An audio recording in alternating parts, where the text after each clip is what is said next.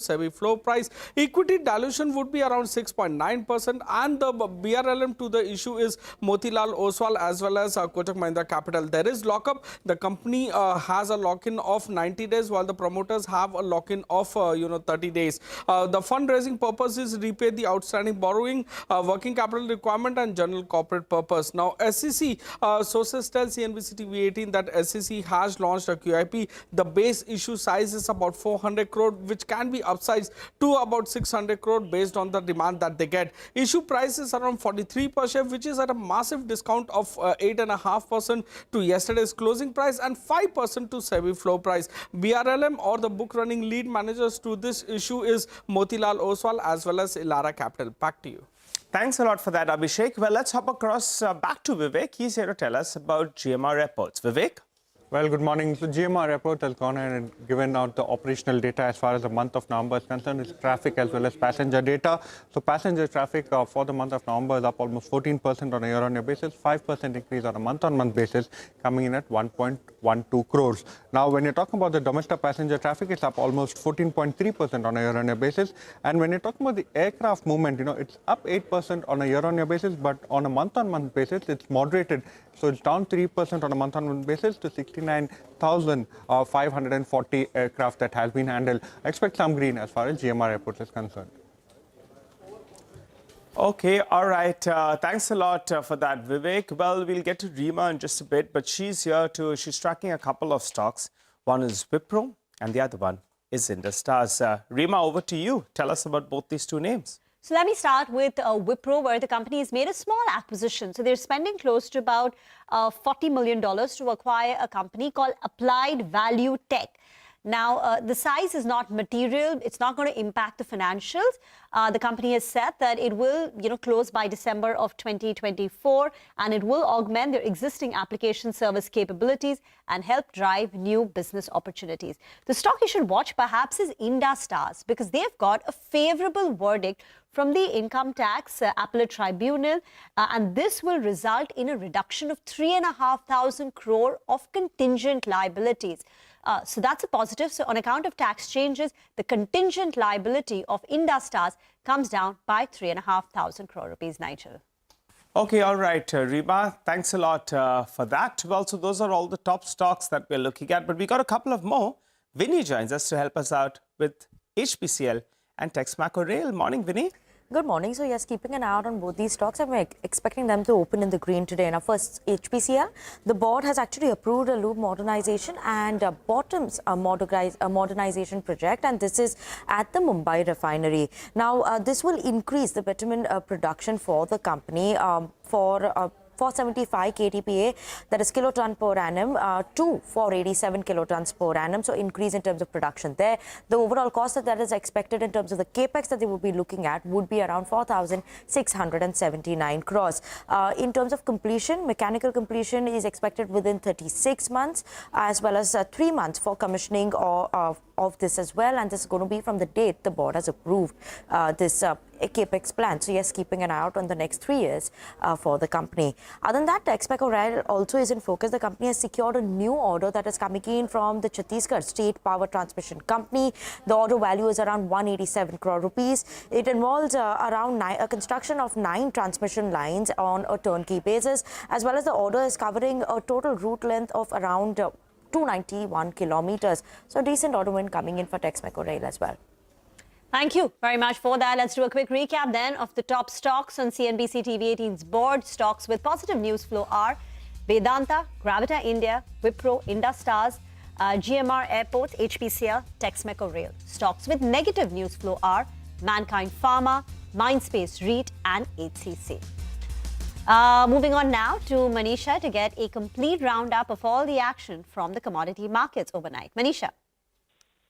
Well, thank you for that. I'll start with the crude oil prices, and we have seen a bit of a decline in the Asian markets right now, and that is on the back of weak global demand. The China economic data adds to uncertainty, and then the markets also are looking at expectations of oversupply in 2025. There is a bit of a pressure that also comes in for metals today. Copper has seen a decline for a 4th straight day, Aluminum is trading at a one-month lows. We've seen sharp declines, by the way, come in for steel and iron ore yet again today, and the coal futures are now trading at April lows. So, well, we clearly are heading to the year end, and we are looking at winding down of many of these commodities.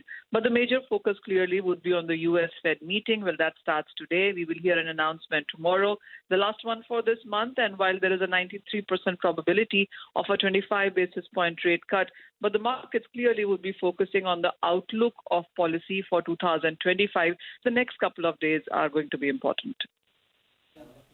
Thanks a lot for that, Manisha. Well, for the time being, though, we'll slip into a short break. Up next, we'll connect with Amnish Agarwal, Head of Research at Prabhudas Lilladher. He'll help us out with some fundamental analysis. Don't go anywhere.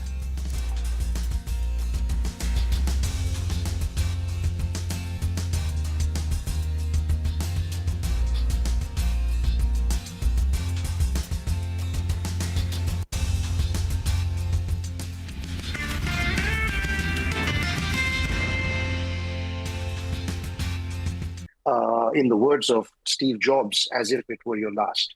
And when then he could move on to the next moment and live that moment as if, that was a complete separate, entity unto itself. There's so many little things. There was humor. I have not seen a more well-rounded individual in my life. I can safely say that. And there is, it is incredible how many of us feel like he was a guru or a mentor. You may be a musician. You may even not be a musician. You may be from some other walk of life, but he was still a guru for you. He was.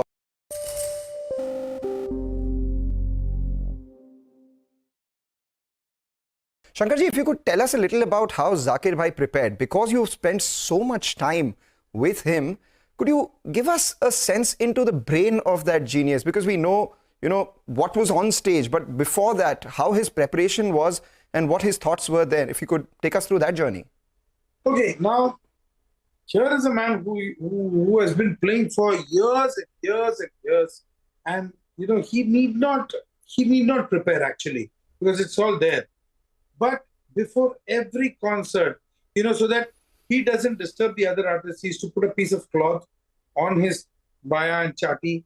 And he used to be, we are all doing our sound checks and we're creating a ruckus over there on stage. This wire is not working, that in here. He used to be just sitting there and he used to be doing his riyaz, continuously. Now you asked about his brain. What differentiates a Zakir Hussain from any tabla player in the world? I'll tell you what it is. I've analyzed this. See, there's a lot of learning that you do, Talim, as you say. Every tabla player, every instrumentalist, he learns a lot, and there's a lot of information in one's database. Okay, so Gyani, bahut log hain. You got a lot of information, a lot of education as far as your core instrument is concerned. The difference between other players and Ustad Ji was, at that spur of the moment, from that database, which is that information that he needs to draw and present it. And it happens in a split second. So that was his mastery.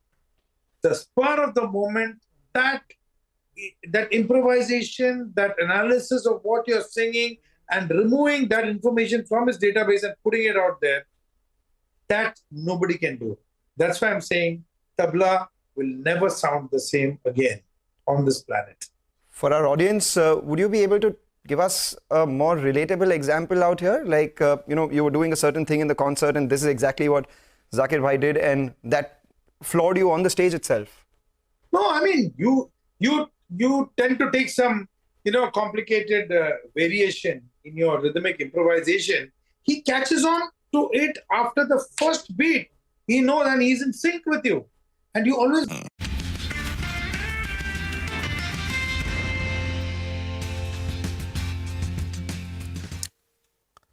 Welcome back. Hope you're having a good morning. Amnish Agarwal, Head of Research at Prabhudas Lilladher, joins us on the show. Hi, Amnish. Thanks a lot for joining in. Amnish, Vedanta, that's been actually the stock of 2024. Out of nowhere, the stock has doubled. It's given you a dividend of around 43 rupees 50 paise. And that drives home the fact, right? This market is not meant for the faint-hearted because you bet on Mr. Agarwal and you've actually made big money this year. They've declared a dividend now of around 8 rupees 50 paise. What's your view on the stock?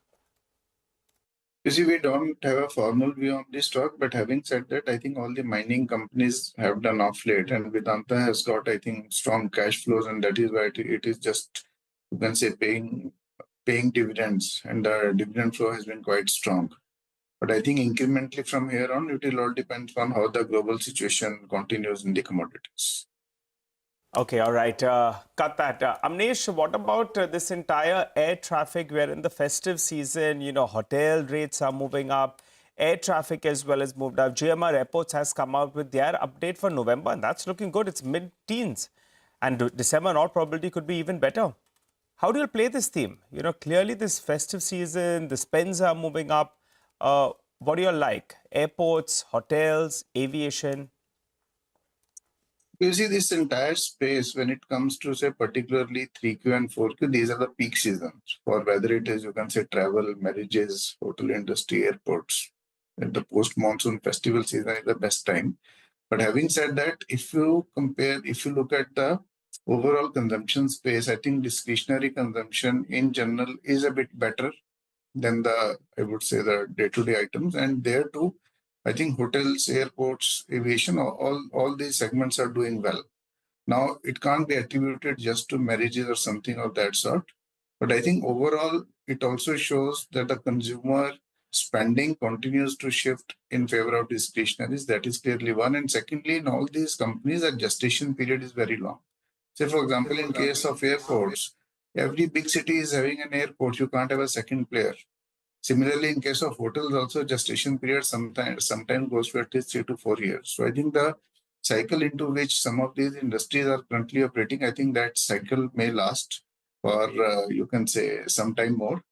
Now, having said that, I think as far as the play is concerned, I think your Indigo, which is your Interglobe Aviation, is one stock which we like. Secondly, on the aviation, on the hotel side, I think some of the stocks, for example, Lemon Tree is there, Shelley is there. These are the two names which we cover. But having said that, when the industry does well, then all the frontline names, whether it is Indian hotels or others, I think they will also do well. And I think hotel industry, I think it is going to be a third year in running where they are doing well. I think a couple of more years might be in store where the growth rates will be good. But definitely, as we go along, the pace of growth might slow down, maybe from next year. Amnish, if we could just request you to stay on, we'll field you more questions. But for now, Senco Gold. Let's invite the first management on our show today. Recently, the company raised 455 crore rupees via a QIP, and marquee investors like Tata AIA, ICICI Pru, Sundaram Mutual Fund, Bandhan Small Cap, all of them participated in the company's QIP. In an earlier interaction, the company had said that this fundraise was primarily for working capital, and they plan to add about 18 to 20 stores annually. Suvankar Sen, MD and CEO at Senco Gold and Diamonds, is now with us on the show now. Mr. Sen, thank you very much for joining in. This is Rima here. Give us some more details. 455 crore via QIP. What would be the exact utilization now? And do you already have cash on the books? So, for the next, 1 year, 2 years, lay out the capex plans. So basically, initially we would be looking at reducing, some amount of debt, but that is going to be a temporary phase. And in the long run, the whole objective is that every year we intend to open about 18 to 20 stores. And out of the 18 to 20 stores, what we were targeting, about 8 to 10 stores will be company-owned, company-operated, and 8 to 10 stores would be franchisees that we would be aiming to open in the tier 2, 3, 4 towns of the country, focusing more on the eastern and the northern part of the country. Now, for each and every store that we open, with the gold prices that have gone up by almost 25% over the last 1 year, we would be requiring anything around 20 or 22 odd crores. We usually have about 2.5 crores of capex that we need to open a store, and about 22 crores that we need for the working capital. So basically, a part of the 459 crores, to be more specific, what we have raised, 150 odd crores would be going towards opening of new stores. Also, what we have seen, especially with the duty cut that happened in the month of August, that there was a very good demand in the business, and our existing stores that already existed, there was actually a situation in which we thought that if we could have kept more stocks, more inventory for the customers, we would have been able to maybe sell more. So a part of the amount also would be kept towards, upstocking the inventory at the existing stores that have been doing very well. So basically, it's all around, reducing the loan from the short term, controlling your debt, and then over a period of time, focusing on increasing inventory and opening stores. That's how we would like to look at it. What's the short-term debt and how much would you bring it down to? So our debt is mostly in the form of metal gold loan. So we have about 1,500 crores of loan, out of which about 60%. So that's about 1,000 crores that we take in the form of gold loan.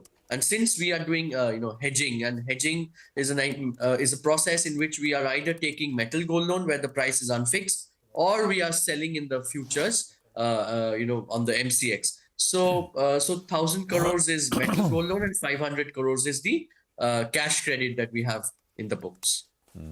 Sumankar, hi, good morning. Prashant here. Somebody I was talking to was saying, well, if you think about it over a long sweep of time, within what you call consumer sectors, maybe the one space which has made the most amount of money for investors is jewelry companies. And we've had sort of, Senco, of course, has come to the market not that long back, but we got others listed for a long time. But you have also delivered, and your stock has also done very, very well, as have others. That's having said that, Sumankar, if you can tell us, with this investment, with this sort of fundraise that you're doing, and you said, where is this money going to go towards? How much is this going to be towards the non-jewelry, newer segments, newer areas that you want to build out within Senco?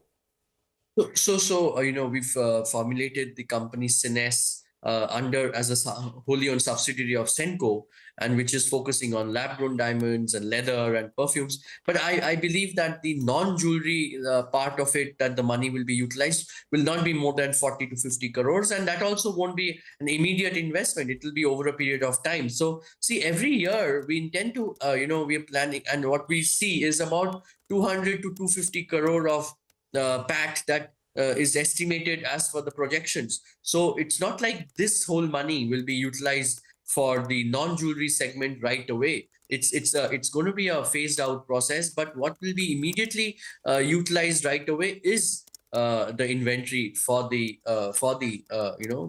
stores that are there, that are doing well, or the stores which are coming up. So that's how one has to look at it.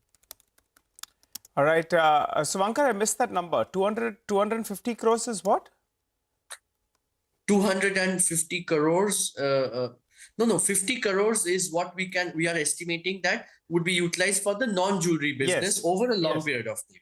It is not 250 crores. It is 459 crores that is raised. So 160 crores that is going to be utilized for the new stores. You also mentioned, Sumankar, you also mentioned 250 crores of annual profit. So what was that number? Yes. Oh, yes. That is what we are saying, that when we 200 to 250 crores of profit is that what we are estimating over the coming years. This year, because of the duty cut, there is an estimate of about 60 crores of loss that will be. It's a one-time loss that we are assuming going to happen because of the loss of the duty paid due to the government duty cut that happened in the month of July, August. But other than that, year after year, we are all estimating that there will be a profit that the company will be earning of 200 to 50 crore every year. So that is where the profit will be utilized for the new businesses also. It is not only the money that we are raising in the IPO. That's what I'm trying to say. So around 250 crores by FY26, FY27, should that be FY26, FY27, yeah, in that range, exactly, 220, 250. All right, okay, got it. Very quickly, how has Q3 shaped up? As good as expected?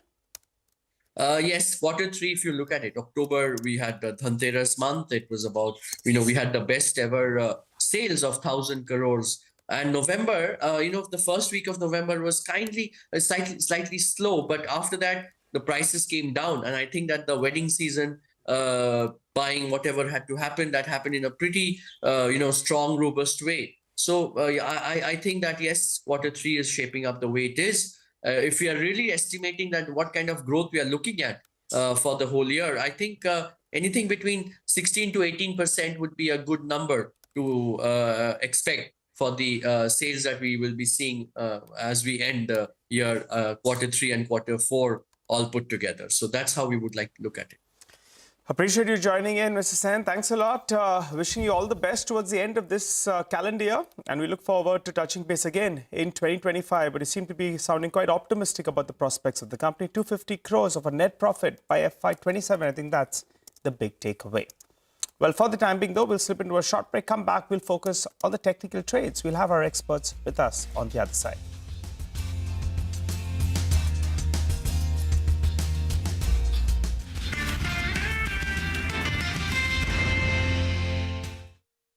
Man reading you like this, it's almost like mind reading. Well, I'm sure that when Rahul also plays, some of the times while he's playing and suddenly he pauses, you see that Guruji has also paused in the same place as if they've been rehearsing for 10 years. I'm so sure, Purban, you agree with me. And you just wonder, how is he read you like this? So he had a different kind of brain and interpretation of what he's playing. And one thing that I've learned from him is that moment, he's there with you 100%. 1 hour concert, 2 hour concert, he's there with me, or he's there with Salim, or with Rahul, or Purban, or Aditya. He's there 100%. After that concert is over, maybe he's completely erases it and goes forward to the next one. But that minute, he's with you, whether he's conversing with you, whether he's playing with you, or whether he's just eating with you or just being with you, he's there 100% with you. 100% present for his co-artists and more importantly for his audience as well. I remember there would be a lot of technical difficulties when a concert is happening, say the mic falls or anything. He would just make a joke of it and continue because he was there with the audience. A lot of time feedback sounds would come, etc. He would just converse with 10,000 people in the audience, with all of them feeling like he's speaking only to them.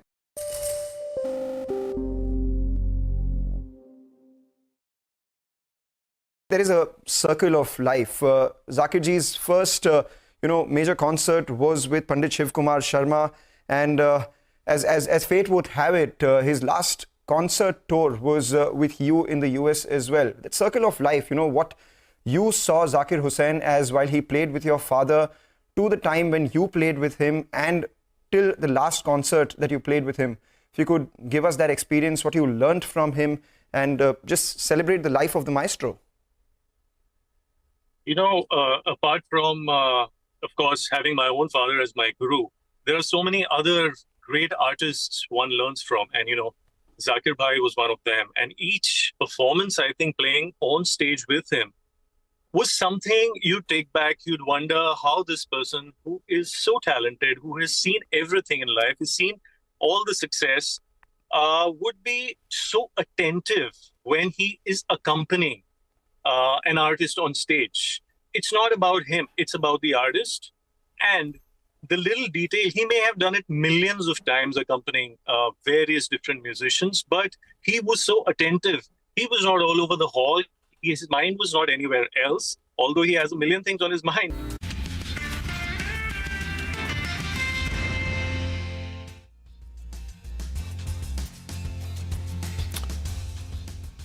Welcome back. Good morning. If you're just joining us here on Bazaar Morning Call, let's just quickly take a look at some of the technical ideas which are coming your way this morning. We've got, by the way, some news flow which we should address as well. We'll get to it in just a bit and put that into context. This is with regards to Spark. Sun Pharma Advanced Research signs binding letter of intent with UCSF, I think, to pick up a stake. This is what is coming through, but more on this with our research team. Mitesh and Sudarshan are with us with what they'd like you to do this morning. There's 7 minutes to go for the pre-open session. Gentlemen, good morning. Thanks very much. Mitesh, how are things looking today? I mean, yesterday, maybe, I don't know if it was a disappointment. It didn't feel like a bad session because the broader market, so many single stocks were buzzing around, even as the Nifty saw no follow-through after Friday's ramp-up. So, Prashant, I think, my sense is that despite that big recovery which happened on Friday, it kind of prevented the breakdown on the lower side. But I think it just put the Nifty back into this range of 24,500, broadly give and take a few points over 24,800. And yesterday, we again had a high of 24,780 on the spot Nifty, and we kind of saw selling pressure emerge from there. So I think this is still a market which is consolidating. The good thing is that the indicators on daily basis have started to rise. I think the weekly indicators are yet to turn, but there is some hope that, in case we can consolidate for a few days, then I think we'll have the required strength to get past 24,800 and start a new up move. Till then, I think it's a market which is ranged and therefore try to buy at lower levels. Sudarshan, hi, good morning. Are you sensing a breakout of the Nifty from the range that we've been, and in which direction? What would the trade be? Yeah, good morning. See, we had a big up move last week. Now, after that, markets will consolidate. So we are going through a process of consolidation. I don't think we are looking at a breakout today. The chances are that we will remain in that consolidation process for a few more days. But there are two possible trades because eventually the markets can do anything. 24,750 is the level above which I think we should be buyers. That would confirm that the market has broken out of that consolidation. The second trade is on a sharp dip to 24,400. That would give us a buy on dips opportunity. Between these two levels, if the Nifty moves around today, I would just observe and stay away. Okay. I got that. Sudarshan, morning. What would your specific stock ideas be? Well, it's a mix today, and that's rare. We have short selling ideas coming in, surprisingly. Hindalco is an intraday short with a stop above 665. Balrampur Chini is another intraday short with a stop above 595. And there are two buying ideas. The first is Ashok Leyland, where a buy is possible with a stop under 230. And Marico, which is giving a very attractive chart pattern, is a buy with a stop under 635. So it's a mix. Mitesh, what about you? Yeah. I also have a mix of buy and sell ideas, though I think my bias is slightly towards the long side, so more of buy calls.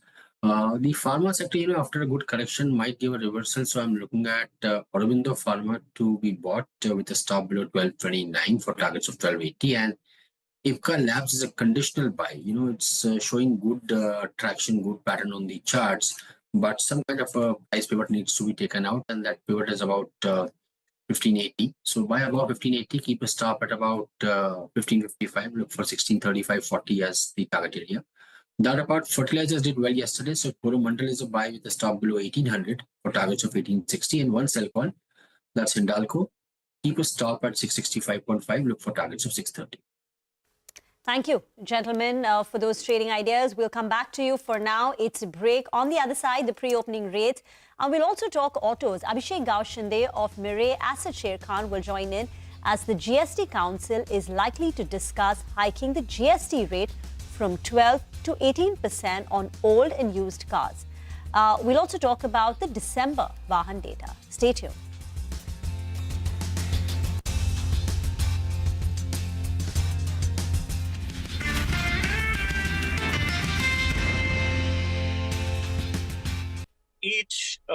If you're playing a particular tal, what we are playing, he's listening to the alap when the tabla is not being played. These were qualities which were completely, of a different level altogether. And his observation level, anything and everything was observed so well. In fact, I remember in concerts, after concerts, there was no talk about music. It was just about everything else under the sun except music. An amazing conversationalist and amazing person to just sit and imbibe from, So many memories, right, from my childhood when he used to come to my house.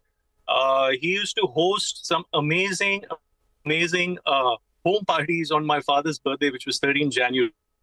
So I remember Nusrat Fateh Ali Khan Sahab and so many other great artists coming, and Zakir Bhai would host the entire evening. From that time, when I was about 7 or 8, to this time now, having seen my father on stage with him, and recently, just a month ago, performing with him, it's just a title, which is kind of, I have no words. It's pretty amazing to see this an artist of his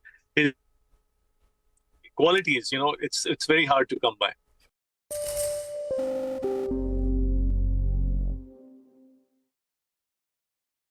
Purbayanji, if you could give us a musical tribute of a rag that you could just give some notes of.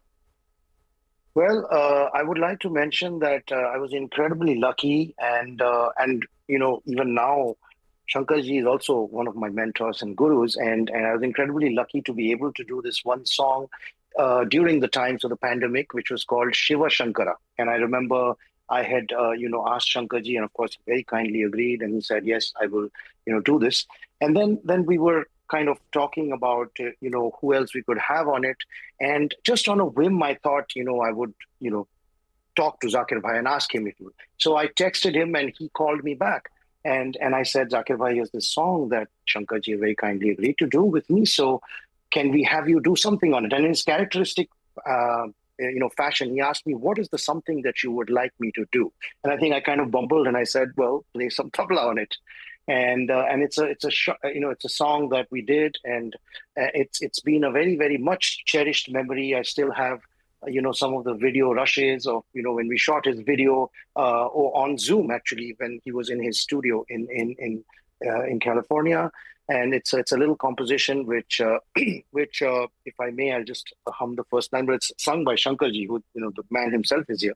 So it goes like this: Shiva Shankara Mahadeva, Shiva Shankara Mahadeva, Parameshwara Amrita Rupa Karunakara Dhyana Priya Shiva.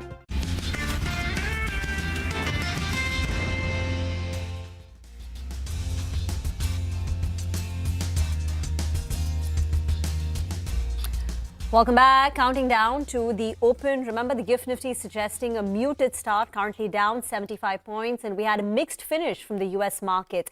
The Dow declined for the 8th consecutive session. This has happened for the first time since July of 2018. But the Nasdaq continues to soar, closing out with a gain of more than 1% at record high levels. Asia is also a mixed picture. But again, the moves on either side are not very significant. Amnish Agarwal is still with us on the show now. Amnish, first come in on Zomato. That's on our radar because next week, Zomato gets added to the Sensex, effective 23rd of December.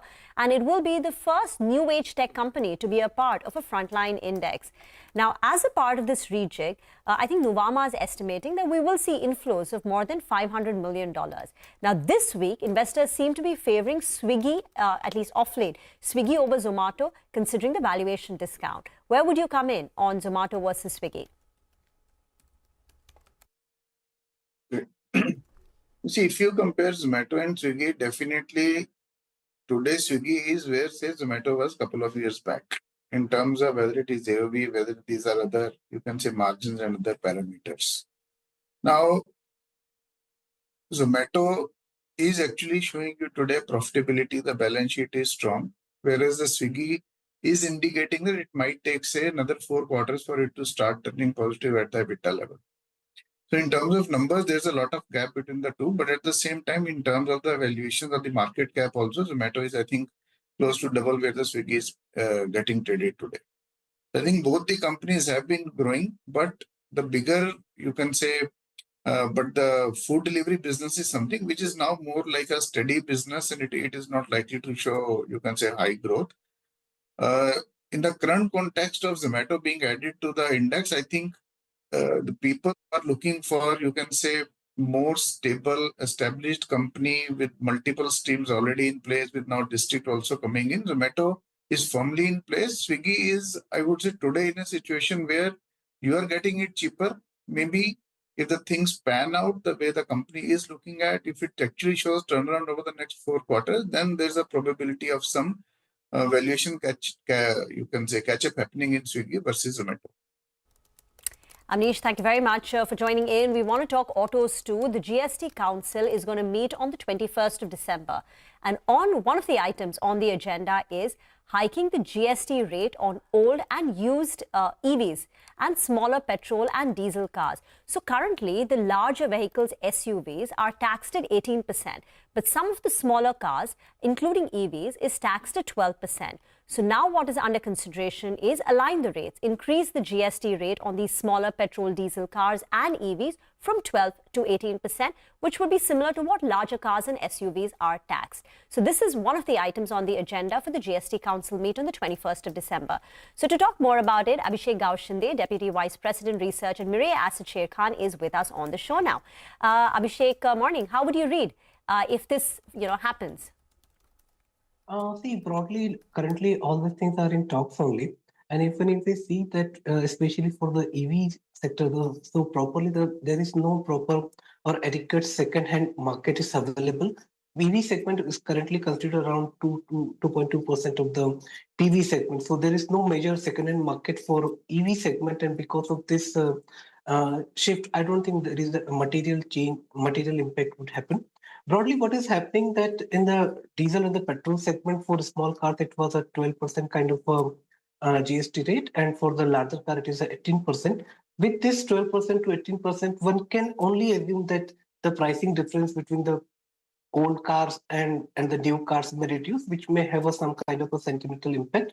And second thing is that the anomaly between the GST rates on the smaller car and the larger cars would come down as in the IC segment, this second-hand car market is somehow very large, almost 1.2 to 1.8x of new car sales.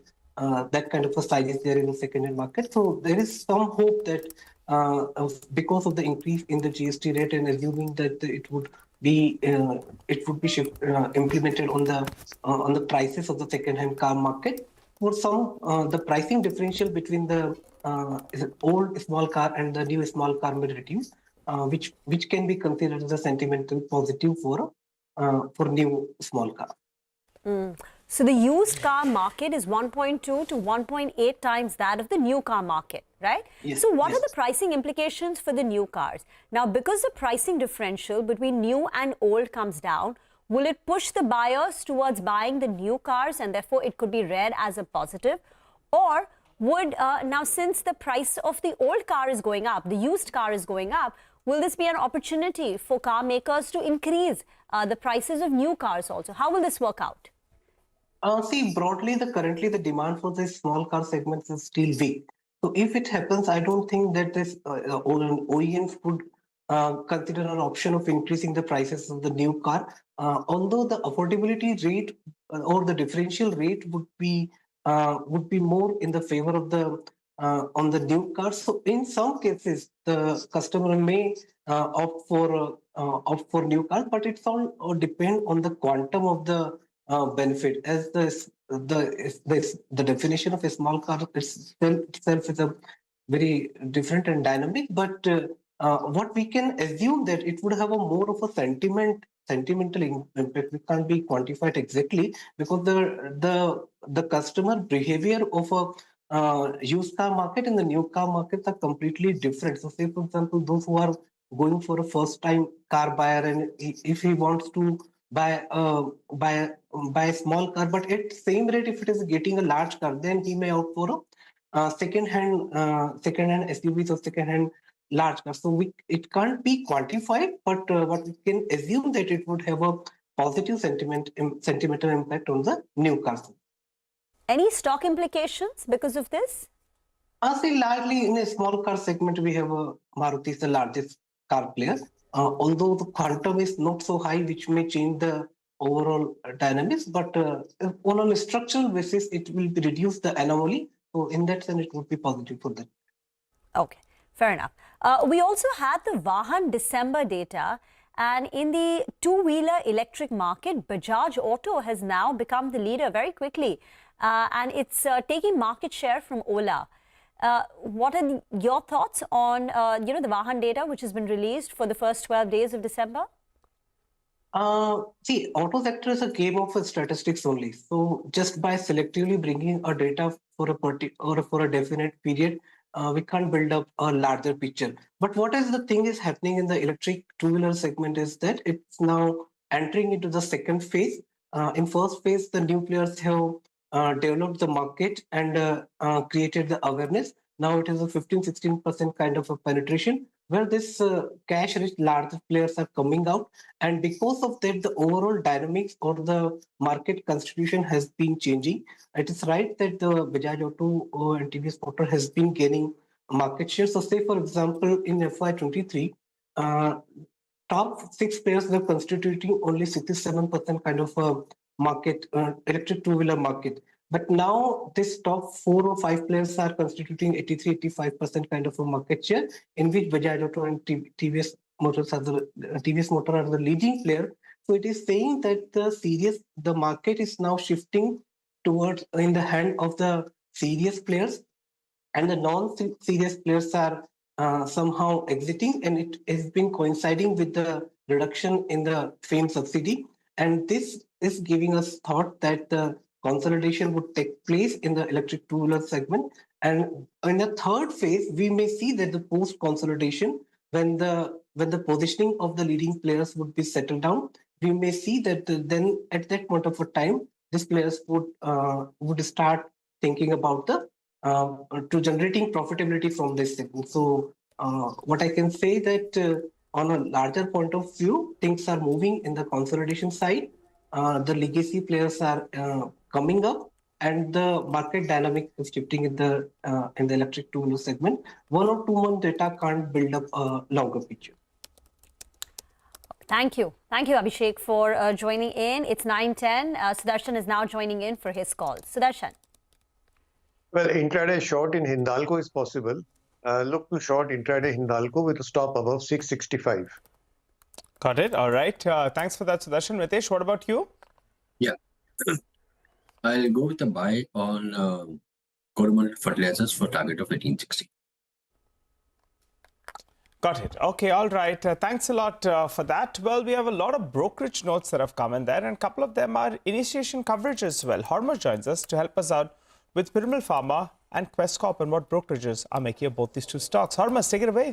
Bullish commentary coming in for Piramal Pharma. The stock is up almost 80% so far in 2024, and JM Financial has now initiated coverage on the stock. Buy recommendation, 340 rupee price target, which is a further 35% upside from current levels, and what they're expecting is an EBITDA CAGR of over 23%, and that will result in some stable free cash flow for the company. What they also say is that Piramal Pharma's current valuation, which is around 21 times FY26 EV to EBITDA, is a 38% discount to its other listed peers, and its CDMO business, which is its largest revenue segment, will be the key to its outperformance going forward. And the recovery in the US biotech sector and traction through newly commercialized molecules will help the company, the CDMO business, achieve that 17% CAGR over 3 years, and hence this bullish call. And Antique has initiated on Quest Corp with a buy rating, a 1,000 rupee price target there as well. And it says that it is a beneficiary of strong hiring trends across various segments. And as the economy formalizes and as that formalization increases, Quest Corp will be a beneficiary of that, and that will aid the growth of the company. They're expecting a 12 to 14% revenue CAGR over FY24 to 27. So Piramal Pharma and Quest Corp, two bullish initiations coming in today. Thank you very much for that. Manglam is now joining in for more on delivery and Afcons. Hi, Manglam. Good morning. So delivery has been buzzing around for a few days. Now we have a note coming in from Aquarius. They are long on the stock with a target price of 459. Just, remember the IPO price was 487. So the target price is actually shy of the issue price itself. They expect 14% revenue compounding over the next 3 years, with EBITDA margins expanding to about 8.6%. And that will be driven by operating leverage and improved B2B, part truckload margins as well, something that the company has been alluding to earlier too. They expect the premium valuations for delivery to sustain given one's rapid growth and also market share gains that the company is making from the established B2B players and a transition to profitability itself. They believe that at current levels, the stock, which is trading at around 57 times 1 year forward EV to EBITDA on an FY27 basis, is trading at around 22 times, and they have the target price that they do. On the other hand, we have Investec on Afcons Infra. They have an initiating coverage.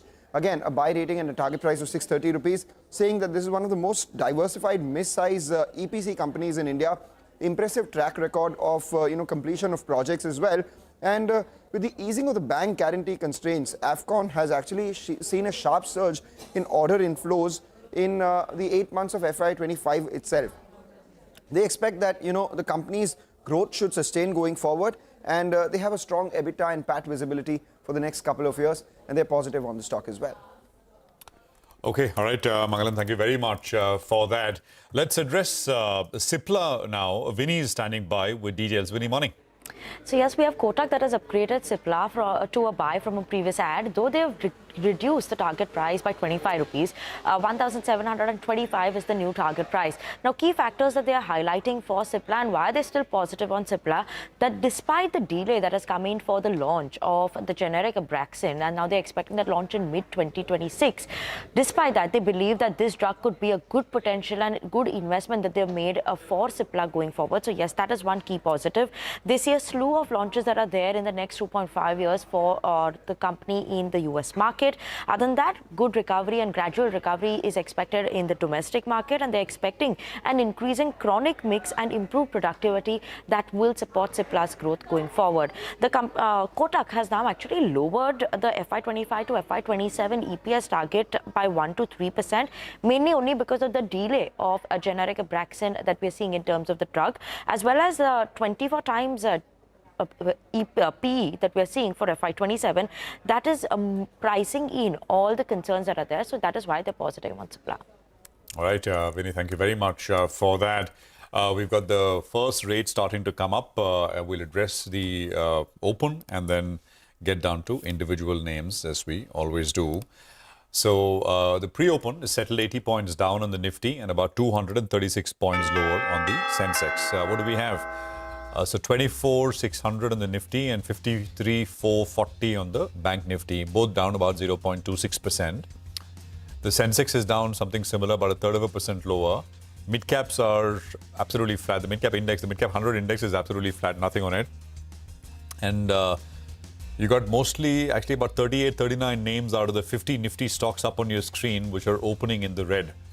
And it's a small cohort of names, which actually is higher at this point in time. So it's a subdued start, at least as far as the word go is concerned.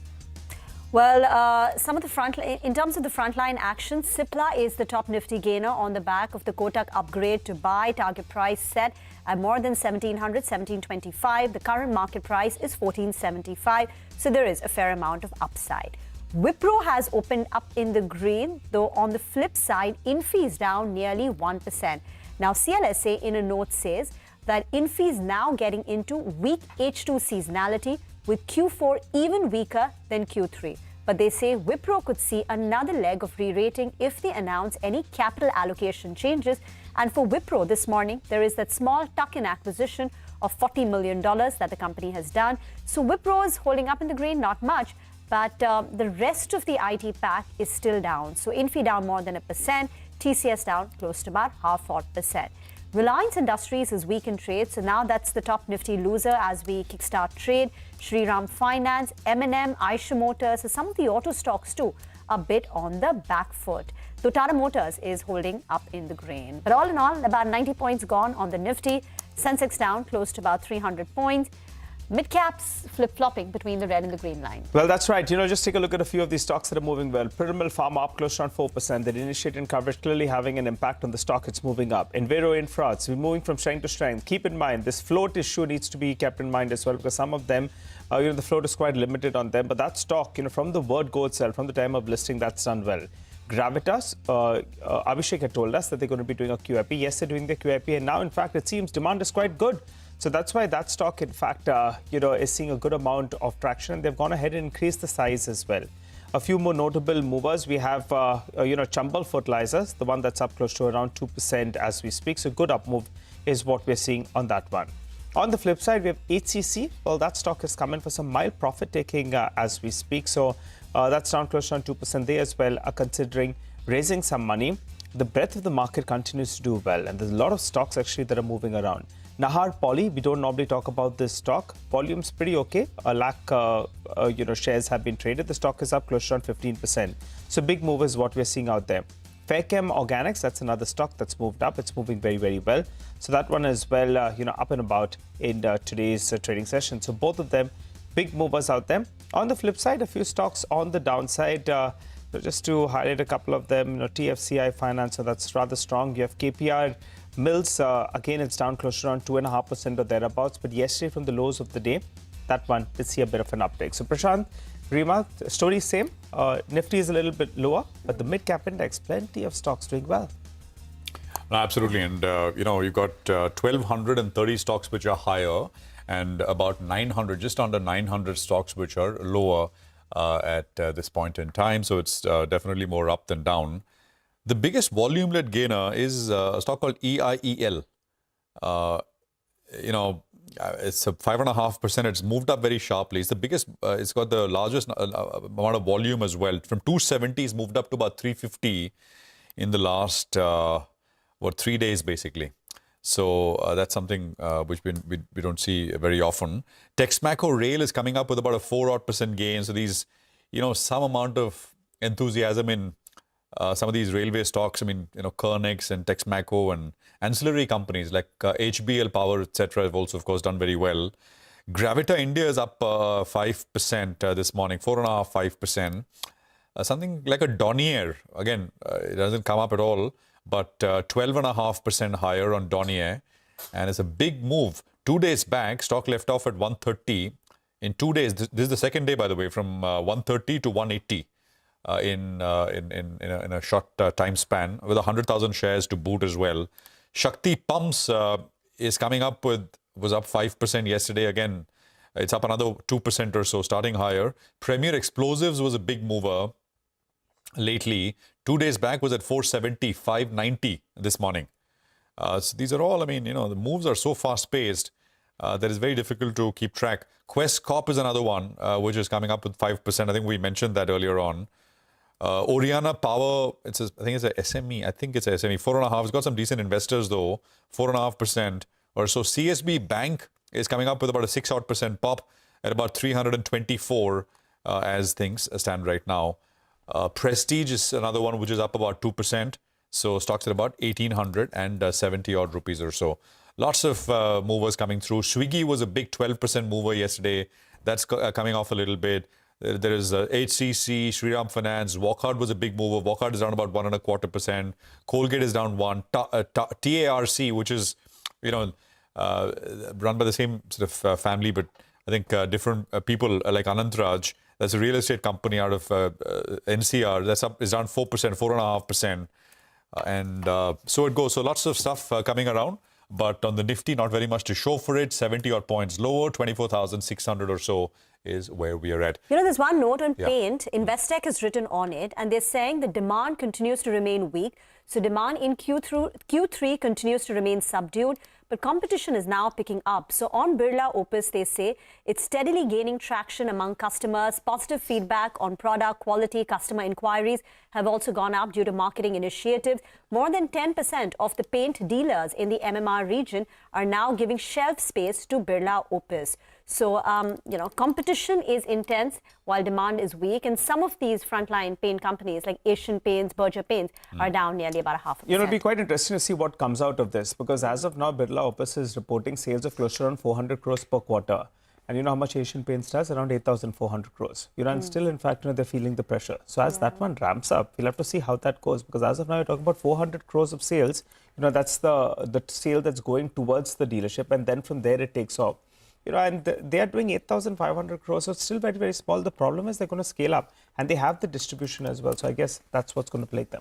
It's the leader which the leader's got the most to lose, and the new guy's got nothing to lose. You play like you've got nothing to lose. So we'll have to see. Of course, it's an interesting area. But remember, the sector is also growing.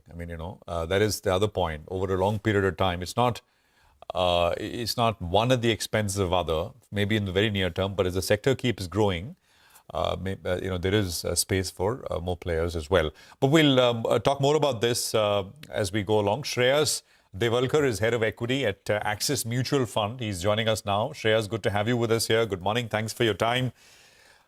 So as we wrap up 24, let's talk about 25 and beyond, Shreyas. What are the top sort of micro themes? And I'm not talking about the big conventional sectors where, these are slow-moving giants. But we're not talking about, we don't want slow-moving giants. We're all used to fast-moving cheetahs. So what are the micro themes really, Shreyas, that one should focus on, which can play out? And I'm not talking about you to talk about specific stocks, but themes and areas. Yeah. So when you say slow moving and fast moving, the point is that yes, the giants also have pockets of fast moving. But let's start with the fast moving smaller companies. The sectors which are doing well, probably, and it may continue to do well. One is especially the renewable power sector. Renewable power sector, also the growth in that is also leading to further growth in the transmission and distribution. So this space, in my opinion, is a long-term story for India and worldwide. It is expected to continue. Second big thing is electronic manufacturing services in India. That trade has started, and there is a lot of progression. Multiple companies are entering into it. And again, as you highlighted, there are not many big companies, especially in the listed space. In some of them maybe the unlisted space, but in the listed space, especially, there are smaller and mid-sized companies. So this space definitely there are multiple policy actions being taken. Both by way of PLIs to import duties, etc. So, in my opinion, this space will import substitution theme, which can be played through electronic manufacturing services, is definitely the second big thing. A third one, which is about government spending. So in the first half, generally, we have seen that the government spend has been less, and anything associated with that slower spend, which got impacted in the first half. In my opinion, some of the reversal is already seen on the ground. So if you see defense sector, already some of the orders were announced recently, and this is just one of the government spend. But government spend definitely is going to benefit, especially to the sectors like defense. So in my opinion, these are the areas of particularly mid and small cap. Apart from this, there are certain changes in the marketplace which are happening. One is the clear-cut shift towards quick commerce. It is having its repercussion not only to the quick commerce companies, but to FMCG and all other traditional businesses as well. So one need to really find out the winner loser in this. And that's where one big shift which is happening in the entire consumption basket, which touches right from the FMCG to the retail sector. And then obviously the quick commerce companies and the delivery companies. So this entire pack, you are seeing the upheaval in this, and the different winners and losers coming out. Though there are some of them are in the large cap. But yes, this is where one need to focus on. And one more angle is about EV. Definitely, there are multiple thoughts around it. What are the right price points for EV in India? Whether it is always remain sub 15 lakh car segment, or in case of two-wheeler, whether it will always remain sub or 70,000-80,000 scooter segment. I think we are going to see some different trends emerging in this EV space as well, wherein the acceptability need to be checked at the mass market level, with quite a few launches happening from both domestic and international companies in this space. So that is the third, in the large cap space especially, this is what one should watch out for. And coming back to your traditional the traditional companies that are large and not growing, and I'm sure the financial services is one of them. There has been certain unintended impact of credit tightening on the growth, growth as well, as such so far. And there are certain elements of credit cost also, elevated credit cost. So the reversal of that we need to be watching out for 2025. The way I said that in case of capex, definitely the second half maybe faster than first half of the financial year. Similarly, in case of the credit growth, which is slowing down for multiple reasons, any revival on that because of fiscal spend, because of rate cuts, and so on, which one should look forward to in next calendar year. Shreyas, hi. Thank you for joining in. This is Rima here. Now, you own a fair amount of large cap IT in your portfolio. The likes of TCS, Infosys, make their way to the top 10 holdings of your blue chip fund. What have you picked up in terms of what we could hear from the companies, say, over the next 2 quarters? Everyone's watching for the pace of the recovery after 2 tough years. Your expectation from the numbers of these companies, just say for Q3, Q4. IT as a sector actually is more of a portfolio call. So if you notice that, yes, whether the growth rate for IT is in that mid-single digit. So, and probably IT is the only sector where market get excited by just 1 or 2% beat on the growth numbers, unlike any other sector where we need a lot more beat for the stocks to react sharply. So IT, probably that growth rate of mid-single digit, which is what some of them are reporting. Some of them are reporting even lower than that, and some of them are slightly higher than that. So in this space, what we are looking forward to is one, this pack has been one of the relatively less expensive by the traditional metric of valuation, which is free cash flow and the market cap to free cash flows generation. So free cash flow yield, dividend yield, etc. So in that context, as I said, this is more of a portfolio call for us. As far as growth is concerned, definitely the growth has decelerated right from the Ukraine war 2022 or. And that deceleration and the earning cuts has stopped broadly by beginning of this year. Actually, the earning cuts stopped for this sector. And that's where if you notice that, though there are not many upgrades, but just because the earning cuts have stopped, this sector has given us good return in this calendar year.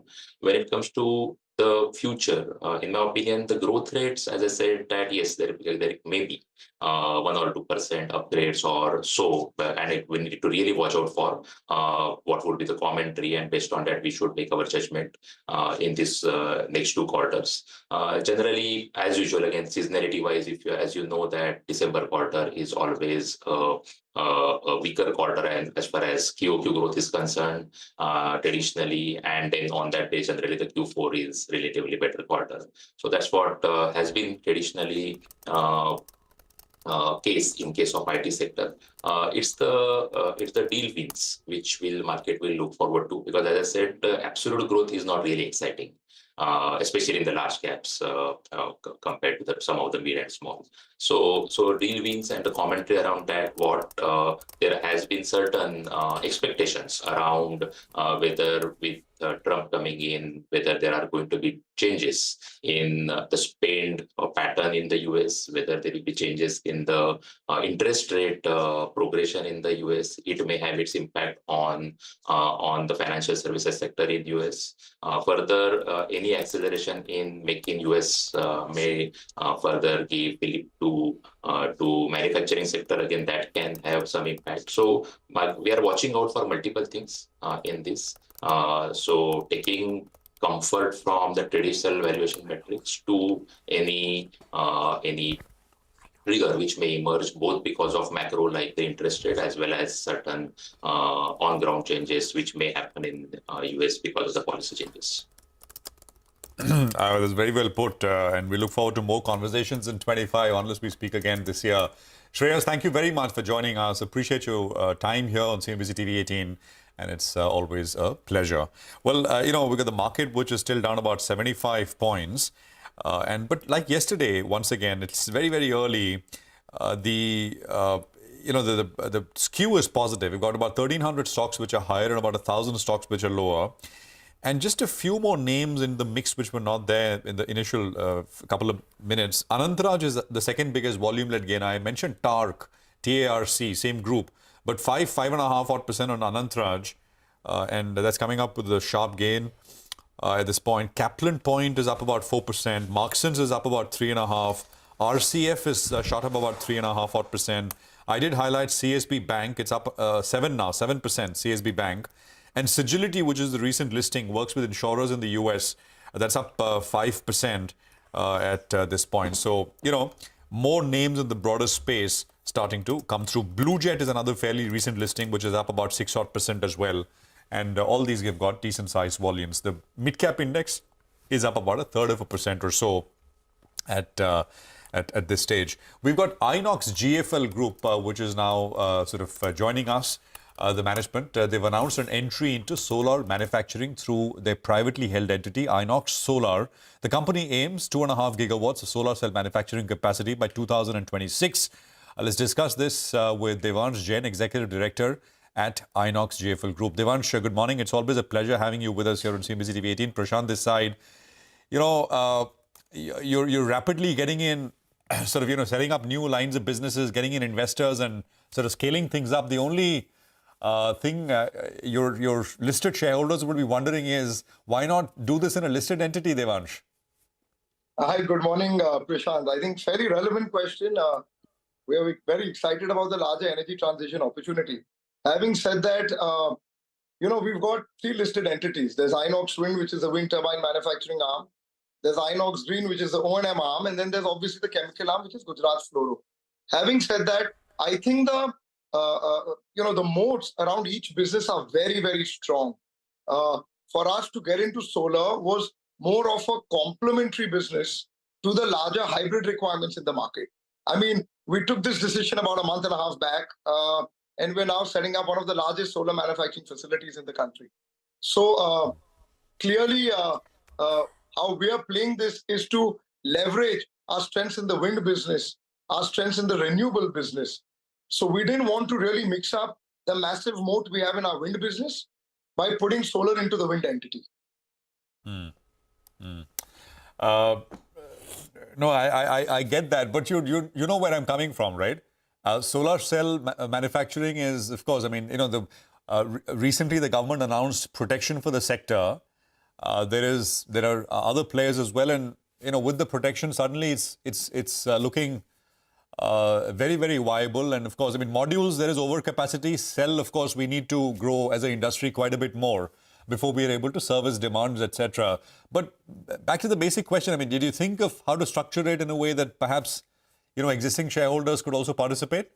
No, certainly. If you look at it, what we're doing is, while we're leveraging the larger hybrid opportunity, so the entire EPC piece is played through Inox Resco, which is a part of Inox Wind. So the entire EPC margin, which is a big chunk in the solar side, is going to come into Inox Wind, right, which owns Inox Resco.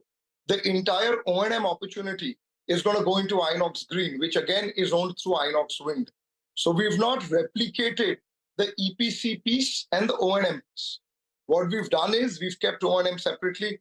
And, you know, trust me, we've been through this multiple times across investors. When certain businesses do really well, investors tell us, why don't you club it into the same entity? And God forbid, if something doesn't do well, or if there are other issues which come up, they said, we always said we didn't want you to put that into that entity. If you look at it, today, Inox Wind does not depend on any government subsidy. We stand on our own feet. The wind sector has no government support subsidy. I mean, there's a huge growth opportunity ahead. But if you look at the solar side, there are crutches. You've got ALMM, ALCM, etc. Otherwise, imports from China would be about 30-40% cheaper. So we don't want to put a business in which we have a very strong moat, which can't be replicated into, you know, and combine that with a business which fairly could be replicated. Of course, you would need 1,000, 2,000 crores of equity to build this business out, which is fairly easy for large groups. Just one last question from my side. Any way to put a value to this business? I mean, are you looking to bring some set a benchmark valuation? And by when will you take this public? And by when? So what we've done is we've got a holding company called Inox Clean, which owns our privately owned IPP arm, Igral Renewables, where we'd raised capital from 5 of the marquee investors in India who are large names. This was in the public domain. That was a 350 raise for a single-digit stake. And now in Inox Solar as well, we will be announcing we've tied up some amount of capital. We've pumped in capital as promoters. That's happening at a very, very healthy valuation as well. But again, I think overall, the aim would be to probably list this company maybe a year, 2 years down the line, which combines our entire solar play and our IPP play. We're rapidly building out capacity. We've got about almost 800 megawatts under construction at this point in time. We have a pipeline for another 1.5 gigawatts. So I think in another year or so, we will probably be one of the largest CNI high-value IPPs in the market. Got that. You know, I'll come back to the group structure in a bit, but could you tell us in the second half of the year, FY26, how are you seeing, FY25 that is, how are you seeing sale of newer version of WTGs? And will that lead to a higher margin profile for you? Give us a sense of how execution and deliveries are looking like, and also what are the royalties that you're paying your tech partner companies? And are there any savings which can be anticipated? That's more up. So that's pertinent to Inox Wind. And obviously on the Inox Wind side, as we said, H2 is typically, the sector's more heavy in H2 because Q2 typically is a monsoon period. And I think we're well on track. We've guided for about, doubling revenues or quadrupling revenues this year compared to last year. And I think we're well on track. We guided for close to 800 megawatts this year. I think we remain well on track for that. We did about 376 megawatts last year. We've guided for about 1,200 next year. And I think we have a very, very strong order book to that extent. We currently have a 3.5 gigawatt order book. We have multiple orders which are in advanced stages of closure. I mean, again, as I've said multiple times, we can take as many orders as we need. We're sold out for the next 2 years, given what we've publicly stated in terms of our ambition to supply turbines.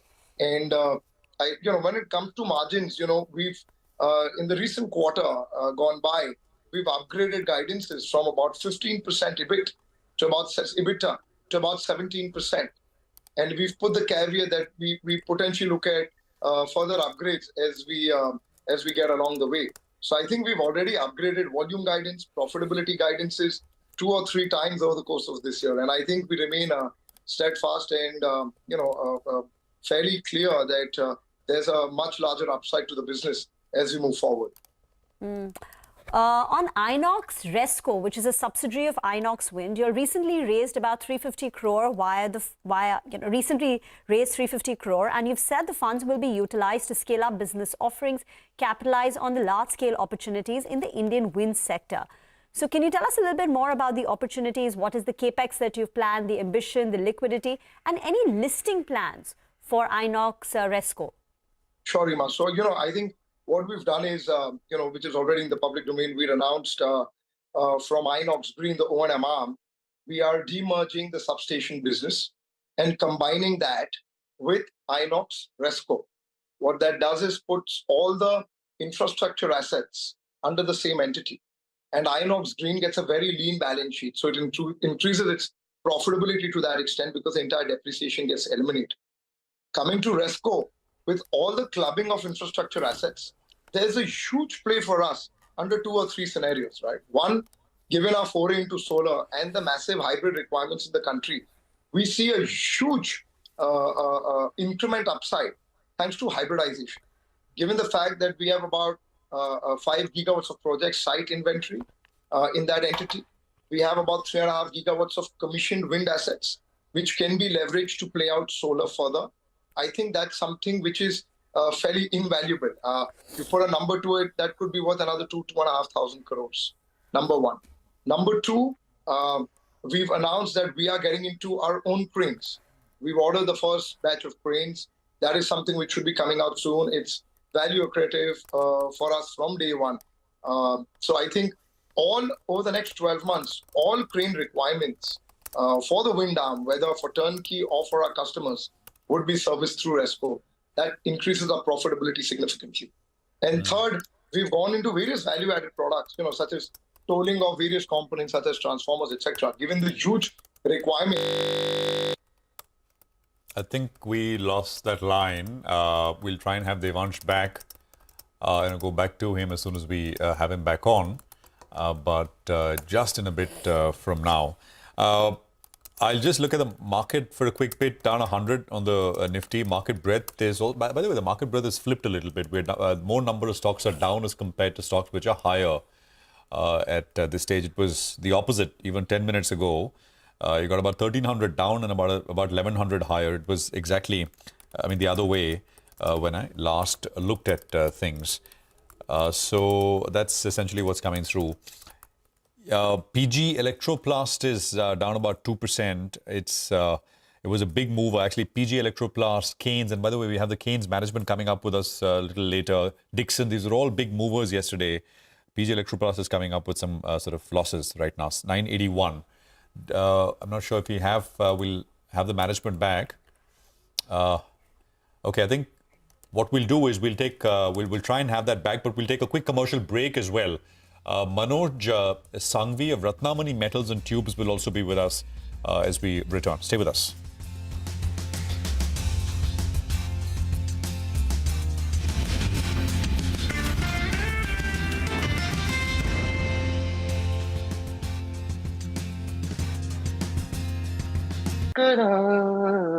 Mahadeva. It was something that we did during the pandemic. Our collective prayer will give him a lot of peace.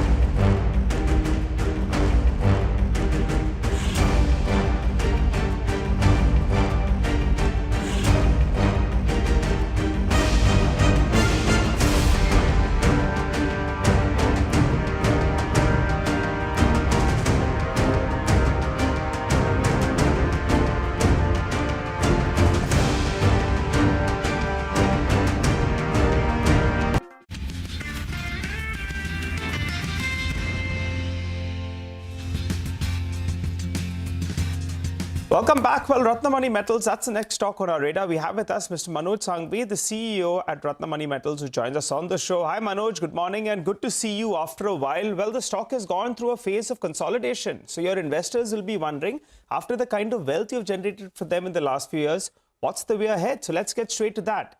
From various pockets, whether it's competition, whether it's people on ground, it suggests that there was a bit of a slowdown in ordering activity. Now, you have exposure to various sectors, including the water segment. Has there been a slowdown or is there a recovery underway? If you could tell us on the domestic front. And also, I wanted to understand on the exports front, actually, you're doing quite well, both on the carbon steel as well as on the stainless steel pipes. What's happening? Demand is better or because of your capacity addition, you're doing well? So, morning and thank you for having me. Yes, the domestic market especially for oil and gas is subdued at the moment, but at the same time, the water and the process industry, it's doing good.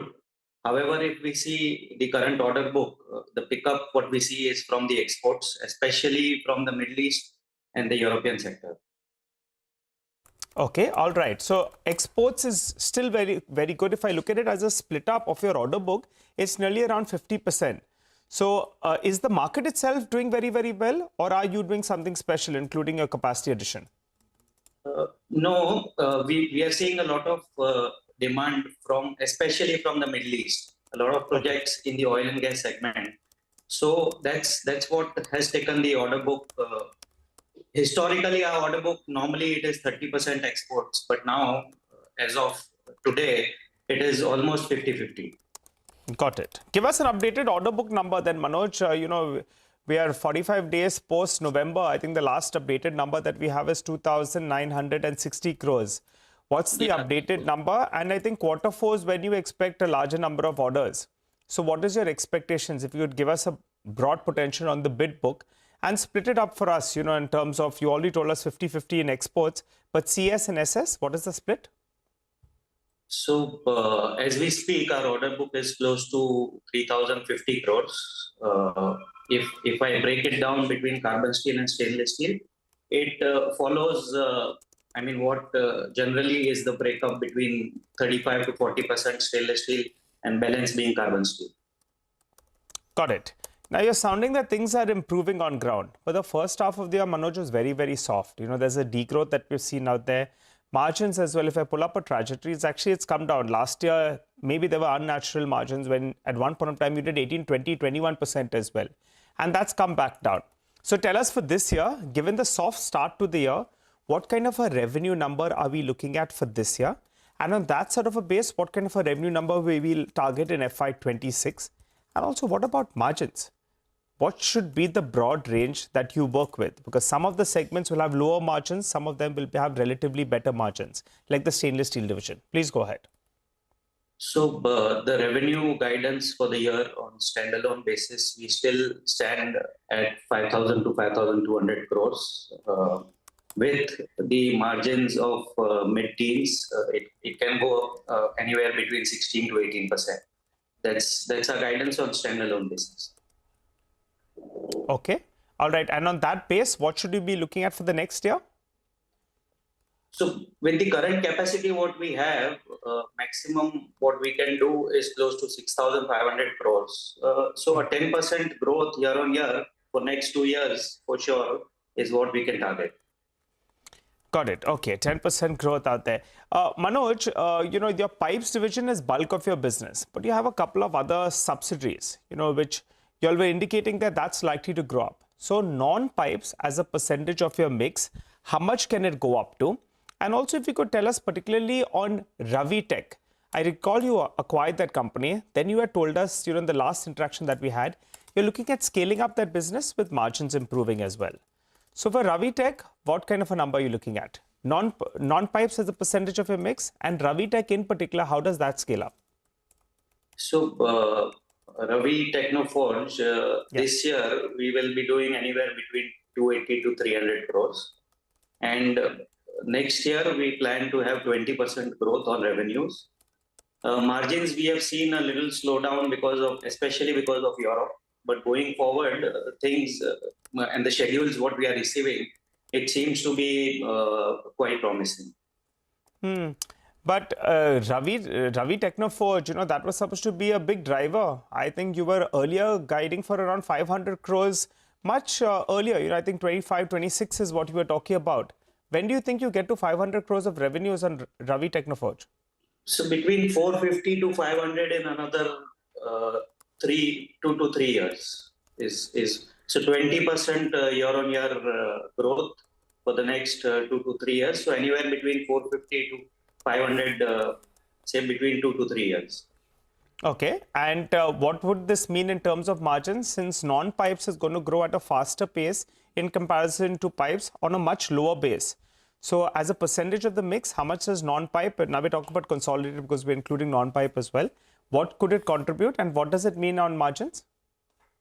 So similarly, the margins for Ravi Techno also what we are targeting is mid-teens, maybe 14-15% EBITDA margins. So other than this non-pipe we have is Ratnamani Fino, which is nuclear spooling. We do spools for oil and gas as well as the nuclear industry. Okay. This year our revenue target for the same is anywhere between 100 to 125 crores, with margins again being on high teens. Okay. Okay. All right. And that you had a carbon steel segment, the new mill that had to come on board in Odisha, that's come on board? No, that the mill shall be operational by end of March. Okay. And the approvals and the licenses, everything all put together by 30th of June. Got it. Final question, Manoj, before we let you go. Nalanda India Fund, they have been invested for very, very long. And they obviously are sitting on big, big returns. But just earlier in December as well, they sold around 1%. You had, I think, SBI that came in there and picked up bulk of that. And that appears to be some kind of supply pressure on the stock. Last 1 year, I think the stock is unmoved. Have you spoken to them? What's their intention? Do they want to hold on? Do they want to cash out? If you could give us what feedback you have got. I mean, best would be if you call somebody from Nalanda to speak That's on true, it. Yes. That's true, Manoj, but you'll have a sense, right? Because they have been investors and they have sitting on We have spoken to them. It was not their intent to liquidate, but then redemption is something which they have to give to the existing investors. And that's what we hear from them, that considering the redemption of various investors, they have decided to part away with some stocks. And unfortunately, Ratnamani was one of them.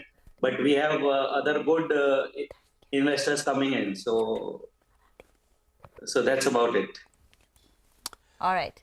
Thank you. Thank you very much for joining in. That's the word coming in from Ratnamani Metals. Moving on now to the next discussion. Now, if you remember, India's November trade deficit hit a record high, primarily due to weaker exports and more imports. And exports were weak across the board. I think the only exception was electronics. Electronic exports were on the higher side, and one of the key drivers for that has been the EMS space, electronic manufacturing space. And also, there are reports that India's Ministry of Electronics and Technology, MeitY as we call it, is likely to seek Cabinet's approval for a 40,000 crore incentive package, mainly targeted towards the non-semiconductor electronic components. So let's take this discussion forward with Kaynes Technology. In a Nomura note, they also suggested that the government is targeting to increase the local value addition from 15 to 18% to 35-40% over a 5-year period. Jairam Sampath, whole-time director and CFO at Kaynes Tech, is now with us on the show. Thank you very much for joining in. First, have you heard on this 40,000 crore incentive package? Has there been any discussion on the government? Are they considering it? Is this likely? Good morning, and thank you for having me on the show. So this news has come saying that government has approved, but I think the details have to be worked out. I'm sure that will come out in some time now. So basically, this is for components industry to kind of catch up with the business here in India, so that they can support all the other EMS players within the country. And PC board, we have a project in the PC board, especially the high density PC board and fabrication. So I think that may benefit from this kind of policy initiative as and when it comes out. Are there any other electronic components that you would look to enter into? So at this point in time, as part of our strategy, we are there are two new projects that we have done, which is OSAT, which is semiconductor assembly, and then the second one is the PC board fabrication that we are trying to do. So in addition to that, at this point in time, we are considering several other opportunities, but they are not in the basic component space. They are more into modules and other things. But we do believe that as part of our strategy, we must deepen our technology presence, and just being an assembler is not going to be sufficient for let's say meeting the growth aspirations of all the stakeholders that they have on the company. So we are actively looking at adding to our repertoire so that we become a fully integrated EMS player with some niche areas where we can add more value, and they probably will be related to semicon industry itself. So first we have to get our semicon factory going. We are in the process of setting up the buildings and etc. So in the coming year we can do the proof of concept, as well as by Q4 of next year we will probably have the commercial production going. Yeah, by that time we'll finalize some other, let's say, modules etc. that we are interested in. We are actively looking at partners and so on. Jairam, hi, morning. Just a couple of questions, Prashant here. First, the component business, right? I mean, that's going to be higher margin than just pure assembly as you start to manufacture, some of these components here. Not just for you, but for everybody else. What's the for Kaynes, say a year out or whenever it starts to build out? What will be the share of components as opposed to just assembly? So one of the components that we actually, I think a PC board will be considered as a component because it's part of a major import from outside of India. So typically in a 100 rupees sale, about 8 to 10 rupees is the cost of the PC board. So obviously we will gain something there, and these PC boards, especially the ones, most of the ones that we use are all high density and multi-layer boards. So that's what we are also setting up capacities for, partly for taking care of our own requirements internally, and partly for exports. So that industry will certainly benefit in terms of initial, let's say, help that government gives for 4 to 6 years time frame through a PLI scheme. And we will have to look at the details of this policy initiative, exactly what are the components that they are going to cover. And based on that, we can probably make further, but it's going to be beneficial for all the EMS players, especially those who consume a lot of PC boards and so on. I think there is some regulatory. Like you mentioned. there is some regulatory protection as well, right, for these PC boards now? I mean, basically to prevent against dumping? Yes. Yeah, anti-dumping duty is being levied. But see, the tariff barriers and all of these things, they are all short-term measures to give some breathing time to the manufacturers. But ultimately, manufacturers who think about future and actually have the right capacities. So this is an attempt by government to give us some time to catch up. But in terms of long term, you always look at the long term. See, 1, 2 year, 3 year, 4 year, we can somehow manage through these initiatives. But beyond that, we must actually be in the right kind of technology space. So even if we put components, let's say for semicon assembly, we are targeting to put bulk of our capex into advanced packaging. Similarly, in PC board, we are attempting to do high density interconnection boards. So Jairam, what is the size of the what is the size of the PC board which are sold here in India? The size of the market by value, and what's the share of the market that you can take at Keynes, according to you? Yeah. So our capex for this is about 1,400 crores, and so typically at this point in time, of course, we'll think about expanding that later. So 1,400 crores can yield about 2,200 crores of business to us. Maybe in 4 years time frame when we actually do the 100% capacity, not 100%, about 80% capacity utilization. So the total market is about 2,200 crores, out of which maybe a lot of it we will consume, maybe about 40% is what we are thinking we'll consume. These numbers are for FY30 if you note. And then of course later on we would consider whether we want to expand these capacities further. I think more and more PC boards will go into the high density interconnection, multi-layer boards, special purpose PCBs, flex PCBs and so on. As the contour of electronic products itself will undergo, I think, significant changes over next 4 or 5 years time frame, with technology in the product area as well as manufacturing area kind of coming up. So yeah, so I think these are areas which will probably add a lot of let's say value to all the players who have initiatives in that kind of area. All right, very quickly, sir. You know, earlier you had told us 3,000 crores for this year with 15% margins. Sticking to that, or is there a possibility that you can surprise on the upside? Upside surprise we will know after third quarter, but yeah, we stick to that at this point in time. But there's a possibility that you can surprise on the upside? Everything is possible, right? Then we'll have to wait by for that. And also a quick word on the smart meters. Yeah. I recall you had said that you're looking at hitting around 1,000 crores. Could you tell us by when could you hit that 1,000 crores? And it could contribute, I think, 10 to 15% of your total mix is what you were gunning for. Give us a timeline roughly about this projection that you have. Yeah, so obviously 10% and 10% and 1,000 crores are not compatible with each other, because given the kind of numbers we have. At this point in time, maybe about 300, 400 crores of business we'll do this year, and in the coming year we'll try and ramp it up. So we are also putting together, let's say, the final plan for the next year now. Before the fourth quarter, we'll probably launch it. So yeah, it will get there, I think, in a year or two's time. We have capacities to do almost close to that number already in our new plant in Hyderabad. Just maybe a couple of months, and then we'll probably do this activity. So yeah, just by FY28, maybe FY26, FY27. Okay. No, FY27 itself we can get 1,000 crores. Yeah, large number. Yeah. Just one last question, Mr. Jairam. You know, you said the OSAT will come up by fourth quarter of 26, right? I'm looking at estimates for profits for FY27. So, you know, it's like a linear 26, so 24 was about just under, I'm rounding off, 200 crores, 25 is 300, 26 is 400, 27 is about 500 crores, FY27. Should we go with these numbers broadly? Yeah, maybe, yeah,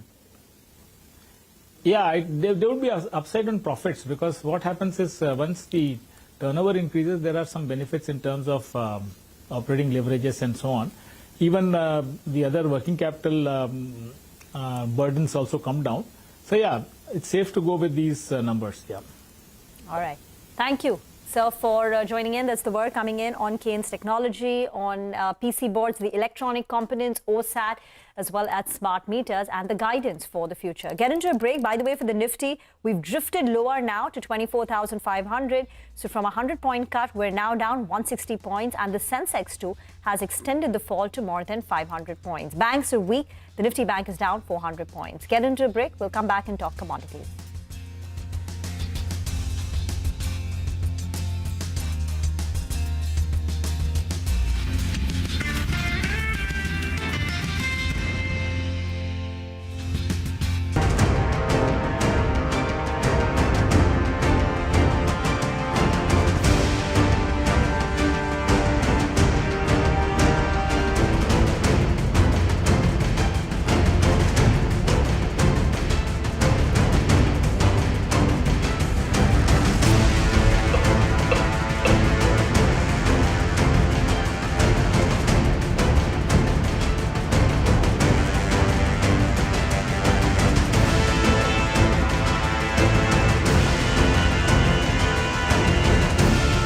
지금 이제 대한민국은 주사파가 정말 장악을 하고 있는 그런 때라서 대한민국이 언제 무너져도 이상하지 않은 때까지 왔습니다. 그래서 비상계엄은 전 더 먼저 선포를 했었어야 된다고 보고, 이 계엄을 통해서 주사파를 척결할 수 있기 때문에 비상계엄을 지지할 수밖에 없습니다.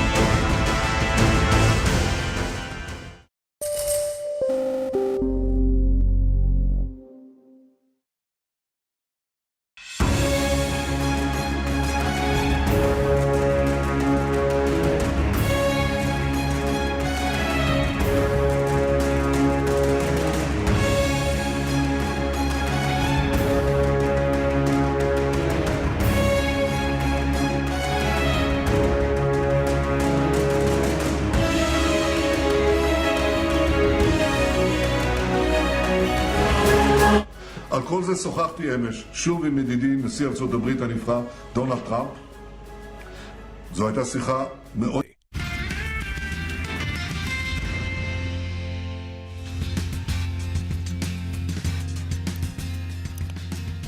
Okay, well, the market's drifting lower, 155 points down. Mitesh is with us. Mitesh, 24,500 or so on the index. What would you recommend viewers do? See, Prashant, this is the area, which possibly could give some kind of a reversal.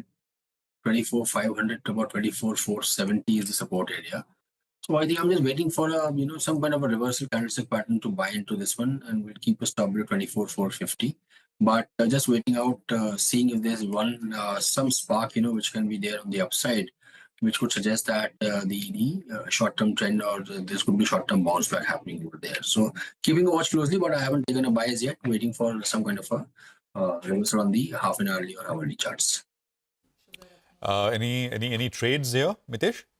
Yeah, so I think real estate is a sector, which continues to do well. Yesterday also we had some buy calls over there. I think that's sector, which traders can look at to go long. And Lodha Developers was a recommendation earlier as well. Now can be bought afresh with a stop at about 1485 for targets of 1580. And on the stock side, on the other side is IT sector stock emphasis with the disclaimer that I have some long positions, long biased futures and call spreads over here.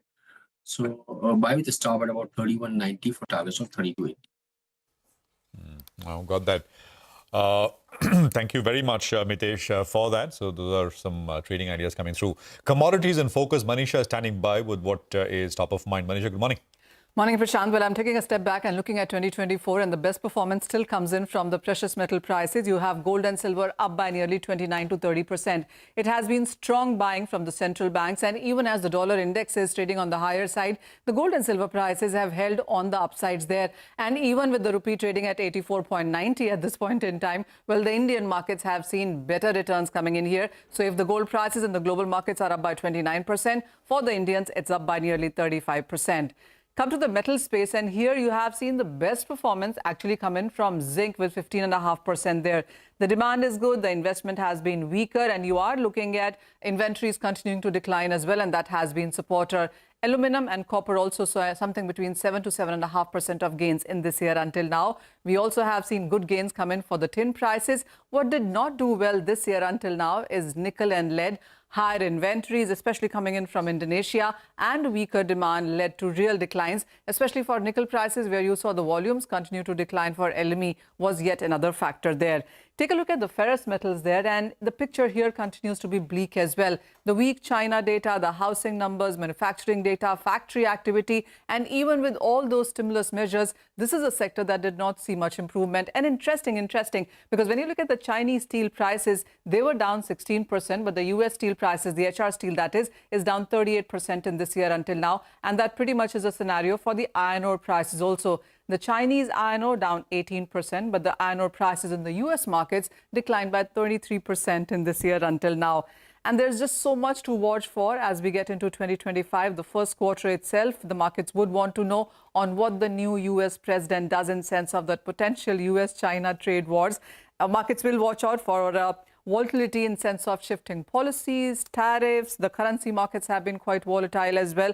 And then it also is going to be about on what we see in 2025 in sense of EV demand, decarbonization, and then the markets are also looking at supply constraints there. The fluctuating global demand and supply and uncertainties coming in from China would be something to watch for as well. And the investment demand is going to be quite important because that would tell you on how the inventories will shape up. But even before that, and before I can tell you what 2025 can look like, the markets will today hold their breath and watch out on what the US Fed meeting really delivers. While there is a 93% probability of a 25 basis point rate cut, but the most important statement coming in from the US Fed is going to be for outlook in sense of policies for 2025. Absolutely, and will be closely watched. Manisha, thank you very much for that. Cipla is kind of flattish now. Markets, of course, down 150 at the day's low. Vinny is here to revisit this one. Vinny, morning again.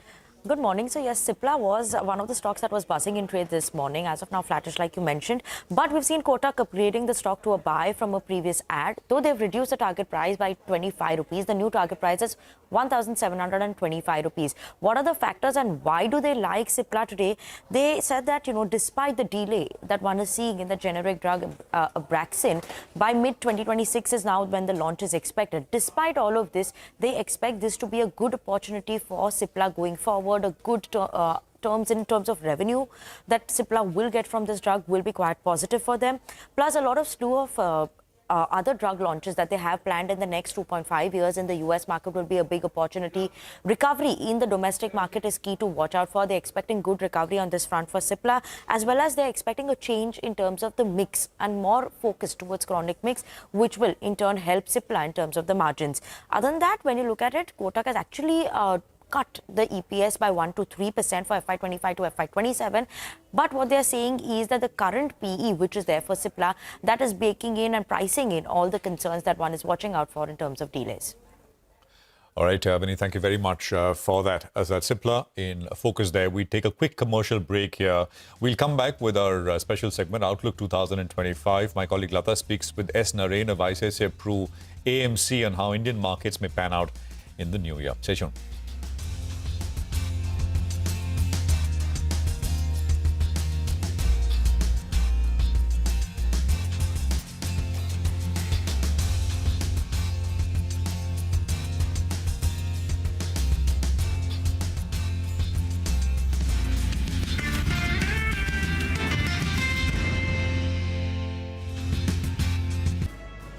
מאוד חמה ומאוד חשובה.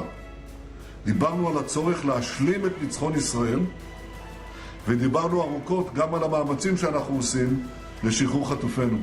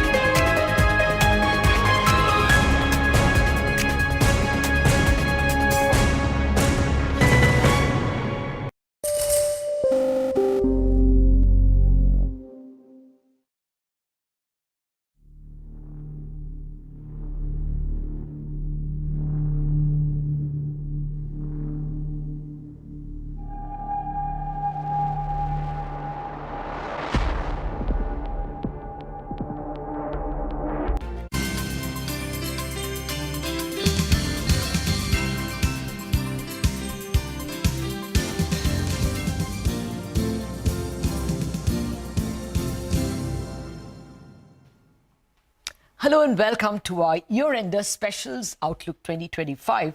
Today we have with us a market master par excellence to give us a peep into the world of finance as he sees it in 2025 and what asset classes and stock themes he considers as worthwhile investments. I have with me Naren Sankaran, the CIO of ICICI Prudential Mutual Fund.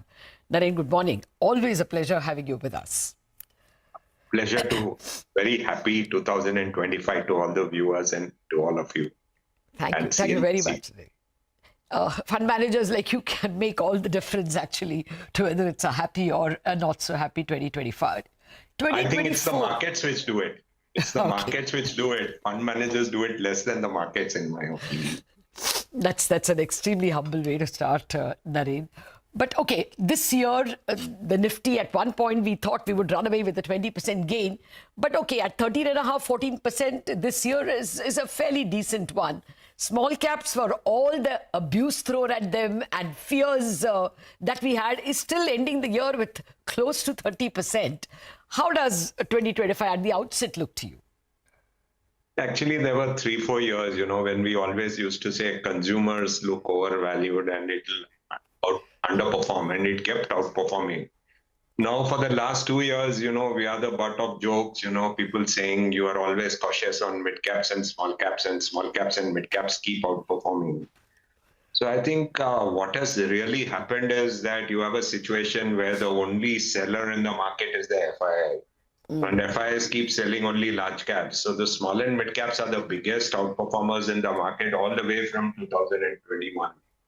So the small caps and mid caps have clearly become much more overvalued, but they never fall because the FIs are only selling large caps. And that has been the situation all the way from 2021 onwards, that we are the butt of jokes in this entire segment.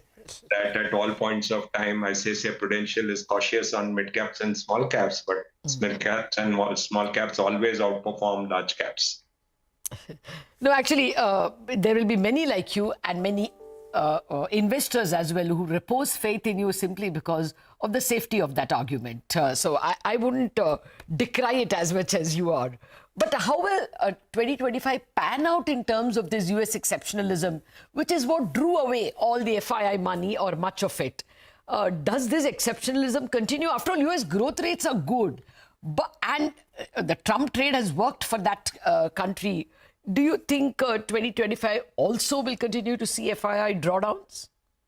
See, this exceptionalism cannot continue forever because all said and done, India's growth rate is much higher than US and will continue to be, because structurally India's growth is much better than that of US. So I do not think it can continue forever.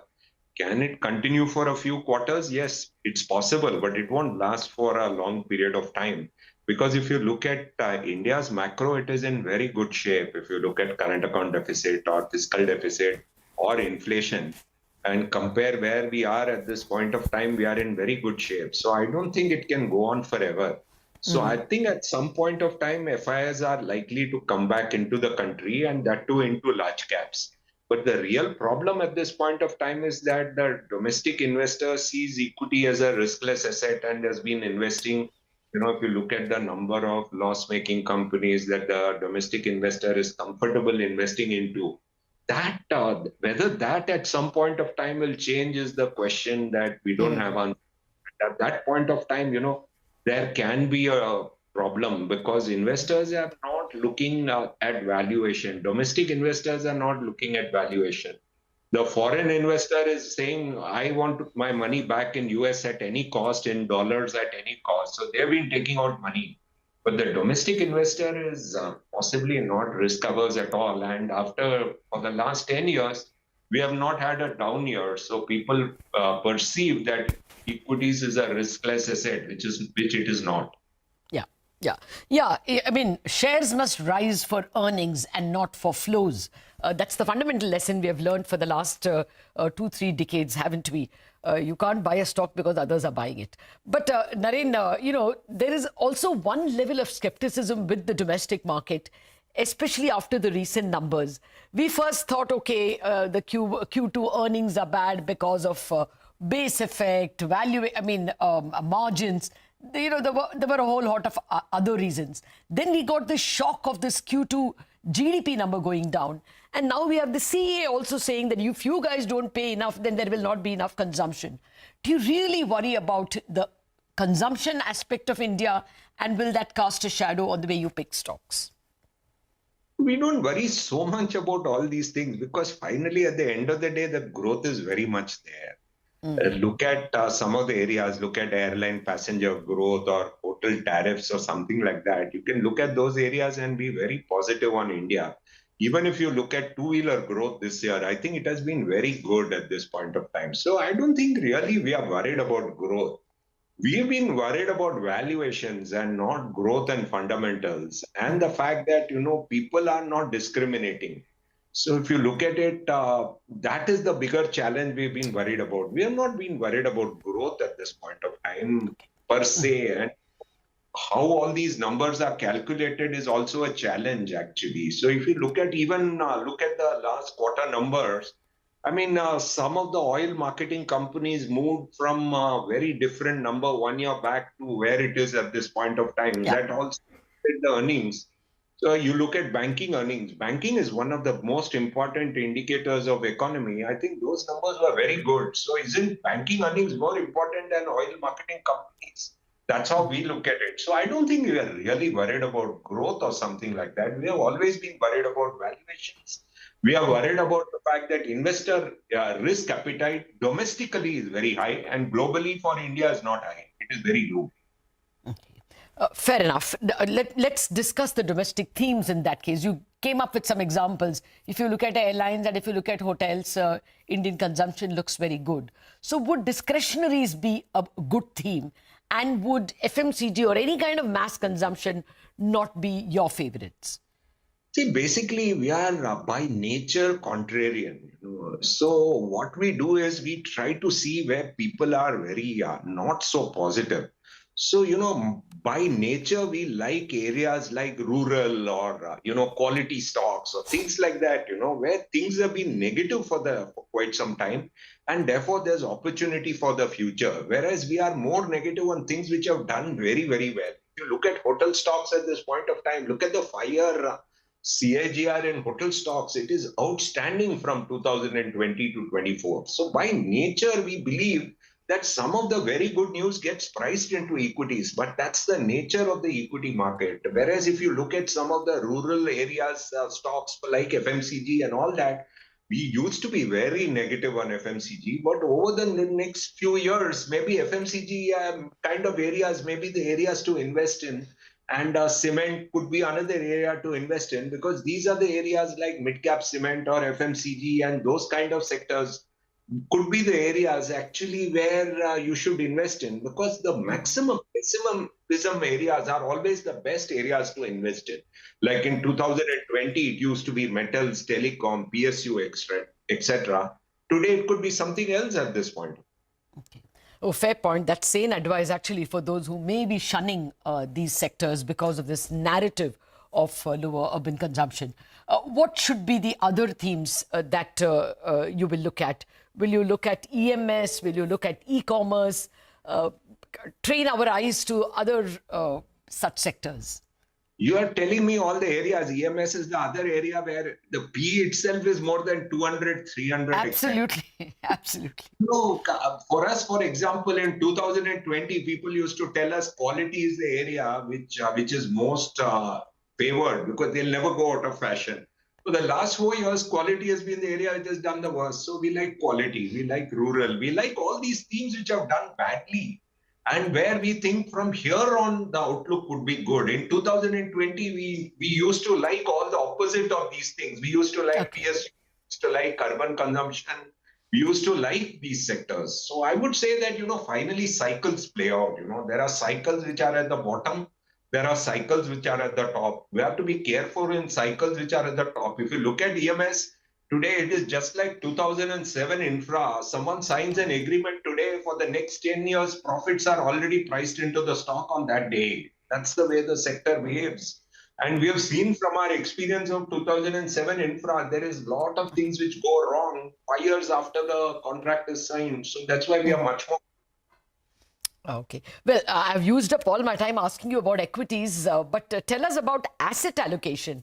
I mean, would you take a good look at, say, corporate bonds, fixed income, gold? What would be your asset allocation strategy? We are very fond of multi-asset because it gives you opportunities in REITs. We have been very positive on REITs. We think that we like the entire office space, for example. We like corporate bonds, for example. But the best way to do it is through hybrid funds at this point of time. So, over the period, over the last few years, we've been trying our best to get money into hybrid funds because people are just not willing to invest in debt funds.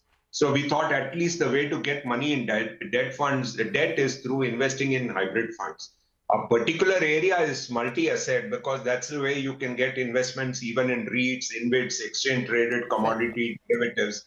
For example, gold and silver, you would have never got money easily, but through the multi-asset route, we managed to get a lot of money invested in gold and silver in our funds. And luckily, thanks to the good work done by the mutual fund distributors and investors, we managed to make our multi-asset fund a very large fund thanks to the work done by them.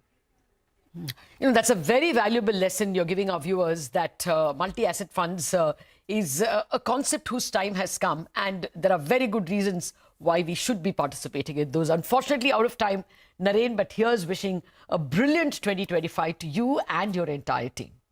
Thank you to you and all the viewers of CNBC. Thank you. Thank you very much, Naren. We have to wrap up out of time on Bazaar, but Chartbusters coming up after a break.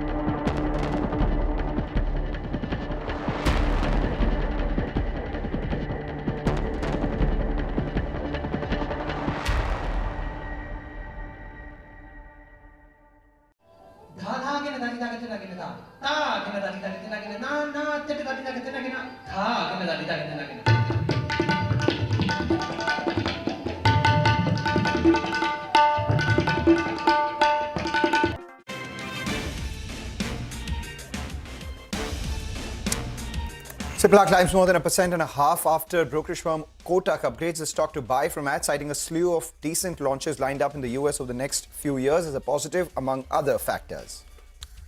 Quest Corp rallies nearly 10% after a brokerage firm Antique initiates coverage on the stock with a buy rating. They also set their target price at 1,000 rupees, citing the company could be a beneficiary of strong hiring trends across various segments, among other growth drivers. Gravita is up more than 3%, 6% now. Sources say the company plans to raise up to 1,000 crore rupees via a QIP. Piramal Pharma, Afcons and Delivery all climb after brokerage firm initiates coverage on the stock. JM Financial, they see They have a buy rating with the target price of Piramal Pharma much higher. Investec as well initiated a buy on Afcons. Equirus is bullish on delivery.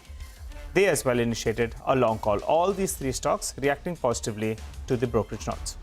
PBR Inox surges more than 3%. The stock is out of F&O ban.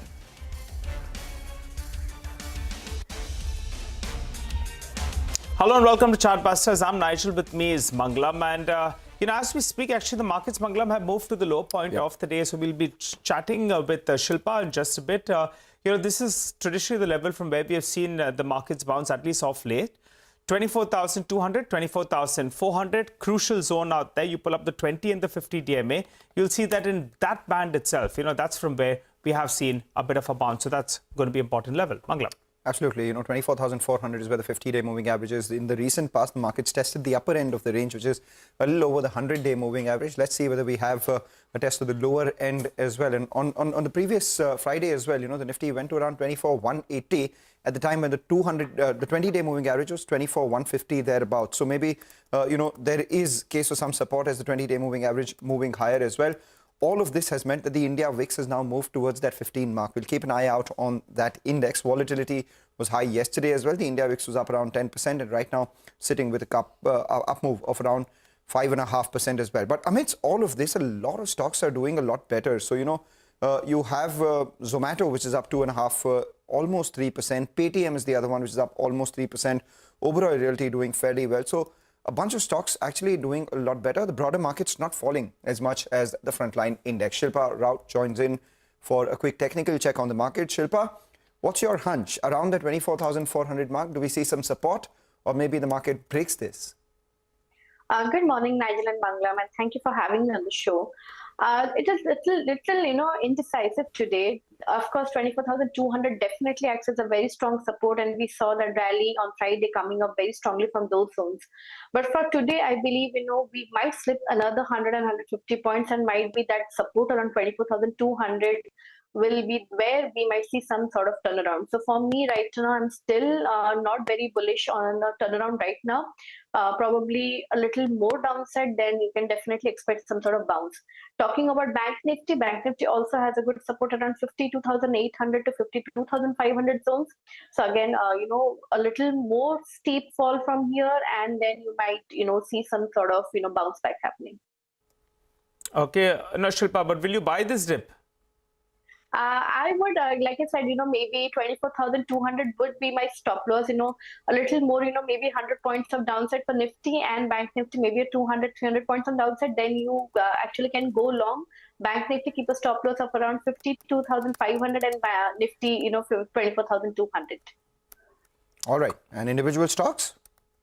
I have one buy and one sell. The sell would be in Havels. Havels, if you see that, stock has resistance at around 1800 zones.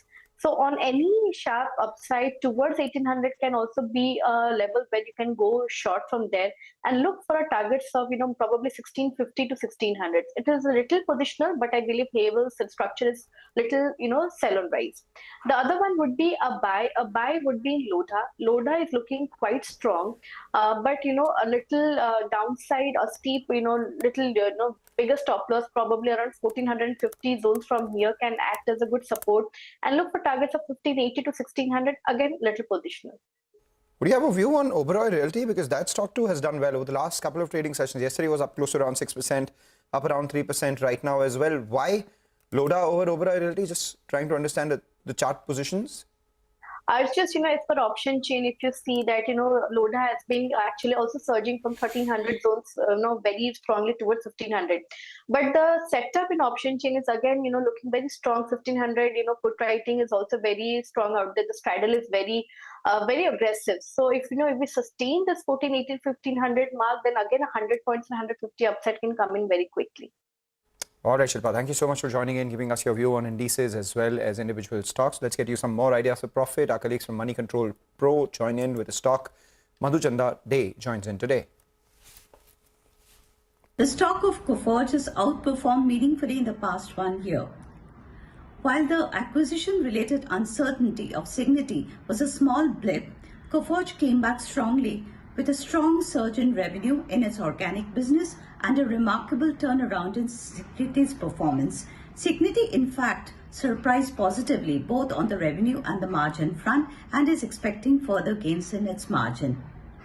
Coforge is looking forward to cross-selling its own offering to Cigniti's client, and this should start meaningfully from the third quarter. The company has seen steady order inflow and is sitting on a very healthy order backlog, which gives very strong revenue visibility for the future.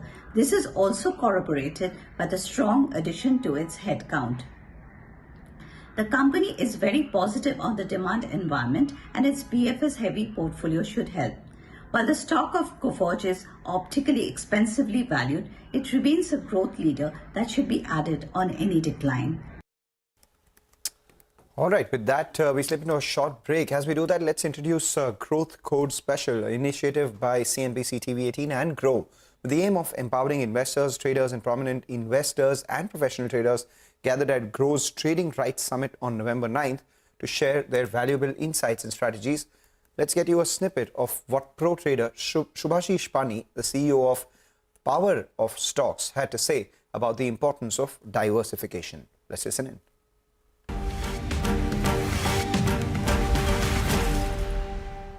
Zero to zero किसको बोला जाता है कि हाँ आपने एक बेट लगाया वो 100 टाइम ग्रो कर गया, 1 रुपए में खरीदा 200 में बेचा या 100 में बेचा ऑप्शंस के हिसाब से, ये हर दिन नहीं होगा। दैट्स वाई बोला जाता है कि नहीं, you have to diversify. 15-20 stock लो, उसको बाद 15-20 साल बैठो, उसके अंदर थोड़ा सा और एनालिसिस एंड ऑल डाल दिए, क्योंकि आप इस फील्ड में हो तो करना पड़ेगा, डाल दिए तो आपको 2-4 स्टॉक मिल गया, आपका लाइफ बन गया। अगर राकेश झुंझुनवाला जी को पता होता है कि नहीं टाइटन ही जो मल्टी बैगर है, आपको नहीं लगता घर बेच के सारा पैसा डाल देते? लेकिन क्या ये स्टॉक उस टाइम पे 100% श्योर थे?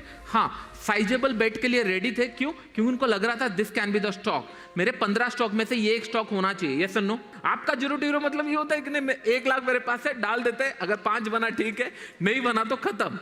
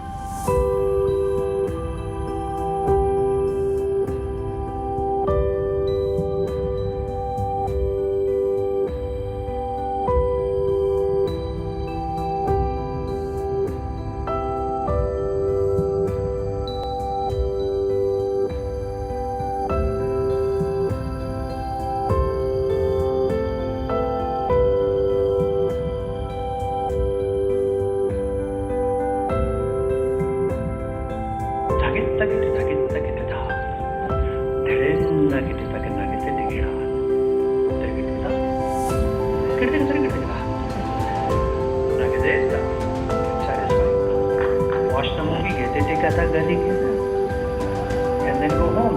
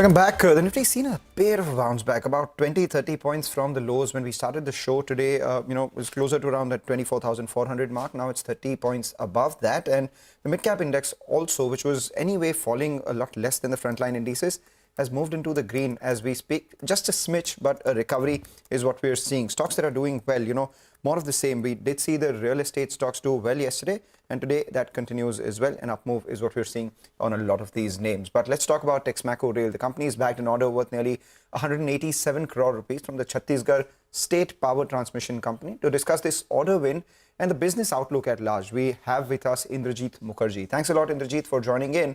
A 187 crore order win. Just wanted to understand, in this quarter so far, what has been your order wins? What do you anticipate in the next couple of months?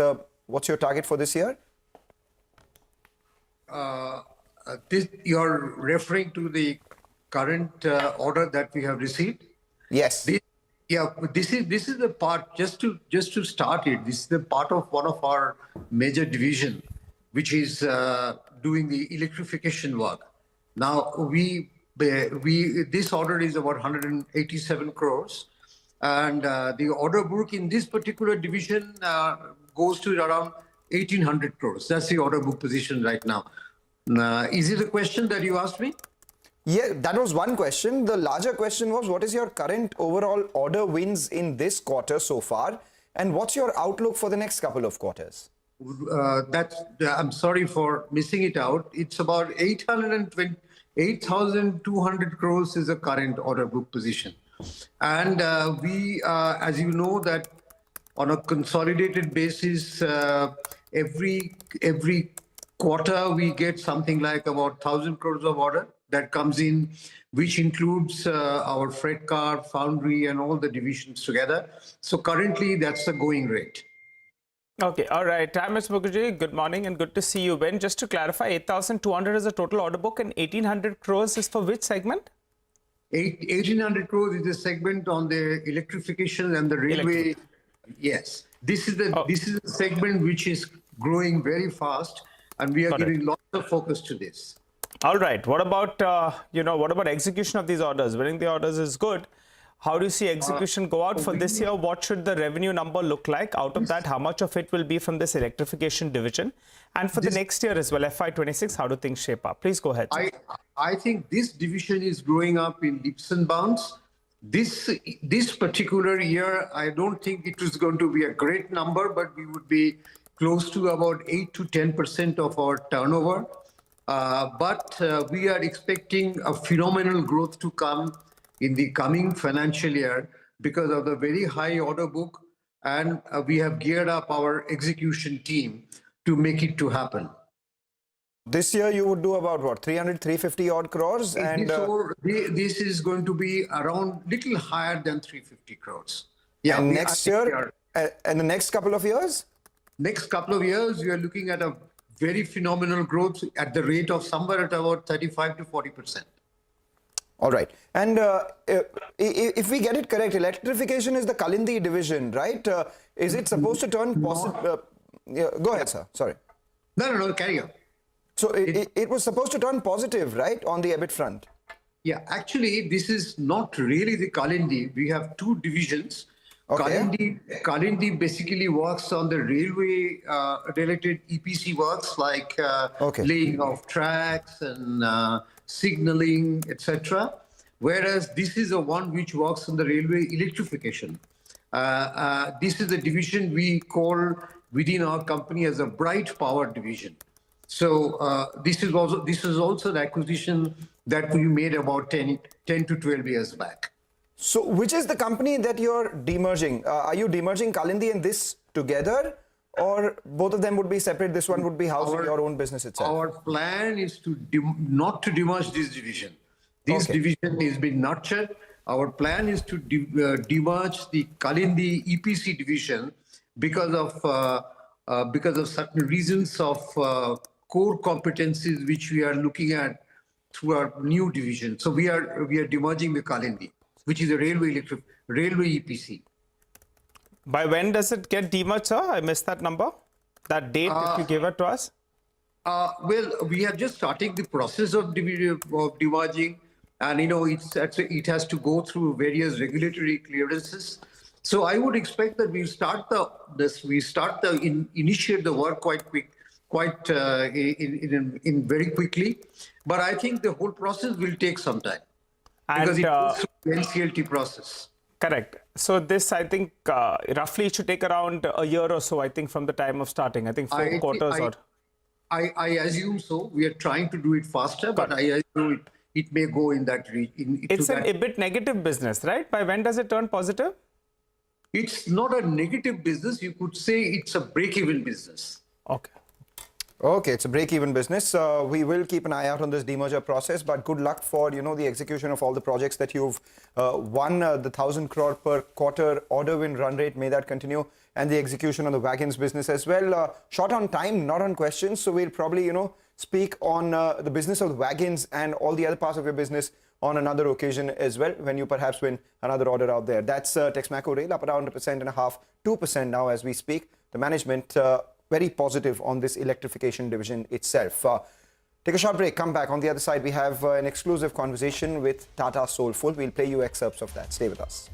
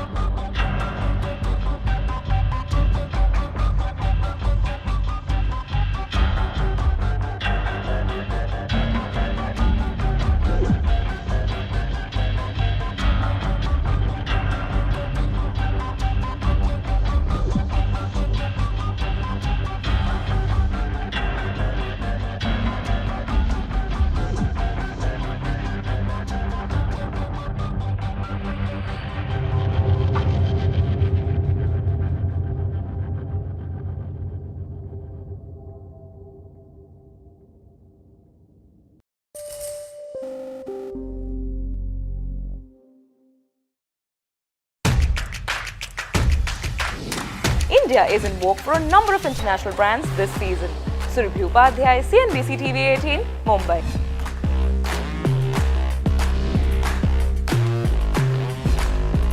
Hello, I'm Surabhi Upadhyay and I am going to be joined by trailblazers who are transforming the banking and finance sector in India and around the world, only on CNBC TV18. Celebrating 25 years. Well, as promised, let's move to a CNBC TV18 exclusive. Tata Soulful, which focuses on the health and wellness food segment, is confident of double-digit growth in the future. CNBC TV18 Shilpa Ranipeta began by asking the MD and CEO, Prashant Parmeshwaran, about Soulful's exponential growth since its acquisition around 3 years ago. Let's listen in to the conversation. Since the acquisition itself, which is around 3 odd years ago, grown almost 4x, right? If not more, in fact, than 4x since our acquisition. So that's a very, very healthy sign that we've been really growing through our business. This year, we would be in a high double-digit growth numbers, and we expect this momentum to continue as well. What to me is interesting is the growth is driven both by our existing core range of products and also a lot of new innovations that we've brought to the party as well. Right, makes sense. Prashant, talk to us a little bit about your plans for the rest of the fiscal. Now, this year you entered into a few new categories while also launching a few adjacent products. How much growth has come from this, and will we see you foraying into more categories in the rest of the fiscal? We had launched into masala oats a year ago. Very, very happy that now we have become, the #2 player in flavored oats within 1 year of launch. So which is a very, very strong place for us to be.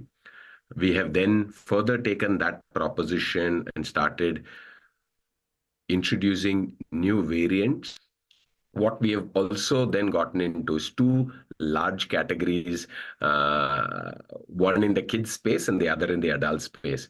The kids space, we got into the wafers category. As you can see, it's a large growing category.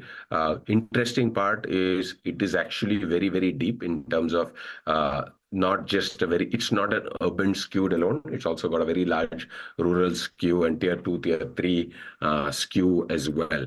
And then a project that we all love, which is the rusk.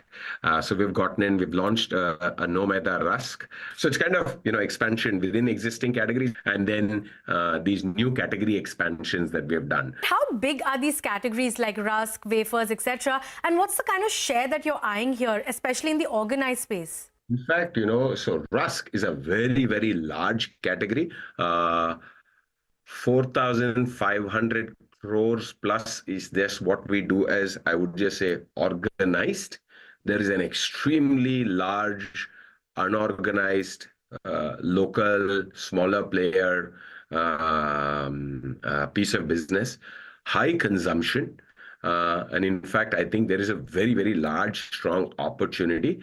Great response last 4 months, good repeats, see a good, nice business. Early days, but I think an interesting place for us to work through. Similarly, wafers as well is a 700, 800 crore plus category, growing at double digits. Obviously, if we want to play in these categories, we want to have some decent size of presence. But I think, again, early days for me to say, exactly where we'll end up on share. But let me just say, if you have entered a category, we definitely want to be a meaningful player in there. All right, with that, insight coming in on Tata Consumer and Tata Soulful, we'll wrap up on this edition of Chartbusters with the news that the Midcap Index has made some bit of recovery. It's above my head, 76 points odd, and the Nifty itself has recovered around 50-60 points from the lows. Leave it to the team of Trading Hour to take all the market action forward.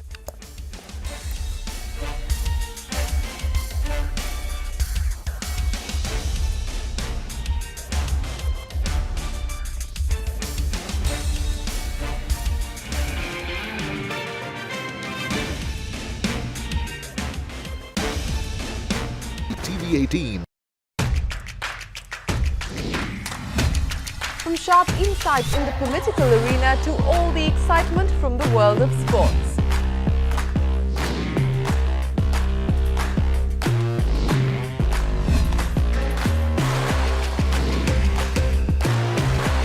We are here at the CNBC TV18 Budget Headquarters as we've done for the last 25 years. Celebrating 25 years of CNBC TV18.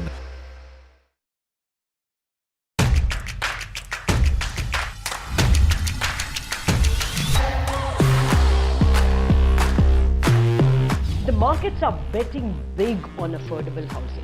You look at the kind of stocks that have risen.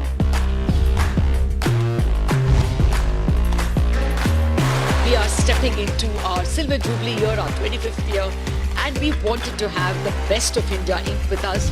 Celebrating 25 years of CNBC TV18.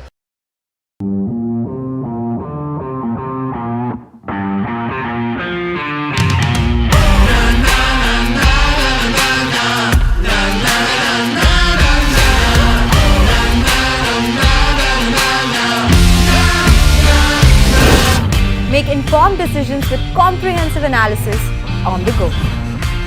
Strengthen your portfolio with real-time market updates on the go.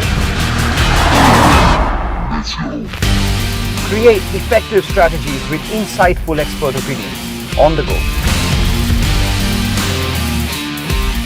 Grow on the go with CNBC TV18.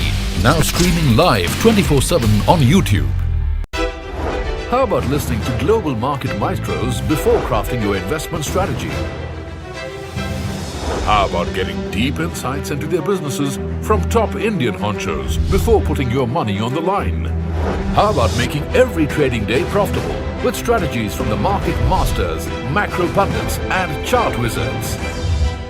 Only one show gives you a head start to your trading day. Get ready to profit. Get ready for business with Bajar at these times on CNBC TV18 and CNBCTV18.com. What does it take to build India's largest startup platform? It takes a journey of starting out as an unknown and ending up as unforgettable. It takes more than 2 decades of celebrating the most influential and influencing the most celebrated entrepreneurs. From chronicling the stories of India's startup universe to becoming a success story in itself as India's longest running show on startups and entrepreneurship. Celebrating 21 action-packed years of building India's biggest startup community. Young Turks at 21. Only on CNBC TV18 and CNBCTV18.com.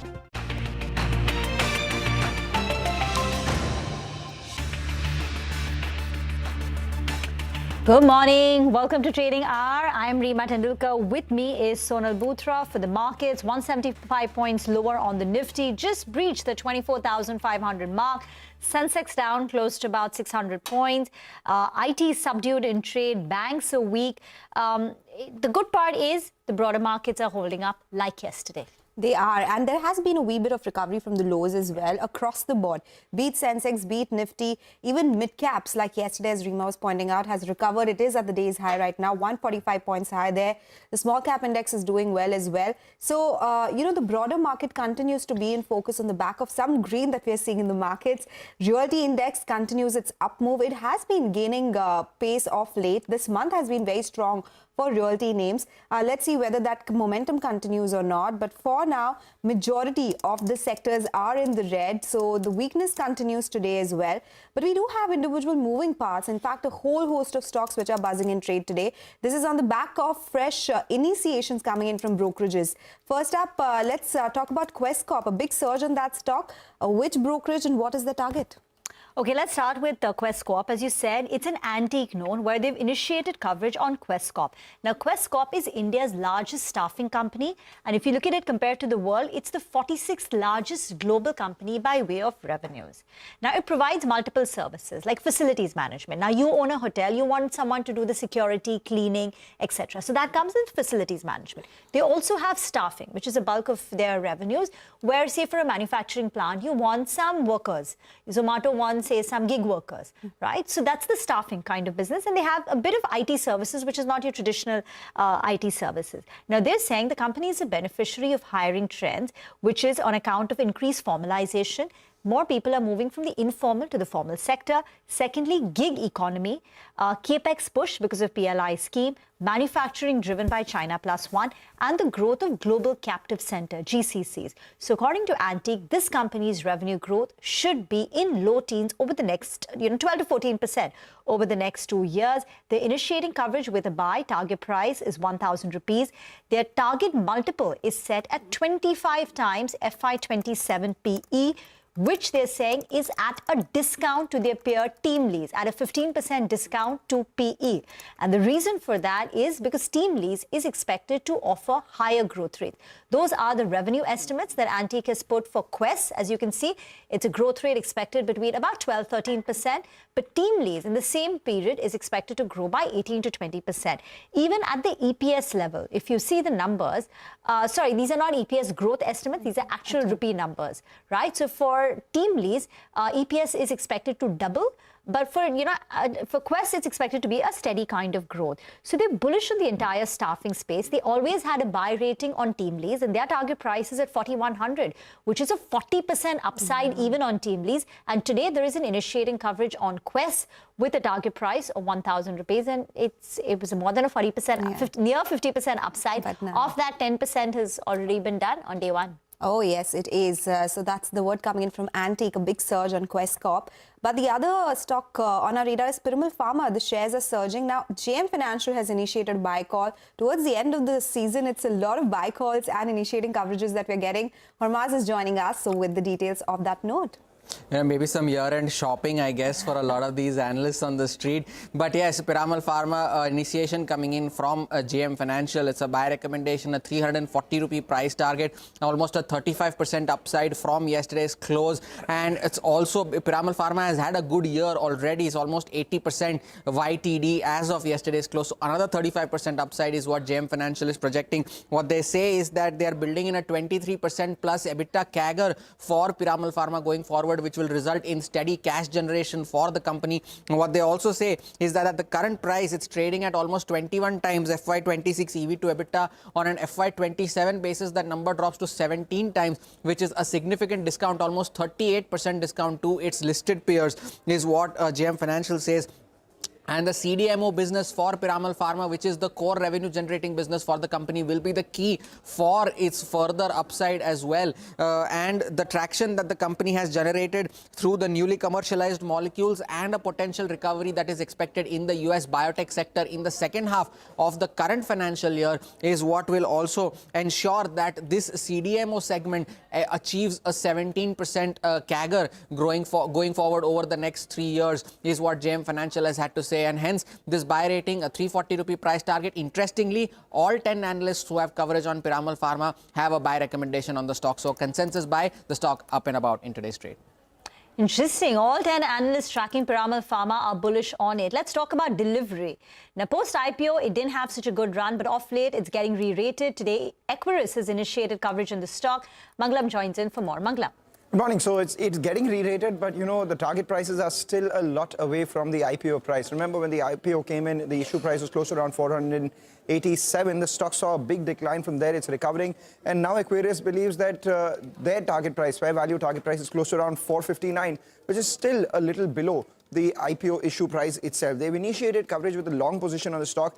They are projecting 14% revenue CAGR over the next 3 years, with margins expanding all the way to 8.6%, led by operating leverage, and more importantly, the improved margins in their part truckload business, especially on the B2B front.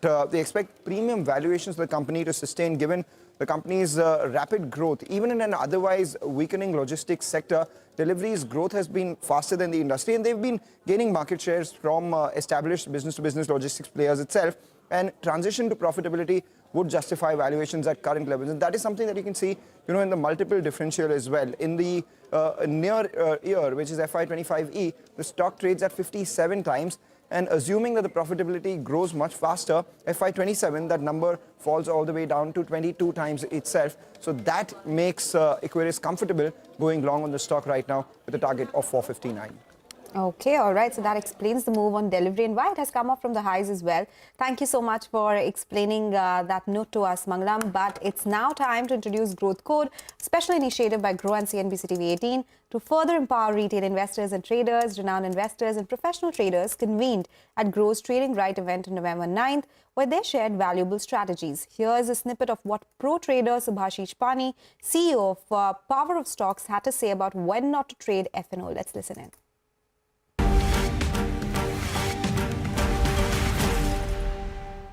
Trading क्यों करते हैं लोग आपको पता है? Expectation, grid, क्योंकि भाई invest करूंगा तो 10 साल बैठना पड़ेगा, 5 साल बैठना पड़ेगा, डबल भी हो गया तो मेरे पास 50,000 है, उसका डबल भी कर लिया तो क्या करूंगा? चांसेस है 50,000 का 5 लाख बना लूं, 10 लाख बना लूं, और ये रोड मैप में ना कभी वो चल पाते हैं ना कभी वो स्टार्ट ही कर पाते हैं। इन द सेंस ना इन्वेस्टर बनते हैं ना ट्रेडर बनते हैं, दोनों जगह पैसा लॉस। बोरोड कैपिटल में कभी आपका सर्वाइव नहीं होगा। लेवरेज बोरोड कैपिटल कब यूज होता है? बिजनेस को एक्सपैंड करने के लिए।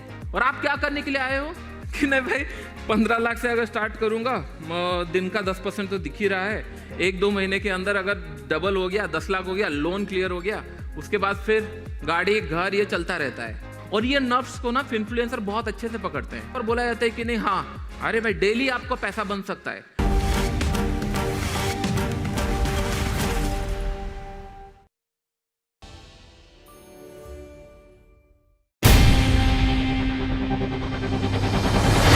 CNBC TV18's most comprehensive and award-winning news show, India Business Hour, drops first on YouTube.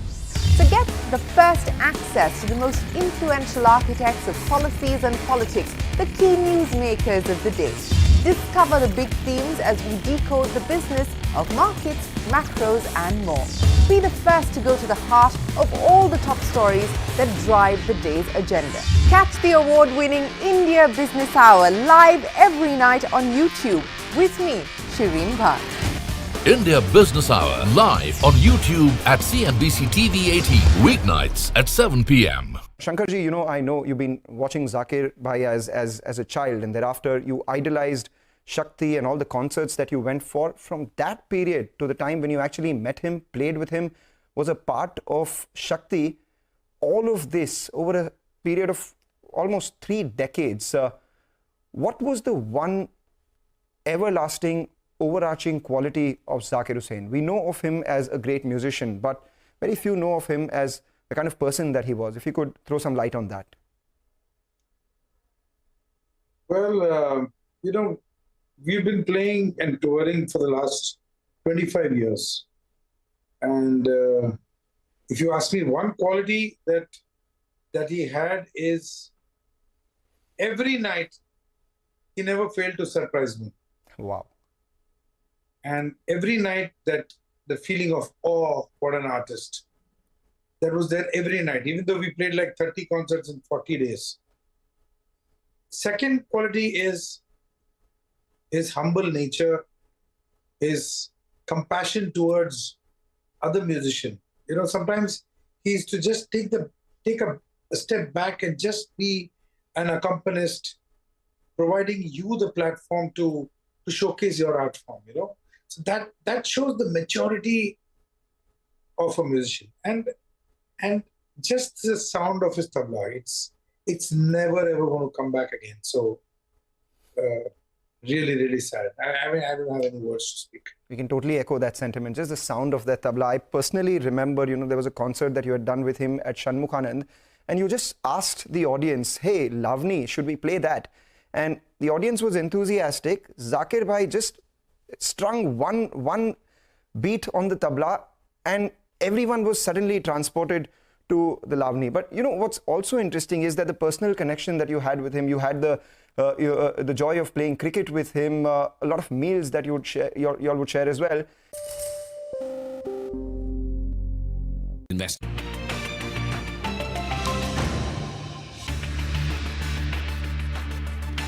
Welcome back. You're still tuned into Trading Hour. Well, equity markets, they continue to see some cuts. They've been volatile, but it's time to talk about cryptocurrencies. Manisha is joining us now. Bitcoin in focus again. Is it a new record high again, Manisha? It is. I just can't keep away from that, the kind of reports and news that comes in on a daily basis here. So, well, yes, while the story continues to be very bullish and we are looking at 107 plus kind of levels, almost $108,000 for one Bitcoin there. The run-up has been just immense, stupendous if you look at the last couple of months right now. And the latest trigger for this run-up clearly comes in from US yet again, where the US SEC now has approved the crypto wallet maker Exodus to list on NYSE. Well, it was in the month of May that NYSE had rejected or did not do that, but clearly with the kind of scenario or the atmosphere that we have in US, we perhaps will see more instruments getting launched and more companies getting listed as well, which are directly or indirectly connected with cryptocurrencies there. Well, SEC also says that Exodus will list on December 18th. So until now, we've seen crypto companies, but a crypto wallet getting listed on New York Stock Exchange, this perhaps is a first, and with many more to come is what the street believes. If you look at the prices itself, well, yesterday in the overnight markets, we've seen nearly 2 to 8% of gains coming in yet again for many of these cryptocurrencies. So you have more than 152% of gains right now coming in for Bitcoin and 300% up for Ripple. You have 200% of gains coming in from Solana and Binance as well. And the markets do believe that while, of course, right now it is slightly steady, and this is ahead of the US Fed meeting, once that event also is done, the most important one for this year, you could be looking at further gains continuing. Thank you very much for that. Moving on now, 2024 has seen a spate of block deals, QIPs and IPOs, including big ones like Swiggy, Ola Electric, and then Hyundai Motors IPO. Joining in now to talk more about what we've seen so far in 2024 is Amit Ramchandani, CEO of Investment Banking at Motilal Oswal Financial Services, from the sidelines of the annual India Ideation Conference. Thank you very much for joining in. Amit, first lay out the numbers for us. 2024, in terms of the kind of fundraise that we've seen across categories and how it compares with the past. Morning, Son. It's good to be there. So 24 has been a great year. So far, we have seen the highest number of issuances come through ever for our markets. Compared to 23, where we saw about 57 IPOs this year in the calendar 24, we are already at about 80, and we should close the number with 90. Even for a full year, last year we ended up doing maybe about 79 IPOs. This year we are likely to look at maybe about 120 odd IPOs, right? So the fundraising has been at its high. Overall, if we look at QIPs plus IPOs put together, we are 3x of where we were last year. So last year we saw about 107 lakh crores being raised, right? Today, we have already crossed 3 lakh crores. So from a 1 lakh 7,000 crores to 3 lakh crores, it's almost a 3x that we are seeing. The other important trends that we see in the markets today, the average sizes of the IPOs have gone up. So, previously we used to maybe do about 840, 850 as an average size of an IPO. Today we are in excess of 2,000 crores. The sizes, as you mentioned, have gone up significantly in some of the larger ones. So this year we would have done maybe 8 QIPs which are over 5,000 crores, 8 IPOs which are over 5,000 crores. So 16 deals over 5,000 crores. Compared to that, last year we saw no IPO at all which was over 5,000 crores. Mankind was the only one that probably touched 4,300, 400 crores last year, right? Even in terms of QIPs, this year we have seen larger deals like Varun Beverages, Vedanta, right? Last year we just probably had 1 or 2 QIPs over 5,000. Okay, all right. So that has been a big surge of inflows both in QIPs and IPOs this year. Amit, is there any specific sector which is seeing a lot of flow? And these IPOs, are they mostly offer for sale, or we are seeing real money getting into the company as well? So I would say while a lot of IPOs have seen offer for sale component, but there has been good amount of primary fundraising as well. QIPs, as you know, are all primary. Despite corporates having deleveraged balance sheets, I think they have taken up equity route to do their expansions. So while IPOs are still largely OFSs where we see exits from private equities, QIPs have been purely for either repayment of debt or for expansion. So Amit, I think you said IPO in plus terms of QIP. Sectors, Go ahead. No, please. No, give us the sectoral color. Yeah. No, so in terms of sectors, I think we have seen manufacturing do extremely well, right? So whether it is defense, EMS, or some of the other industrials, the fundraising has picked up significantly. In fact, this is probably the largest change that we have seen sectorally, right? Digital and tech-led stories, new age stories have also picked up. This is probably the first year where we are seeing a lot of unique models get listed, and there has been good investor appetite from those as well. Just one clarification. Discretionary consumption is the other sector where, yeah. Okay, so we've seen a pickup in manufacturing-related themes, tech-led digital, new age platforms, and the third one is discretionary consumption. Right? These are the three emerging, not emerging, but these are the pockets which have dominated the fundraise this year. Fair enough. You said QIP plus IPO is 3 lakh crore in terms of a fundraise. Is that the number? Yeah, so I think till date we would have done maybe about 2,95,000 crores. With 15 days still to go, we should easily touch that 3 lakh crore mark. And is it possible to bifurcate this 3 lakh crore into how much was raised via IPO, how much via QIP? And in IPO, is it possible to give us a breakup of offer for sale and fresh issuance if you have it? Sure. So in terms of IPOs, I think we would have done about 1,70,000 crores this year compared to maybe about 49,000 crores last year. So that's clearly more than 3x in terms of the IPOs itself, right? In terms of QIPs, we would have done in number about 45 last year. This year we should be doing about 85 QIPs that have already been done. Again, with the year end, we should probably reach that 90 number. So there also number-wise issuances have doubled. In terms of size, last year I think we ended up doing about 58,000 crores in terms of raise through QIPs. This year that number is already at about 1,22,000 crores. So again a 2x kind of raise. So clearly, whether it is average size or the total amount of issuances, there is a uptick in both. Oh. In terms of breakup between, QIPs are all primary. So in terms of OFSs and IPOs, right, roughly the breakup should be 70-30. Don't have the exact numbers, but our sense is 70% OFS and 30% primary raise. Okay, Amit, last question before we let you go. What do you think would the pipeline look like in 2025? And any specific sectors that could see the most amount of fundraise? So I think in terms of pipeline continues to be extremely good. We don't see this number coming down. In fact, we should see about 20-30% increase in the total fundraise.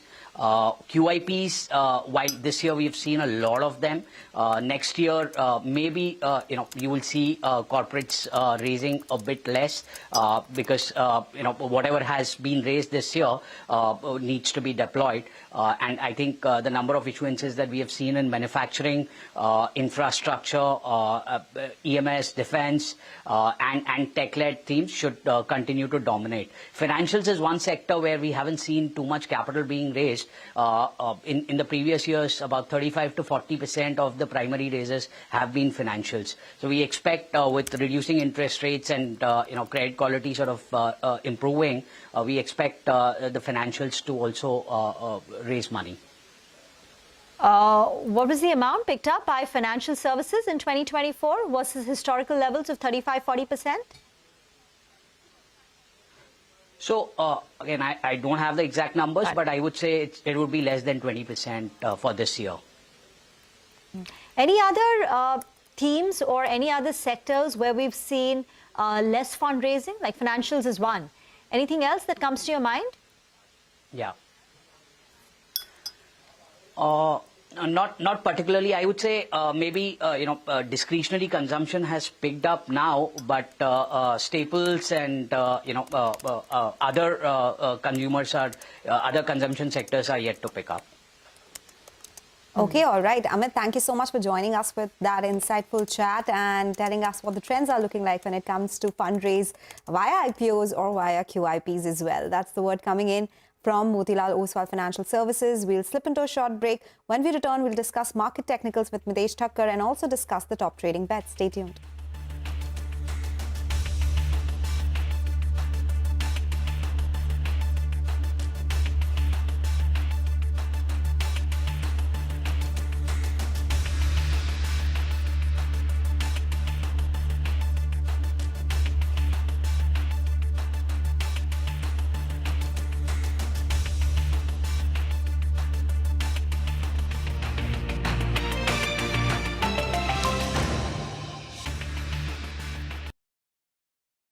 Salim, I'd like you to come in on some of those memories that you've had with Zakir Hussain. Well, yeah, there are so many of them. I mean, one thing I definitely echo this thing about Zakir Bhai, that he made everyone feel like a friend. I mean, this father figure, the guru that he is, he'd make you feel like, that you were just very, very special. And not just you, I mean, anyone and everyone. He may be, he or she may be just an intern or somebody working at the studio or something. He'd make everyone feel so special and so loved. That was a very incredible quality about him. And, when it came to food, he was, he always had the best places to go to. He always had the best cuisine that he'd recommend. And there's one memory of him while I was touring with him during Tabla Beat Science, which was this band, very special band with Bill Laswell and Karsh Kale. I remember we went go-karting and he beat everybody. I mean, he was just an amazing rider, and after that, I remember asking him that, Zakir Bhai, how do you manage so many concerts living in America? And then each time he has to travel anywhere, he has to secure a visa because, it's difficult to, you have to get a visa. But then he said, and I asked him, at that time, the Indian card had just come out, that one could get a card, just Indian origin living, somebody who lives outside of India, but of Indian origin. And I asked him, why don't you opt for that? And he just told me something that I'll never, ever forget. He said that I can't give away my Indian passport. It's too difficult for him to submit his Indian passport back to the government. Wow. And that really shook me. I mean, imagine each time he has to go to Europe, each time he has to go to the UK, he has to travel to LA, go to the embassy, secure a visa. And he's willing to do that all his life, but he never ever give up his Indian passport. One of India's greatest sons. I have so many episodes like that, so many memories of him, telling me so many amazing things. His knowledge about music, in general, about classical music, about Western classical music. I mean, so much to talk about. He has such an incredible, so much knowledge about Western classical music and, about orchestras and about musicians. It was incredible to just be around him. Right. The thing that you spoke about him not wanting to give up his Indian passport tells you how great a son he was to the nation.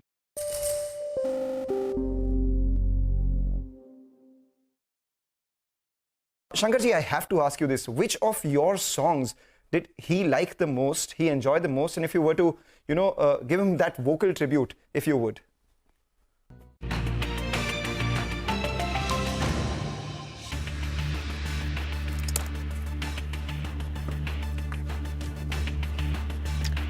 Welcome back.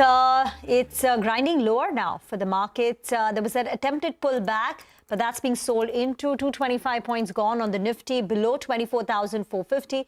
So it's not a big fall, but as you can see, a little bit of a slip again coming through. Mitesh is now back with us for a quick technical check on the market.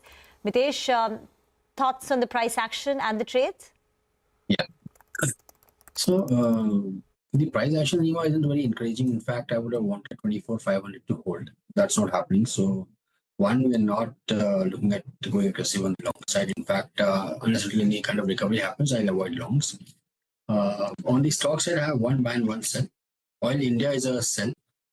Keep a stop at about levels of 461 and look for a target of around 435 to about 430. And Birla Soft or B Soft is a buy. That's a buy with a stop just below levels of 597 and look for a target of 640. Right, Mitesh, thank you for joining us with those technical picks and levels to watch out for on the benchmarks. With that, we'll slip into short break. Up next, we'll discuss the way forward for the markets with Nilesh Shetty from Quantum Advisors. Stay tuned for that.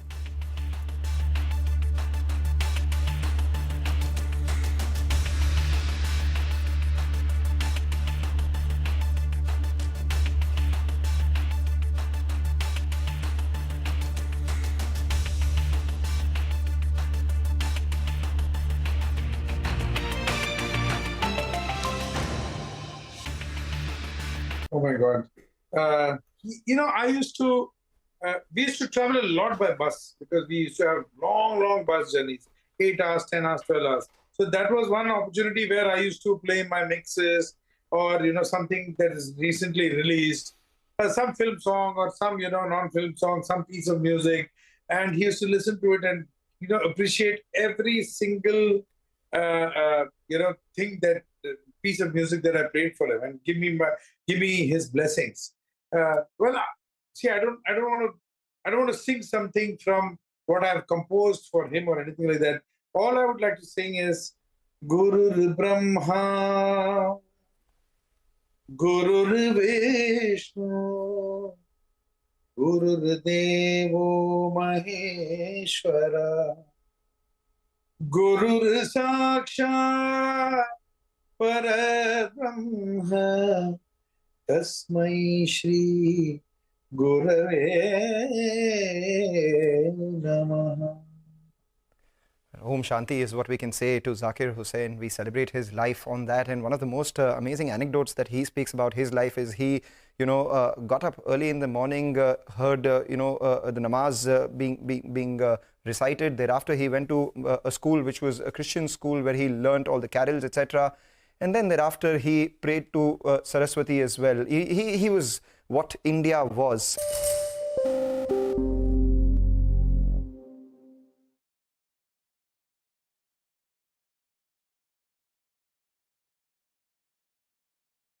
Salim, we've done Guru Brahma, Guru Vishnu. I would like for Zakir Hussain to be present on this earth. I would like you to, thank Lord, if you could, hum a line of Shukran Allah, because that's exactly what one has to say when they think of Zakir Hussain.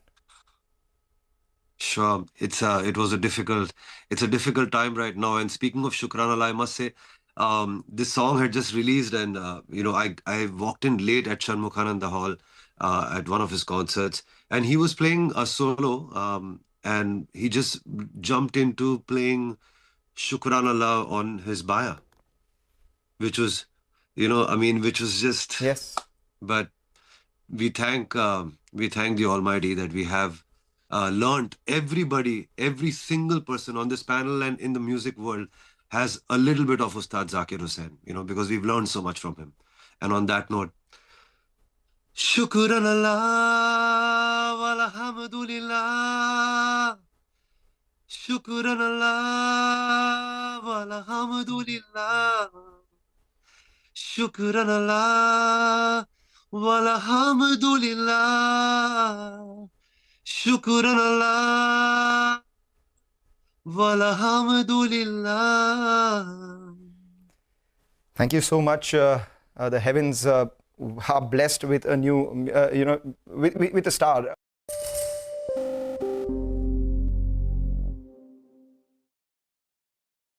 You've had, a lot of experience with him as well, playing on the stage with him. One thing I remember, people would say when they were bowling to Sachin Tendulkar.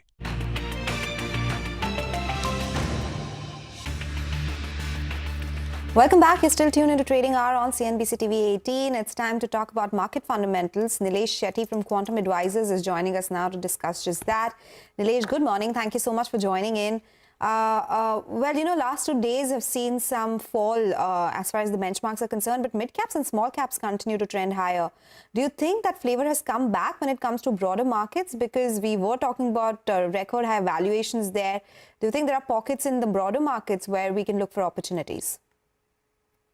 There will always be opportunities available in sort of select pockets, but generally the small and mid-cap space are extremely overvalued, and investors need to be careful. Again, right now there is a lot of liquidity coming into that basket because of flows, especially from domestic mutual funds. But I mean, where valuations stand right now in the mid-30s, and given the kind of economic news coming through, where there is a slowdown happening, which has taken the government by surprise and they've been slow to react. I think investors need to be careful. If there is significant earnings disappointment, you will see a correction in that basket. And given the shallow nature of trading in those stocks, where underlying liquidity seems to disappear very quickly, correction can be very sharp. The larger caps seem to be a lot more comfortable in terms of valuations, and there are large pockets there, including, say, banking, certain stocks linked to the insurance theme, where you are finding opportunity. But even there, generally, the market seems to be overvalued and returns need to be moderated. I mean, 3 out of last 4 years have been very great return numbers for markets, which has raised the threshold for what the market expects in terms of earnings, which may not come through next year. Talking about earnings disappointments, what about IT? That's going to be the first of the block. The sector has done very well, 5%, 6% gain this month, 27% for the full year. Considering the positioning now in IT and, what is the expectation going into Q3? Will it match up with the kind of rally or could it miss, according to you? Yeah, nothing I've heard from the company suggests there's going to be a dramatic turnaround in the next 1 or 2 quarters. There is expectation that spends will pick up in the US as sort of the government transition is through, and a lot of the companies that were sitting on the sidelines, not willing to spend on IT, will now suddenly start spending. That is the expectation, but on the ground, when we meet companies, including the big four of sort of Indian IT services companies, they are a bit more cautious in terms of their outlook. I don't think next 1-2 quarters is going to be a dramatically different quarter compared to what we saw in the last couple of quarters. What people are looking for is commentary in terms of whether they are getting a lot more optimistic on client spends. But again, the market has moved ahead of actual numbers.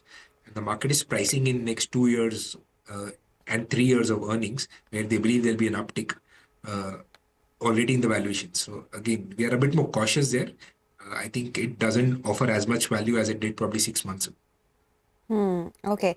By the way, there were some flashes at the bottom of your screen where sources suggested that gas under GST, that's not an agenda which will be taken up in the upcoming GST Council meet. It's an important one because there were a lot of reports that it could be taken up, and a lot of brokerage notes had also indicated how it would be positive for all these city gas distribution companies because they will be allowed a pass-through and they'll be able to take the credit of input taxes that they pay on some of these sources. So that's why these stocks, they have come at the lows of the day because there was a lot of excitement ahead of those reports. But now sources are suggesting that this is not an agenda in the upcoming meet. GAIL, Gujarat Gas, IGL, Mahanagar Gas, these would be the beneficiaries if it does happen. But for now, this is not something which is happening. Nilesh, your take on the oil and gas space. Is there anything that you like, upstream, downstream, the utilities? Yeah, we do own certain gas pipeline companies. That's the only play we have there. Again, we picked them up maybe actually 7-8 years ago, where valuations were very attractive. Most of them were trading at a discount to replacement cost. Again, here, because the regulatory sort of intervention has such a big impact on valuations, you really have to be careful. So we'll never have large positions here. So companies sporadically move up, and then there is some regulatory event which sort of derates their valuation. But we continue to hold our stocks that we have. We have 2 gas pipelines which are assured a fixed return on capital. And because we got them at a big discount to replacement, we added them to the portfolio. Okay. All right, Nilesh, thank you so much for joining in today with those thoughts. So that's the fundamental outlook on the markets. Time for a short break now. Rupesh Shah from Symphony will join in next to discuss the growth outlook and more.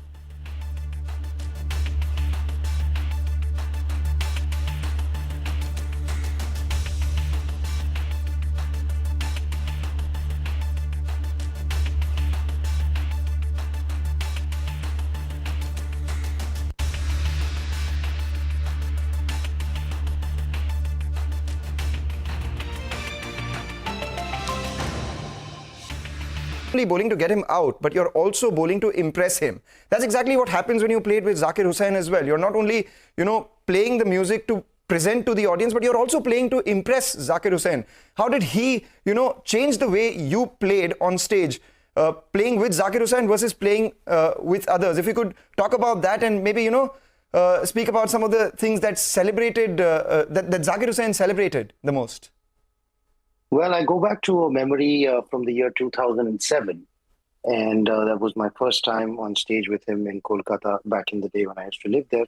And I was just in the wings and facing the usual jitters. I mean, I kind of telling myself that, in a few minutes I will be on stage with this larger than life, this person who we have looked up to and idolized so much. And he comes quietly from behind, gives my kurta sleeve a little tug, pulls me aside, whispers into my ear, says, "Look, my kurtas are a little more expensive and a little better ironed, but at the end of the day, I'm just a tabla player." And, just little moments like this, there's humor in it, but there is also, I have seen him as such a spiritual guide and of course, the great artist that he is. I don't think I'm even qualified to talk about that in the presence of all these great masters of music, but just how deep he was. And he was one of those people, look, there are great artists and then there are leaders. There are people who believe in things. There are people who can carry you forward into the next century or the next millennium or whatever. And I feel Zakir Bhai was one of them. So for me personally, and I think for a lot of us, it's a deep sense of personal loss, like losing a father or a spiritual guru. It's somebody who gave you a sense of tethering, a sense of belonging, a sense of belief, a sense of faith even. I mean, he told me, I remember one of the instances which were a little deep, and it took me a little while to comprehend what he was saying, is he just asked me once, just off the cuff, he said, "Why do you think Ustad Vilayat Khan Sahab or Pandit Ravi Shankar ji or Ustad Ali Akbar Khan Sahab or Pandit Nikhil Banerjee are what they are? Why do you think?" And of course, I knew better, than to give a reply, kept quiet. And I let him answer, and he said, "It's not because of what they play, it's not because of how they play, it's just because of how much conviction they have in whatever statement they're trying to make." And that takes me to what Shankarji said, is that, this one thing that Zakir Bhai taught the world of music, it was to be in the moment. It was to live the moment, in the words of Steve Jobs, as if it were your last. And when then he could move on to the next moment and live that moment as if, that was a complete separate, entity unto itself. There's so many little things. There was humor. I have not seen a more well-rounded individual in my life. I can safely say that. And there is, it is incredible how many of us feel like he was a guru or a mentor. You may be a musician. You may even not be a musician. You may be from some other walk of life, but he was still a guru for you. He was.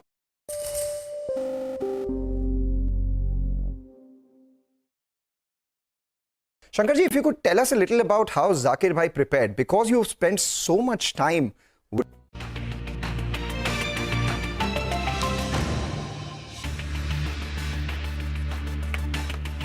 Welcome back. Let's invite the management of Symphony on our show. Now, Q3 is typically a lean period because this is a company which largely sells air coolers. So their peak months are the summer months. But in the quarter gone by, in Q2, the company reported a decent set of numbers. The revenue met street expectations. The margins were higher for the company, and the other income boosted the company's profitability. Rupesh Shah, Managing Director, Corporate Affairs at Symphony, is now with us on the show. So before we get down to the near-term outlook, I just wanted to ask you, say for the last 2 or 3 years, what has been the growth of the the coolers market versus ACs? And how has your market share moved? Because there just appears to be increasing competition in the segment that you operate in. Yeah, so as it can be seen from our June quarter performance as well as from our September quarter performance, there has been outstanding growth. In fact, in June quarter, on top of off-season sale, we more than doubled our sales YOY. So there has been a decent traction, industry is expanding, and our market share remains constant at about 50% or slightly higher than that. As far as current quarter is concerned, there is a decent collection from the trade as per our business practice. Of course, some of the collection is for many new models which we are launching, so that will be billed in March quarter. But overall, going is pretty well. Okay, going is good, but is it led by a domestic market growth or is it the export markets? Because we were discussing it last year, export markets were under pressure. Have things improved considerably now? So mainly it is led by domestic market, and in some of the selected export market, there is a traction, including IMCO Mexico, Brazil, and partly China. However, in Australia as well as in United States, certainly there are headwinds. So will exports degrow in H2, sir? No, there is not a question of degrowth. The question is generating a decent profitability and much ambitious growth. There is no question of degrowth. And what is your market share now, sir? So in domestic market, we continuously command more than 50% market share among organized players. And we lead by far vis-a-vis competitors. And very recently, we have launched 17 new models of air coolers, and they have received excellent response. And dispatch of that will begin from next week of December. And we have received phenomenal collection for new models. At the same time, as announced earlier, we have also launched path-breaking water heaters. As of now, they have been launched in select market of South India, mainly in 2 states. And starting from next week, we are launching all India on e-commerce as well as D2C. So let me get to those 17 new models that you've launched, and then we'll get to heater market in just a bit. You said you'll be starting selling them in the market from next week. So that means it's towards the end of Q3. What is the TAM that you are addressing via these new 17 new launches? How much will it add to your top line in FY25 itself? And at full scale, what would it be in FY26? So as I said earlier, currently we are sitting on decent advances towards new models. However, most of them will not be built in current quarter because production is going to begin and dispatch starting from next week. So current quarter to an extent will be subdued because most of the collection is towards new models. However, we will start March quarter with the bumper collection to build in that month and in that quarter. As far as the incremental sales is concerned, it's very difficult to quantify, but it should be certainly in a high double-digit percentage. And this would be pan-India, these 17 new products, or is it dedicated to certain geographies only? No. As far as air coolers are concerned, of course, they are pan-India across the channels, including general trade, modern trade, e-commerce as well as D2C. But in phases over next 2 months. Sorry, what are the advances for these 17 new products that you've received so far? No, I can't quantify that, but that's really the decent. And hence, as on 31st December, we will sit on the largest ever unbilled advance historically. But that means our sales of December quarter will be postponed to March. So let's not read too much in that. So what I mean by that, in December quarter, of course, sales will be good, but it will be a depressed sales vis-a-vis what it ought to be. And that will be billed in March quarter. Okay. Mr. Shah, there was a legal action that you had initiated for full recovery from a trade distributor. You had a 10-year long relationship. Despite that, there were some issues in Q2. Is there an update? Have you been able to recover that amount? So there has been some major legal update, but right now, matter being sub judice, at this point of time, I'm unable to disclose anything more. But as and when something more concrete happens, we will announce it. But we are fully after that, and we are going very aggressive.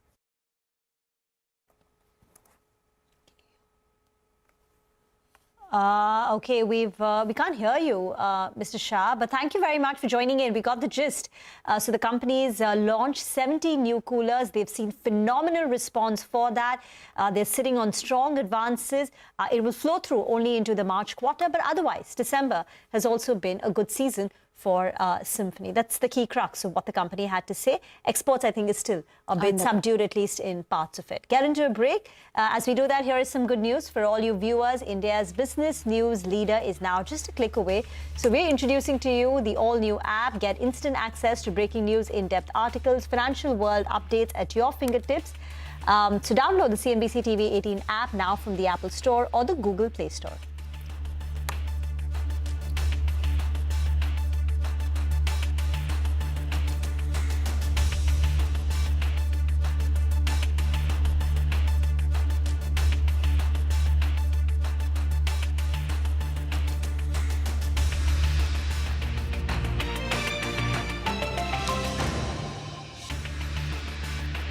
Could you give us a sense into the brain of that genius? Because we know, what was on stage, but before that, how his preparation was and what his thoughts were then. If you could take us through that journey.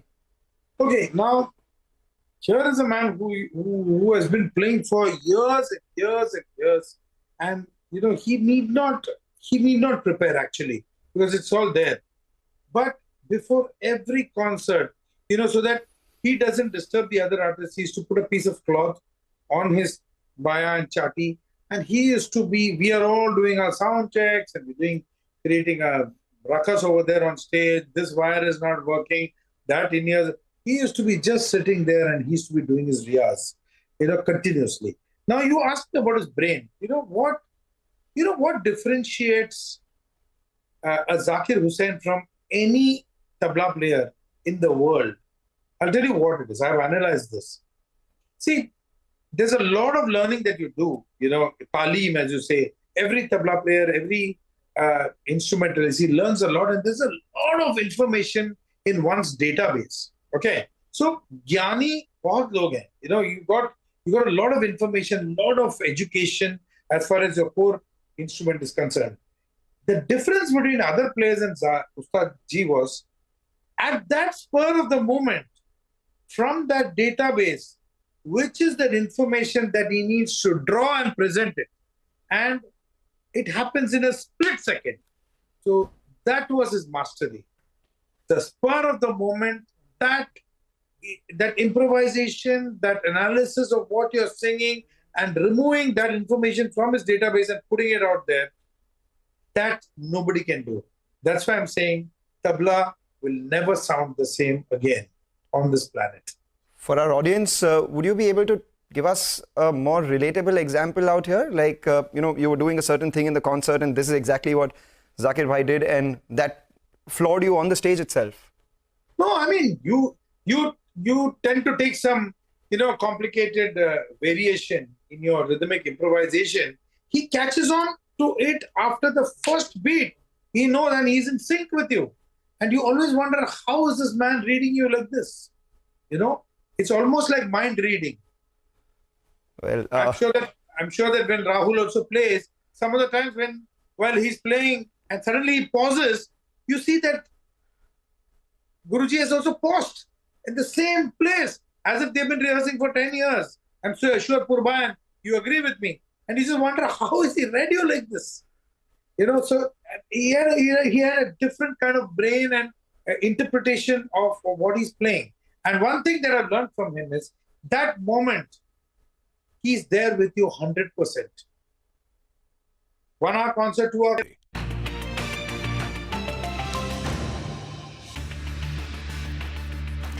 Welcome back. Well, there's some more pressure on the markets. The Nifty is at the day's low. It's a full 300-point cut that we are looking at. And if we talk about what's leading to that, it's a Bank Nifty. It's a 690 or a 700-point cut on the Bank Nifty as well. Mid-caps, which were outperforming so far with some green, they are in the red currently. So the mid-cap index is down 26 points. It's only Nifty Realty and Nifty Media which are in the green right now. Barring that, all the sectoral indices are in the red. HDFC Bank, there's SBI, ICICI Bank, Bharti Airtel, Kotak Mahindra Bank. These are the stocks which are at the day's low. So it's largely coming in from the banking space, the cuts that we are seeing. Bharti Airtel too, look at that. That's a sharp fall, 2.5% gone there. We have Axis Bank, SBI, L&T. All these names have sharply come off from the highs of the day as well, leading to the pressure that we are seeing on the Nifty right now. So talking about the financial space, we have RBL Bank and Chola Mandalam, which are in focus on the back of some brokerage notes. Abhishek is joining us with more details. Well, Citi has conducted their financial roadshow in which RBL Bank management was present. So Citi has given some key takeaways from there. Citi has a buy rating with a target price of 255 per share. The key takeaways they mentioned is that the MFI's SMA 0, that is loans due between 0 to 30 days, is at 3.1%. SMA 1, which is 30 to 60 days bucket, is at 2.45%. And SMA 2, which is 60 to 90 days bucket, is at 1.5%. So they have lacked the collection efficiency being below 98% for all these buckets, which suggests that there is a spill over with respect to slippages and credit costs going into Q3 and Q4 as well. Some improvement anticipated in credit card slippages, but they may not remain on the lower side. They'll still be higher than normal average for credit cards. Net interest margin will be under pressure and can contract further in 3Q, or that is Q3 of FY25, with elevated stress and slowdown in unsecured segments, constrained capital and ROA taking precedence over growth. They may cut down on growth. So the bank is targeting a lower double-digit growth from the earlier guidance that they have given post Q2 con call of 18 to 20% growth that they had planned for FY25. Incred has written on Chola Mandalam. They have downgraded the stock to hold from add. Target price has been cut to 1,300 from 1,550 per share. The risk reward is unfavorable amid slowing down growth as well as rising stress on the asset quality front. So they say that overall weak demand is seen for CV, that is commercial vehicles, coupled with rising discount that can impact the dispersal. So consolidation in the new business is expected amidst business volatility that is seen across the businesses, and cautious is arising on the asset quality front as they observe overlap between MFI, that is microfinance borrowers, as well as used CV customers. So they say that falling interest rate cycle will benefit NIM. However, that may be offset by higher collection related cost or OPEX. So they have cut their earning estimate anywhere between 3.5% to 5.5% over the next few fiscals. Back to you. Thank you very much for that. Shriram Finance is now the top Nifty loser, also down close to about 3.5%. But GMR Airports, well, it's the holiday season and everyone seems to be traveling, and the monthly business updates coming through for GMR Airports looks quite robust. We have Vivek joining in with the details and the numbers. Vivek. Well, that's right. It's the holiday season, and hopefully GMR Airport is hoping that there's a lot more traffic as far as its airports are concerned. The company yesterday uploaded the November operational data onto the exchanges. So November traffic as well as operational update. Passenger traffic for November is up 14% on a year-on-year basis, 5% higher on a month-on-month basis. So domestic as well as international passenger traffic is up. However, when you're talking about the aircraft movement, on a year-on-year basis, it's up almost 8%. On a month-on-month basis, there is a moderation. It's down 3% on a month-on-month basis. But given the fact that passenger traffic is higher, that is something that the street will like. Thank you very much for that. We're going to wrap up on trading hour with the news that the Nifty is broken below 24,400. So this is the second big day of fall. Friday, remember, we had that big blockbuster rally, 600-point recovery from the intraday lows. Yesterday, we saw a little bit of profit booking, but now the fall in the market is a bit concerning. We're at the day's low with a fall of more than 1% on the benchmark. Indices, midcaps too, have just about dipped into the red. Stay with us. After a short break, Halftime Report is up next.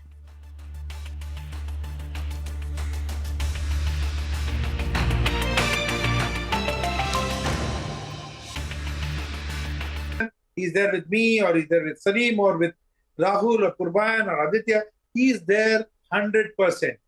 After that concert is over, maybe he's completely erases it and goes forward to the next one. But that minute, he's with you, whether he's conversing with you, whether he's playing with you, or whether he's just eating with you or just being with you. He's there 100% with you. 100% present for his co-artists and more importantly for his audience as well. I remember there would be a lot of technical difficulties when a concert is happening, say the mic falls or anything. He would just make a joke of it and continue because he was there with the audience. A lot of time feedback sounds would come, etc. He would just converse with 10,000 people in the audience, with all of them feeling like he's speaking only to them.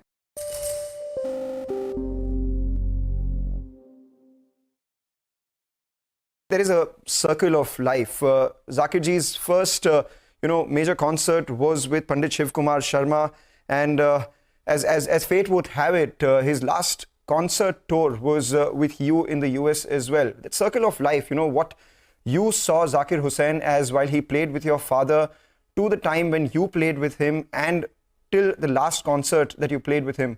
If you could give us that experience, what you learned from him, and just celebrate the life of the maestro. Apart from, of course, having my own father as my guru, there are so many other great artists one learns from. And, Zakir Bhai was one of them. And each performance, I think, playing on stage with him was something you'd take back. You'd wonder how this person, who is so talented, who has seen everything in life, has seen all the success, would be so attentive when he is accompanying an artist on stage. It's not about him, it's about the artist. And the little detail, he may have done it millions of times accompanying various different musicians, but he was so attentive. He was not all over the hall. His mind was not anywhere else, although he has a million things on his mind. But each, if you're playing a particular tal, what we are playing, he's listening to the alap when the tabla is not being played. These were qualities which were completely, of a different level altogether. And his observation level, anything and everything was observed so well. In fact, I remember in concerts, after concerts, there was no talk about music. It was just about everything else under the sun except music. An amazing conversationalist and amazing person to just sit and imbibe from, So many memories right from my childhood when he used to come to my house. He used to host some amazing home parties on my father's birthday, which was 13 January. So I remember Nusrat Fateh Ali Khan Sahab and so many other great artists coming, and Zakir Bhai would host the entire evening.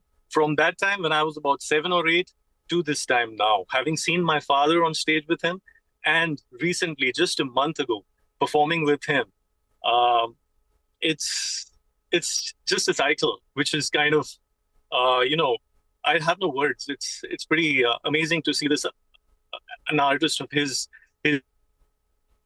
qualities. It's very hard to come by.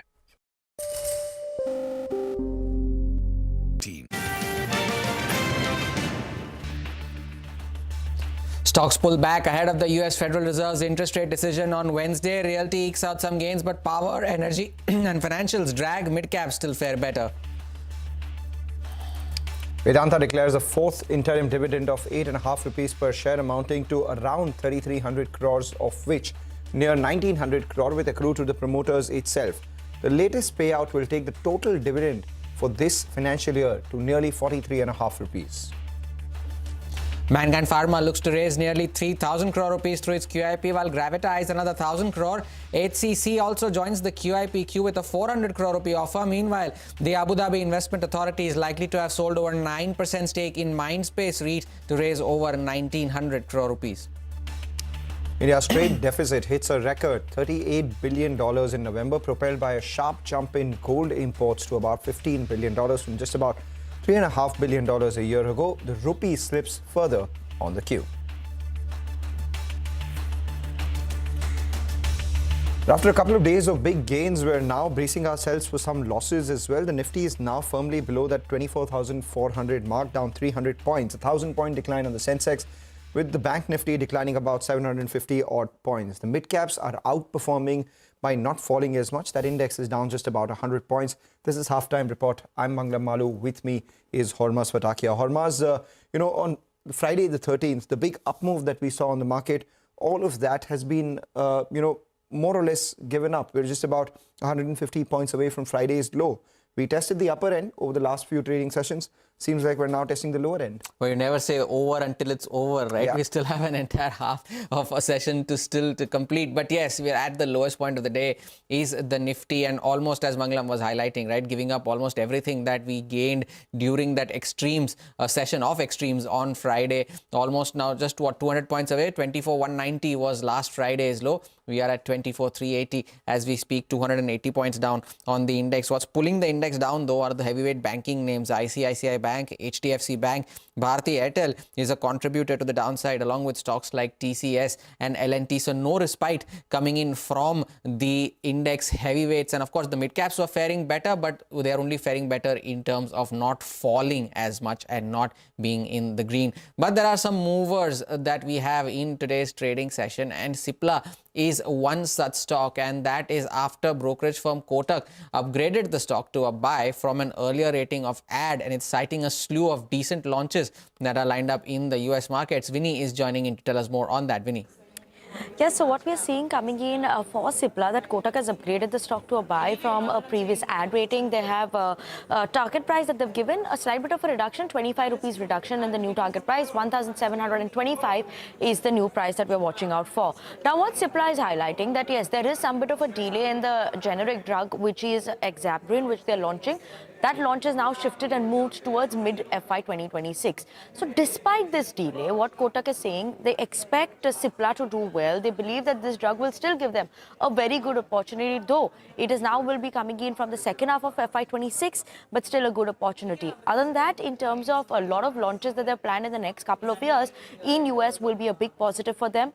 Gradual recovery in domestic markets as well as a change in the mix and shift towards chronics mix will be something that will work out for the company. Improved productivity is what they'll be watching out for. Though, as of now, Kotak has reduced the EPS target for FY25 to FY27 by 1 to 3% for Cipla, but they believe that right now the valuation has already priced in all these concerns that we've been talking about. So good move is what they're expecting from the stock going forward. All right, Vinny, thanks a lot for that. A good move. Just keep an eye out on ITC. That stock has moved off the lows of today's trading session, has moved virtually towards the higher end of today's trading range. And the reason for that is just about 20 minutes ago, we did get an update on the exchanges where the NCLT of Kolkata has gone ahead and approved the scheme of arrangement with regards to their hotel demerger. And as a result of which, the company has gone ahead and filed it with the exchanges, etc. as well. Now, the only thing that remains for the demerger to go through are the stock exchange approvals, and thereafter there would be a record date and an effective date. The appointed and effective date of the scheme shall be the first day of the following month in which the NCLT approval is received, and that would be Jan 1st itself. So we'll keep an eye out on this because this was an important trigger to track. Remember, the stock when the demerger was first announced was close to around 499 or 505 odd rupees. Since then, a lot has taken place on the positive side in the hotel business itself, the hotel industry. So we'll keep an eye out on how this pans out. That's about ITC, the stock off the lows of trade, and at the same time has contributed a little bit to the Nifty by virtue of its weight that there is, and the Nifty is around the 24,400 mark. The stock that is zooming in trade today after brokerage firm Antique has initiated coverage is Quess Corp, up around 9.2% in an otherwise wobbly market. Rima joins in to tell us about what Quess Corp is saying. Rima. Thanks so much for that. So first, what is Quess Corp? Well, Quess Corp is India's largest staffing company and 46th largest global staffing company by way of revenues. So they provide staffing, which basically means that you're a manufacturing plant, you're an office, you require some hands. Then Quess Corp will help you do the job just like team leads. But outside of that, they also provide facilities management. For example, that you have a big factory or a hotel or a hospital and you need cleaning service, you need security services. So they provide that, and they also provide some sort of IT services. Now, Antique says the company is a beneficiary of strong hiring. We're seeing strong hiring because of increasing formalization, the rise of gig economy, the capex push because of PLI scheme, manufacturing on account of China Plus One, and the growth of global captive centers. Now, according to Antique, Quess is likely to see a top-line growth between 12 to 14% from FY24 to FY27. Their target price is 1,000 rupees on Quess Corp. From here, it's close to about a 40% upside. They value Quess Corp at 25 times forward multiple, FY27 multiple, which is at a discount to team lease. The reason why they're putting a Quess at a discount to team lease is because team lease is expected to offer higher growth rates. So, as we said, for Quess Corp, Antique expects about 12-13% top-line growth, but for team lease, they're anticipating about an 18-20% top-line growth. Even in terms of the EPS growth or the jump, for team lease, where Antique expects the EPS to more than double in a span of about 3 years. So they're bullish in the staffing space. As I said, on Quess, it's a target price of 1,000. On team lease, their target price is 4,100 rupees. Back to you. The first price target of 1,000 rupees on Quess Corp showing up on the price as well. Rima, thanks a lot for that. 9.5% higher on Quess Corp at 730. 1,000 rupee price target coming in for the stock. But before we go into a short break, it's time to introduce Growth Code, a special initiative by Grow and CNBC TV18 to further empower retail investors and traders. Renowned investors and professional traders convened at Grow's Trading Right event on the 9th of November, where they shared valuable insights. Here's a snippet of what pro trader Subhashish Pani, the CEO of Power of Stocks, had to say about when not to trade in F&O. Listen in.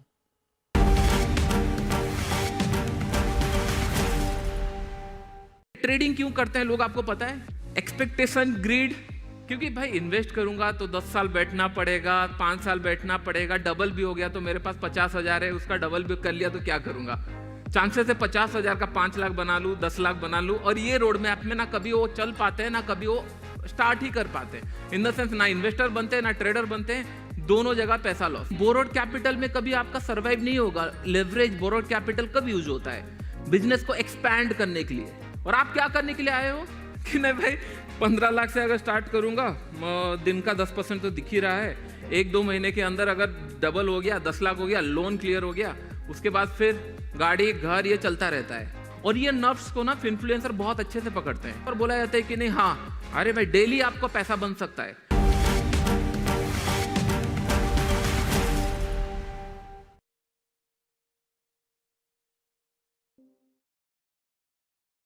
Purbayan ji, if you could give us a musical tribute of a rag that you could just give some notes of. Well, I would like to mention that I was incredibly lucky, and even now, Shankarji is also one of my mentors and gurus, and I was incredibly lucky to be able to do this one song during the times of the pandemic, which was called Shiva Shankara. And I remember I had asked Shankarji, and of course he very kindly agreed, and he said, yes, I will do this.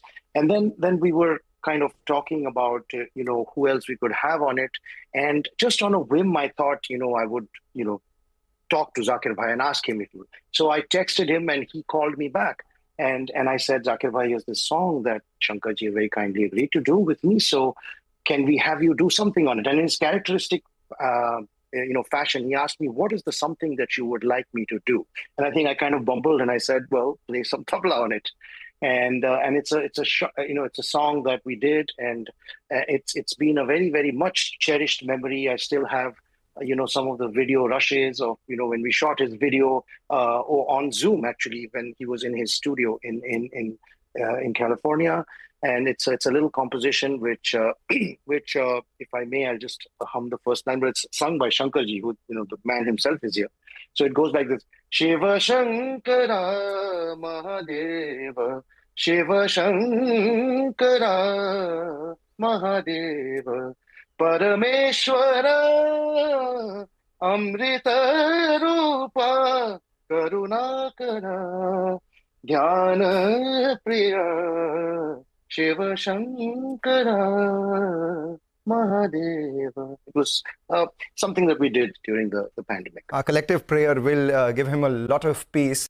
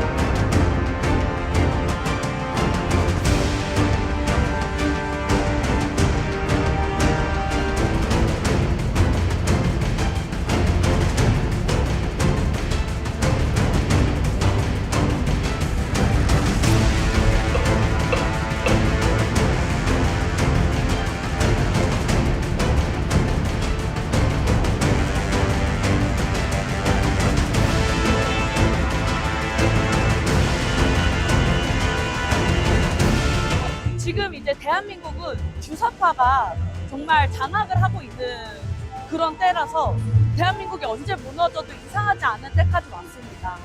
그래서 비상계엄은 전 더 먼저 선포를 했었어야 된다고 보고 이 계엄을 통해서 주사파를 척결할 수 있기 때문에 비상계엄을 지지할 수밖에 없습니다.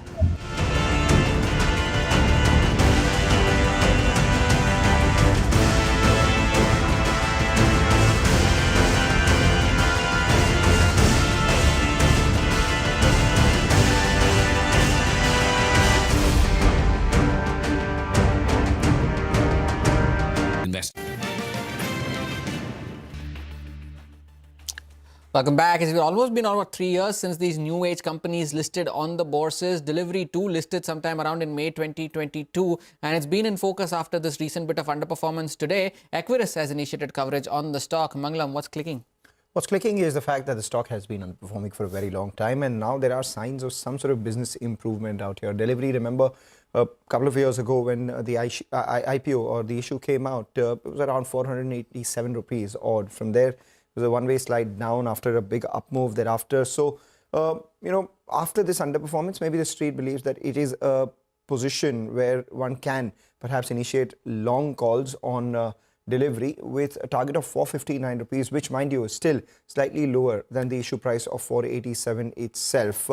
Apart from, just these two numbers, the important part is that they expect the revenues to compound in mid-teens over the next few years, with margins at around that 8.6% mark, led by operating leverage and improving performance coming in the part truckload business of their B2B vertical.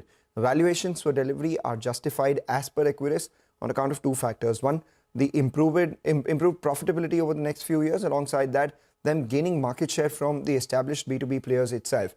So when they value the company in the near term, it is at around 57 times 1 year forward earnings. But the pace of growth is such that, 2 years down the line, that valuation number changed, multiple EV EBITDA multiple changes to around 22 times. And on that, it looks a lot attractive, and which is why the long call.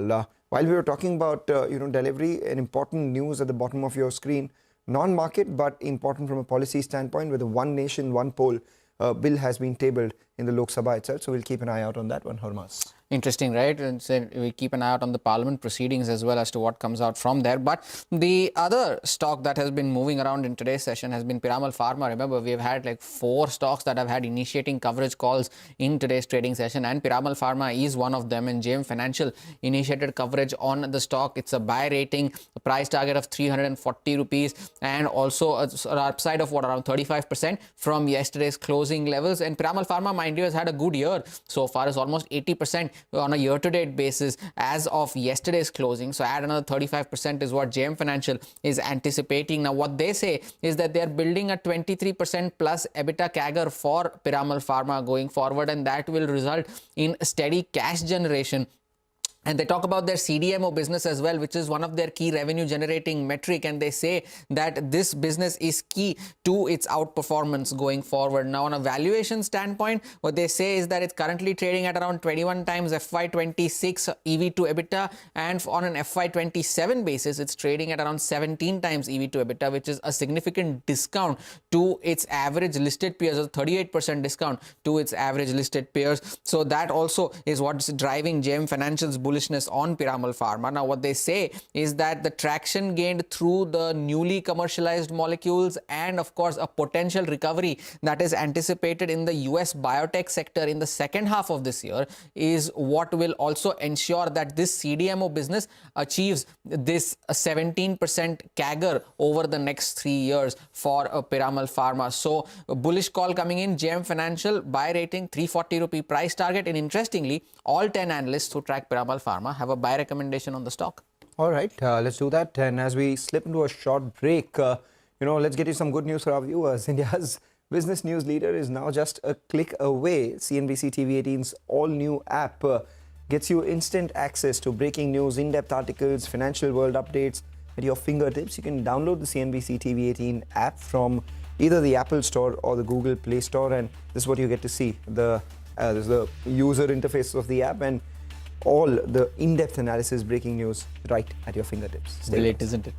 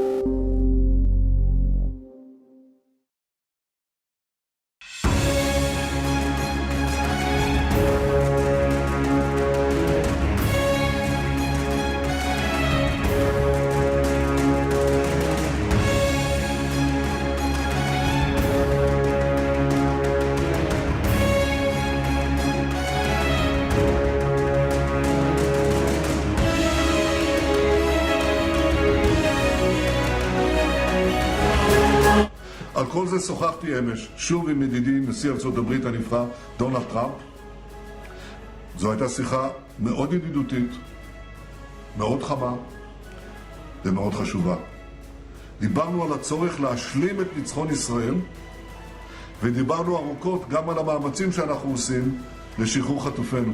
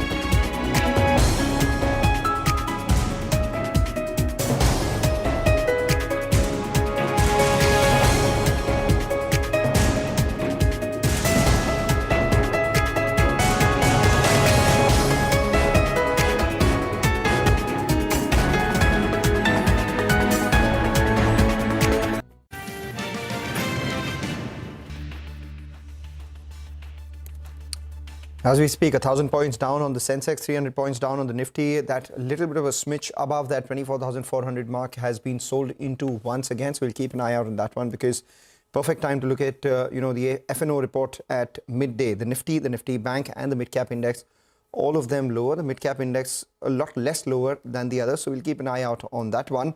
Volatility. Yesterday itself, we were talking about how the VIX had spiked 10% and followed it up with another 6% strike, moving closer to that 15 mark itself. What's interesting is that the Nifty, yesterday was above that 100-day moving average. Today has fallen below the 50-day moving average. The next level to watch out for will be the 20-day moving average, which has moved higher between Friday and now itself, from 24,150 to 24,270 itself. So that makes it an important support zone to keep an eye out on for the frontline index. In that itself, a lot of these new age players are doing a lot better. We spoke about delivery earlier. Paytm is up around 1%. Zomato is doing well. Nykaa itself is marginally in the green itself. On the way up, though, a call writer, the call writer activity has been fairly high. 24,500 call writers telling you that around 24,500, 24,600, there would be some sort of resistance. Supply coming in, 24,450 call writers too, very active. On the obverse side, though, there haven't been enough put writers. So that's something we'll keep an eye out on, because, the put call ratio has now moved towards 0.73. Typically, the market tends to show a bit of a relief rally once the put call ratio hits that 0.65 to 0.7 mark. So it's at the lower end of the range. We'll keep an eye out on this very closely, largely because if there has to be a bounce, it has to be from these levels itself. A lot of long positions added in the real estate space. Macro tech developers stands out on that. A lot of shorts in the financial space. Shriram Finance and L&T Finance both seeing some fresh short positions. PVR this morning came out of F&O ban, may re-enter F&O ban, and also a contender for F&O ban today would be Bandhan Bank. So we'll watch out for all of those. But the short point is that if the market has to bounce back, it has to bounce back from these levels itself, because there aren't a lot of put writers and the put call ratio has moved towards the lower end of the range. We'll ask that question to Nagaraj Shetty of HDFC Securities. Nagaraj, good afternoon. Thank you for joining in. Does the Nifty have enough legs to bounce from these levels? And does this still remain a buy on dips opportunity, considering we are very, very close to some very important levels now? What's your call on the index and your stock recommendations for the afternoon as well? Hi, good afternoon. Nifty has been showing high volatility in the last few sessions. Few days back, we have seen some significant upside recovery from the lows of around 24,200 to almost 24,800 level, 600 points rally in a session from the lows to high. After that, market failed to sustain the resistance of around 24,800 levels and reacted sharply on the downside so far today. So I'm expecting this broader range is likely to be there for the near term. And at the lower levels, 24,200 is going to be a support again. I'm expecting upside bounce to emerge from the lower levels. And at the higher levels, 24,800 is going to be a strong resistance over the period of time. During this range, broader markets are doing very well. A small decline, the mid-cap and small-cap indices have moved up very well recently after forming a hammer kind of a pattern, which is positive indications as per the technicals. I'm expecting this broader market indices are likely to outperform the Nifty, at least for the short to near term. On that basis, I have two picks, one from a short side, one from a long side. And in short side, in the long side, I have one stock from the realty front, that is a DB Realty. That's the other name of the stock is Valor Estate Limited. If you look at chartically, the DB Realty has been in a gradual downtrend recently. It has witnessed a sharp upside bounce in the last couple of sessions. Overall chart pattern is looking positive, indicating that important bottom reversal happened at the lower levels, and the current stock is currently placed to move above the important resistance of 200 EMA. Overall chart pattern is looking positive. One can look to buy currently around 185.25. The target would be around 195.96, and one can place a stop loss at 178. So another one is from a short side, from the banking side. I have RBL Bank. RBL Bank has been a downtrend over the last many months. We can observe the lower tops and bottoms on the charts, and recently after the bounce back, it is forming some distribution kind of a pattern. When we can say that bearish head and shoulder type pattern on a smaller time frame, currently placed around 169. One can look to sell around this level. Target would be around 160, and one can place a stop loss at 175. All right, we take that point, Nagaraj. Thank you so much for joining in and giving us your views on individual stocks. On the other side, we'll, take a short break, come back. We have Bala Sarda, who's the founder and CEO of Vadham India. We discuss tea prices, consumption trends, and a lot more. Basically, just get a lot of tea out of him. Speak about this space just ahead of the time when a lot of people would be indulging in spirits as the year ends. Stay with us for this conversation.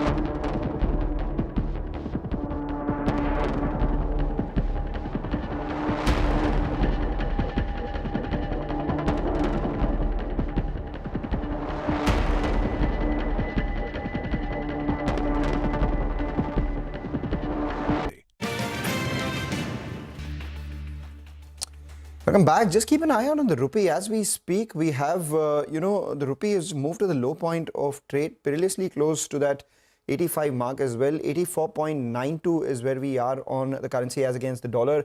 Weakening was expected because of the trade deficit data that came by for November. But, we'll just monitor this because this has an inverse relation on some of these IT stocks. The Nifty is back above the 24,400 mark once again. And pull up the Nifty IT index, you'd see a smidge of a recovery from the lows on the IT index as well. So there you have it. Nifty is recovered from the lows, led, off lows by the IT stocks. So if you pull up maybe some of the intraday charts of Wipro, Wipro is the only Big 4 from the Nifty in the green right now, but has seen a recovery of about 0.75% from the lows. HCL Tech also has seen a recovery, and we have Infosys up around 0.8% from the lows. Mind you, still in the red. The Nifty is still down 230 points, but a wee bit of support coming in from the IT pack on account of the weakness that we're seeing in the rupee itself. Speaking about support, the one thing that we all need for support to run through our day and most importantly through December is tea. Bala Sarda, who's the founder and CEO of Vadam India, now joins in. You all know Vadam as, you know, one of the brand's domestic homegrown tea brands. Bala, you know, we've been speaking to a lot of the listed companies. They reported their second quarter numbers as well. All of them, while they spoke about weakness in consumer sentiment, they called out in specific the weakness in tea, largely because they're losing market share to unorganized players, loose tea, because of higher tea prices. Is that largely because of, you know, the higher tea prices? Or maybe there are players like you and others who are making inroads and taking away market share from the larger players? Right. So, Mangalam, firstly, thanks for having me. I think on your question about, you know, what are the reasons impacting some of the prices of these listed companies? Firstly, I think about Vadam India, you know, just to remind you that, you know, we are primarily a global play, which basically means 97% of our business comes from export markets, primarily the US, Canada, Europe. So it's clear that it's not us and primarily the rising tea prices. If you see, you know, we have seen almost a 20% increase in prices, especially in the summer harvest, year on year, for some of the products these companies procure. Three key reasons. One, of course, you know, the extreme weather conditions. I think the crop in West Bengal and Assam, which is almost 90% of India's key harvest or key production volume, was massively impacted because of heat waves, then a lot of flooding. Secondly, there has been an oversupply from regions like Sri Lanka and Kenya, which has been further impacting prices from an export perspective.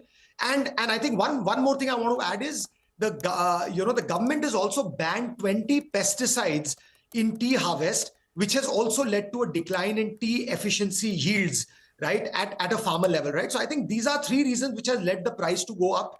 And because some of these players play in the domestic CTC market, where margins tend to be much lower and way more sensitive to any increase or decrease, I think this has led to obviously them increasing prices. A lot of them plan to do it this quarter, if not done already, which of course poses a risk on consumption. But I think the more premium end of the market, which is herbals, you know, green tea is something which we cater to even globally. I think that's because of our higher margins, right? You know, and value addition, I think that's been obviously impacted significantly lesser. And we don't see any change from a consumer perspective on that front. And that's a point that was made by Unilever as well, where they said that, you know, green and functional tea continue to deliver strong volume growth itself.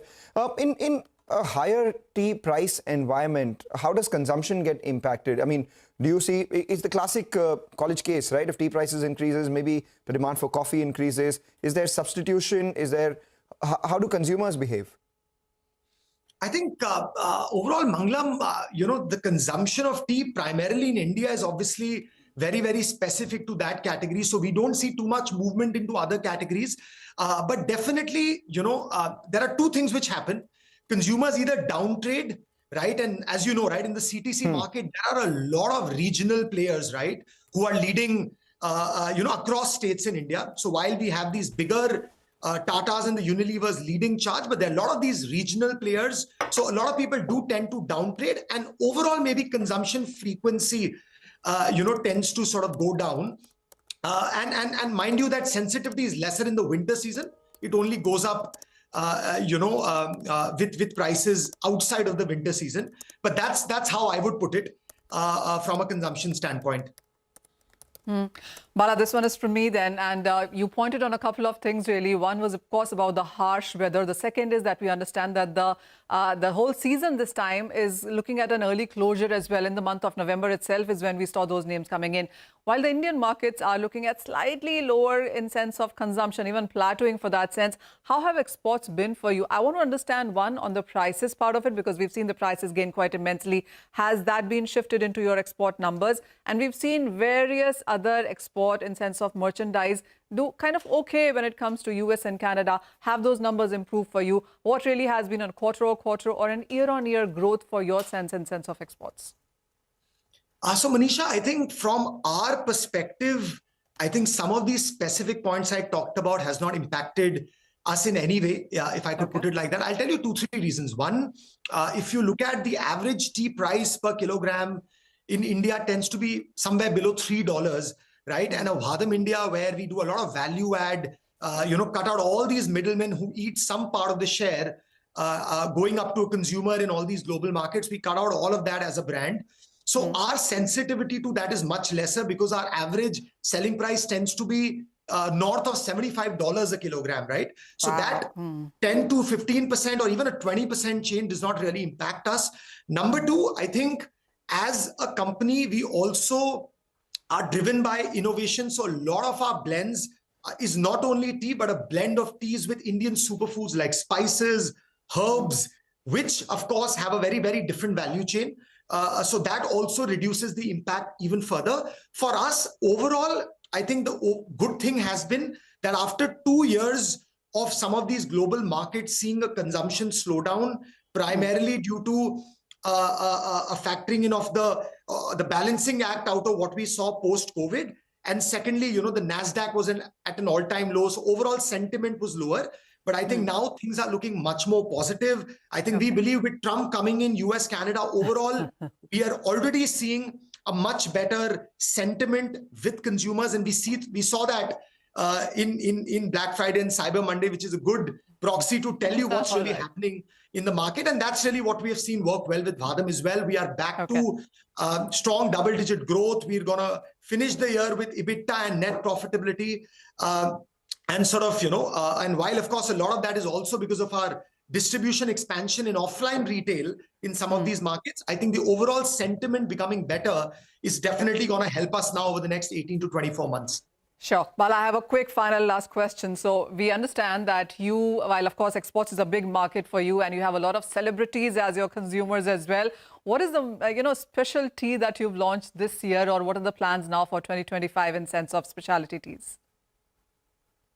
Right. So I think, Manisha, like I said, we try to do a lot of innovation in the way we present our products. So, India is this amazing land making some of the world's finest turmeric, moringa, ashwagandha, all these superfoods, which now the West is embracing. We've been consuming them for thousands of years. So I think Vadam tends to do a lot of innovation and bringing them in formats which consumers can enjoy them in a much, much easier way. So we, for example, had 2 best-selling ashwagandha blends in tea formats, which we launched in the US and Canada market, which has been doing very, very well. And in the next 12 months, we again have a lot of innovation coming in. So blending teas with Indian superfoods is something, we believe there's a big opportunity in. And, Vadam has been sort of trying to lead that for a while now. The IPO, does that come in 25 or 26? I was waiting for Mangalam to ask that question. But, no, I think, Mangalam, honestly, like I told you last time, I think it's been very interesting to see some of our fellow founders have IPO'd. And, we've been obviously closely observing, what the market is looking for from young companies like us. So as of today, absolutely no plans and timeline. I think we need to work on our scale. We need to work on a stronger story. We also need to work on a more stable EBITDA profile as a business. And I think then absolutely, listing is one of the options we would definitely look at. All right. The next time we get you, we'll also ask you about your annual revenue run rate and profitability, etc. We'll pin you down on the numbers a bit more. But thank you for joining in. Wish you, your family, a very happy New Year and season's greetings as well. Good luck with all the new launches that you're doing all of next year too. With that, take a short break. Come back. The Nifty holding around that 24,400 mark. The mid-caps falling a lot lesser. We focus on markets and a lot of individual stocks. Stay with us.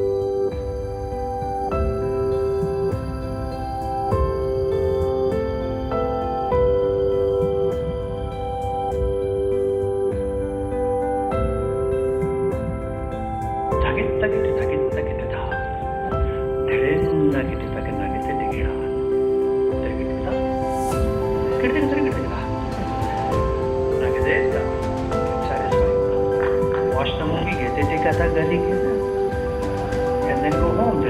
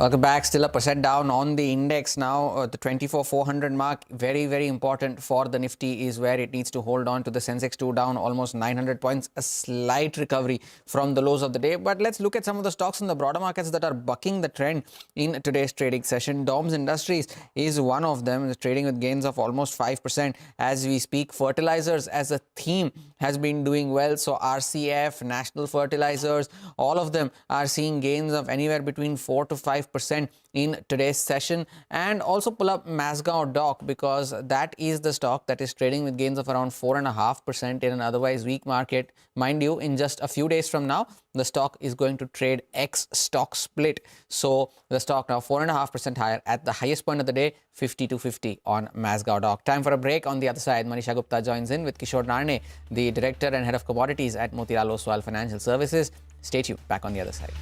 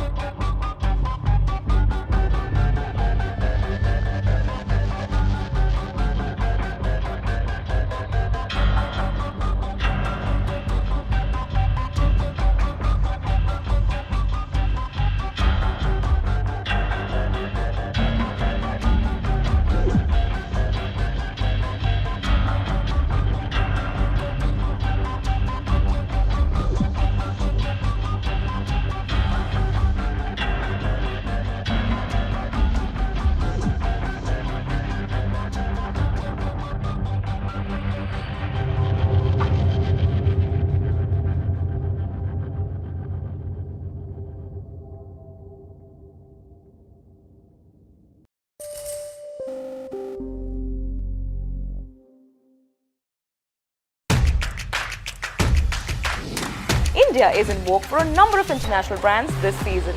Surabhi Upadhyay, CNBC TV18, Mumbai.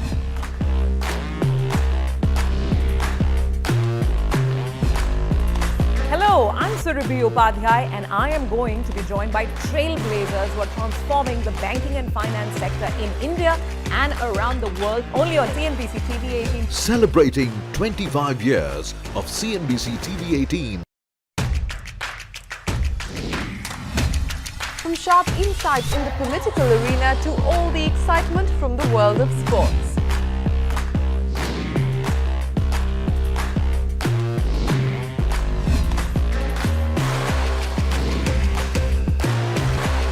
We are here at the CNBC TV18 budget headquarters as we've done for the last 25 years. Celebrating 25 years of CNBC TV18.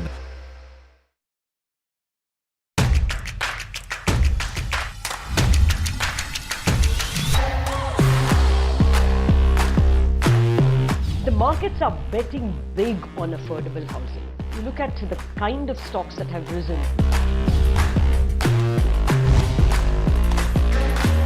We are stepping into our Silver Jubilee year, our 25th year, and we wanted to have the best of India Inc. with us. Celebrating 25 years of CNBC TV18.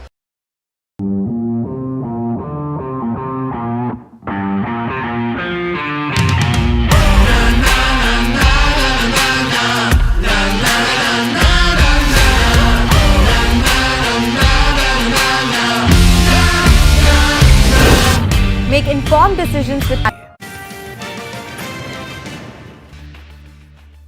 Welcome back, and joining us on the show now is Kishore Narne from Motilal Oswal. Kishore, hi, good to have you. And what a year 2024 has been. And I want to start with gold and silver first because we saw all-time highs for both of these in this year. While there is some bit of a correction as we head towards the end of year, but are these good buying opportunities? Are you looking at higher highs in 2025? Good morning, Manisha. I think as far as gold and silver is concerned, we still believe there is a bit of steam left in gold. I think, see, globally, inflation has been a little bit sticky. It's not coming down as fast as people would like it to. So that actually made a little bit of deterrence on the rate cut cycle, and that actually led to some year-end corrections and also a little bit of profit taking as well, as you already said that about the returns.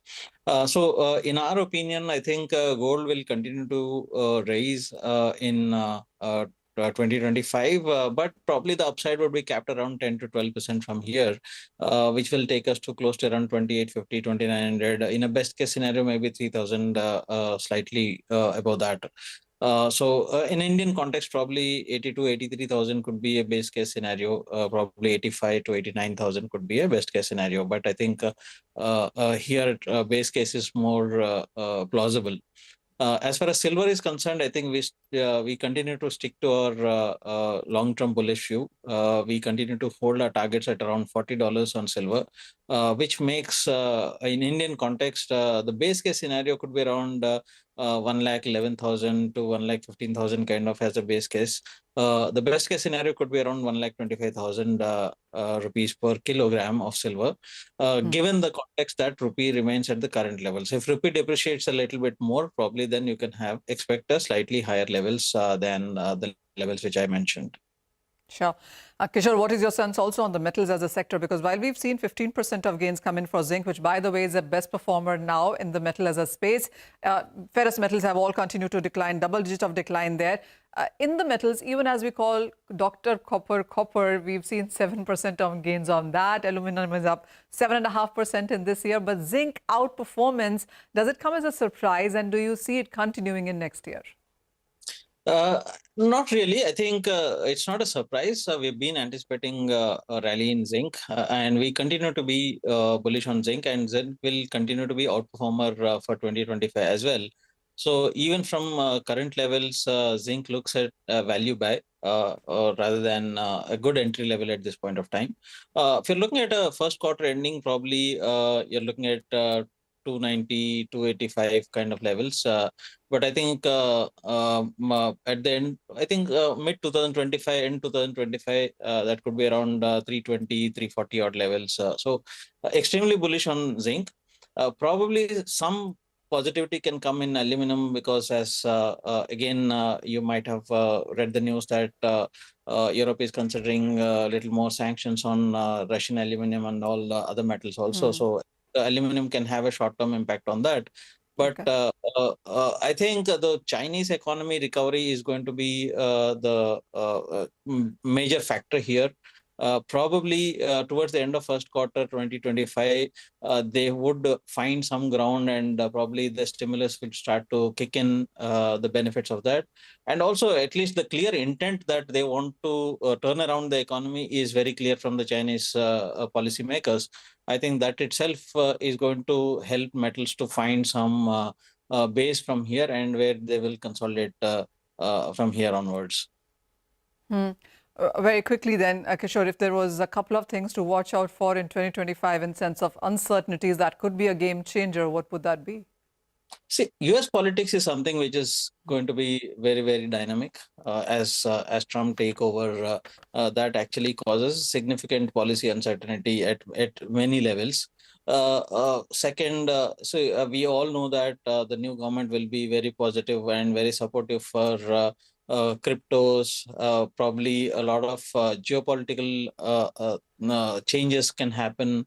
And also how the rate cut cycle will progress from here with the new chairman taking over, how he will set the tone for 2025. I think these are the factors which could be. And a big factor is Chinese turnaround. I think unless we see that, the commodities as a whole the demand cycle still will be a problem, especially in crude, etc., where the demand is still not very supportive. All right, Kishore, thank you so much for sparing time and joining us today on the show. Manisha, thank you for joining in as well. That is a wrap on this edition of Halftime Report. We leave you with the Nifty still fighting to hold that mark of 24,400. Business Lunch takes the action forward.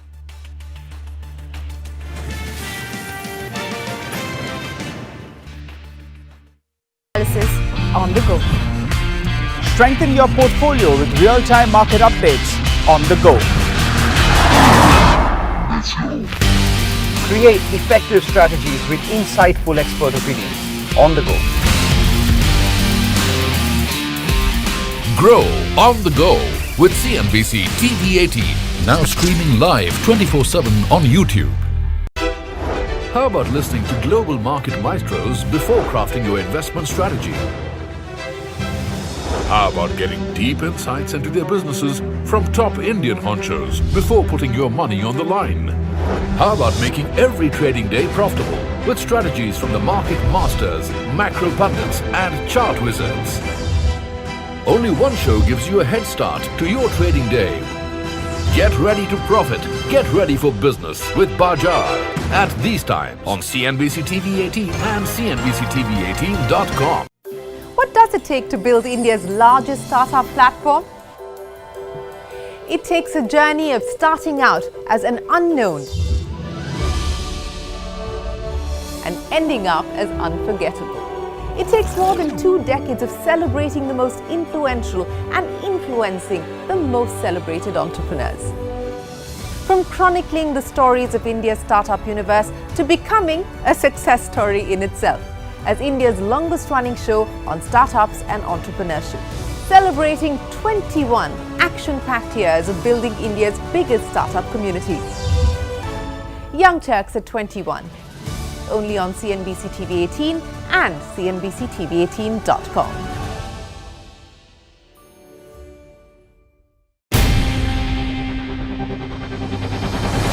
CNBC TV18's most comprehensive and award-winning news show, India Business Hour, drops first on YouTube. So get the first access to the most influential architects of policies and politics, the key newsmakers of the day. Discover the big themes as we decode the business of markets, macros and more. Be the first to go to the heart of all the top stories that drive the day's agenda. Catch the award-winning India Business Hour live every night on YouTube with me, Shriram Finance. India Business Hour live on YouTube at CNBC TV18 weeknights at 7 p.m. Shankarji, you know, I know you've been watching Zakir Bhai as a child, and thereafter you idolized Shakti and all the concerts that you went for. From that period to the time when you actually met him, played with him, was a part of Shakti. All of this over a period of almost 3 decades. What was the one everlasting, overarching quality of Zakir Hussain? We know of him as a great musician, but very few know of him as the kind of person that he was. If you could throw some light on that. Well, you know, we've been playing and touring for the last 25 years.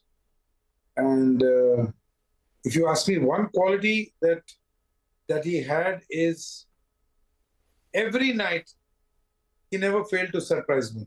Wow. And every night that the feeling...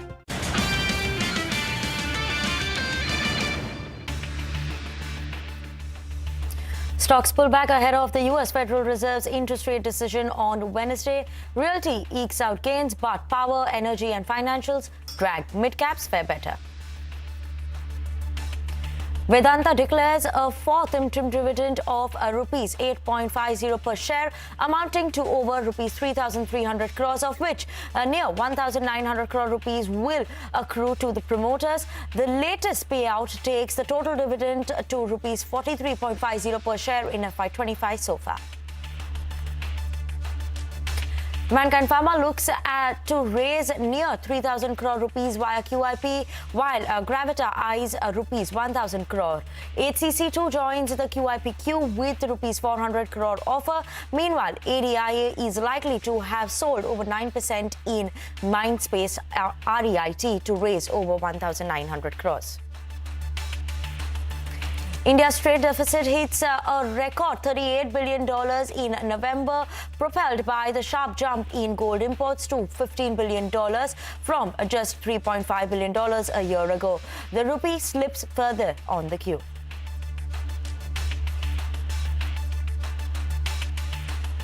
Hello, good afternoon. You've tuned into CNBC TV18. You're watching Business Lunch, and I'm Vinny Motiwala. Markets, not much that we're seeing in terms of a move coming in, because we're seeing a sharper decline coming in for the markets from the day's highest point. So Nifty, as of now, managing to just hold on to the 24,400 levels. Look at it, just around that mark, 24,406 as of now. Sensex 2 is seeing a decline of 1% in trade. So today, the benchmark indices are something that are underperforming the broader markets. Mid and small cap are seeing a lesser decline coming in. Look at the mid cap, it's down 0.1%. Small cap also similarly 0.1%, and mid and small cap at one point of time was at least managing to trade in the green today. Talking about the top sectoral losers, and let's pull up the Nifty Bank as well. We have the Nifty Bank, PSU banks, which are under sharp pressure today as well. Nifty Bank down almost 1%. Other than that, energy and auto, that's also not managing to do anything well in trade. Gaining, and what is holding on to some bit of a positive side, we have those Nifty Realty side, which is holding on to gains, as well as the media and FMCG side managing to hold on to gains. So Nifty Realty, also some of the names are still seeing some positive up move in trade today. What's also doing well today and holding on to good green and positive up move, sharp up move for these stocks is the fertilizers and chemical stocks. So RCF, Gujarat State Fertilizer, FACT or NLC, all of this are managing to hold on to some bit of a gain in trade today. But let's move on. And the world is actually growing more anxious about the impact of Donald Trump's presidency on the global economy. But S. Narain of ICICI Prudential AMC believes that the long-term India's growth story is intact. He also told CNBC TV18 that India is fundamental and stronger than the US, and adds that the valuations are just a matter of worry and one should watch out for that. But listen in to what more he had to say. All said and done, India's growth rate is much higher than US and will continue to be, because structurally India's growth is much better than that of US. So I do not think it can continue forever. Can it continue for a few quarters? Yes, it's possible, but it won't last for a long period of time. Because if you look at India's macro, it is in very good shape. If you look at current account deficit or fiscal deficit or inflation, and compare where we are at this point of time, we are in very good shape. So I don't think it can go on forever. So I think at some point of time, FIIs are likely to come back into the country, and that too into large caps. I don't think really we are worried about growth.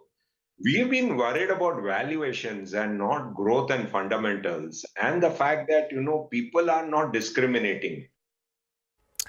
Okay, let's move on and go across to Vamakshi, who's here to tell us some of the important stocks today that have been buzzing in trade on the back of some news flow.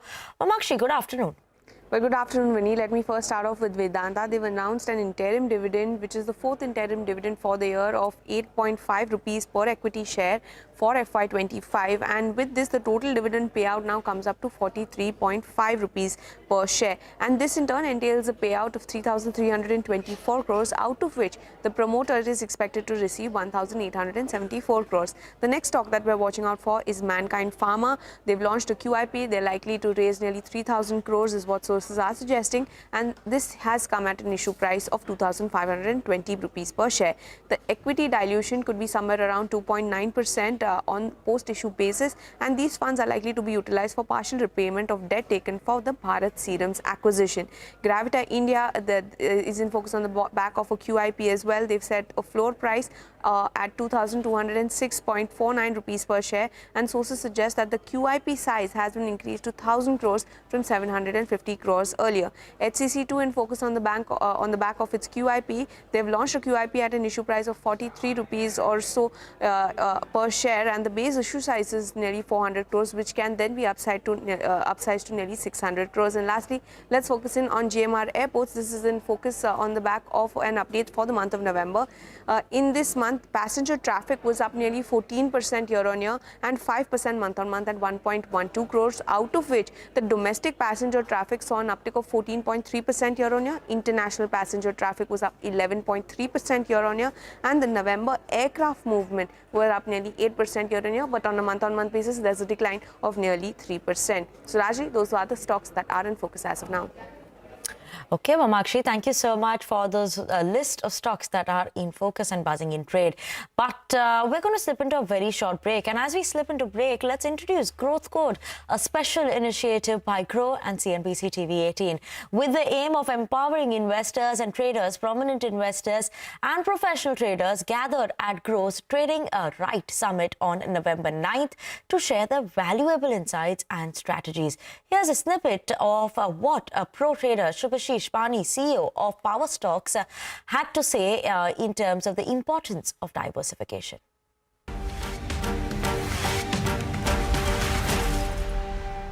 Zero to zero किसको बोला जाता है कि हाँ आपने एक बेट लगाया वो 100 टाइम ग्रो कर गया, 1 रुपए में खरीदा 200 में बेचा या 100 में बेचा ऑप्शंस के हिसाब से, ये हर दिन नहीं होगा. दैट्स व्हाई बोला जाता है कि नहीं, you have to diversify. 15-20 stock लो, उसको बाद 15-20 साल बैठो, उसके अंदर थोड़ा सा और एनालिसिस एंड ऑल डाल दिए, क्योंकि आप इस फील्ड में हो तो करना पड़ेगा, डाल दिए तो आपको 2-4 स्टॉक मिल गया, आपका लाइफ बन गया. अगर राकेश झुंझुनवाला जी को पता होता है कि टाइटन ही जो मल्टी बैगर है, आपको नहीं लगता घर बेच के सारा पैसा डाल देते? लेकिन क्या ये स्टॉक उस टाइम पे 100% श्योर थे? हाँ, साइजेबल बेट के लिए रेडी थे. क्यों? क्योंकि उनको लग रहा था this can be the stock, मेरे 15 स्टॉक में से ये एक स्टॉक होना चाहिए. यस और नो? आपका जीरो जीरो मतलब ये होता है कि नहीं, 1 लाख मेरे पास है, डाल देते हैं, अगर 5 बना ठीक है, नहीं बना तो खत्म.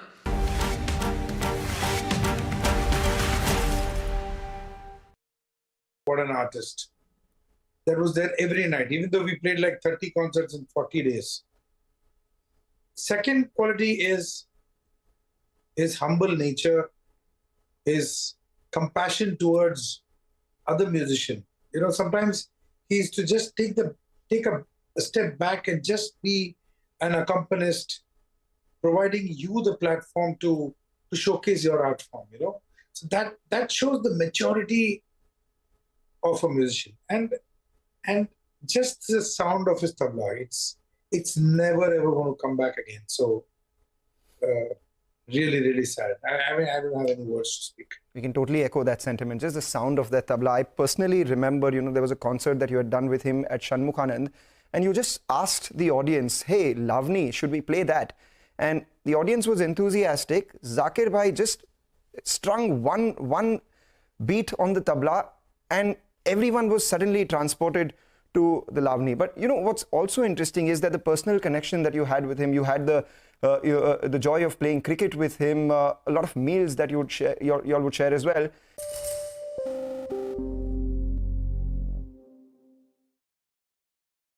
Salim, I'd like you to come in on some of those memories that you've had with Zakir Hussain.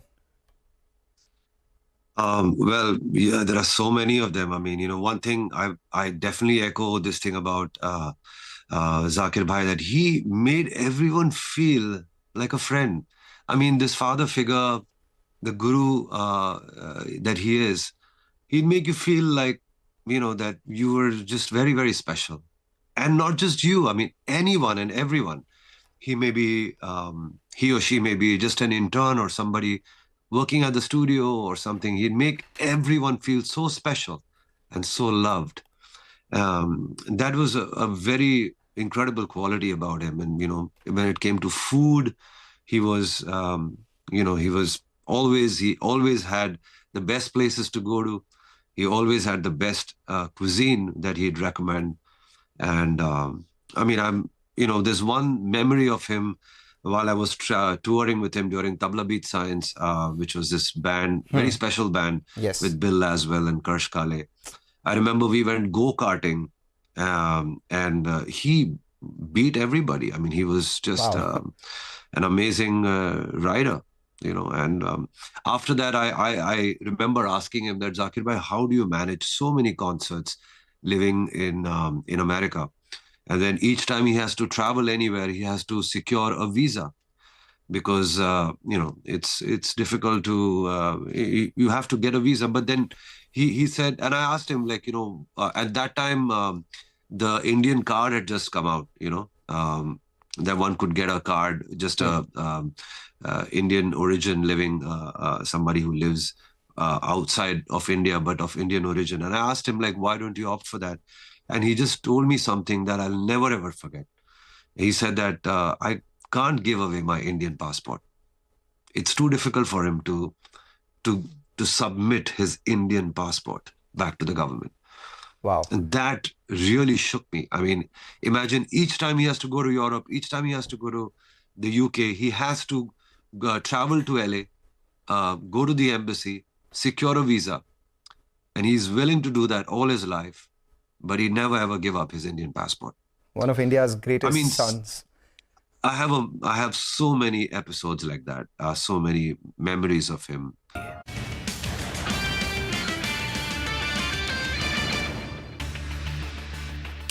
Welcome back. You're tuned into Business Lunch on CNBC TV18. Now, getting you a CNBC TV18 exclusive, a whole host of deliberations and discussions are likely to take place at the GST Council meet on 21st of December. Let's go across to my colleague Tim C. Jaipuria, who's going to fill us in what one should be expecting from this meeting. What are the discussions that one should be watching out for? Tim C.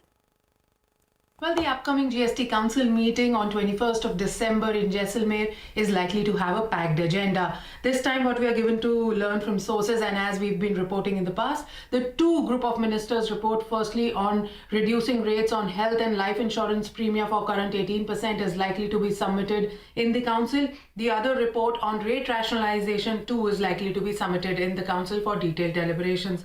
Apart from this, the council could deliberate on lowering tax on food delivery by e-commerce operators on the delivery charges from current 18% to 5% without input tax credit. Fitment committee is likely to propose this reduction, which will be applicable from 1st of January 2022, that is retrospectively from 2022. E-commerce players have been pleading this to bring them at par with restaurant services.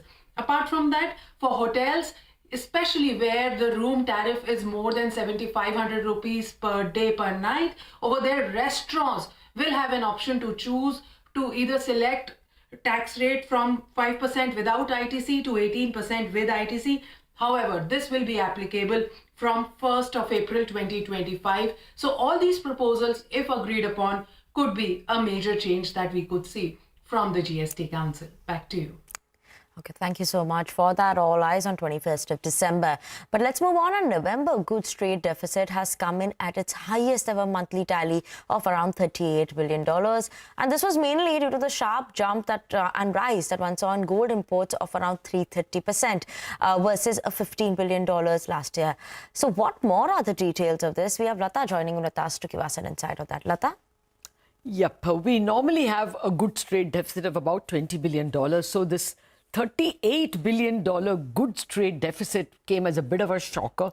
A large part of it is because gold imports have touched a high of $15 billion. We normally do $3 or $4 billion. There was 1 month when we did $7 billion last October 23. But 15 came practically out of the blue.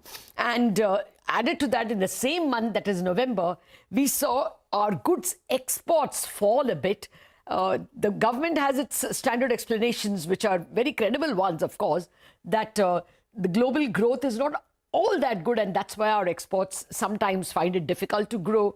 But Indian growth is good, and therefore our consumption of imports continues to remain strong. Gold, they're still seeing it as a one-off because, as you all know, the gold prices went through the roof in the months of October and November. November was Diwali. It usually leads to more allocation to gold as an asset class, especially when it was rising. It almost threatened to touch $3,000, went past $2,900 per troy ounce. The expectation is that this could be a one-off. However, it was not only these negatives. We must note some positives in the export basket. Electronics exports were up 55%. So we are chugging along nicely in terms of the, making of iPhones and such other EMS companies' performance. Textiles, which is an employment-heavy industry, also has done well. Despite some global slowdown, it's grown by 10%. So those are the positive stories, and it's possible that the gold imports will taper off after the Diwali month. Now, it's important to note that it's the goods trade deficit which is very high at 38 billion. If you look at services and imports and exports, then it is a surplus. Our exports being far higher than the imports, and in fact, this is a monthly high in terms of services surplus of $17 billion, almost $18 billion. So if you subtract the services surplus from the goods trade deficit, our net deficit is about $20 billion, still high. Normally, this is about $5 billion. 5 to 10 max. It has never been $20 billion goods and services combined deficit. However, the positives would be that as you go forward, you will have to have a higher current account deficit for the current quarter for sure. But economists feel for the full year, it may maximum go to 1.5% of GDP. In the first quarter, it was 1.1% of GDP. The reason why they don't expect it to go out of hand is because crude prices are coming down, and that will mean that the oil bill will keep shrinking a bit. Crude is also getting replaced by renewables. The second factor is that gold itself will be a one-off. And a third most important factor, services exports doing so well. So at the moment, there is not too much of a scare by this unusually high trade deficit. Okay, Lata, thank you so much for the update coming in on that front. But getting you some important national updates. Now, the One Nation, One Election bill has been introduced in the Lok Sabha around noon today. Union Law Minister Arjun Ram Meghwal introduced the bill. Now, the bill seeks to hold Lok Sabha and Assembly elections simultaneously and also aims to align the election of the Union Territories of Jammu and Kashmir, Puducherry and the NCT of Delhi.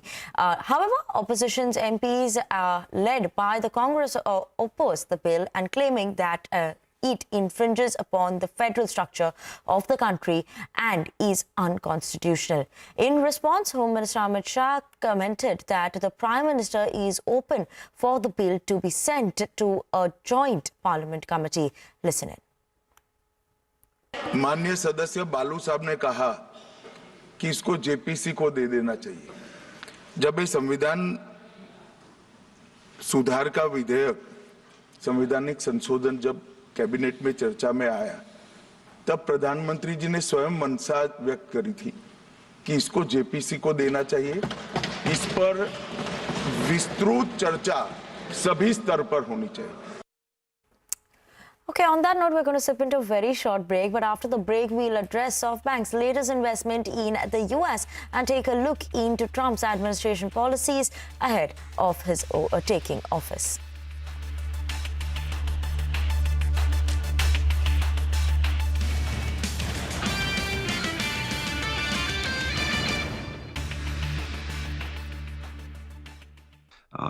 Telling me so many amazing things. His knowledge about music, in general, about classical music, about Western classical music.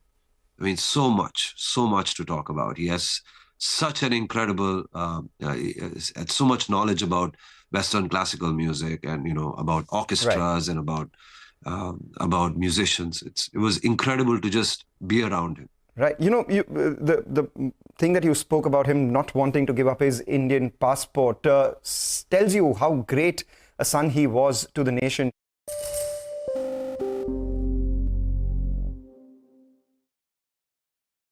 Shankarji, I have to ask you this. Which of your songs did he like the most, he enjoyed the most? And if you were to, give him that vocal tribute, if you would. Oh my God. We used to travel a lot by bus because we used to have long bus journeys, 8 hours, 10 hours, 12 hours. So that was one opportunity where I used to play my mixes or, something that is recently released, some film song or some, non-film song, some piece of music.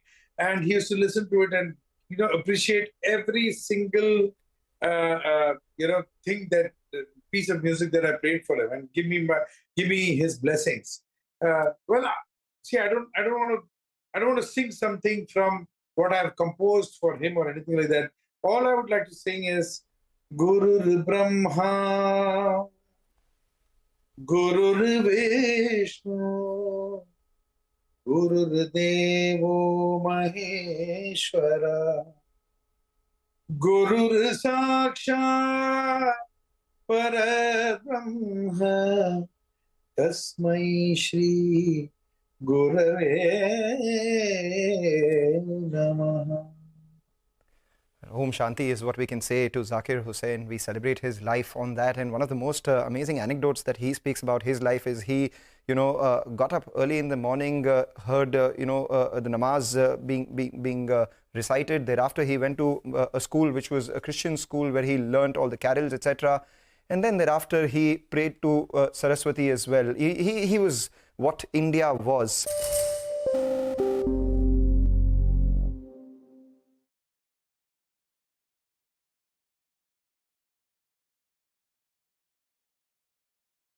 Salim, we've done Guru Brahma, Guru Vishnu. I would like for Zakir Hussain to be present on this earth. I would like you to, thank Lord. If you could, hum a line of Shukran Allah, because that's exactly what one has to say when they think of Zakir Hussain. Sure, it's a difficult time right now. And speaking of Shukran Allah, I must say, this song had just released, and I walked in late at Shanmukhananda Hall at one of his concerts, and he was playing a solo, and he just jumped into playing Shukran Allah on his baya, which was, which was just yes.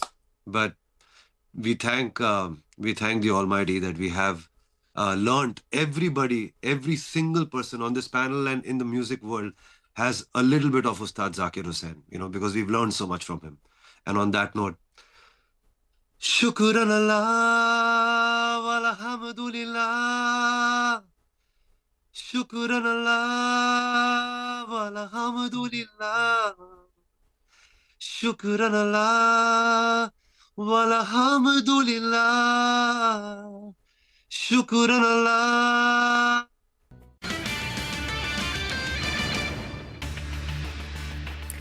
Welcome back to Business Lunch on CNBC TV18. Now, the President-elect Donald Trump held his first press conference since the election and ahead of his presidential inauguration. SoftBank announced plans to invest $100 billion in the U.S. projects. Trump expects SoftBank's investment to create 1 lakh jobs. Listen in.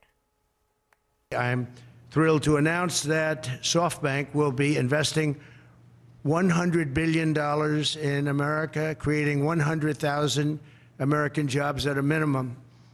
And he's doing this because he feels very optimistic about our country since the election. And many other people are also coming in with tremendous amounts of money. This historic investment is a monumental demonstration of confidence in America's future, and it will help ensure that artificial intelligence, emerging technologies, and other industries of tomorrow are built, created, and grown right here in the USA. And at the same press meet, Trump also highlighted the key issues his administration is going to be focusing on, starting with the border control.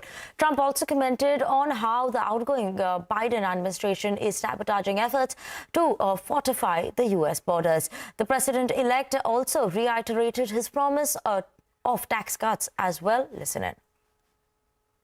I built much more than I said I was going to build. But then after it was built, I said, you know, we can do some more because it's sort of like water, people flow through, and that will pretty much really take care of it. And what happened is they just, as you see, they're trying to sell it for 5 cents on the dollar. And that's really, that has nothing to do with a smooth transition. That has to do with people really trying to stop our nation. And all it means really is that we're going to spend hundreds of millions of dollars more. Not even talking about the time. The time would be pretty long. But we'll spend hundreds of millions of dollars more on building the same wall that we already have. And I'll keep my promise to pass historic tax cuts for American families, workers, and businesses that create jobs in America. As you know, we're giving tax cuts if they do it here. We brought it down from 44%, 42%. In some cases, it was 39%. We brought it all the way down to 21%, and now we're bringing it down to 15%, but only if they make their product, their car, or whatever they're doing in the United States, in the U.S. Okay, and you know, before we wind down this edition of Business Lunch, a quick look at the markets, because Nifty has fallen below the 24,400 mark. 24,360, 370 levels is what the Nifty is trading at. Almost near the day's lowest point is what we're looking at, 1.2% decline. And in terms of the top declines, we have the banking names that are coming down. So HDFC Bank, ICICI Bank, that are seeing a fall from the private banking side. And other than that, Reliance Industries also among the top drag contributors coming in for the Nifty. But that's where we're leaving the market. It's a goodbye from myself as well as the team who put the show together. Don't go anywhere. Midcap Radar up next.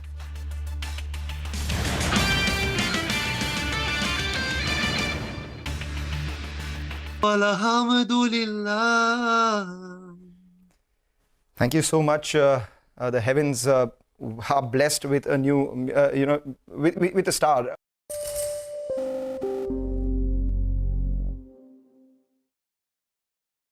You've had, a lot of experience with him as well, playing on the stage with him. One thing I remember, people would say when they were bowling to Sachin Tendulkar that you're not only bowling to get him out, but you're also bowling to impress him. That's exactly what happens when you played with Zakir Hussain as well. You're not only, playing the music to present to the audience, but you're also playing to impress Zakir Hussain. How did he, change the way you played on stage? Playing with Zakir Hussain versus playing with others. If you could talk about that and maybe, speak about some of the things that celebrated, that Zakir Hussain celebrated the most. Well, I go back to a memory from the year 2007. And that was my first time on stage with him in Kolkata back in the day when I used to live there. And I was just in the wings and facing the usual jitters. I mean, I kind of telling myself that, in a few minutes I will be on stage with this larger than life, this person who we have looked up to and idolized so much. And he comes quietly from behind, gives my kurta sleeve a little tug, pulls me aside, whispers into my ear, says, look, my kurtas are a little more expensive and a little better ironed, but at the end of the day, I'm just a tabla player. And, just little moments like this, there's humor in it.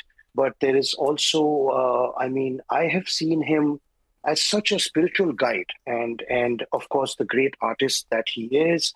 I don't think I'm even qualified to talk about that in the presence of all these great masters of music. But just how deep he was. And he was one of those people, look, there are great artists. And then there are leaders. There are people who believe in things. There are people who can carry you forward into the next century or the next millennium or whatever.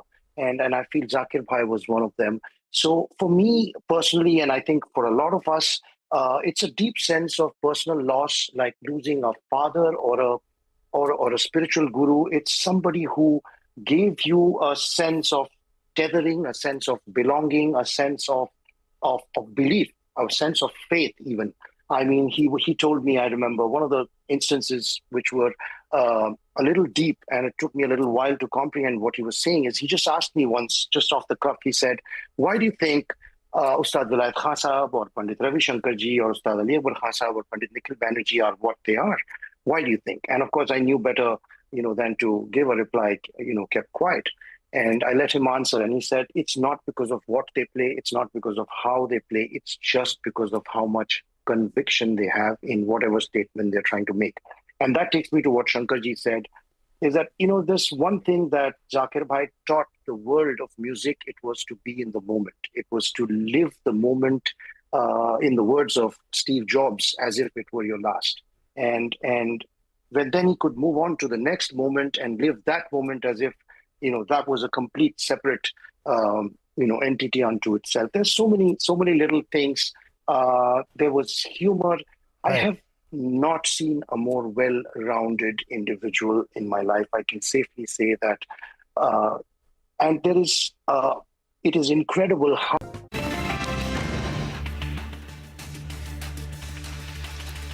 Good afternoon. Welcome to Midcap Radar. I'm Sonal Bhutra. With me, as always, is Vivek Iyer. A sharp fall is what we are witnessing. The markets have come off from the highs.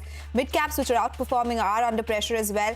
And it's all credits to Bank Nifty now. It was lower, more than what we are seeing right now. But it continues to be a down day. Continues to be a down day. Quite a lot of pressure. Volatility is very high. And in fact, relative outperformance, you could call it, as far as the broader end of the markets are concerned. But still, it's red, and the market breadth too is clearly in the negative or in favor of the bears. But we have quite a lot lined up for the show today. Let's start off with the top headlines. Stock pull back ahead of US Federal Reserve's interest rate decision on Wednesday. Realty ekes out gains, but PSU banks and financials drag. Midcaps relatively fare better. RBL Bank slips in trade after the management cuts its growth guidance in a meet with Citi analysts. The management now expects low double-digit growth in the third quarter from high double-digit growth guided earlier. Indoco revenues under pressure after its Goa facility receives the warning letter from the US FDA. The company had received an official action indicated status for the Plant 2 as well as Plant 3 in Goa in October earlier this year. Escorts Kubota is under pressure after Kotak Institutional Equities issues a sell call with a target of 3,000 rupees a share. Management says domestic tractor industry is on track to achieve mid-single volume growth, but Kotak is bearish on the stock. Pyramid Pharma climbs after JM Financial initiates coverage with a buy call and a target price of 340 rupees a share. Says the company is at a 38% discount to average listed peers. Okay, all right. Those are the top headlines for the markets. As we've been pointing out, it's 340-point cut that we are witnessing on the Nifty right now. A lot of it is coming in from the Bank Nifty. So at the day's low, Bank Nifty is down an 825-point cut is what we are seeing there. And in a market like this, we are saying that mid-caps are slightly outperforming. So that's what the texture of the market is, because mid-caps are down 0.3%, but they are also at the day's low. The advanced decline ratio firmly in the favor of declines right now. It's only Nifty Realty and Media which are in the green right now. All the sectoral indices in the red. PSU banks down 1.6%, financials dragging the market. We have auto, energy, metals, CPSE, you name it, and that index is at the day's low. So a lot of pressure coming in from the banking space and the other major names as well. You were pointing out there's a lot of volatility, and that continues to be the case. We saw it yesterday, that continues today. You're absolutely right. In fact, today, especially in the last half hour of trade, what's actually dragged the market lower has been the PSU banking index. A lot of PSU banks, names like PNB, Bank of Baroda, all of these stocks are under significant pressure. A whole host of pharma stocks too have given up early gains that they had seen. But a whole host of other stocks, especially from the broader end of the market, is what Hormaz has on his radar. This is our special segment, Midcap Movers. Hormaz will take us through the midcaps that are moving around in the session. You know, you're in a kind of market, right, when the mid caps are down, but they're still outperforming, so you can call it that. But then we start off with the losers then in the broader markets in today's session. And there are many of them which are in the red, with there's plenty of stock-specific activity there. Blue Star, SBFC Finance, Pidilite is down to the lows of the day, all of them trading with losses of around 3.5%. We saw plenty of brokerage commentary coming in, as many as 4 stocks which saw initiations of coverage. Quest Corp is also off the highs of the day now, but still holding on to an 8% surge. Piramal Pharma, 2 off the highs, 4.5% higher, and Afcons is now down to the lows of the day, but still trying to hold on to some bits of gains in today's session. Some of the other stocks that are in the news in today's session, that are the fertilizer names, and they are the ones that are off the highs, but still in the outperforming bracket because they are holding on to some gains, 2.5 to 5% for NFL, RCF, GSFC, and even FACT. And lastly, some stocks that are doing well on the back of volumes, and Suzlon is one of them. It's a 5% circuit for Suzlon, and Masgao Dock too, at the highest point of the day when the markets are at the lowest point of the day, as the stock is about to turn X-split next week. So seeing some moves in Masgao Dock, and Ace and Sobha too, seeing some moves on the back of strong volumes. Back to you guys. Okay, so there are some gainers as well. It's not all red for the markets today. Thank you so much, Hormaz, for joining us as always. It's a good time to welcome Shrikant Chauhan from Kotak Securities for a technical check. Shrikant, what explains this half-an-hour move that we have seen? A sharp fall from the highs, Bank Nifty contributing to those losses. Do you think we'll see further cuts by the time we end the session today? Yeah, good afternoon. I think, the markets are correcting from the highs, and in fact, if we go through with the setup of the market, then it was not at all expected that the market can break the level of 24,500 so easily, but it has broken that. And after that, now we are seeing good amount of unwinding of put writing. So I am of the view that close to 24,300, 24,200, the market is having the next leg of support. And around those levels, I think we should look for taking some contra bets in the market, because see, broadly, the markets are in the range. Markets are not crossing the level of 24,800. At the same time, whenever there is a deeper sell-off, we are seeing good amount of support close to 24,300 or 200 levels. So this time also, I am of the view that close to 24,300, 250, the market is having support. And around those levels, we should look for taking some contra bets in the market. Again, I'm expecting market to retest the levels of at least 24,500 or 550. For the Bank Nifty, there also, it is like it has broken all its important supports, but the next important level to watch out for would be 52,500. Understood that, Shrikant. So as far as the Nifty is concerned, 24,300 to 24,800 is the range you're expecting it to trade at. But in this volatile market, do you have any trading ideas, any buy or sell calls? See, I think all these mid-cap companies are really doing well, and most of these stocks which are like crossing their previous highs or crossing their important averages are generating more momentum in this market.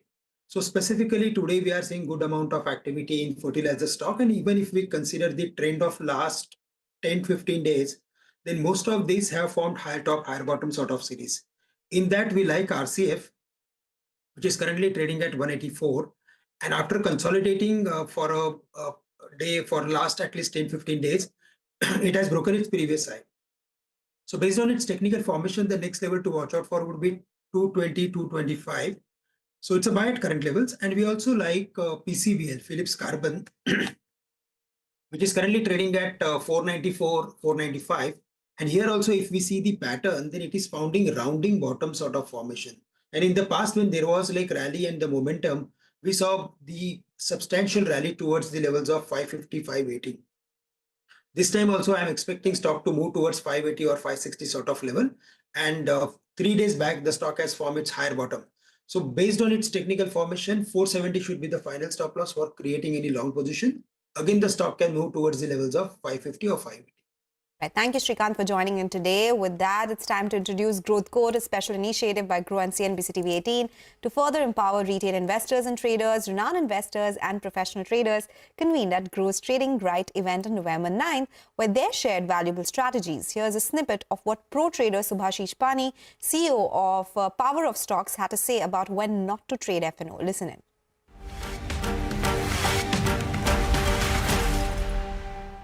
Trading क्यों करते हैं लोग आपको पता है? Expectation, grid, क्योंकि भाई invest करूंगा तो 10 साल बैठना पड़ेगा, 5 साल बैठना पड़ेगा, डबल भी हो गया तो मेरे पास 50,000 है, उसका डबल भी कर लिया तो क्या करूंगा। चांसेस है 50,000 का 5 लाख बना लूँ, 10 लाख बना लूँ, और ये रोड मैप में ना कभी वो चल पाते हैं ना कभी वो स्टार्ट ही कर पाते हैं। इन द सेंस ना इन्वेस्टर बनते हैं ना ट्रेडर बनते हैं, दोनों जगह पैसा लॉस। बोरोड कैपिटल में कभी आपका सर्वाइव नहीं होगा। लेवरेज बोरोड कैपिटल कब यूज होता है? बिजनेस को एक्सपैंड करने के लिए।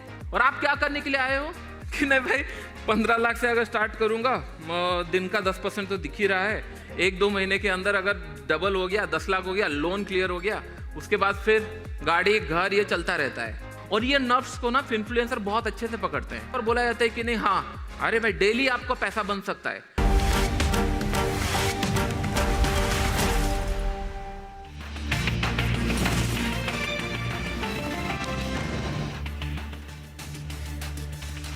Feel like he was a guru or a mentor. You may be a musician, you may even not be a musician, you may be from some other walk of life, but he was still a guru for you. He was.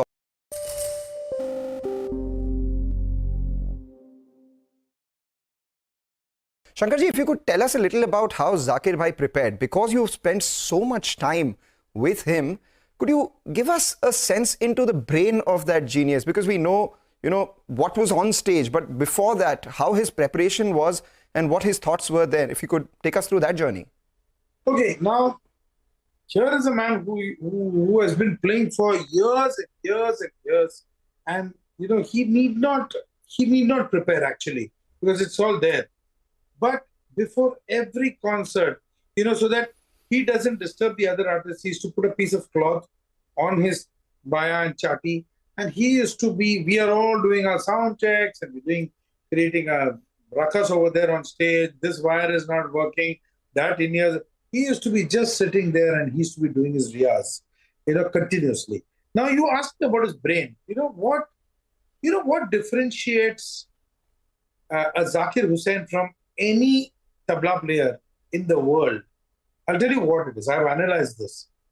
See, there's a lot of learning that you do, Palim, as you say. Every tabla player, every instrumentalist, he learns a lot, and there's a lot of information in one's database. Okay, so Gyani, bahut log hain. You got a lot of information, a lot of education as far as your core instrument is concerned. The difference between other players and Ustad Ji was, at that spur of the moment, from that database, which is that information that he needs to draw and present it. And it happens in a split second. So that was his mastery. The spur of the moment, that improvisation, that analysis of what you're singing and removing that information from his database and putting it out there, that nobody can do. That's why I'm saying tabla will never sound the same again on this planet. For our audience, would you be able to give us a more relatable example out here? Like, you were doing a certain thing in the concert and this is exactly what Zakir Bhai did, and that floored you on the stage itself. No, I mean, you tend to take some, complicated variation in your rhythmic improvisation. He catches on to it after the first beat. He knows and he's in sync with you. And you always wonder, how is this man reading you like this? It's almost like mind reading. Well, I'm sure that when Rahul also plays, some of the times while he's playing and suddenly he pauses, you see that Guruji has also paused in the same place as if they've been rehearsing for 10 years. I'm so sure, Purban, you agree with me. And you just wonder, how is he read you like this? So he had a different kind of brain and interpretation of what he's playing. And one thing that I've learned from him is that moment, he's there with you 100%. 1 hour concert, 2 hour concert, he's there with me, or he's there with Salim, or with Rahul, or Purban, or Aditya. He's there 100%. After that concert is over, maybe he completely erases it and goes forward to the next one. But that minute, he's with you, whether he's conversing with you, whether he's playing with you.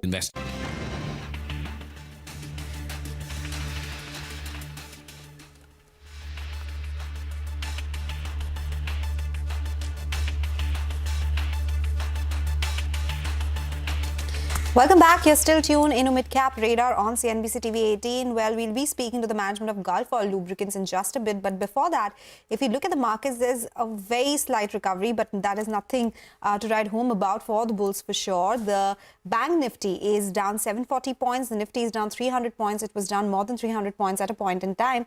And this recovery is also left by what we are seeing in the Bank Nifty as well.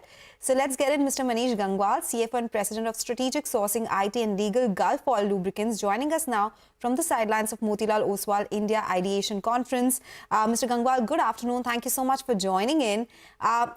Quarter two was good for the company. Just wanted to understand what is quarter three looking like? What have the trends been in terms of volume, especially both on the core business and also AdBlue volumes?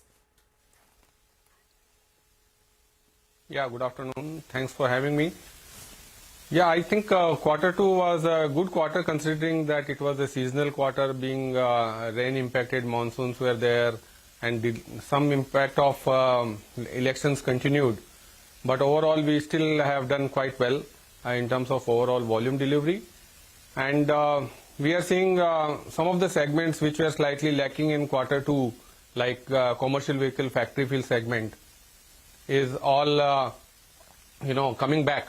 So we are seeing after many months some revival in commercial vehicle sales also in terms of factory fill, and overall rural is doing good in quarter three. So we are seeing offshoots of now recovery coming back from the slightly subdued, I would say, still quarter two being a monsoon quarter, but usually H2, which is the second half of the year, is a better quarter from lubricant perspective. So we are hoping for a good Q3 and Q4. Mr. Gangwal, so you've said that as far as volume trends are concerned, Q3 is shaping up to be better. You're also expecting H2 to be a seasonally better quarter as well. Will you be able to quantify in terms of what will be the kind of volume growth one can pencil in as far as Q3 is concerned? And secondly, we want to talk to you specifically about the AdBlue space or the AdBlue segment. Market share improvement was there in Q2. Where has it now reached, and what can you achieve at the end of FY25? See, our aim has always been to deliver 2 to 3x the market growth. And we know that market is growing at 3-4% in terms of lubricant. And we continue to deliver nearly 7-8% or in some good quarters 10% volume growth. Our CAGR volume growth for last 15 years has been nearly 10% double digit. So we continue to deliver that kind of a volume growth. Even in Q3, we are looking at similar kind of, growth in terms of volume, 7 to 8% volume growth, which is clearly 2x the market is the trajectory we aim at. And we are getting some tailwind help from even commercial vehicle factory fill supplies, which are positive now in November month. Of course, we are also looking at AdBlue as a segment, and after a slightly subdued Q2 in AdBlue, we are seeing again some pickup happening in AdBlue as a category. That category of AdBlue has grown nearly 600% in last 2 years for us. So 6 times volume growth has happened. Now, at the current level of volume, we expect this category to continue to grow at 10 to 15% for us. I think the number for H2 up to H1 has been nearly around 11-12% volume growth, and we want to close the year with similar 15% volume growth for AdBlue. So overall, both the segments, lubricant and AdBlue, are doing well. Mr. Gangwal, you had mentioned that as far as AdBlue volume growth is concerned, you're expecting growth in the range of 10 to 15%. I believe at the end of Q2 to the sell-side analyst committee, you had mentioned that the steady-state run rate over there would be in the range of 9 to 10%. Post Q3, are you seeing higher volumes over there? Yeah, so we are seeing, there was some slowdown in Q2 on AdBlue, but we are seeing a pickup happening as we speak in Q3, and we expect Q4 to be even better. So obviously, and with our OEM's strength, we are definitely looking for AdBlue to, on a full year basis, to deliver, mid-teens in terms of growth. Okay. Mr. Gangwal, what about price hikes? So far there has been volume-led growth, and that is something that the street likes for sure. Are you able to push through price hikes as well? Is this something that the customer is ready to take, or is there a lot of competition and maybe price hikes would be deferred if need be as well? So this, what I can tell you is that the industry has been very, good and disciplined in this way. Whenever there is an input cost increase, we are in a position to pass on the cost. Currently, we see the crude is quite stable, relatively stable in the range of around, $70 to $75, and we do not see any need for a price increase as of now. But if there is a movement in the crude on either side, we will be ready to take the price hikes if required especially in the aftermarket. For our OEM segment, and we are one of the biggest, partners for OEMs in India in terms of lubricant. There are quarterly price variation clauses with them. So depending on the movement in the input cost, we take the price up or down with them. So that's what on the pricing we follow as a margin management.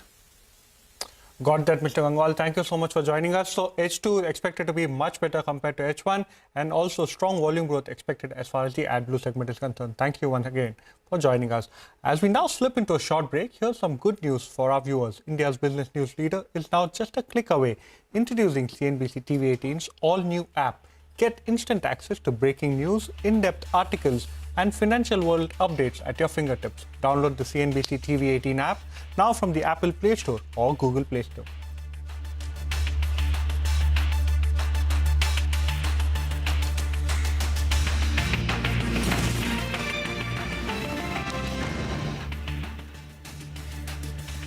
He's just eating with you or just being with you. He's there 100% with you. 100% present for his co-artists and more importantly for his audience as well. I remember there would be a lot of technical difficulties when a concert is happening, say the mic falls or anything. He would just make a joke of it and continue because he was there with the audience. A lot of time feedback sounds would come, etc. He would just converse with 10,000 people in the audience, with all of them feeling like he's speaking only to them.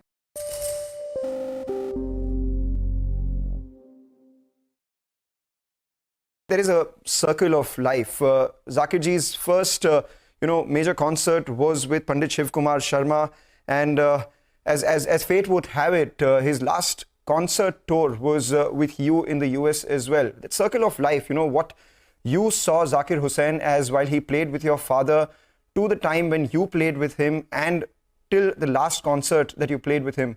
If you could give us that experience, what you learned from him, and just celebrate the life of the maestro. Apart from, of course, having my own father as my guru, there are so many other great artists one learns from. And, Zakir Bhai was one of them. And each performance, I think, playing on stage with him was something you'd take back. You'd wonder how this person, who is so talented, who has seen everything in life, has seen all the success, would be so attentive when he is accompanying an artist on stage. It's not about him, it's about the artist. And the little detail, he may have done it millions of times accompanying various different musicians, but he was so attentive. He was not all over the hall. His mind was not anywhere else, although he has a million things on his mind. But each, if you're playing a particular tal, what we are playing, he's listening to the alap when the tabla is not being played. These were qualities which were completely, of a different level altogether. And his observation level, anything and everything was observed so well. In fact, I remember in concerts, after concerts, there was no talk about music. It was just about everything else under the sun except music. An amazing conversationalist and amazing person to just sit and imbibe from, So many memories, right, from my childhood when he used to come to my house. He used to host some amazing home parties on my father's birthday, which was 13 January. So I remember Nusrat Fateh Ali Khan Sahab and so many other great artists coming, and Zakir Bhai would host the entire evening. From that time, when I was about 7 or 8, to this time now, having seen my father on stage with him, and recently, just a month ago, performing with him, it's just a title, which is kind of, I have no words. It's pretty amazing to see this, an artist of his qualities. It's very hard to come by.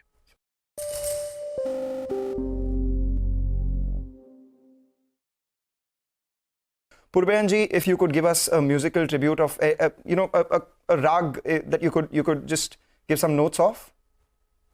Well, I would like to.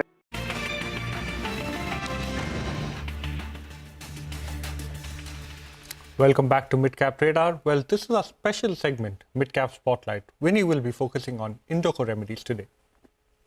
Yes, so Indoco Remedies is what we're keeping an eye out on. The stock has seen a sharp fall in trade today and then recovered a bit. But the main reason for this is now its Goa facility, the Sterlite unit, has received a warning letter from the US FDA. Back in October 2024, this facility was already under OAI, that's official action indicated by the US FDA. Now this warning letter is furthermore of a delay that comes in for the facility to get cleared or anything on that front on a positive news flow. Though the company did highlight that they will continue to supply products for the facility and meet the obligations of the customers and the patients in the US market. This facility was inspected in around July 2024, and what analysts are highlighting that this is an important facility for the company, especially in terms of the growth strategy that comes in for the US market. So that is why an important facility, especially in terms of the sales or launches that are expected in the US markets, and that is why an impact on Indoco Remedies. The stock has recovered from the day's lowest point. Nonetheless, it is an important one to watch out for. Okay, an important plant for the company, and as Vinny pointed out, it already had an OAI. The stock, though, has recovered from the lows of the day. A sharp recovery, actually. It was down 6% at a point in time. Quickly taking a look at the markets, continues to be where we started the show, 300-point cut on the Nifty. Bank Nifty is down 750 points. There is some recovery, but again, it is nothing compared to the fall that we've seen from the highs as well. But with that, we'll take your leave on Midcap Radar today. Stay tuned, MF Corner, when we come back.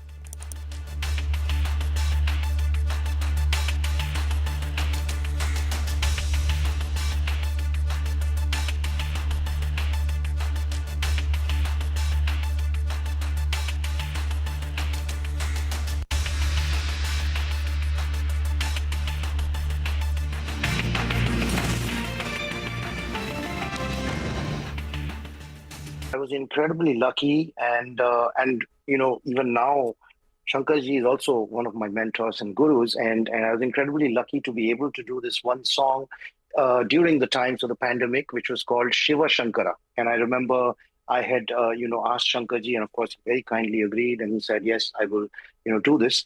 And then we were kind of talking about who else we could have on it, and just on a whim I thought I would talk to Zakir Bhai and ask him if he would. So I texted him and he called me back. And I said, Zakir Bhai, here's this song that Shankarji very kindly agreed to do with me. So can we have you do something on it? And in his characteristic fashion, he asked me, what is the something that you would like me to do? And I think I kind of bumbled and I said, well, play some tabla on it.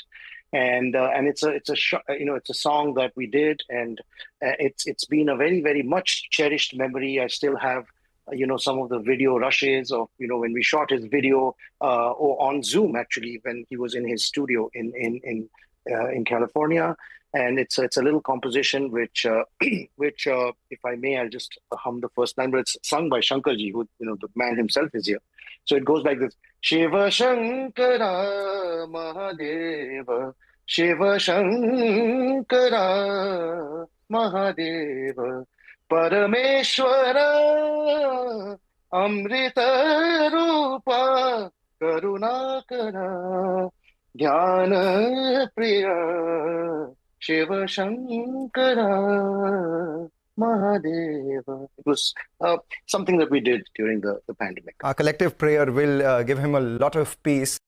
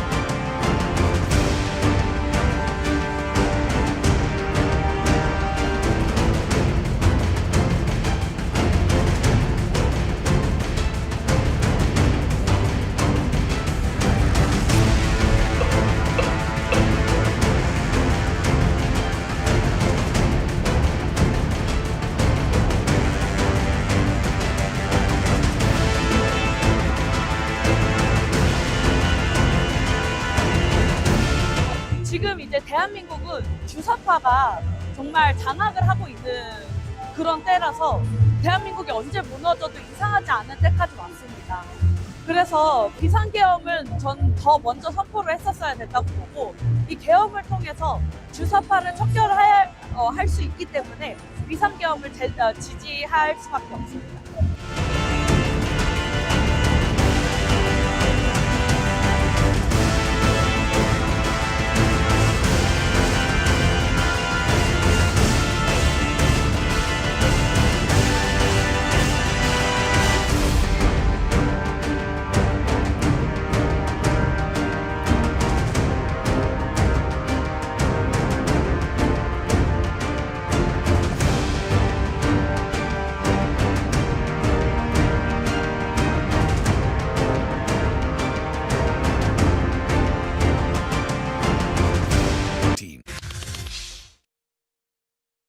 Hello and welcome to MF Corner. I'm Sonal Bhutra in the Mumbai studio, and today we are going to talk about investing and SIP investments. Of course, that is the major route that most of us adopt as well. Last month, the stoppage ratio for SIPs came in at 79%. That was higher than what we saw earlier as well. But the gross SIP inflows looked robust. We have been around that 25,000 crore mark. What should investors do during market volatility? Should they switch to other investments? What are the benefits of step-up SIPs as against regular SIPs? We discuss this and more with our guest today, Raghav Iyengar, CEO at 361 Asset, and Anthony Heredia, MD and CEO, Mahindra Manulife Mutual Fund, joining in now. Gentlemen, good afternoon. Thank you so much for joining in.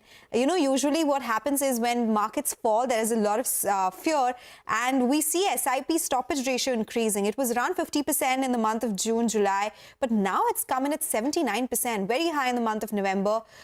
What explains that? Raghav, let me start with you first up. Thank you so much, Sonal, for getting me on the show. It's always a pleasure to talk to you and my old friend Anthony on the other side of the coin. I think importantly, one should look at the fact that the gross flows in terms of new flows came down sharply in the month of November. So actually, even though the SIP stoppage looks very high, in terms of actual amount or in terms of actual value, it was hardly up by about 2-3%. We haven't seen this level of reduced inflow since May 24. And if you see the correlation between May and November, May was the election month, obviously some amount of uncertainty around the elections. And obviously that led to some people maybe postponing investing through SIPs. And I think the same thing has happened in November, where you have seen, obviously on the back of an October, which was not a very great month for markets, you saw a very steep correction in that time. And obviously new investors tend to get a bit disoriented and obviously want to get some sense of, comfort before they restart or rethink their investment portfolio. So I think if you ask me, two problems. One is the SIP stoppage number was pretty similar to what it was in October. So, but having said that, the gross inflow in November in terms of new accounts actually fell off quite a bit. Yes, exactly. So, just to follow up on that, Raghav, before I get in Anthony in the conversation as well. So how should investors read the monthly SIP numbers then reported by AMFI? Should they look at the gross number? Should they look at the stoppage number as well? And that shows the clear picture. How would you look at the consistent improvement we've seen? I think we've had a blockbuster SIP year. So we've had 20-odd thousand crores of SIP flows in the month of April 24. And in like under 7-8 months, you've seen that number go to 25,000 crores a month. So month here and there, in my opinion, doesn't make too much of a difference. I think as long as the big picture looks fine, which is 25,000 crores, is a very, very healthy number. I mean, not too long ago, if you go back to 2019, the annual flow of the industry used to be 5,000 crores of SIP a month. So when you're looking at 5,000 crores of SIP for the whole year, 5 years back to 5,000 crores of additional SIP money coming in less than 6-7 months in a current year, I think a month here and there, a blip should not worry me at all. It doesn't worry me, frankly. Okay. All right. Then, Anthony, let me come to you. Your thoughts. Markets have been very volatile. What to do with SIPs? And how can one read the numbers that we have seen so far when it comes to SIP contribution? It was flattish in the month of November. So I'll take up from where Raghav left. I think the key number from my perspective is the total amount that's coming in, right? The 25,000 crore number has been fairly constant. I think in some sense, there's a period of consolidation before hopefully we see another pickup in numbers. So I think that's the first key stat. The second is one of the things that I've seen in the last year is not just the number of SIPs, but the average ticket size per SIP is definitely gone up at least 15-20%. The stoppage ratio doesn't worry me in one perspective, it worries me from another perspective. The one that it doesn't worry me about is I think it's more a maths problem because it's the gross SIP numbers that have come in lower. I think it's 50 lakhs versus 60 lakhs. That's why the stoppage ratio looks what it is, because that's the way people look to calculate it. What is, I wouldn't say worrying, but an observation. I have definitely between October to November seen a shift in sentiment, which is affecting gross flows, both SIP as well as lump sum. And I think what's happened, as Raghav pointed out, in October, the steep correction, people said this is a great opportunity to buy. There was a lot of money on the sidelines. When the correction, or let's say the consolidation, lasted through November, I think people have, a lot more people have moved into a wait and watch mode. And I see that, frankly, continuing in December as well. So I think to some degree, gross flows have come off, both on lump sum and SIPs. Now, to your question of what should somebody do, the ideal thing, frankly, as time always tells us in hindsight, is you should do nothing. The whole key is to keep investing, invest regularly, stay for the long term. If markets are volatile, if at all, it should provoke you to probably put a little more money to work. But I think just staying put to your current investment journeys is a great first step. That's the one thing I would say should be done during volatility. But as they say, the cliche, easier said than done.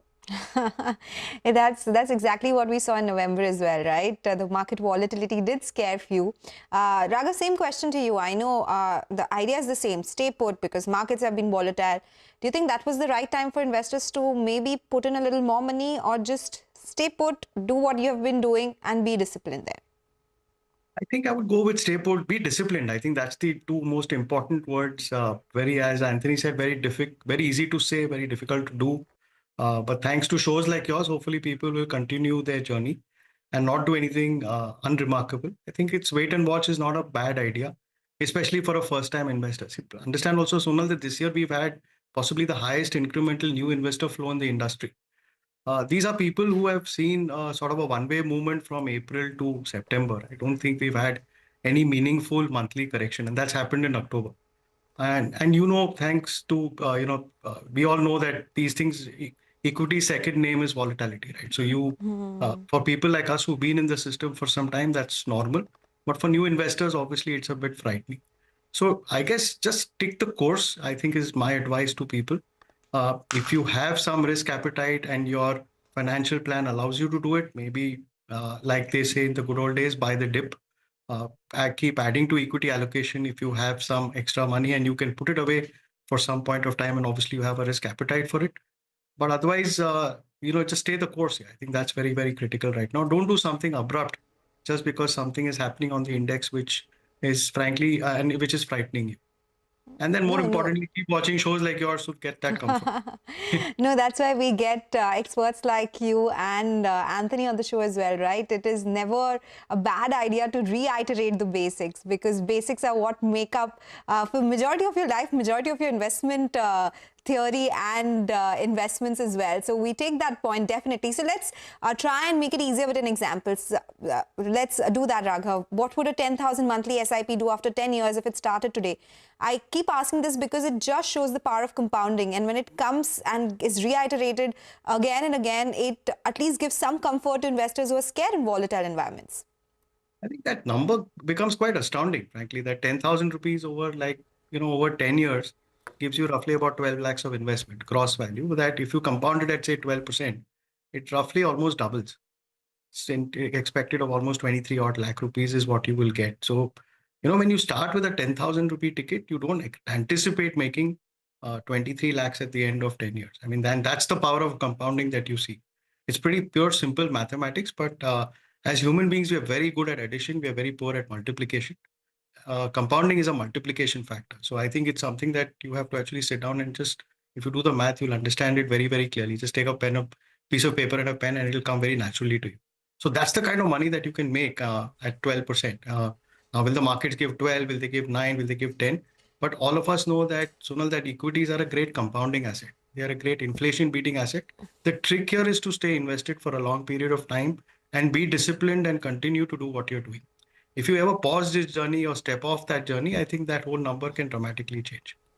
It can, and the table just shows that one table can answer a lot of confusion, a lot of queries as well. So just stay put, continue with your SIPs and do it in a disciplined manner. We have a lot more questions on SIPs. How does it compare with lump sum? What are step-up SIPs? But we have to get into a quick commercial break. We'll do that. And on the other side, we'll continue our discussion with Raghav Iyengar of 361 Asset and Anthony Heredia of Mahindra Manulife MF on investing via SIPs in the new calendar year. Stay tuned.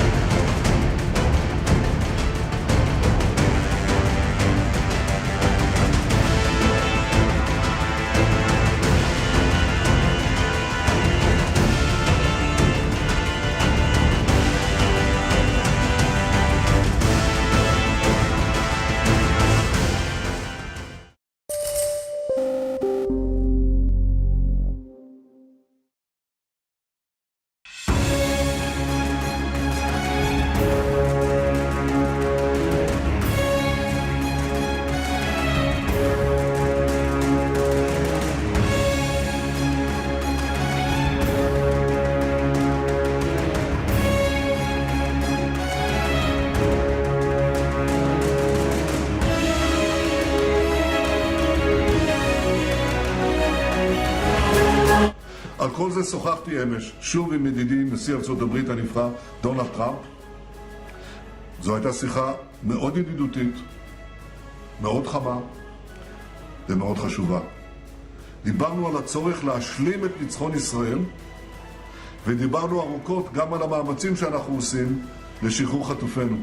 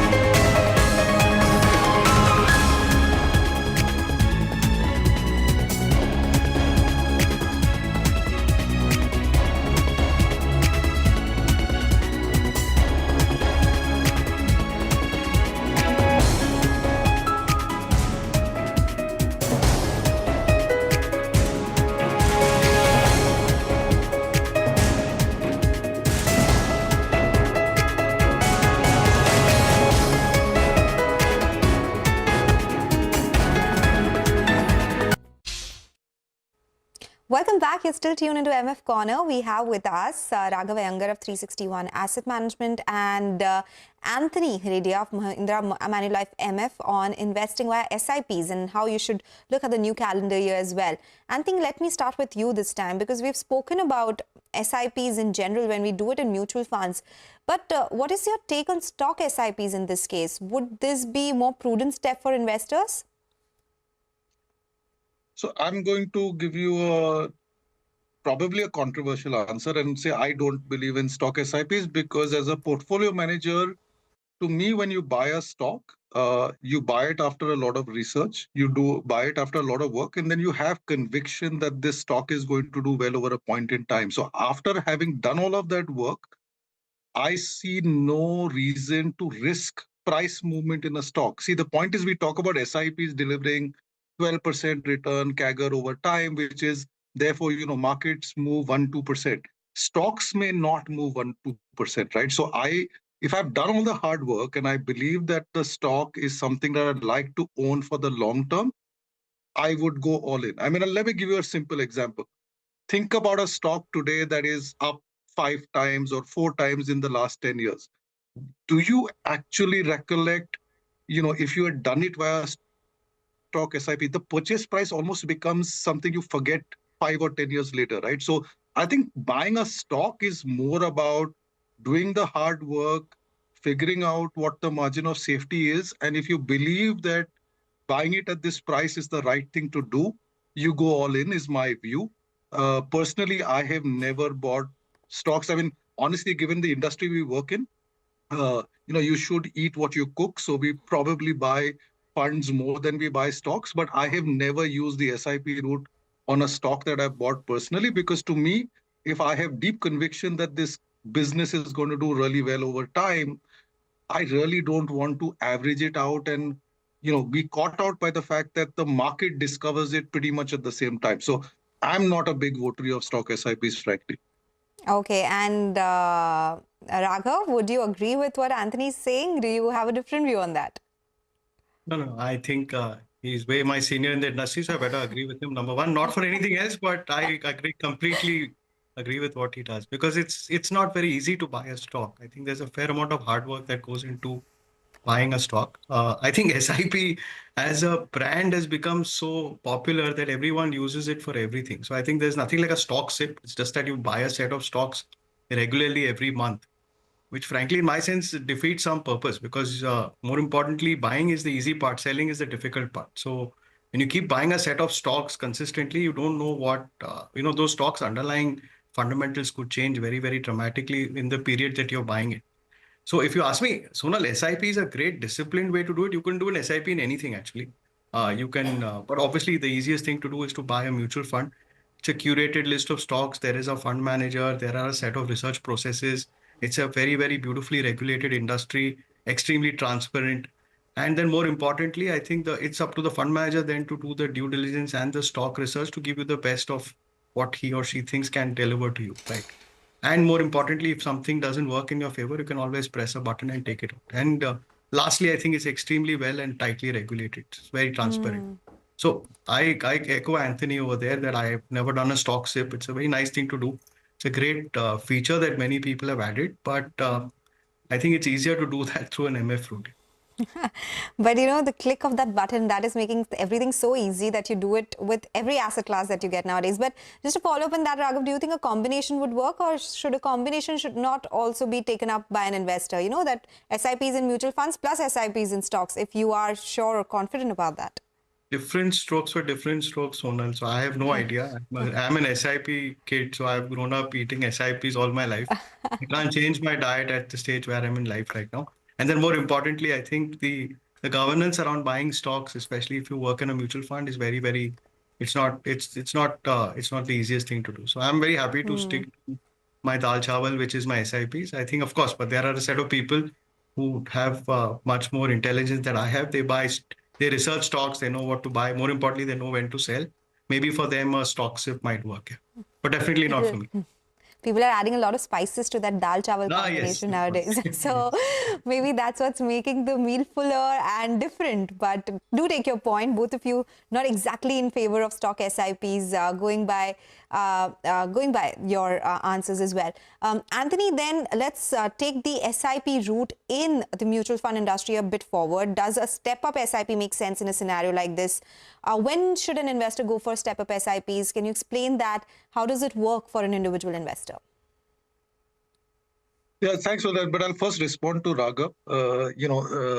Raghav said that at this age, and then he said, I'm much more senior than him. So, I think it's almost time to retire. But on a more serious note, so I think it's the fundamentals of why are you doing a SIP? It's probably to meet aspirations which are in the long term. And I think there's a massive social change that's happening in India, right? I mean, aspirations, especially of the younger generation, is changing all the time. At the same time, hopefully, most people have income levels that also rise.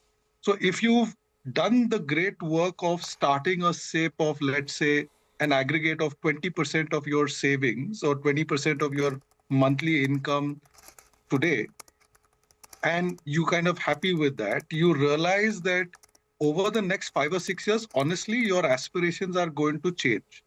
And if you don't change the SIP amount to make sure that your aspirations and your income levels are kind of aligned, I think you're kind of selling yourself short, is my view. And to that extent, a step-up SIP that is nicely correlated. So it doesn't have to be automated, right? I mean, you don't start a 10,000 rupee SIP and then automatically change it to 12,000 or 15,000. I think just another way of looking at it is you've done a 10,000 rupee SIP, and obviously 2 years later, the 10,000 rupee SIP is no longer 20% of your income.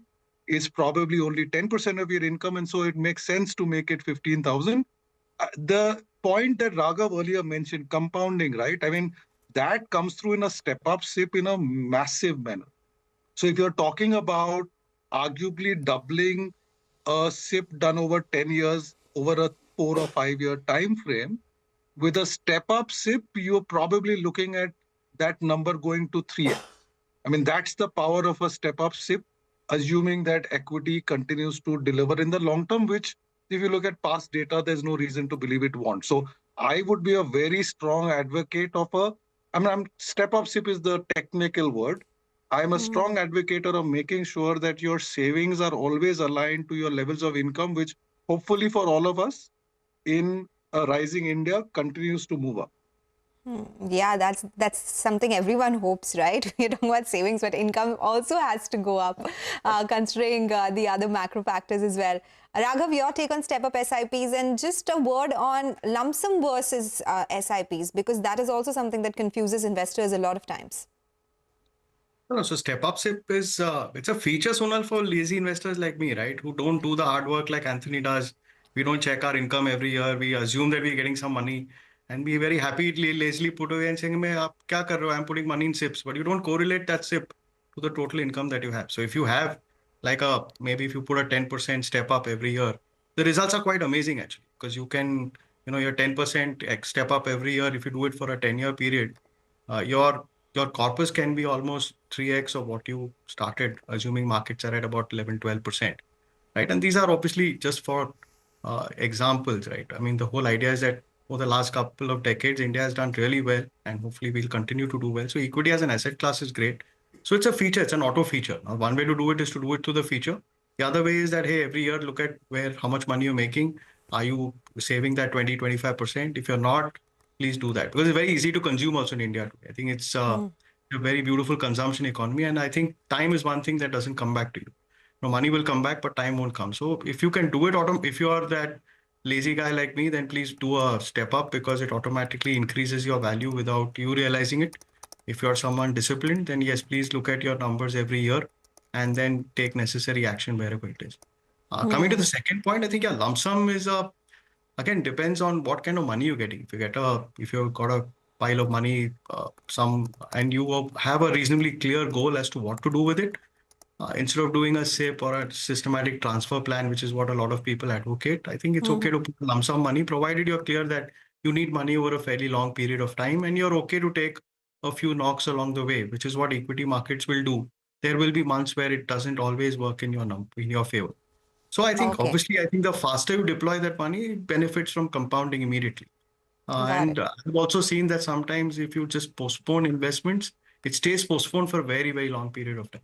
I know some very close friends of mine who are yet waiting for index levels of 15,000 to re-enter. I don't know whether that will happen, when it will happen, but I think the cost of waiting is much, much higher than the cost of investment. take that point. And it was such an insightful chat, and liked your banter as well. Made the show more lively. So hope to be getting both of you soon again on the show. A different topic that would bring more awareness to the investors and educate them as well. Thank you so much for joining in, Raghav and Anthony. It was a pleasure speaking to the two of you today. Thank you, Sonal. Thank you, Anthony. Take care. Okay. Thank you. All right. That's all we have on the show today. Stay tuned for Closing Bell to take you through the last hour of trade.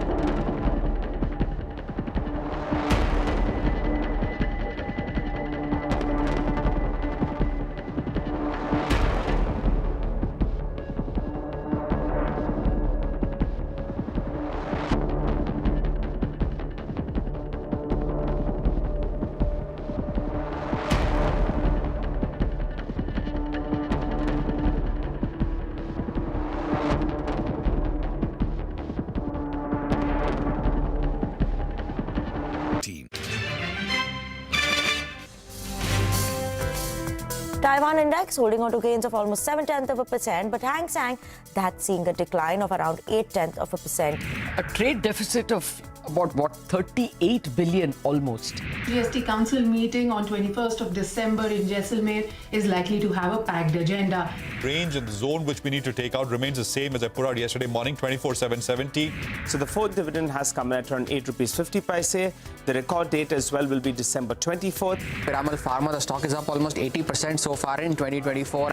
So 24,600 on the Nifty and 53,440 on the Bank Nifty. It may continue to do well. One is especially the renewable power sector. But we do believe that as part of our strategy, we must deepen our technology presence. Structurally, India's growth is much better than that of US. Markets 175 points lower on the Nifty, just breached the 24,500 mark. This year we are likely to look at maybe about 120 odd IPOs. Sharp fall is what we are witnessing. The markets have come off from the highs. Sharpest strategies, top market trends, unmatched perspectives. The trading day's most comprehensive roundup.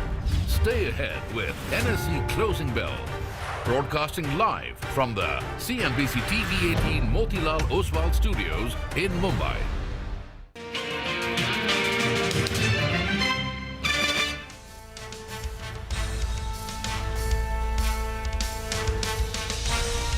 Well, it's all fall down kind of a day today. 350 points down on the Nifty as we start this new edition of Closing Bell. We are coming to you live from the CNBC TV18 Motilal Oswal Studios. I'm Prashant, with me, my colleagues Rima and Nigel. And guys, I don't think there's any particular reason or there's one kind of thing which is pushing markets off a little bit, right? I mean, it's generally a very downdrift kind of a day. Well, it's a December syndrome, right? Everyone tells you that there's going to be a Santa Claus rally. But if you look at the last 4 or 5 years, every December you have a fall of around 500 points on an average. So maybe it's just fulfilling that. You know, last year as well, we had that fall. The previous 4 years as well, I did check. We either had a fall of around 5, sometimes even 1,000 points. So I would term it as a December syndrome. Sometimes lower volumes, sometimes in fact maybe a higher number of sellers. So maybe we're just fulfilling that ahead of the big event, which is the Fed. That's the there are 22 central bankers meeting this week. So it's not just the Fed, though many of those 22 are linked to what the Fed is going to do. Yeah. But you've got Bank of Japan, you've got Bank of England, and of course, FOMC takes center stage. Which is the other 18 or 19. But yeah, I mean, it's just maybe just a bit of a drift down. And unlike yesterday, it's not as if the broader market, yesterday did not feel like the market was down. I mean, to be fair, yesterday the Nifty was down just 100. Today it's down 350. So that is, the starting point is different. And of course, yesterday you had the broader market, which was higher, which is not the case today. So as I said, it's all largely on the lower side. So the Nifty is basically back at the 20-day moving average. The 20-day itself is rising a little bit, but on last Friday, when the markets saw that sharp sell-off, it hit the 20, exactly the 20, and then bounced. And the Nifty is basically back there. 24,314 is the 20-day moving average. We're at 24,319, almost exactly back at that moving average. Nifty Bank, about 1% separates the Nifty Bank where it is now and the 20-day on it. That is 52,576. Actually, not even 1%. It's 200 odd points, basically, to less than 200 points on the Nifty Bank away from the 20 days. Again, here also on Friday, we had that touch and then we had a bounce. So repeat performance or something different, we'll have to see. Top losing sectors, PSU banks, energy, private banks, metals. Actually, very few things are higher. And I looked at the global screen. There isn't, as I said, there's no one reason. I mean, you want to nitpick, you can say the dollar is ticking higher a little bit, but is that really the reason? It's back above the 107 odd level. We left off at about 106.85, but that is, I mean, slightly higher across Asia this afternoon. Rima. Well, Asia started off trade higher, but by the close of trade, Asia is also lower in trade. So Shanghai is down about 3/4 of a percentage point. Hang Seng, Nikkei, Taiwan, all drifting lower by the close of trade. Again, nowhere in Asia do you have a cut of more than 1%. For Hang Seng, it was about 0.5%, a little more for China. That was down about 3/4 of a percentage point. But the color across Asia was also red today, and the color across Europe is also red. Again, it's not a deep red like we are seeing back home in India. The level I'm watching is Friday's intraday low, and that was 24,180. From the level of 24,180, we rebounded. So that's going to be on the way down. One number to watch. In terms of the large cap action, there are only two Nifty stocks in the green.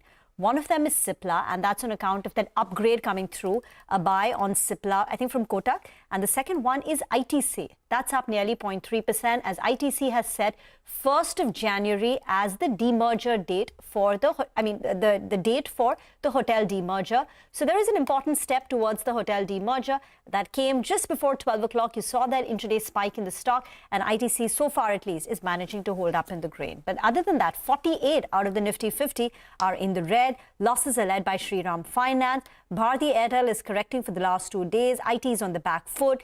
Banks are underperforming in line with the frontline indices. Nifty Bank is down 1.5%. Reliance Industries too is a bit of an underperformer. Well, that's right, Rima. But from the broader markets, there are so many winners. The breadth has gone negative, but otherwise, so many winners. Just pull up a few. Fairchem Organics. We don't talk about the stock very often. That's up close to 20%.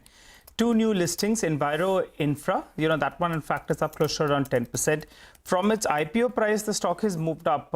I guess it has to be a factor of free float because bankers can't get the pricing so horribly wrong. It's moved up very, very smartly, and volumes are very large right now.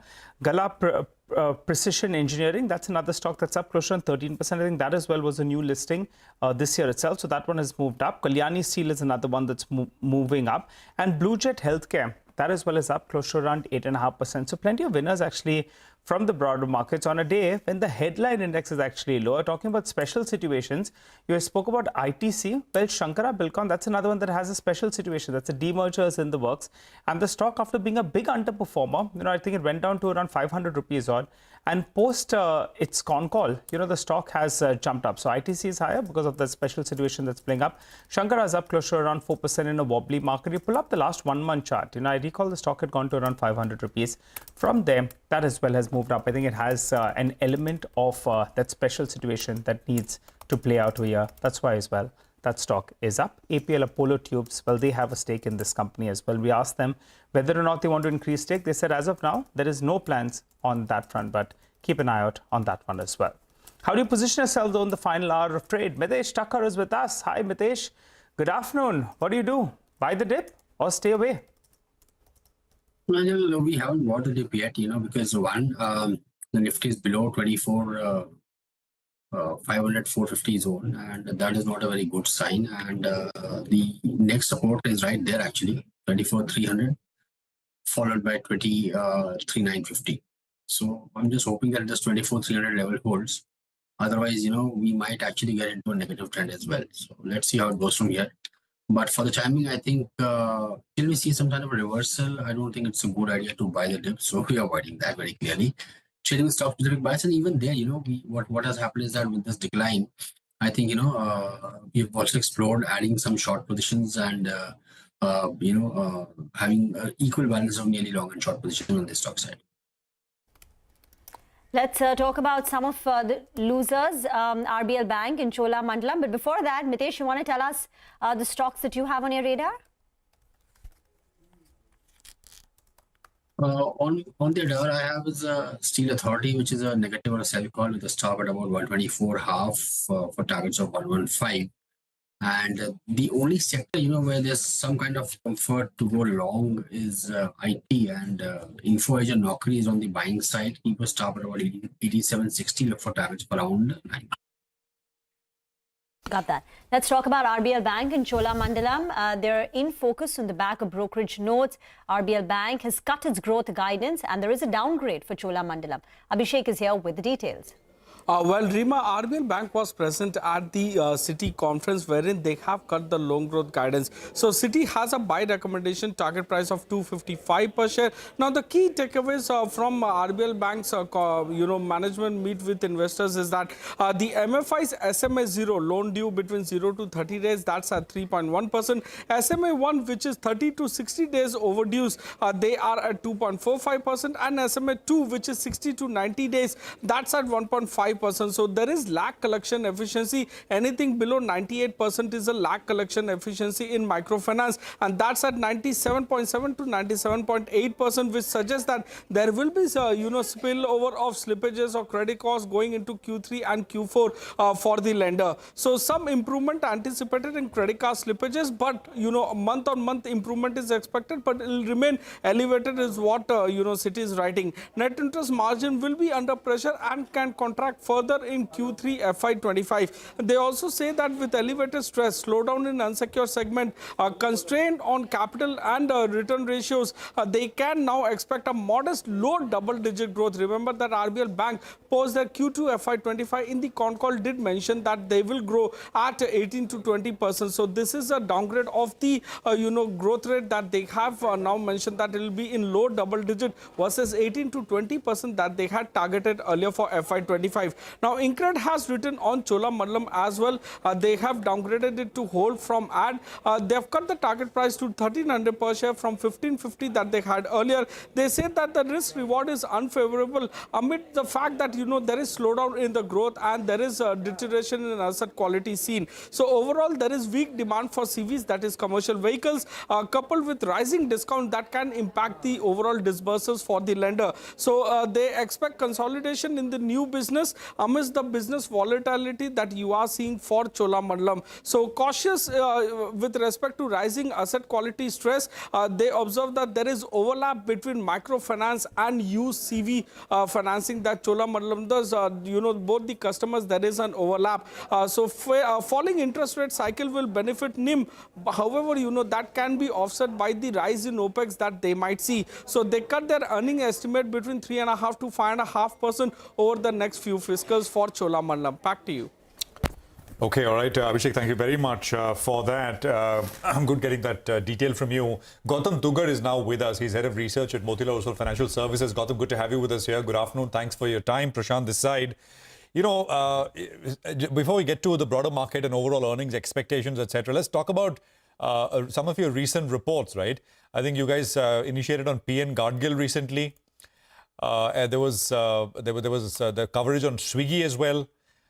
And one thing kind of is common, both very different sectors, both in the consumer space, but one common thread is, compared to the leader in that space, in the respective areas, both are at a discount. PN Gadgil probably the cheapest stock in the jewelry sort of space, and Swiggy, big discount to what Zomato is trading at.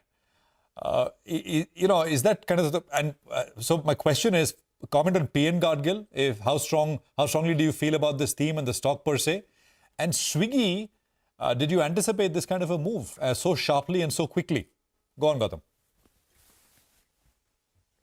Yeah, hi Prashant, good afternoon. So, see, jewelry is something which we've been liking for more than a decade now, and within that, Titan, Kalyan have been our preferred ideas. Titan for almost 15 years, Kalyan we've recently covered, added in the model portfolio. Stock moved up 80% in 3 months, so we've trimmed that position. As far as PN Gadgil is concerned, you're right, it is still trading at a discount. But do remember that a lot of these companies, when they list, initially they trade at a discount to the sector leaders. And as there is more history of their performance which is available, as the quarters pass by, as you see the actual performance, then slowly the market starts re-rating them, right? So absolutely no doubt, jewelry, both from a medium to long term as well as a short term perspective, we continue to like, because the wedding season is going to be mammoth.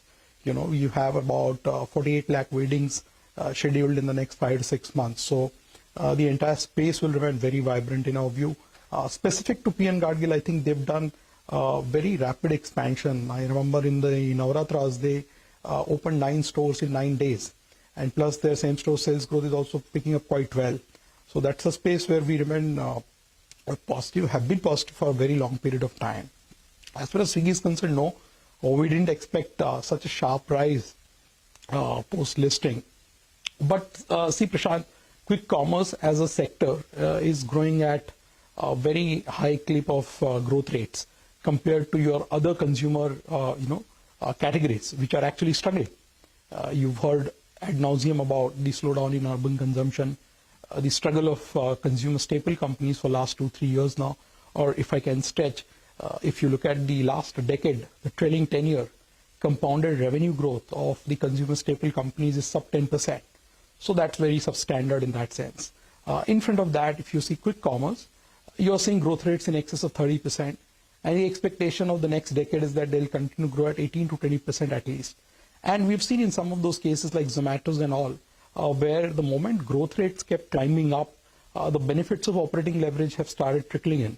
So when Zomato listed 3 years back compared to that and today, the financials, there is a huge difference. And of course, in between, you've seen Blinkit take up a huge portion of the total value. So no doubt in our mind that quick commerce as a space will become very big.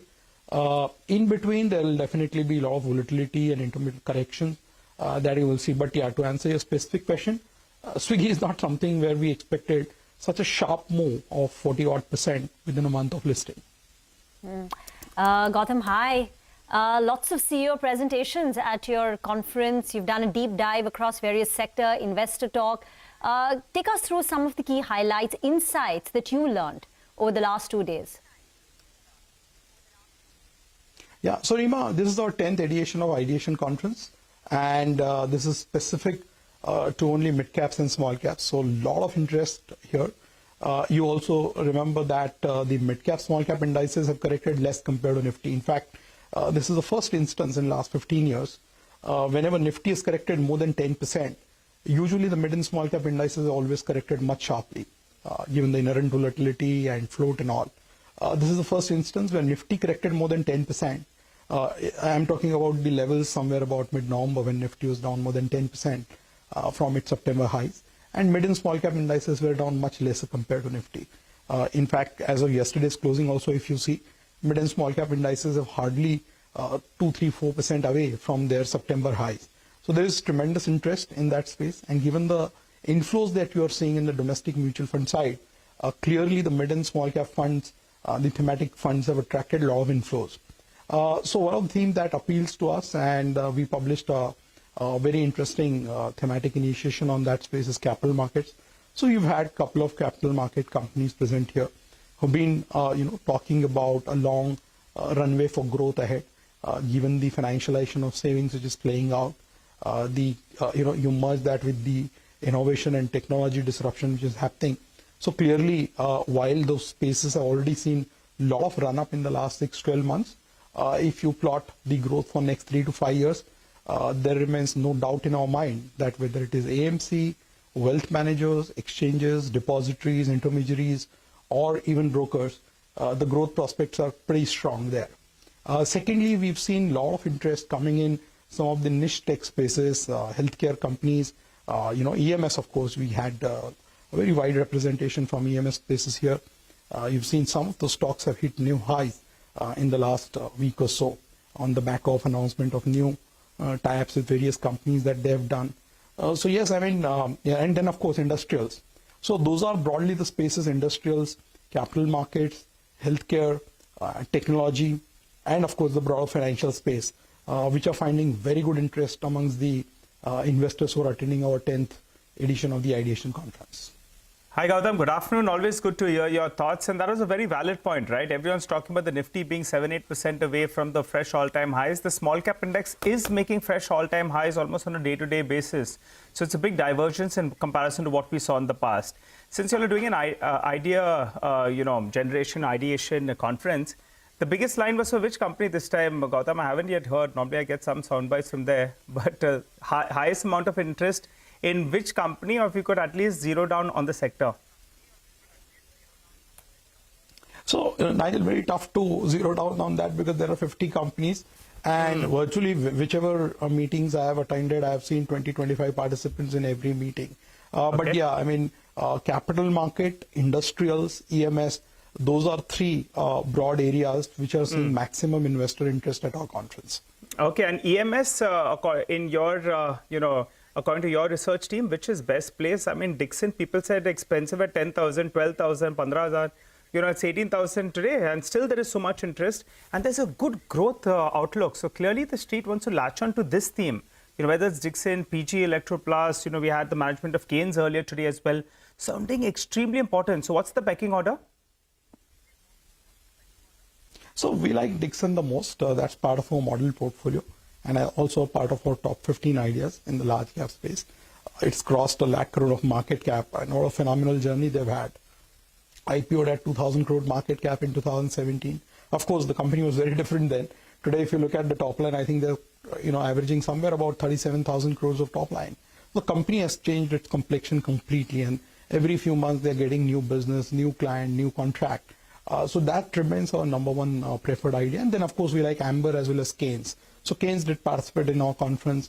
If you look at the numbers of Keynes also, in the first half, they did the profits which they did full year in FY24. So clearly, the growth rates are very high in some of these spaces, and which is where you are seeing markets ascribing them very high PE multiples, right? And not just the growth rates. I think the visibility of that growth rates from a medium-term point of view, at least next 3 to 4 years, the visibility is there. So which is why you're seeing such a solid interest in that space. And given that the government itself has been very, very pro, EMS rather, Make in India, manufacturing and PLI, those kind of things which the government has taken on priority. So clearly top down as well as bottom up, it marries very well for this space. All right. What about, one stock I want to ask you about in particular is Trent. You all were on top of it, Gautam, and I think you were at the forefront, from much lower levels.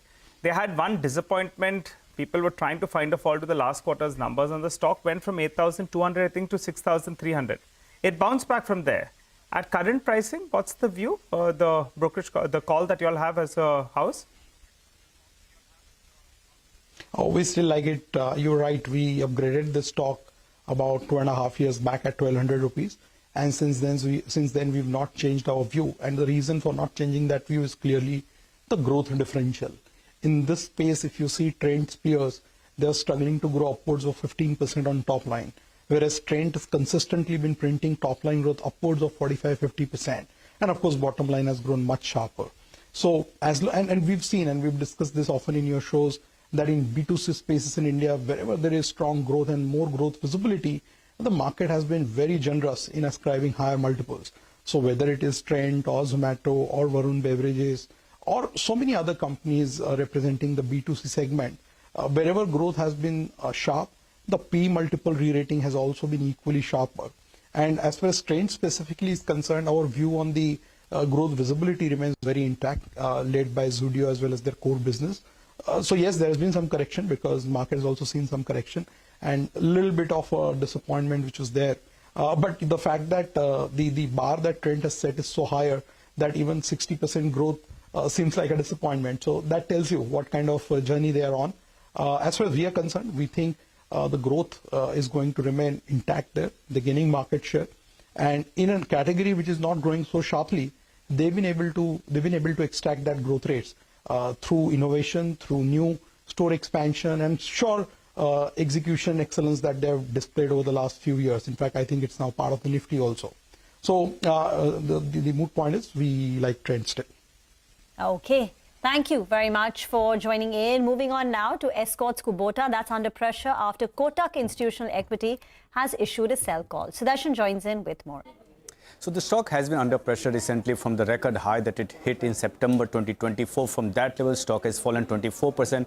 Kotak Institutional Equities expects further 10% fall in the stock, and it has a sell call with a target of rupees 3,000 per share. Kotak Institutional Equities had a management meet, and after that, company has detailed out the outlook related to tractor industry as well as the construction equipment. For domestic tractor industry, it expects mid-single-digit growth for FY25.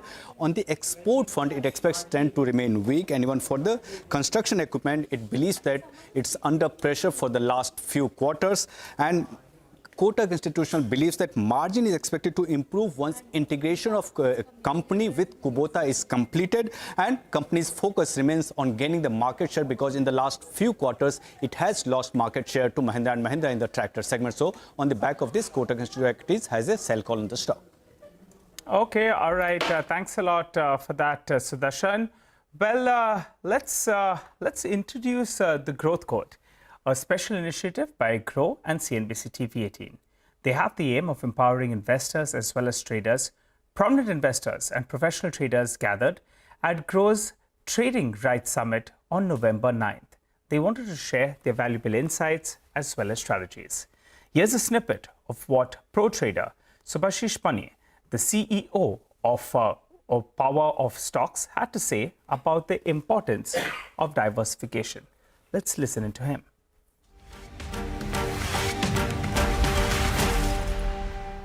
Zero to zero किसको बोला जाता है कि हाँ आपने एक बेट लगाया वो 100 टाइम ग्रो कर गया, 1 रुपए में खरीदा 200 में बेचा या 100 में बेचा ऑप्शंस के हिसाब से, ये हर दिन नहीं होगा। दैट्स वाई बोला जाता है कि नहीं, you have to diversify. 15-20 stock लो, उसको बाद 15-20 साल बैठो, उसके अंदर थोड़ा सा और एनालिसिस एंड ऑल डाल दिए, क्योंकि आप इस फील्ड में हो तो करना पड़ेगा, डाल दिए तो आपको 2-4 स्टॉक मिल गया, आपका लाइफ बन गया।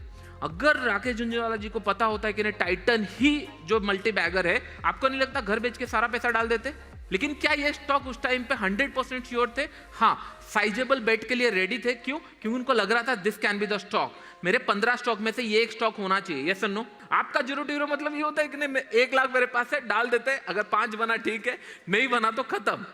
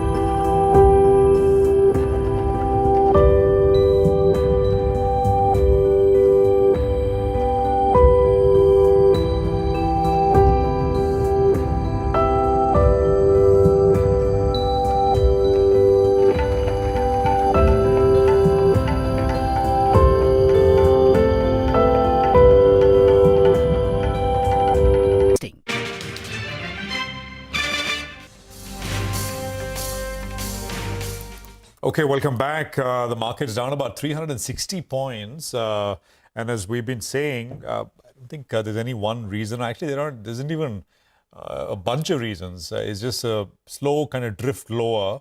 that we have going on. And by the way, the Nifty is back to the daily averages. The 20-day is at 24,314 and we're at 24,313. So just about holding around those levels. Pathik Gandotra is with us, partner at Drone Capital Advisors. Pathik, good to have you back with us. Appreciate your time. As they say, half the job in investing is waiting. You've waited a long time for Gokuldas to perform. I mean, it's been a big winner for you. And it's even on a day like today, it's up 3.5%. This month, the stock is up about 30%. And after almost about 11, 12 months, about a year of doing nothing, the stock has come back alive. Any triggers here? Is it company specific or is it the right sector? What's the big tailwind and what's the outlook for this one? I'd prefer to speak about the sector, Prashant. I think it's more about the fact that, as I was saying earlier, that the retail demand in the US revived about 6 to 9 months back. And the major customers who had actually stocked up on their order books post-COVID and then were destocking for the last 2 years, the destocking has stopped and orders were coming. I think the CEOs of all the textile manufacturing companies, garments, and even home textiles for that matter, have actually said on your channel and have had made statements that demand is reviving and capacity is actually for the garment manufacturers are full for the next 3 to 4 quarters, and visibility is very high for the next 2 to 3 years. Having said that, there are also long-term triggers like the Bangladesh crisis, which may eventually lead up to some shift of demand. It's a long-term thing, but that might happen, and so those things improve multiples. Plus the China Plus One, which is getting even stronger given the change of the government at the new president at the US. Apart from that, there are these, free trade agreements that India is potentially signing with the UK, and then potentially over the next 2 years, even with the EU. So all these are very strong long-term triggers for the sector, and these impart visibility over decades, kind of thing for the sector. So that's why I guess the market is recognizing that. I think it's just begun. So we'll see. This is begun. What are multiples at according to your? I mean, okay, you don't want to talk about Gokuldas specifically, so I won't go there. Got it. So that's one. The other is we had Gautam Dugard with us earlier, and we were talking about EMS companies, right? You were again an early investor in many of these. Dixon, you rode the first wave. I think names like PG Electroplast, etc. Specifically with, I don't know if you own any of them, but what's the outlook looking like now? So specifically for Dixon, this PLI scheme, right, is finishing. And I don't think there's any other, there's a PLI for components which will start. But that earlier PLI, which we don't know how much of it was just to get the industry started, and the industry is started and how. Do you think that finishing will make any difference? Or, I mean, they're large enough now and growth rates can continue 30, 40, 50% every year.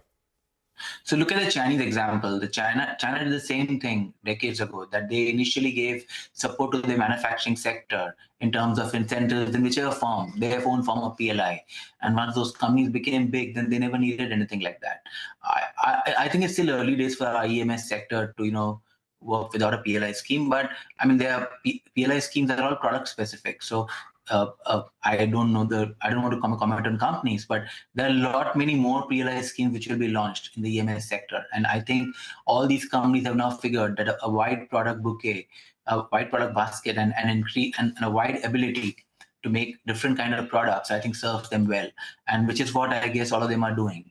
So you had the mobile phone PLI, you have the laptops PLI eventually, you're having on white goods. So all these are coming one by one. I think these will fuel growth for the sector. The point is, all these companies are majorly expensive in terms of multiples. So I think the growth is very essential to sustain these stock prices, is what I think. All right. Hi, Prateek. Good afternoon and good to see you. And Prateek, what's your view on the banking and financial space? One part of the street believes valuations are attractive over there because a lot of these private sector banks didn't run away. They didn't participate in that big party out there. But the other part of the street says that, there will be pain for the sector on the whole, which in turn will reflect in maybe an underperformance coming in from the sector. How are you all placed on the banking and financials? So within the space, if you look at bank and finance earnings, I think the NPL cycle has come to the big NPL cycle had come to a close at least a year back, and so the numbers have started improving from at least from a credit cost perspective. Margins, however, are under pressure because savings are getting competed out to other asset classes, and so there's a race for deposits and for banks to maintain their margins. And as other asset classes take more and more of the money, they are competing with banks to fund the capex of the country, or to fund capex, or to fund working capital. So banks are at that kind of a competitive in a competitive disadvantaged position maybe to fund all these assets. So I think margins for the banks are going to be are still going to be constrained. They don't have that kind of pricing power, and which is what I think is weighing down on most bank prices. Some of the banks are obviously different, and they have done well. I think it'll be continue to be a stock specific kind of a sector. I don't think one can take a blanket view of an overtly bullish or an overtly bearish view at the current point in time. Having said that, as interest rates come down and then I think there is a chance that margins will improve because deposit rates may come down also. So I'd be more positive than negative on the sector, but not overtly bullish. Okay. Do you want to give us the the financial that you would like that has exposure to a particular sector, or housing finance or something on those lines, so we at least get a hint in terms of? Generally, I think that in falling interest rates, finance companies do better than banks. Banks also do well, but finance companies always do better than banks. In falling, NBFCs, microfinance has always had its own NPL cycle, but generally speaking, NBFCs do better than banks. So if I play a financial on a falling interest rate kind of thesis, I would play an NBFC. Okay, and MFI, you made money through MFIs as well, I think in the past. Some worked out, some did not. Where do you think that cycle is? You think there's a couple of more quarters of pain? Difficult to say, but I guess so. I've heard from industry sources that the asset quality has started stabilizing in the sector, but I'd like to see more data and more data over a period of time, because these NPL cycles never normalize so soon. So you have to wait and watch. And I wouldn't mind missing the first 20-30% of a rally, which is more of predictive in nature based on the fact that a cycle will turn. I'd rather wait for the cycle to turn before taking a bet. Wires and cables, Pathik, right? That's the other space. I mean, it's kind of faded into the background. Maybe stock prices not so much, but any interest here? You think they're good bets, or? At least the sector where the sector which benefits from housing capex, the wire sector. I think that will benefit because there's going to be a lot of demand there. Not only wires, even if you look at all the stuff that is used in like tiles and sanitary ware, etc., which are derivatives of real estate. I think those will also do well because in the initial in the initial part of the real estate cycle, builders do well because their homes sell. In the latter part, building material companies do well. So I think that is what is going to happen. By the way, any one or two themes apart from what we've already discussed, which has caught your eye, which you think one should look for ideas in? No, Prashant, I'm mostly a bottom-up person, so no big themes. I think all I can say is that the previous quarter was very disappointing in terms of earnings. So where you see earnings is where you'll see stock performance, and I see growth clearly in textiles and garments. I see growth in EMS also, and in a few more sectors where. And I mean, these are two clear growth engines. I think IT, might revive a bit because of also because of the AI theme. That might also revive, but nothing spectacular in terms of growth. I think it'll all be mostly bottom up. One more thing I like to say that there are a lot of SME companies out there who are growing very, very strongly. So once you look for growth possibilities, and these companies from very small size have done very well. And once they're listed, you can use growth as an important trigger to buy into these companies. Thank you. Okay. All right. Pathik, we'll leave it there. Thank you very much for joining us. Good speaking with you here on CNBC TV18. Thanks for sort of taking out the time and being with us. We'll take a break. We'll come back, and as always, we'll get you what's happening in dealing rooms. Nimesh joins in with that, some technical trading ideas, and we've got an interesting sort of IPO takeaway as well. Frenzy in terms of primary market issuances, but we sort of take a look back at what has happened over the last many years and what has performance been when you invest in IPOs. That's coming up.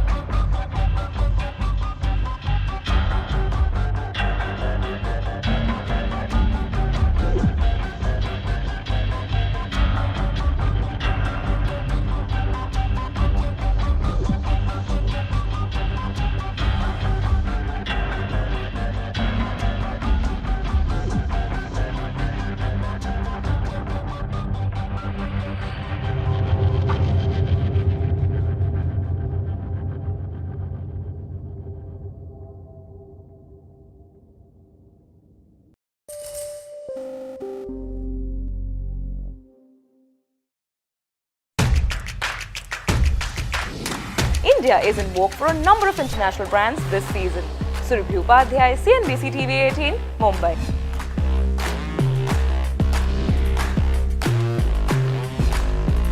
Hello, I'm Surabhi Upadhyay and I am going to be joined by trailblazers who are transforming the banking and finance sector in India and around the world, only on CNBC TV18. Celebrating 25 years of CNBC TV18.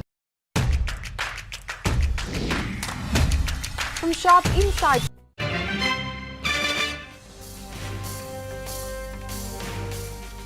Welcome back. Well, it's that time of the day where we get you Nimesh, who's here to tell us what he's picking up on D Street Chatter. And when Nimesh is at the conference, I believe, so he'll get an even better insight. Nimesh, fill us in. Hi, Nigel. Under pressure today, largely led by the large caps. And within the large caps is the financials, which is dragging the markets down. And within financials, I guess there is large pressure on the NBFC stocks today. Looks like the commentaries from the financial companies in various conferences hasn't gone down so well with the investor community. That seems to be the reason why the financials are under pressure today. While looking at the market, it may sound like there is an aggressive selling from the FIs, but contrary to that, the feedback that I'm picking up is that maybe there is a small MOC basket buying in the last 30 minutes in some select names. So that's something to track. So the institutional data could be quite interesting today. Again, it's a day of broader markets to relatively outperform. So while the index is down 0.5%, the mid-cap index, a lot of individual names are buzzing in trade today and are actually up in trade. So again, a day when the broader market stocks and mid-caps have relatively outperformed. Technically, the sense is that 24,350 is a crucial support level on the Nifty to watch out for. If that gets taken out, you will see further selling pressure. But again, this Friday, you will have a liquidity event in terms of FTSE rebalancing and the Sensex rebalancing. That will have an impact on some individual names. But broadly, looks like today's fall is largely led by large caps, and within that is the financials which are dragging the markets down. All right. Nimesh, in terms of individual stocks, what's on your list today? Well, Prashant, as I said, a lot of individual stocks in the broader markets are buzzing in trade. The first stock on my list is BF Utilities. We normally don't talk too much about the stock, but that's been buzzing off late. The volumes are on the higher side. In fact, I understand a very influential HNI investor has been aggressively buying in the last couple of weeks and months. So he's built up a large position in BF Utilities in the last couple of months is my sense. So that's the first name. The second stock is DCX System. Again, Y2D the stock has done nothing. In fact, it's been negative year to date, but today the stock is buzzing in trade up 10%. The volumes have picked up. I understand there are very strong buy flows as well. And in DCX System, the buzz is that maybe there could be a very large block deal in that particular stock very soon. So that's something to track there. The third name is Yatharth Hospital. Y2D the stock has done well. It's been buzzing off late as well. And looks like the company is very close to raising funds via QIP. So something to track in Yatharth Hospital. And the last name is Swiggy. Since listing, that stock has relatively outperformed the QSR space. Again, aggressive flows from larger FIs, you would understand. Yesterday also there was big move and a large volumes. And I understand a leading long-only FI has been an aggressive buyer in Swiggy of late, and hence you've seen a big up move in the last couple of days. All right, Nimesh, thank you very much for that. So lots of interest in that quick commerce space, and Swiggy, of course, a big beneficiary since listing. Thank you again, Nimesh, with all that detail. Well, as I said, the primary market is red hot, but IIFL's recent study reveals the trends and performance of IPOs that have here with the key highlights. Almost over to you. Well, it may be Christmas season, right? It may be New Year's season, but for the last 5 years, come rain, sun or cold, the one thing that has remained constant is IPOs. And that's what IIFL's latest study is all about. Now, IIFL has analyzed 263 IPOs since FY20, where 101 of them saw private equity exits and the others saw exits from non-PE players. Now, here are some 5 key takeaways from this study. Now, first, it is observed that the IPOs of a private equity-backed company generally come at a premium to the respective sectoral index, while those of the non-premium or non-PE companies come at a discount. Now, the numbers prove that. Now, the PE-backed IPOs have had an average premium of nearly 30% to their respective sectoral index, while a non-PE IPO comes at a discount of almost 13%. Now, it is this valuation gap that leads to the second takeaway, that the annualized outperformance of non-PE IPOs increases compared to those of PE-backed IPOs over a period of time. Now, the annualized outperformance from the IPO price of PE-backed firms is just 1.5%. Now, compare that to the 17.5% that you see for non-PE IPOs. But is this a post-listing phenomenon? Well, not really, because the gulf is evident from the listing gains itself. Now, this is the third takeaway, that the non-PE IPO outperformance is evident from the listing gains itself, because a PE-backed IPO sees an average listing gain of 15.5%. And compare that to a 23% gain that a non-PE IPO sees. But one thing is common between the two is that the post-listing performance or most of the gains come during listing, but the performance post that is subdued. Now, the annualized outperformance from the listing price is a negative 5% for PE-backed IPOs, while for non-PE IPOs it is in the positive, but still a subdued 3.5%. And lastly, the annualized performance from the listing price is more pronounced for non-PE IPOs compared to the PE ones, which also explains the takeaway we highlighted earlier. Now, the annualized performance from the listing price is a good 33% for non-PE IPOs, while for those in the private equity-backed space, it's just 21%. Now, so which are the sectors that have added the most in terms of new market cap? Now, while fintech and financial services, especially considering the number and the size of the IPO that the sector has had, followed by industrials, consumer discretionary, IT, and pharma. So a lot of people would tell you that the price does not matter at the end of the day, but this study has a very clear takeaway that the price does matter after all.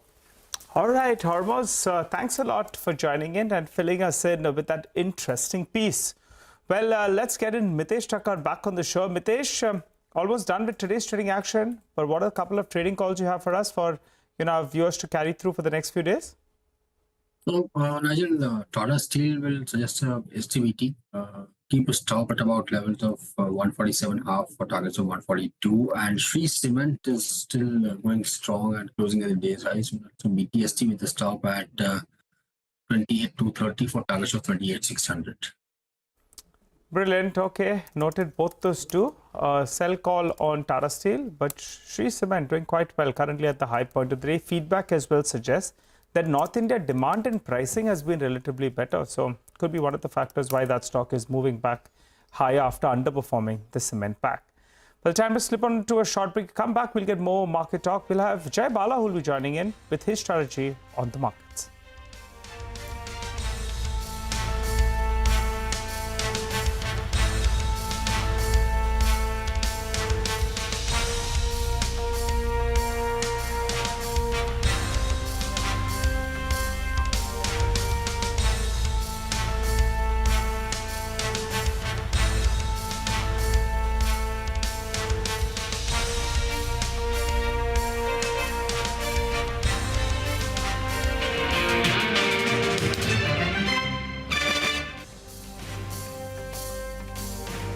To all the excitement from the world of sports.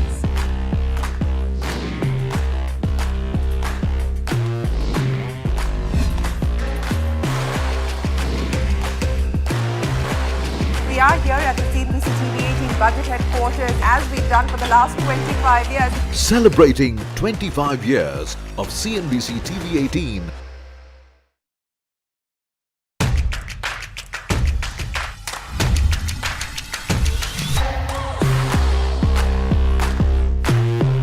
Markets are betting big on affordable housing. You look at the kind of stocks that have risen.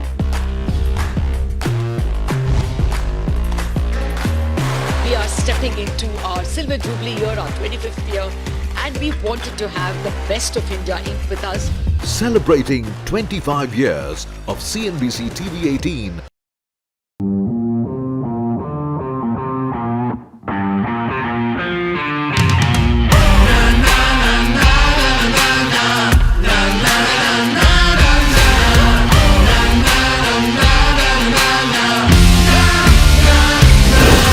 Make informed decisions with comprehensive analysis on the go. Strengthen your portfolio with real-time market updates on the go. Create effective strategies with insightful expert opinions on the go. Grow on the go with CNBC TV18. Now streaming live 24/7 on YouTube. How about listening to global market maestros before crafting your investment strategy? How about getting deep insights into their businesses from top Indian honchos before putting your money on the line?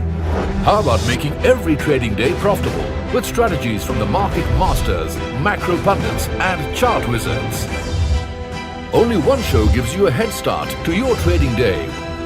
Get ready to profit. Get ready for business with Bajar at these times on CNBC TV18 and CNBCTV18.com.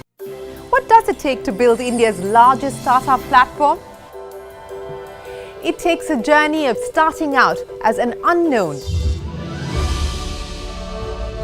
and ending up as unforgettable.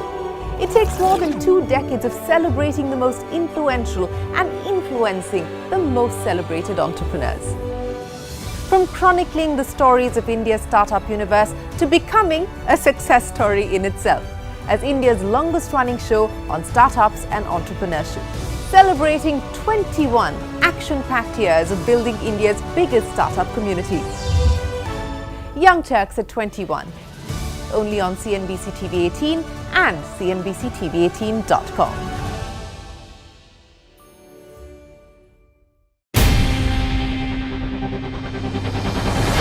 CNBC TV18's most comprehensive and award-winning news show, India Business Hour, drops first on YouTube.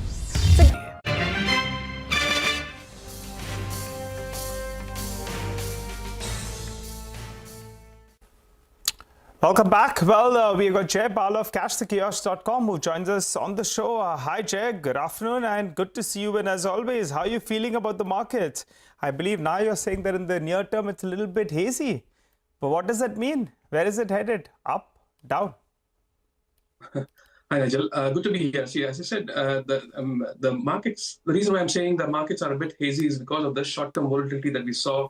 The market dropped to 24,180 and then bounced back. But that hasn't disturbed the higher time frame price objective, which I've been maintaining from the 1st of October as the June 4th low, the post-election low. So the markets are heading towards that.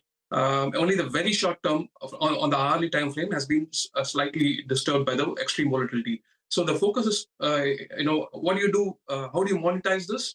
You assume the market has already clocked a peak at 24,855, and then assume it's heading lower. In the event that if it were to exceed 24,855, you either take the stop and then reinstate the short once again when the market reaches somewhere about 24,100. If the market doesn't break 24,855, you're already heading lower. So, and that confirmation again will come when the markets break below the 24,180 low that registered a few days ago.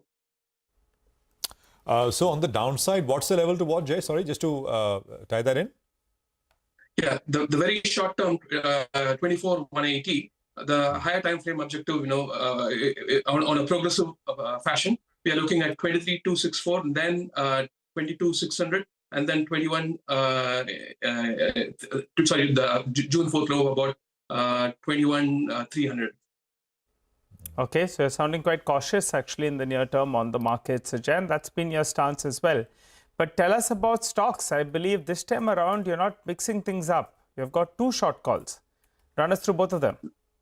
That's right, Nigel. We have a conditional short on Apollo Hospitals. If you were to trade below 71.65, I think it will trigger the short for this stock. It might have completed a move that started from May 2022 low at the recent high of 2024 high about 75.45. So the objective for this, if it triggers below 71.65, is about 65.80.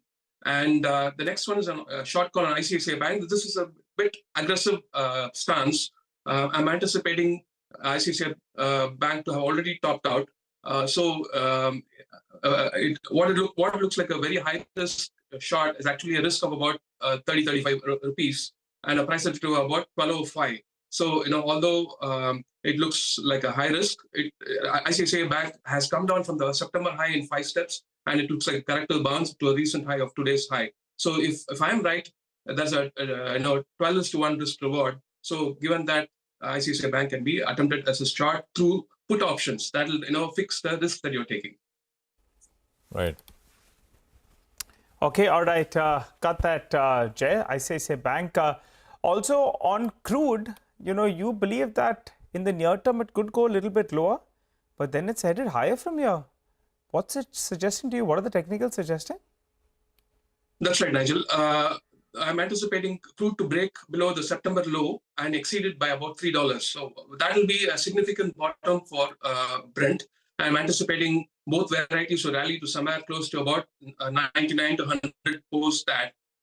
So the very short-term structure is incomplete. Brent has probably already started, or probably it'll touch about 75 and then begin the decline. So opportunities on both sides for Brent, playing short-term shorting opportunity and a medium-term long opportunity once the September low is broken. Absolutely. And some of the other stuff, of course, I think is you've had these views, right? The dollar to about 109.5. I think the 10-year to about 5%, right, Jay? That's right. More than that, there's an important macro that's happened in the last couple of sessions, Prashant. NVIDIA has broken below a significant trend line that started from 2023 low, and it's clocked a head and shoulders top. And interestingly, NVIDIA bottomed in 2023 with the inverse head and shoulders pattern, the reverse of what we are seeing right now. So, it'll be a classic sign if this was also to materialize. And NVIDIA's close on Friday was below the trend line, a full body candle below the trend line. And we have registered a lower low and lower top for NVIDIA. So this is a very significant macro for this AI-driven rally. So watch out for the tech stocks to follow NVIDIA. And also Bitcoin, which is a signal of risk on, risk off. Bitcoin is approaching very close to a terminal top. I had turned bullish on Bitcoin and asked people, your viewers, to take position in Bitcoin and abandon Bank Nifty in October 2023. I'm having a reverse view. There's one sequence of higher high and higher low to come through for NVIDIA. Sorry, Bitcoin. Once that happens, it'll probably be a terminal high for Bitcoin and a huge bear market that'll shave off at least 50% of the peak value. Ooh, all right. Very quickly then, Jeb, before we wind up on the show and have you on markets forward, HDFC Bank didn't participate in the party that was there on Dalal Street, but you believe that it's topping out in the near term?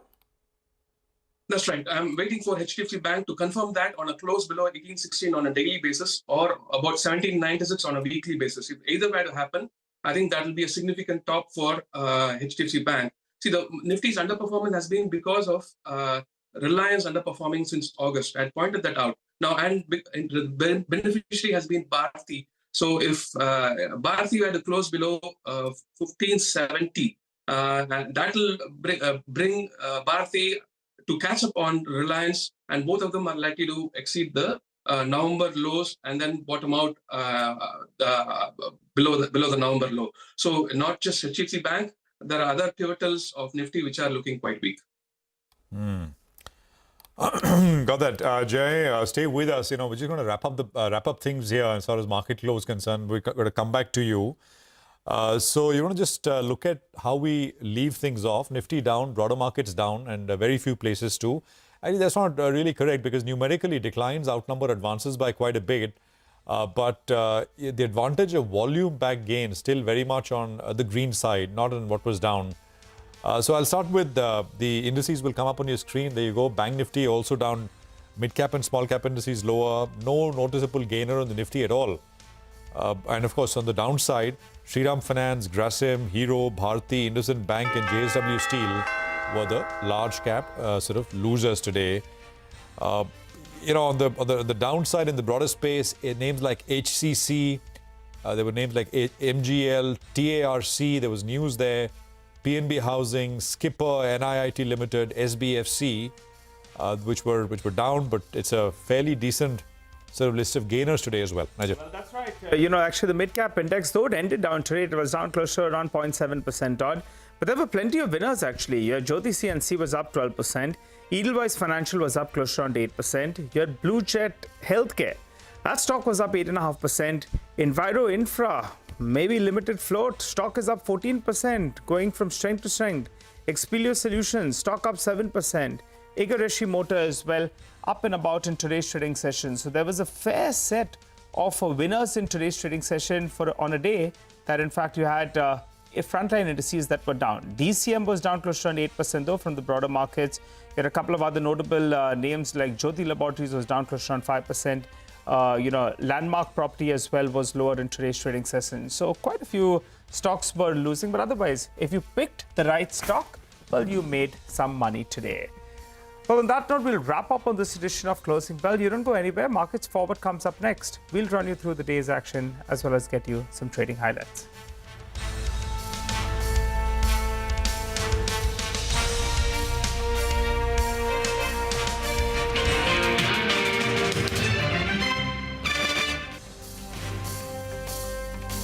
Access to the most influential architects of policies and politics, the key newsmakers of the day. Discover the big themes as we decode the business of markets, macros and more.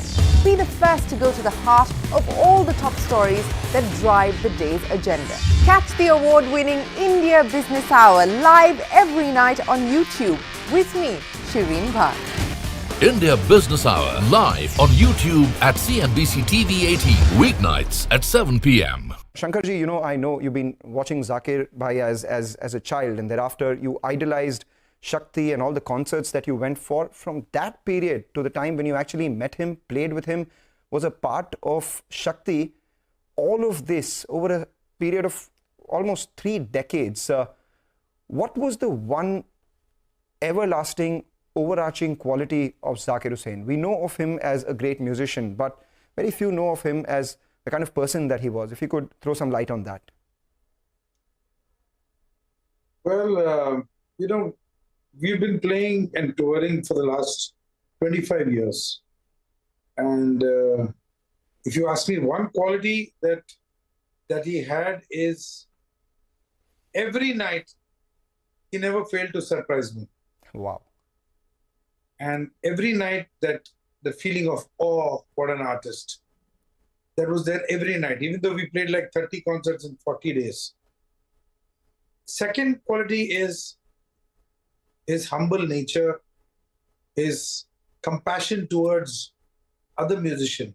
Sometimes he used to just take a step back and just be an accompanist, providing you the platform to showcase your art form, So that shows the maturity of a musician. And just the sound of his tabla, it's never ever going to come back again. So really, really sad. I mean, I don't have any words to speak. We can totally echo that sentiment. Just the sound of that tabla. I personally remember, there was a concert that you had done with him at Shanmukhanand, and you just asked the audience, hey, Lavani, should we play that? And the audience was enthusiastic. Zakir Bhai just strung one beat on the tabla, and everyone was suddenly transported to the Lavani. But what's also interesting is that the personal connection that you had with him, you had the joy of playing cricket with him, a lot of meals that you would share, y'all would share as well.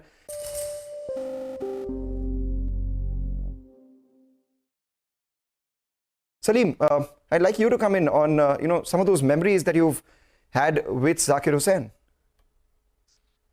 Well, yeah, there are so many of them. I mean, one thing I definitely echo this thing about Zakir Bhai, that he made everyone feel like a friend.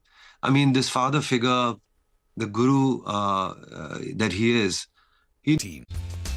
Another weak session on Dalal Street. The Sensex and the Nifty ran lower to end near the day's low. Midcaps relatively fare better. A record high trade deficit drags the rupee towards the 85 versus the dollar. Nifty Bank ends near the day's low as PSUs as well as private banks. They are the key drags in trade. Metals and oil and gas stocks to end lower. Real estate stocks, however, continue their good run. They relatively outperformed today. Questcorp rallies nearly 10% after brokerage firm Antique initiates coverage on the stock with a buy call. Believes the company could be a beneficiary of strong hiring trends across various segments. Piramal Pharma climbs after JM Financial initiates coverage with a buy call. Says the company is at a 38% discount to average listed players.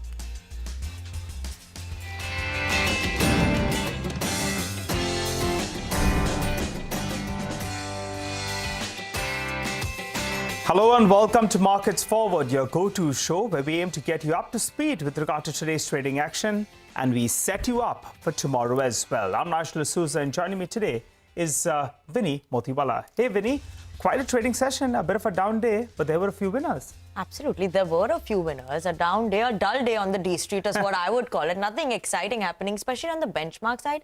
But at least mid and small cap, some of them managed to hold on to gains. And we saw some bit of a green on that front. Well, that's right. I wouldn't be too worried with today's fall as well, because you have a big event that's coming up. That's what the Fed is going to do next. And hopefully, Mr. Powell doesn't have a plan of his own, because the Street expects him to cut rates by close to 25 basis points. Now, the fear is are we bracing for a larger correction, or is this the December phenomena?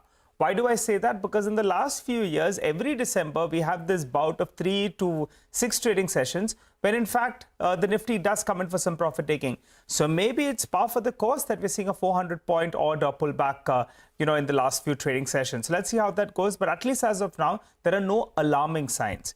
What about the biggest casualty today? The banking names. PSU banks took a hit. Some private sector banks as well took a hit. And that's why the Nifty banking space was the biggest drag. Real estate stocks, though, they relatively outperformed, had a good run yesterday. They saw some follow-through buying. But what started off as a good trading session for the broader markets, well, by the end of it, those crisscross lines come up for you on the screen. We had way more number of stocks advancing than declining. But towards the end of the trade, well, they did a crisscross, and you had more number of stocks declining than advancing, though you must take note of the fact that we had plenty of winners as well from the broader markets that we'll get to in just a bit. Absolutely. So let's start up with what are we watching out for and what will we tell our viewers in the show and the lineup for today. We will start with the top movers and shakers of the day with Hormaz and move on to RBL Bank and Cholamandalam investments, which were under pressure today, while QuestCorp and Piramal Pharma gained in trade. We'll give you the key reasons why these stocks were buzzing in trade. Last but not the least, we will delve into the key market events to watch out for tomorrow's trading session. And on that note, let's start with our first segment for the day. And Hormaz is joining in with us from the big world to tell us which were the stocks that were in top move today, moving, which were in the green, which were in the red. Hormaz. Well, a forgettable day for the benchmark indices indeed, and the broader markets didn't have it any better towards the close, and it was the index heavyweights, right, that pulled the Nifty down. And take a look at all of them: HDFC Bank, ICICI Bank, Reliance too, most of them ending at the lowest point of the day with losses of anywhere between 1% to almost 3%. PSU banks took a beating today, and Nigel just mentioned a few minutes ago, and Bank of India, Indian Bank, every constituent of the PSU bank index ended in the red in today's trading session. There were plenty of stocks that were moving on the back of news flow in today's session. TARC made an announcement earlier in the day about a forensic audit. That stock ended in a lower circuit. Indoco Remedies got a warning letter. The stock fell 7% but ended in the green. It shows the kind of recovery that the stock had. QuestCorp and Piramal Pharma, we'll talk about them in just a bit. Positive brokerage commentary coming in there, and Genesis International ending higher on the back of an order win. And some other stocks that were bucking the trend in an otherwise weak market. Masgao Dock, second day of gains. It's about to turn X split next week. Suzlon upper circuit in today's session. Zen Technologies up for the 10th day running, and ION Exchange too having a good day at the office. Back to you guys. Okay, all right. Thanks a lot for that, Hormuz. Well, let's get in our guest. We have Jay Bala of Cash Secures, who's going to help us out with some technicals, and Sudeep Bandyopadhyay, the group chairman at IndiTrade Capital, who joins us. Hi, gentlemen. Thanks a lot for joining in. Jay, what do you make of this pullback? I was calling it the December phenomena, but I think you believe there's more in store on the downside. Where are we headed from here? That's right, Nigel, and you're right about December. But if you look at the monthly time frame of the years preceding the midpoint of a decade, 2014 has been negative, 2004 has been positive, 1994 has been negative, and and so on. So basically, there is a pattern interruption possible to your statistics. So, but the very short-term structure is looking like this was just a pullback, and we had anticipated the Nifty to bounce to about 24,800 to 25,100.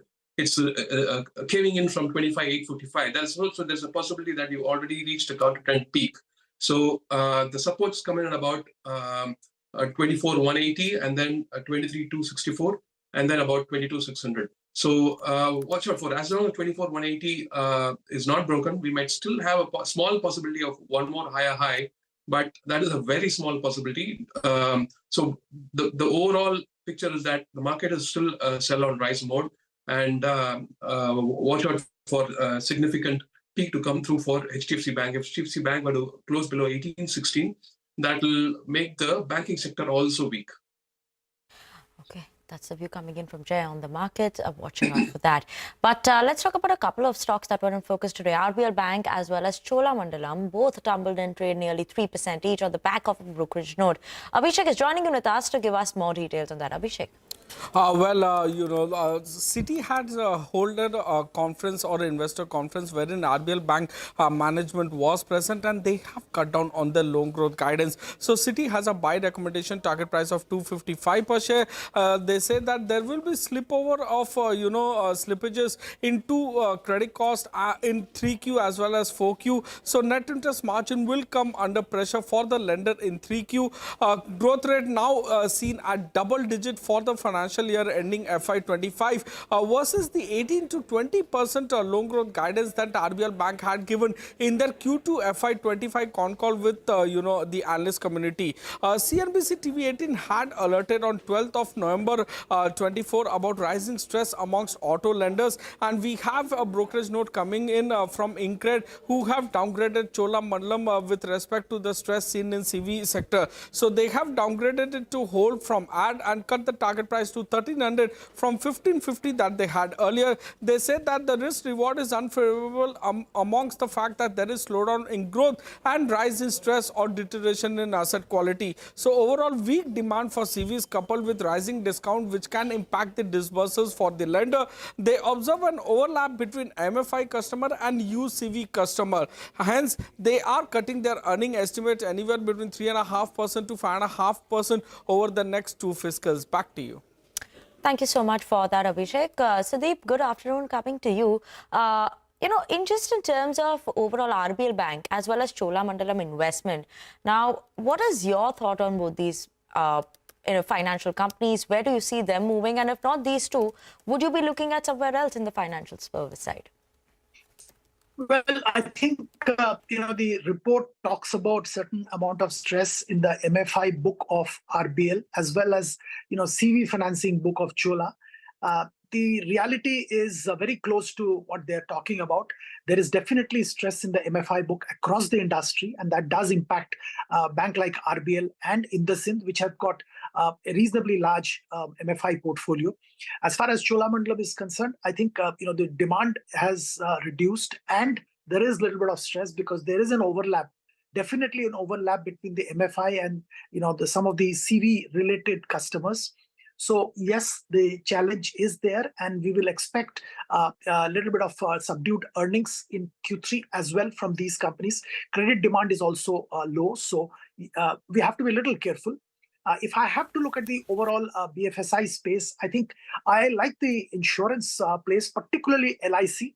There are a lot of challenges, a lot of changes happening in the life insurance and overall insurance industry. IRDA and the government is talking about some kind of control on bank assurance, restrictions on bank assurance. Now, pretty much all the large insurance players do get impacted except LIC. Also, they're talking about allowing life insurance companies to sell general insurance products and vice versa. Now, this does benefit LIC in a significant manner because with the kind of network LIC has, assuming they are allowed to sell general insurance products, particularly health, I think they will have a significantly large business in a very short time span. So LIC continues to remain our favorite in this entire insurance space. I also like the gold loan companies. I think with the gold prices moving up, and the demand for gold loan continues to go up. So the gold loan companies, whether it's Manappuram or Muthoot, can be looked at. Muthoot will be my preferred pick at this stage. Manappuram has got a microfinance company which has got certain challenges at this stage because of slowdown in MFI loans as well as asset quality challenges. Okay, all right, Sudeep. Got both those two down. Well, let's focus on a couple of other stocks that were doing quite well. Quess Corp. That one was zooming in trade. Brokerage firm Antiques, well, they initiated coverage on the stock with the buy rating. Horma joins us to detail that particular note. Horma, that was a big winner today. A big winner indeed, and it was a positive commentary coming in from Antique, initiating coverage at 1,000 rupee price target, and the only one now on the street that has a 1,000 rupee price target on Quess Corp, which is an almost a 40% upside from yesterday's closing levels. And they say that there's a beneficiary of strong hiring trends across various segments is Quess Corp, right? And it's the 46th largest global staffing company by revenue. And what they also say is that as the formalization of the economy increases and as that also grows, that will be continuing to aid the growth for Quess Corp, and it is also a beneficiary of strong hiring trends which is seen across segments. Now, what Antique is expecting is that it expects its revenue CAGR to grow between 12 to 14% over FY24 to 27, and as a result of which they had a buy recommendation, 1,000 rupee price target, and the stock ending 7% higher today. Okay, all right, Hormuz, but we can't let you go at that. The other one you're tracking is Piramal Pharma. That as well surged in trade, and this time around, JM Financial initiated coverage on the stock. Tell us more. You know, it's been a good year for Piramal Pharma, right? It's almost 80% higher year to date until yesterday's close. Now, JM Financial came out with a note buy recommendation, 340 rupee price target. That's another 35% upside from what we have already seen so far in 2024. Now, what JM Financial is saying that it is building in a 23% EBITDA CAGR over a period of time, and that will result in stable cash flows for a Piramal Pharma. And on the valuation front, it's currently trading at around 21 times FY26 EV to EBITDA. On an FY27 basis, that number drops to 17 times, and that is a 38% discount to its other listed peers, is what JM Financial said. And they say they also focus on the CDMO business, which is its largest revenue generating stream, and they say that it is key for the company's success going forward, and the traction that they have gained through the newly commercialized molecules and a potential recovery in US biotech in the second half of the financial year will ensure that this CDMO business achieves this 17% growth CAGR over the next 3 years. So positive commentary from JM Financial, a 35% potential upside on Piramal Pharma. Brilliant. Thanks a lot for that, Hormuz. Sudeep, what's your view? Quess or Piramal? Any of them you like? And I remember, with regard to Piramal, if I remember correctly, when it got demerged from the parent, the stock listed 170, 180 rupees. And then it went down, I think, to around 55 rupees. So from there, it's had a big move, 55, 60 rupees, all the way to around 260 rupees. But JM believes it's good for more. You like any of these two? I do like Piramal Pharma, Nigel. I think, it's got some more legs to go. And to an extent, I agree with the JM report. Yes, it was beaten down badly post-listing. And, it was definitely an opportunity waiting to be seized. And, it started going up. And I believe the way the things are poised, the way their products and the segments are poised, they have some more upside. I'm not sure whether it'll happen within a period of 6 months or 12 months, but it's bound to happen. This is a good stock to buy even at current level. That's what my belief is. As far as Quess is concerned, while there is definitely a significant amount of incremental hiring happening around us, particularly the GCCs and the technology space, which does help Quess in a big way. The business continues to remain a bit volatile. And, I'm not very convinced that, we can put a target of 1,000 on Quess Corp at this stage. So I will, stay on the sidelines on this. Okay, sidelines for Quess and Piramal Pharma, positive coming in from Sudeep. Jay, coming to you on the technicals, when you're looking at it for CDMO players, all of them have been buzzing in trade this year versus overall the other traditional pharma companies. What is your thought on Piramal Pharma? Do you like that among the CDMO players, or is there anything else you're looking at on the charts? And even on Quess Corp, what are your thoughts? See, I'm avoiding the pharma sector at the moment. I've been bullish on pharma since 2018, and I've never been bearish on it. But I believe the pharma index is likely to correct to about 20,000 to 19,000. So although the medium term I'm bullish post the anticipated correction for pharma index, I think Piramal Pharma probably has higher high to come through to the 320, but because of the overall trend, I'm a bit cautious being bullish on the stock. But when it comes to Quess Corp, it's been one of the few stocks which have not crossed the 2022 high. And the decline from the September high looks corrective. So probably has got higher highs to come through. Unlike most of the other names in the broader market, Quess Corp correction from September high is looking corrective. So probably it's got to have catch up to do to go above the 2022 high in the broader market space. And besides that, I also like Masgo and Docs when we were discussing the different stocks, GRSC, Masgo and Cochin Shipyard. I had mentioned in September that Cochin Shipyard has already topped out. Masgo likely to bottom around 37.50 and change. It's actually bouncing higher from that level of 3,800 and comes to 5,300. So probably record highs possible for Masgo and Docs. But because the overall trend for the market, I believe, is downward, I'll be less bullish on Masgo, but it's probably going to record highs. Okay, all right, Jay, very quickly before we let you go, I wanted levels on the dollar index. Where is that headed? You've been calling for higher levels out there. And Brent crude, this time around, you're calling for higher levels there as well. From an Indian market perspective, I'm getting a little bit jittery, but tell us the levels you're tracking. Yeah, I'm anticipating a Brent to clock a final low from the highs it crossed post the Ukraine high. So that will be around 65 mark for me, $3 exceeding the September low of September 2024 low. When it comes to the dollar index, I anticipated it to cross past the November high of about 108.5 and change and touch about 109.5 to 110. I'm bullish on the dollar index. And for the short term, I'm bearish on the Brent variety of crude.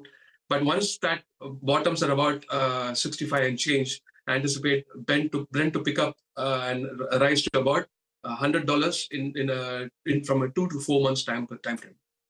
Okay, Jay, thank you so much for that. And Jay, as well as Sudeep, thank you so much for joining in with us on the show, as always. But with that, we're going to slip into a very short break. But we leave you with some market opinion from S. Narain of ICICI Prudential AMC. And we will be back with more market action on the other side.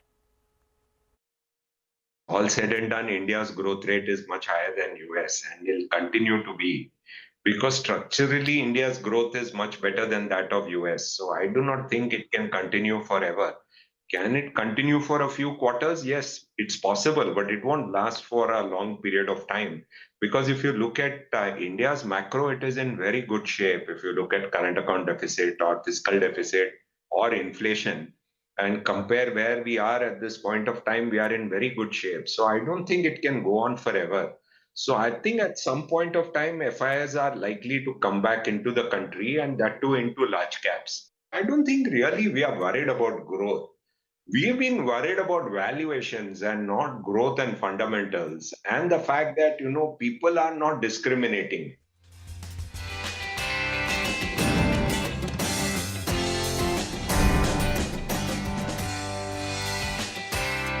That you were just very, very special. And not just you, I mean, anyone and everyone. He or she may be just an intern or somebody working at the studio or something. He'd make everyone feel so special and so loved. That was a very incredible quality about him. And, when it came to food, he always had the best places to go to. He always had the best cuisine that he'd recommend.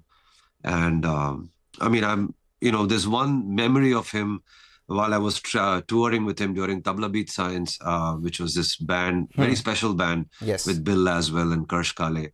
I remember we went go-karting and he beat everybody. I mean, he was just an amazing rider. And after that, I remember asking him that, Zakir bhai, how do you manage so many networks?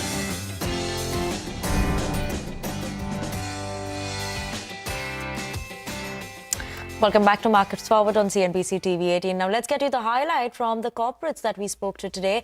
And first on our radar is Senco, which raised 455 crore rupees via QIP. Now management says that the QIP proceeds will be used for reducing debt, increasing inventory and opening stores. Also guides for net profits in the range of 220 to 250 crores by FY27 end.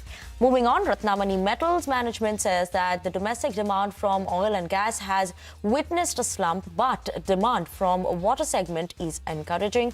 Adds export orders booking remains quite strong due to the strong traction from West Asia. For FY25, the management has guided for a standalone revenue of 5,200 crore rupees with a margin of around 16 to 18%. Well, lastly, we had the Keynes management who said the OSAT and the PC board fabrication will be the focus areas for the company, as just being an assembler won't be sufficient to meet the growth targets. They are sticking to the revenue growth guidance of around 3,000 crore rupees in this fiscal, and they expect the smart meter revenue to gradually scale to around 1,000 crores by the next fiscal. Well, we're almost done on the show, but before we are done, let's get in Upasana. She's here to gear us up for tomorrow's trading session. All the top events you need to track. Upasana, take it away. First up, let us look at the economic cues for tomorrow. Now, UK and Europe will be reporting its CPI numbers for the month of November on a Y-on-Y basis. US will be reporting its interest rate decision. Mind you that the FOMC meeting is being held today and tomorrow, and the final decision on interest rate will be coming out tomorrow. So even that will be in focus. And also US will be also reporting its crude oil inventories for the week. Now back home, a couple of stocks in focus on the back of corporate action. Companies like Borosil Renewables, Steel Exchange and Swelect Energy Systems will be in focus, as all these companies are going to consider fundraise. Now, on the IPO front, there are 3 important listings tomorrow: Sai Life Sciences, One Mobiwex System, and Vishal Mega Mart. So, all in all, quite an eventful day tomorrow. Absolutely an eventful day that we're watching out for, especially a lot of IPOs coming out and listing tomorrow. But with that, it's a wrap on this edition of Markets Forward. But as we go, we leave you with the Growth Code, a collaborative initiative by Grow and CNBC TV18. Our mission is to equip you with valuable insights and strategies to navigate the market. Today, we will help you understand certain market dynamics such as Theta DK.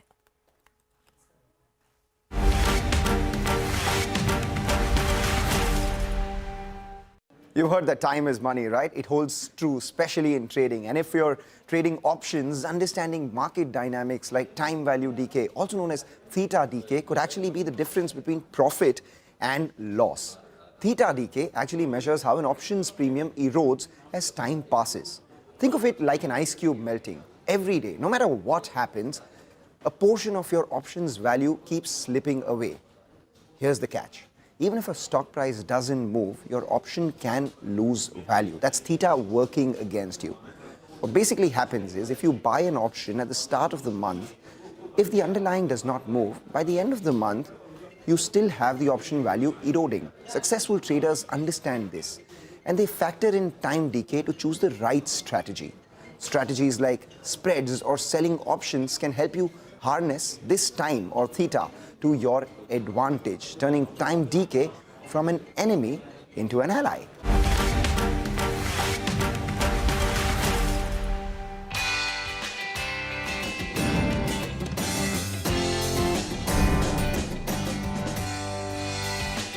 Living in America, and then each time he has to travel anywhere, he has to secure a visa, because it's difficult to you have to get a visa. But then he said, and I asked him, like, at that time the Indian card had just come out, that one could get a card, just a Indian origin living, somebody who lives outside of India but of Indian origin. And I asked him, like, why don't you opt for that? And he just told me something that I'll never ever forget. He said that I can't give away my Indian passport. It's too difficult for him to submit his Indian passport back to the government. Wow. And that really shook me. I mean, imagine each time he has to go to Europe, each time he has to go to the UK, he has to travel to LA, go to the embassy, secure a visa. And he's willing to do that all his life, but he never ever give up his Indian passport. One of India's greatest sons. I have so many episodes like that, so many memories of him, telling me so many amazing things. His knowledge about music, in general, about classical music, about Western classical music. I mean, so much to talk about. He has such an incredible, so much knowledge about Western classical music, and about orchestras and about musicians. It was incredible to just be around him. Right. The thing that you spoke about him not wanting to give up his Indian passport tells you how great a son he was to the nation.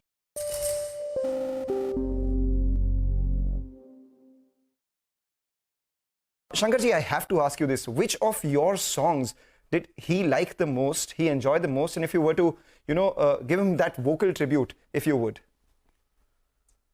Oh my God. I used to, we used to travel a lot by bus, because we used to have long bus journeys, 8 hours, 10 hours, 12 hours. So that was one opportunity where I used to play my mixes, or, something that is recently released, some film song or some, non-film song, some piece of music. And he used to listen to it and, appreciate every single, thing that piece of music that I played for him and give me his blessings. See, I don't want to sing something from what I've composed for him or anything like that. All I would like to sing is Guru Brahma, Guru Vishnu.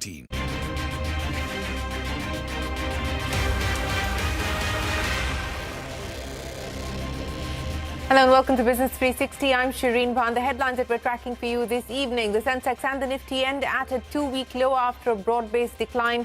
49 out of the 50 Nifty stocks end in the red. The rupee hits a fresh record low against the dollar as it moves closer to the 85 mark. Finance Minister Nirmala Sitharaman terms the slowdown in Q2 GDP growth as a temporary blip, says the government's capital expenditure effectively began only in August. He expects overall growth rate to pick up going forward. The GST Council is likely to consider lowering the tax on food delivery by online portals from 18% to 5%, but they will potentially lose input tax credit benefits, bringing them on par with restaurants. Council will also consider tax exemption on small ticket card payments made via payment aggregators worth up to 2,000 rupees. US President-elect Donald Trump announces SoftBank will invest $100 billion after meeting Masayoshi Son. Trump also meets TikTok CEO and says he has a warm spot for the company but remains non-committal on protecting the firm. TikTok needs to divest Chinese ownership by the 19th of January to avert a ban in the US. Ukraine claims to have killed the top Russian general by placing a bomb inside his residence in Moscow. The general was accused of ordering chemical weapon attacks on Ukraine and was sanctioned by Western nations. Israeli forces continue to pound Gaza, killing at least 14 people overnight. The overall death toll crosses 45,000. Israel also intensifies attacks on military infrastructure across Syria. The government introduces legislations to conduct simultaneous elections in the Lok Sabha amidst fierce pushback from the opposition. The Congress calls the bill unconstitutional. The government refers the bill to a joint parliamentary committee for further deliberation. Authorities enforce stricter restrictions as air quality deteriorates in the National Capital Region. All construction activity banned. Schools ordered to switch to hybrid mode. Paytm shares rise for the third day, even as it remains 50% below its IPO price. The lifting of the ban to onboard new UPI customers and the stake sale in Japan's PayPay Corporation boosts sentiment. The representation of women in corporate boardroom remains largely stagnant this year, according to a survey by Excellence Enablers. The average age of the boardroom is over 63 years. Out of the 561 independent directors, only 19 are below the age of 50. Well, let's head straight to today's trading action. A broad-based decline saw the Lal Street ending at a two-week low. So let's bring up the market snapshot for you. The Sensex saw cuts of over 1,000 points today. The Nifty down by about 330 points, losing almost 1.5%. And the Midcap index was down by about 341 points. That's 0.5% of a cut there. The Bank Nifty down by about 750 points. So that's the market action for you. Continues to look weak. Prashant, what's weighing on sentiment? Unenthusiastic kind of performance by the Bulls today, and at no point did it look like they really wanted to come into the game at all. I mean, the market looked a little sulky in the morning, sideways, and then, of course, it just gave up gains, and it looked definitively down by the time we actually entered the second half of the day. So over 300 points lower on the Nifty. I mean, if you're looking for a trigger, something to blame, there wasn't any really, except maybe, I mean, the dollar, which perhaps rose a little bit during Asian trade, and the dollar index is back around the 107 levels. But that's it. The Nifty Bank also was under pressure. Actually, the Nifty Bank lost more, significantly more than what the Nifty was down by. And unlike yesterday, when the broader markets saved the day, you had the broader market also, which was under pressure. So mid and small cap indices, both up on your screens. Nothing large, but down nevertheless. I'll start with, actually, on the Nifty, nothing very much higher at all. I mean, the biggest gainer was under 1%. So I'll leave that. I'll start with what was down. Shriram Finance, there was Grasim, MotoCorp, Bharti, IndusInd Bank and JSW Steel were some of the big losers. Declines outnumber advances by a hefty bit. And I'll start with losers. HCC, there was a deal. MGL was down sharply. TARC, that's a smaller real estate company based out of NCR. And there was negative news flow and the stock was down 10%. Big volumes here. PNB Housing was down sharply. Skipper Limited, NIIT Limited and something like a SBFC, Small Business Finance, were also lower. that's not to say that what was up didn't have volumes. Actually, it's a pretty long list of volume-led gainers even today, even though numerically declines were more than advances. Mazgaon Dock, late mover, and it rose to the top of the list in terms of volume-led gainers today. Quest Corp was sharply higher. There was Jyoti CNC, which looked good. 5 Star, that's Lender. EMS Limited. Edelweiss is back to in the 140-ish zone. There was Fairchem, Donier up from the morning, Precall and Borosil Renewables. Some of the names, volume-led gains that we had in the broader space. I mean, the market sulking, the Nifty closing around the 20-day moving average, from which level the market had bounced last Friday when we had that frantic, manic kind of a move. The question is, as we head into the Fed, that is only tomorrow, will there be more pain or will the market find sort of supports around these daily averages? Back to you. All right, we're moving closer to the 85 mark. So that is where the dollar rupee closed for the day. In fact, India's trade deficit hitting $38 billion in November, which is a record high. Monthly imports also hit a new high of $70 billion. The dollar index is also gaining ahead of the U.S. Federal Reserve's rate decision that is expected later this week, and that is where the bond markets closed. Now, the Bitcoin has continued its record-breaking rally. There's no stopping it. It's hit a new all-time high of $107,000. This after President-elect Donald Trump reiterated his plans to create a U.S. Bitcoin strategic reserve. Bitcoin buyer MicroStrategy's entry into the tech-heavy NASDAQ 100 index has also lifted investor sentiment. The cryptocurrency's market cap is above $2.11 trillion. That's the Bitcoin for you. But heading back home, Finance Minister Nirmala Sitharaman has called the slowdown in Q2 GDP growth as a temporary blip. Speaking in the Lok Sabha on the supplementary demand for grants, the Finance Minister said the government's capital expenditure effectively began only in August post the elections and expects overall growth rate to pick up. GDP growth slowed to 5.4% in Q2, which is the slowest that we've seen in the last 7 quarters. Take a look. GDP growth rate was lower than 5.4% in 2 quarters, quarter 4 of 21-22 and quarter 3 of 22-23. So it's important to understand that this drop happened just 2 quarters in the last 12 quarters that we're talking about. So let us not sort of pick on that one and predict future. This has been a steady growth and a steady, sustained growth. The implementation of new announcements of this government commenced after the Appropriation Act was passed by the Parliament in August 2024. Effectively, it is from August that we are starting to give emphasis to many of the things, inclusive of capital expenditure. Well, the Finance Minister there on an expectation of growth picking up. Shares of Vedanta slipped in early trade after the company's board declared a 4th interim dividend for the current fiscal at 8.5 rupees per share. The dividend payout amounts to 3,324 crore rupees. And this will take the total dividend in FY25 so far to 16,800 crores. The record date for the payout has been set as the 24th of December 2024. Manufacturing facility of pharma company Indoco Remedies in Goa has received a warning letter from the U.S. drug regulator. The Goa facilities, Plant 2 and 3, have received an official action indicated status in October. Indoco has not specified the factors behind the issuance of the warning letter. However, the company has said that it continues to supply products from this facility.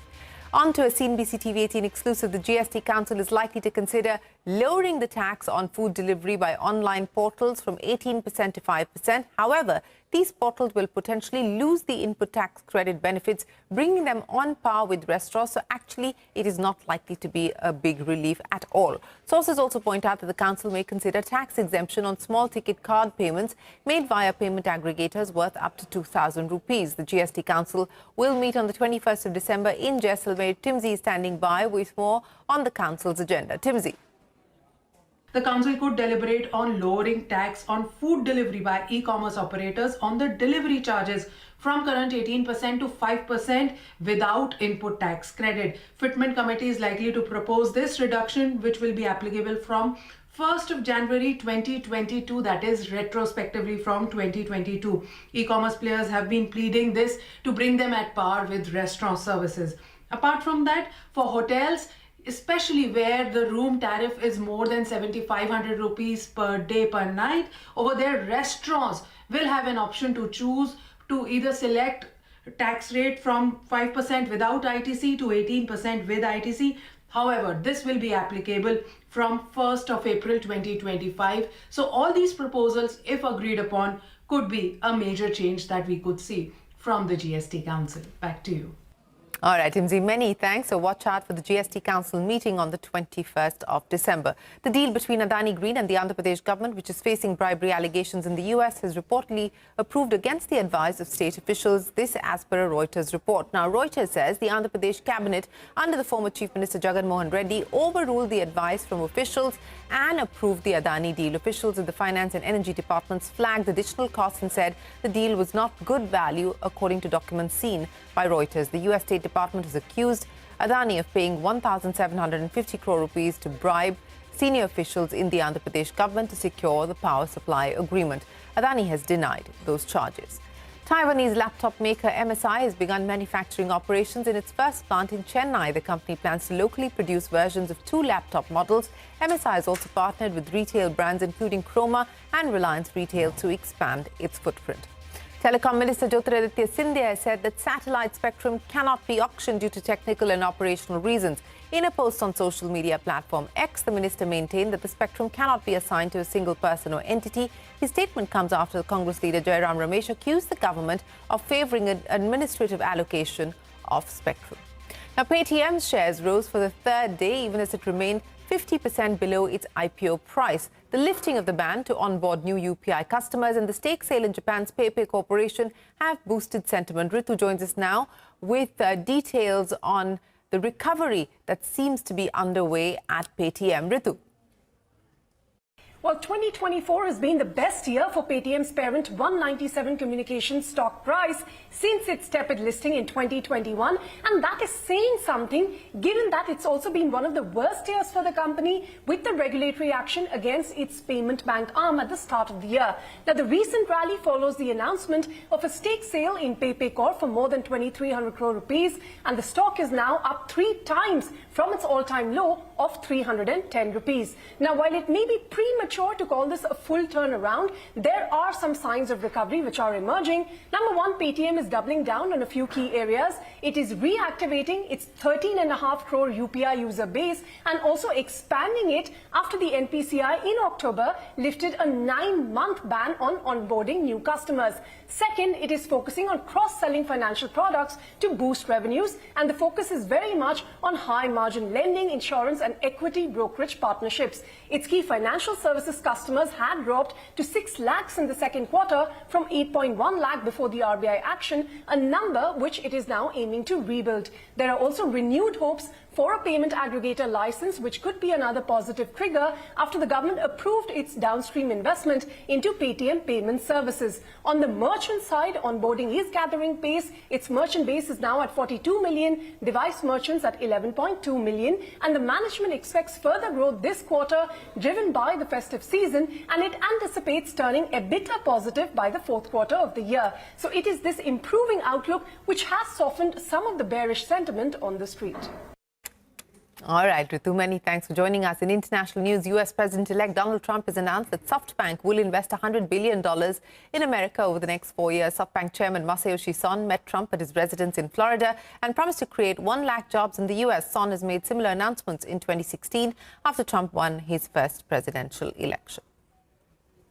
Excited to go, and we were discussing, and President Trump said, Masa, double down is not enough. Maybe, go for more, right? That's what I'm going to ask him right now. Would you make it $200 billion instead of he can actually, believe it or not, he can actually afford to do that. Would you do that? Well, my promise is 100, but, he's now asking to do more. I think, with your leadership, my partnership with you, with your support, I will try to make it happen. That's good. All right. 200. He'll make it happen. 200 billion investment. he is a great negotiator. And that's SoftBank's Masayoshi Son there with US President-elect Donald Trump. Now, Trump also met TikTok CEO and said he has a warm spot for the company. However, he has remained non-committal on protecting the firm. Remember, TikTok needs to divest Chinese ownership by the 19th of January 2025 to avert a ban in the US after a court ruling. We'll take a look at TikTok. You know, I have a warm spot in my heart for TikTok because I won youth by 34 points. And there are those that say that TikTok had something to do with that. Now, Joe Rogan did, and some of the other people that were recommended by my son Barron, he knew names. Well, that's Trump on TikTok. Time for us to head into a short break. But up next, the representation of women in corporate boardrooms remains largely stagnant this year, according to a survey by Excellence Enablers. That and more when we return.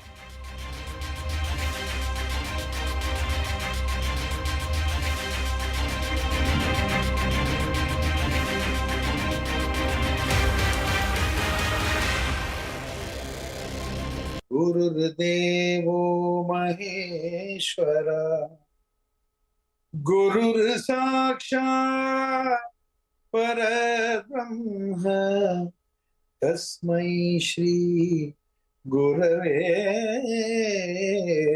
Namaha. Om Shanti is what we can say to Zakir Hussain. We celebrate his life on that. And one of the most amazing anecdotes that he speaks about his life is he, got up early in the morning, heard, the namaz being recited. Thereafter, he went to a school which was a Christian school where he learnt all the carols, etc. And then thereafter, he prayed to Saraswati as well. He was what India was.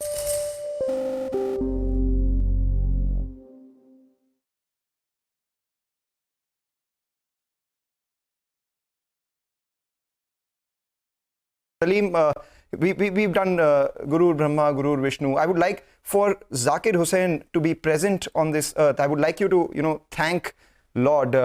If you could, hum a line of Shukran Allah, because that's exactly what one has to say when they think of Zakir Hussain. Sure, it's a difficult time right now. And speaking of Shukran Allah, I must say, this song had just released, and I walked in late at Shanmukhananda Hall at one of his concerts, and he was playing a solo, and he just jumped into playing Shukran Allah on his baya, which was, which was just, yes. But we thank the Almighty that we have learned. Every single person on this panel and in the music world has a little bit of Ustad Zakir Hussain, because we've learned so much from him. And on that note, Shukran Allah walhamdulillah, Shukran Allah walhamdulillah, Shukran Allah walhamdulillah, Shukran Allah walhamdulillah. Thank you so much. The heavens are blessed with a new, with a star.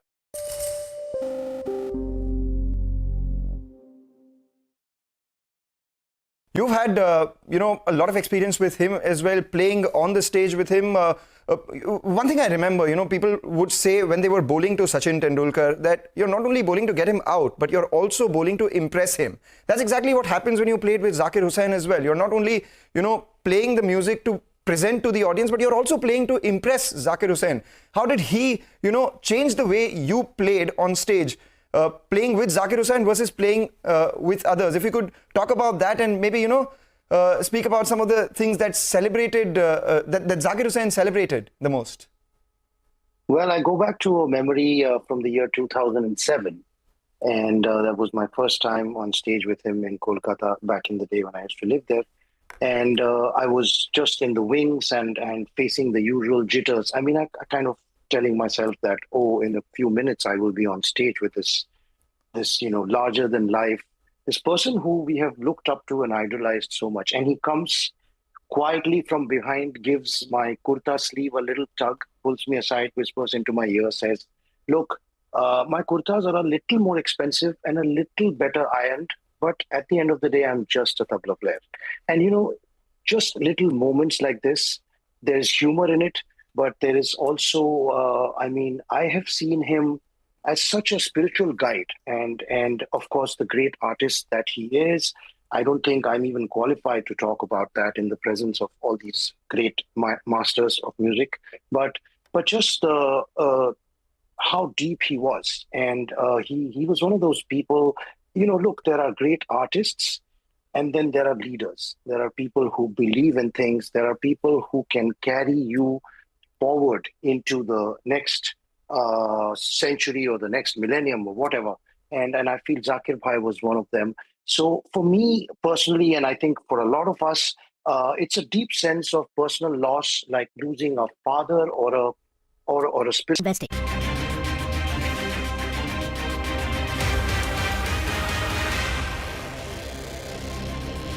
The government has introduced the legislation to conduct simultaneous elections in the Lok Sabha amidst fierce pushback from the opposition.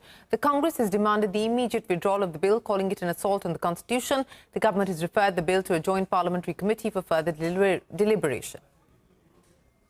There are certain features of the Indian Constitution which are beyond the amending power of this House also. One of the essential features is federalism and the structure of our democracy. And therefore, the bills which have been moved by the Honorable Minister of Law and Justice absolutely assault the basic structure of the Constitution and are beyond the legislative competence of this House, and therefore they need to be opposed ab initio, and the introduction of those bills have to be stopped. माननीय सदस्य बालू साहब ने कहा कि इसको JPC को दे देना चाहिए। जब ये संविधान सुधार का विधेयक, संवैधानिक संशोधन जब कैबिनेट में चर्चा में आया, तब प्रधानमंत्री जी ने स्वयं मनसा व्यक्त करी थी कि इसको जेपीसी को देना चाहिए। इस पर विस्तृत चर्चा सभी स्तर पर होनी चाहिए।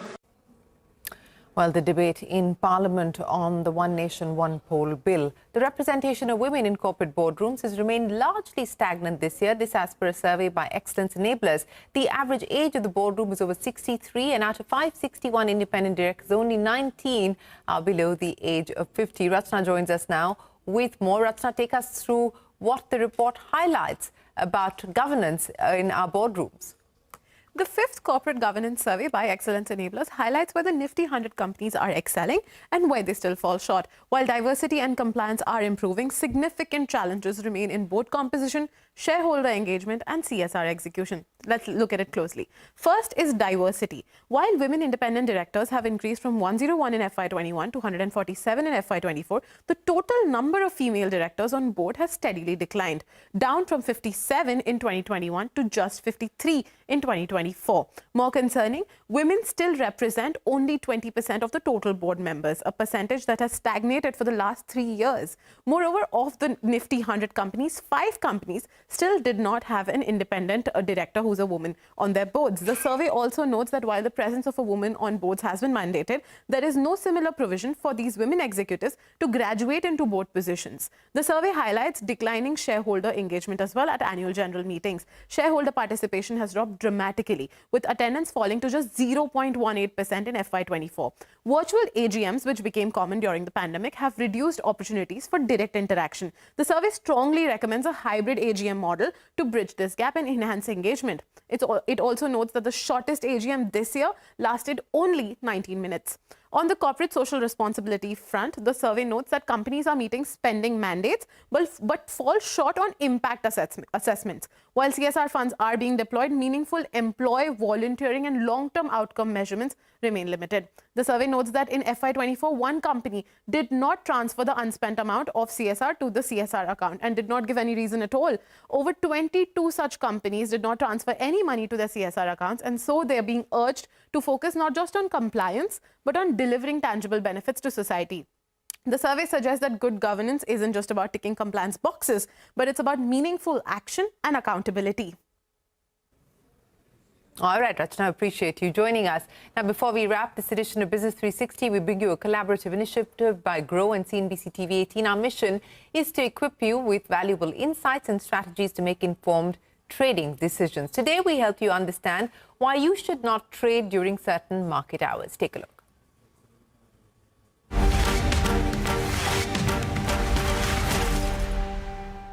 It's late, the markets are quiet, but you're tempted to trade. Beware, this is when real risks creep in. During overnight hours, liquidity is low, spreads widen, and market movements become unpredictable. Even small trades can cause big price swings. Global events can unfold while you are sleeping. Unexpected announcements, geopolitical shocks, or even policy decisions can create massive gaps at the market open, leaving you blindsided. The solution? Avoid overnight trades. Instead, focus on active hours when liquidity is higher and market reactions are more in control.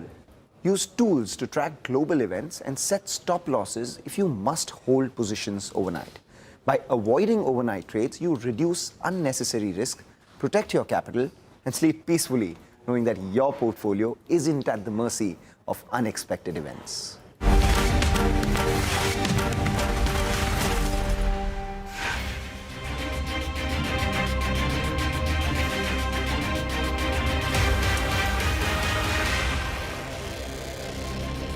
Somebody who gave you a sense of tethering, a sense of belonging, a sense of belief, a sense of faith even.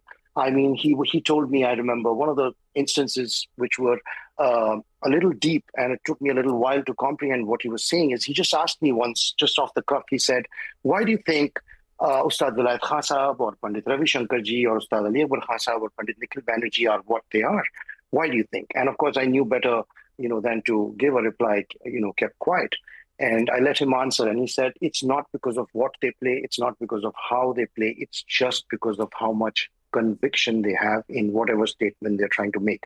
And that takes me to what Shankarji said, is that, this one thing that Zakir Bhai taught the world of music, it was to be in the moment. It was to live the moment, in the words of Steve Jobs, as if it were your last.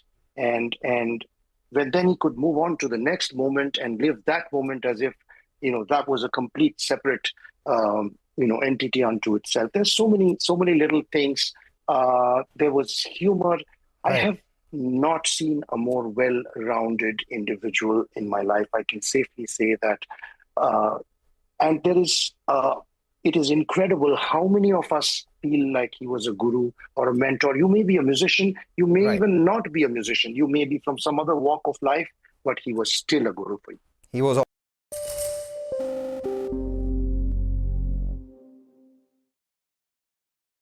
Shankarji, if you could tell us a little about how Zakir Bhai prepared, because you've spent so much time with him, could you give us a sense into the brain of that genius? Because we know, what was on stage, but before that, how his preparation was and what his thoughts were there. If you could take us through that journey. Okay, now, here is a man who has been playing for years and years and years.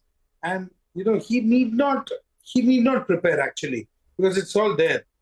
But before every concert, so that he doesn't disturb the other artists, he used to put a piece of cloth on his baya and chati. And he used to be, we are all doing our sound checks and we're creating a ruckus over there on stage. This wire is not working, that in here. He used to be just sitting there and he used to be doing his riyaz, continuously. Now you asked about his brain. What differentiates a Zakir Hussain from any tabla player in the world? I'll tell you what it is. I've analyzed this. See, there's a lot of learning that you do, Talim, as you say. Every tabla player, every instrumentalist, he learns a lot, and there's a lot of information in one's database. Okay, so Gyani, bahut log hain. You got a lot of information, a lot of education as far as your core instrument is concerned. The difference between other players and Ustad Ji was, at that spur of the moment, from that database, which is that information that he needs to draw and present it. And it happens in a split second. So that was his mastery. the spur of the moment, that improvisation, that analysis of what you're singing and removing that information from his database and putting it out there, that nobody can do. That's why I'm saying tabla will never sound the same again on this planet. For our audience, would you be able to give us a more relatable example out here? Like, you were doing a certain thing in the concert and this is exactly what Zakir Bhai did, and that floored you on the stage itself. No, I mean, you tend to take some, complicated variation in your rhythmic improvisation. He catches on to it after the first beat. He knows and he's in sync with you. And you always wonder, how is this man reading you like this? It's almost like mind reading. Well, I'm sure that when Rahul also plays, some of the times while he's playing and suddenly he pauses, you see that Guruji has also paused in the same place as if they've been rehearsing for 10 years. I'm so sure, Purban, you agree with me.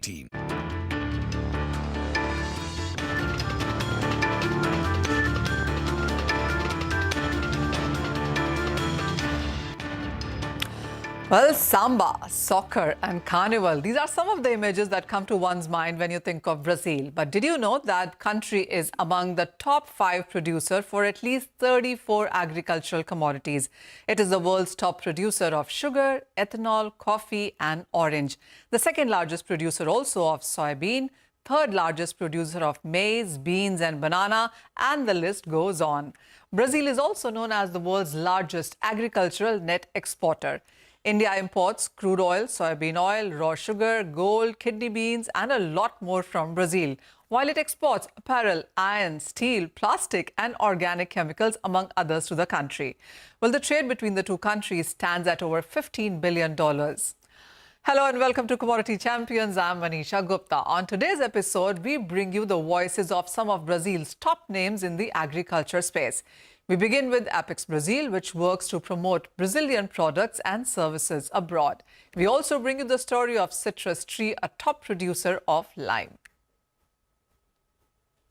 Apex Brazil works in a very big way when it comes to trade and exports as well. But we do also understand that when it comes to Brazil agriculture exports to India, the number is not too big. So what is it that Apex Brazil is doing to improve those numbers? When you talk about Apex Brazil, our aim is to improve our exports. In terms of agricultural products, last year we exported around 166 billion in products, but we exported a lot to China, to US, to Europe. But when you talk about India, there is a gap. We need to improve our exports. We have been growing this rate year by year.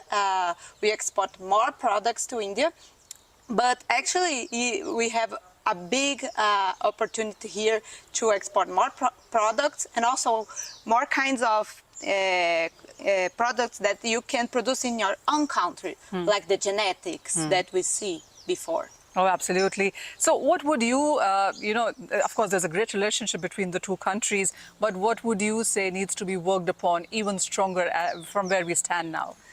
That's a good question, because when you think about the relationship between Brazil and India, it has been improving day by day. But now we face some challenges with the regulation, which is getting better and better. But I think when we have this, both countries, that they are happy to bring together more products between import and also export, we can improve it more. We can break those barriers and export it more.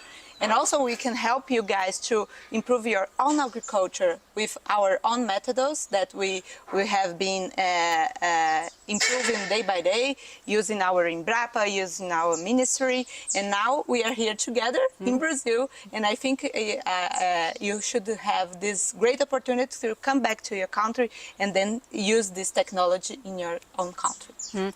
Paula, I do understand that there are nearly 32 agriculture commodities which Brazil is very strong in. I mean, it's the 5th largest and it's a net exporter of agriculture commodities as well. So when you look at, especially at agriculture, how are you looking at India, its demands? I mean, when you look at coffee and cocoa and soybean, of course, is a big export as well. And then you have lime and lemon and orange, etc. So what are you targeting India with such a strong bouquet of commodities? Yes, when we think about India, you know, you have the large population now. So we do think we need to improve our export of food. So now we export a lot of sugar and other minerals and pharmaceutical also, but we need to improve our food security for your country. So maybe we can enhance to export more coffee. I know you love tea, but coffee is a good idea too. And we can export our genetics for you to produce your milk with more productivity. We are here in a farm of lemon, so we have a variety of fruits that we can export to your country. I know you eat a lot of fruits in India. Yes, it's also good.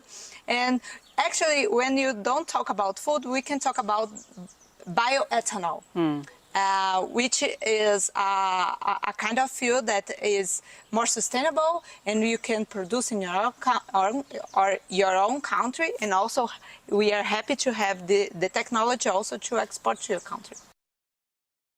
When it comes to Brazil, it's the largest producer of orange. It is also the 4th largest producer of lime. And joining me now is Bruna Tagliari from Citrus Tree. Bruna, hi, thank you so much for joining us. It is a family business, I understand, and you've joined it and you've been working on this when you were a little girl. So how long has the business been? It's been 10 years. First of all, thank you for having you. It's a pleasure having you here. I've been working with the family since I'm a little girl, but really working for basically 3-4 years. It always started with my grandpa about 20 years ago. He started with little area producing, and now we have more than 100 hectares. And how many trees are there? What is the annual production that you have of lime here? In Brazil, in general, we have about 80-90 kilos per plant during the year, which is about 3-4 boxes. And in our packing house, we can produce more than 4,000 million a year. And it goes out as fruit itself. And where do you supply it to nationally? And are you also available in the international markets? Yeah, we sell it to local market, about 50%, depending the time of the year. But also we export mainly to Europe. But we also send it to the UK, Canada. We have sent it to South Africa past in the 5 years, I guess. And you haven't reached it to India yet? Yeah, not yet. The market just opened this year.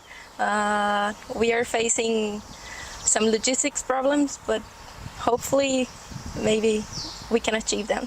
So while you've reached Dubai, I'm assuming India is not too far away. So we are hoping to see you in 2025 there as well.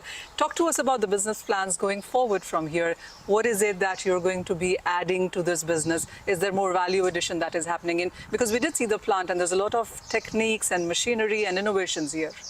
Yeah, we are always trying to improve the production itself and also in the packing to keep it still good for your market, so the shelf life takes longer.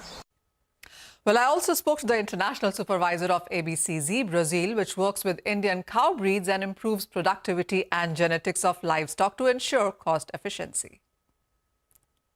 We do understand that there's a lot of trade happening between the two countries, but when it comes to cattle, when it comes to milk, what is the numbers right now? What is it that we're doing and what is it that you're facing in sense of challenges? Oh, yeah. We are intensifying trade with India.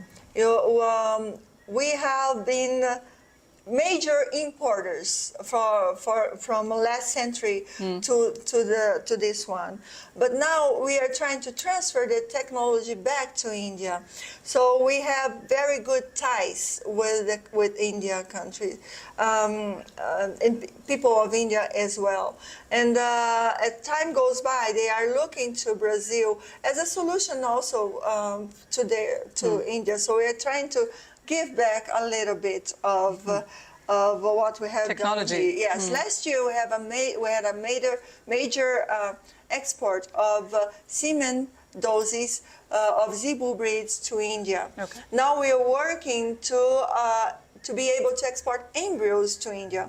But of course we are working also with the sanitary authorities to make the protocols, the sanitary protocols, feasible so we can intensify trade with the country. We have many companies in our project who are already trying to export dairy genetics to India. Okay. But we have the interest from the private sector in India, and which makes us very happy too, is that the government sector is also interested in doing some partnership with us.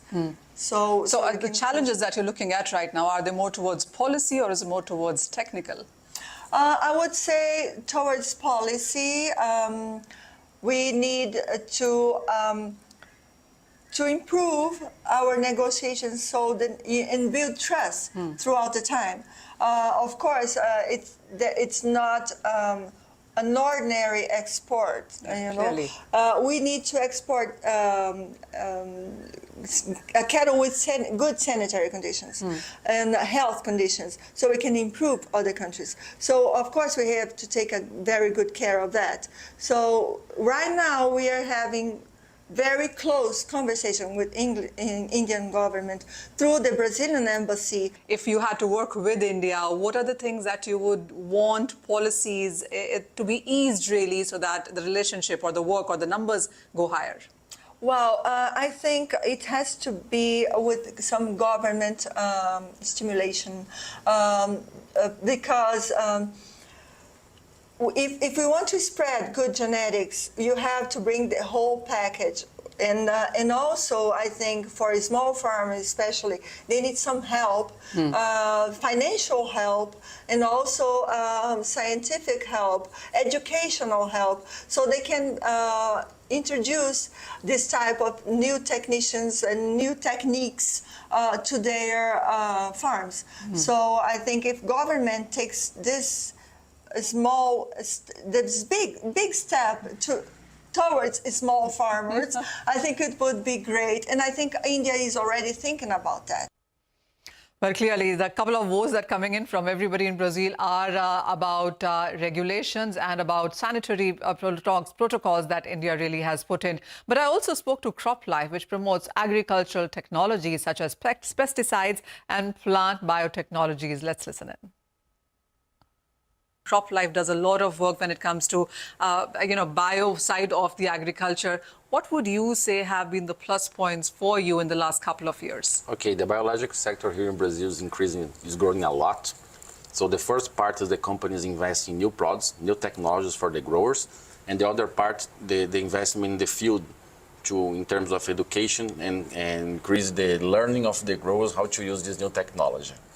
And how hesitant or how excited are the growers to do this? Because it does add a bit in sense of their cost input, doesn't it? Yeah, okay. The technology for the biologicals was launched in Brazil in the early of the 70s. Okay. But in the last 5 years, the adoption rate is increasing a lot in the field.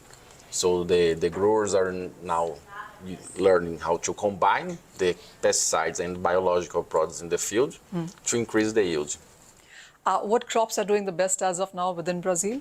The best crops are soybean, corn, cotton, coffee, sugarcane, and fruit and vegetables. And how much have you seen in sense of yield increase in many of these crops? For example, the adoption for soybeans is over 50% in the field. So you have, for example, biostimulants. in the field that have adoption more than 7% in the field. So the growers are seeing the benefits of this technology. Renato, what is the plan with India? Because we do understand that India and Brazil are looking at various bilateral, multilateral conversations. So where does CropLife fit into all of that? I think in terms of Brazil, we can take advantage from India in terms of the technology to produce the materials in terms of industries. And in Brazil can share good practices, how to adopt the technology in the field to increase the yield at the end of the day for increase the profitability of the grower. As you said, the last 5 years clearly have been great for you. You've seen more farmers adopting this. Yield has gone up as well.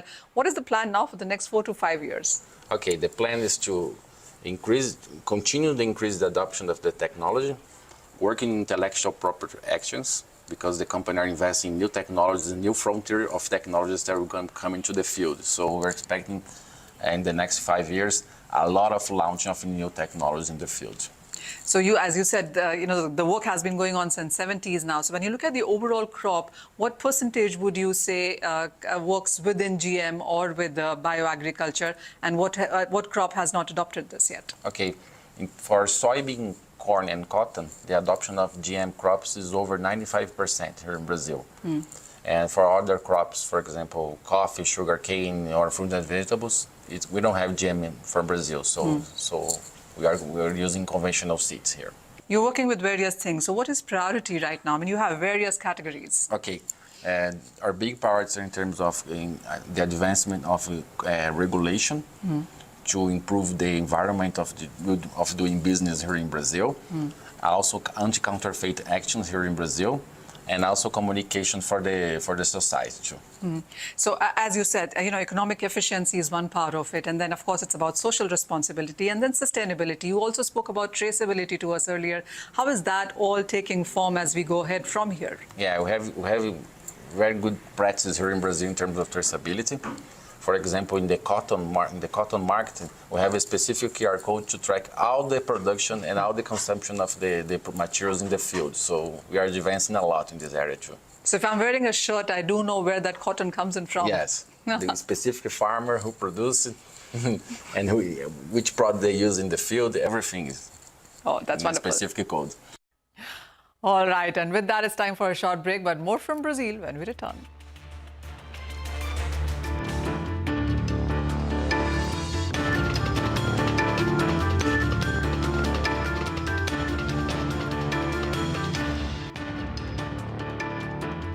How is he radio like this? So he had a different kind of brain and interpretation of what he's playing. And one thing that I've learned from him is that moment, he's there with you 100%. 1 hour concert, 2 hour concert, he's there with me, or he's there with Salim, or with Rahul, or Kurban, or Aditya. He's there 100%. After that concert is over, maybe he's completely erases it and goes forward to the next one. But that minute, he's with you, whether he's conversing with you, whether he's playing with you, or whether he's just eating with you or just being with you, he's there 100% with you. 100% present for his co-artists and more importantly for his audience as well. I remember there would be a lot of technical difficulties when a concert is happening, say the mic falls or anything. He would just make a joke of it and continue because he was there with the audience. A lot of time feedback sounds would come, etc. He would just converse with 10,000 people in the audience, with all of them feeling like he's speaking only to them.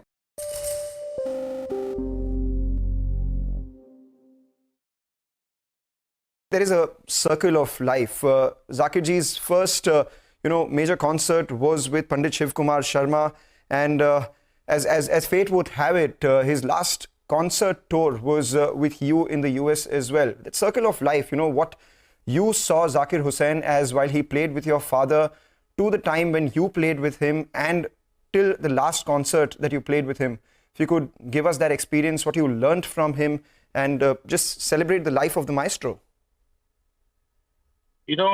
Apart from, of course, having my own father as my guru, there are so many other great artists one learns from. Was something you take back, you'd wonder how this person who is so talented, who has seen everything in life, has seen all the success, would be so attentive when he is accompanying an artist on stage.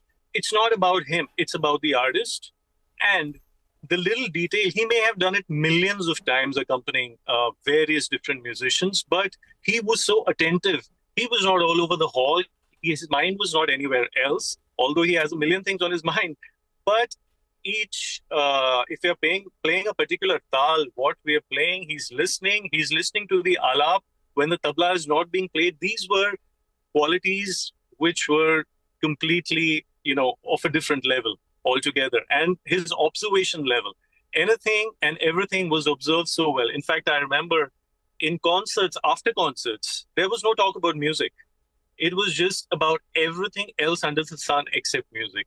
An amazing conversationalist and amazing person to just sit and imbibe from, So many memories right from my childhood when he used to come to my house.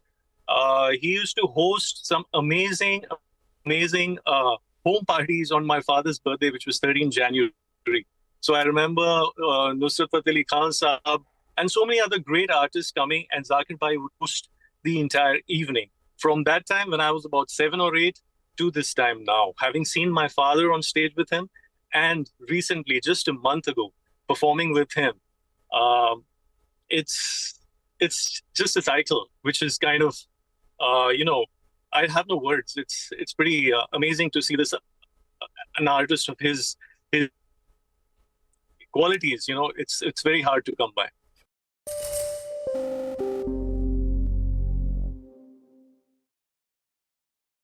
Purbayan ji, if you could give us a musical tribute of a rag that you could just give some notes of. Well, I would like to mention that I was incredibly lucky, and even now, Shankarji is also one of my mentors and gurus, and I was incredibly lucky to be able to do this one song during the times of the pandemic, which was called Shiva Shankara. And I remember I had asked Shankarji, and of course he very kindly agreed, and he said, yes, I will do this. And then we were kind of talking about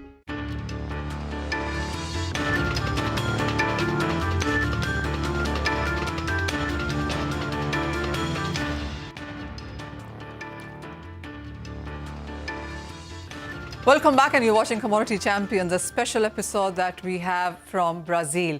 Well, I also had a conversation with Genex, which is a leading genetics company in Brazil, focused on genetic improvement of bovine and finding technological solutions. I spoke to Sergio Saad of Genex to find out more about the company's plans. Sergio, tell us on what is the conversation with India right now? What is the percentage of your exports to India, and how are you looking to increase that? Yeah, right now we are in a discussion to improve the protocol between India and Brazil, the sanitary protocol. It's very important to allow us to export in our simple way. Of course, we respect all the sanitary trades. It's very important to be careful with biosecurity, and we respect that. But we feel that it's a little bit bureaucratic, and the process right now, of course, can be much more simple and facilitate this process between the countries. So what is your percentage to India, and is it, when you are selling this to India, is it to cooperatives or private companies? Who are you working with? We have a contact in India with very important cooperatives. There are big cooperatives. I'm trying to remember the name now, but if you remember some, for sure, we have two, Amul. I remember it's a big cooperative there. There's another one. There is a cooperative that normally, at least once a year, we receive some delegates from India cooperatives. That come to Brazil, start some negotiations, or we try to make some agreements.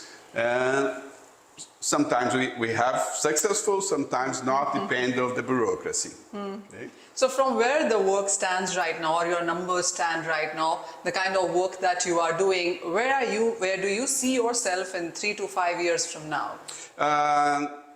we are starting this facility. So, of course, we have plans to grow. Right now, we have 150 bulls in production here. We have a capacity to expand for more than 500 bulls in production. So, we can increase very fast, of course. We look for the Brazilian market that is huge, but of course, countries like India, if you can sell more to them, of course you can double or triple our capacity, production capacity here to provide a good genetic to those countries. A final question then, and what is it that will take you to India? I mean, as you said, there are some sanitary protocols that you are working with. Apart from that, is it more about policy, technicals? What would you go easy in sense of business for you to have a wider reach in India? Normally what you say is, of course, that is interesting for both countries to accelerate this process.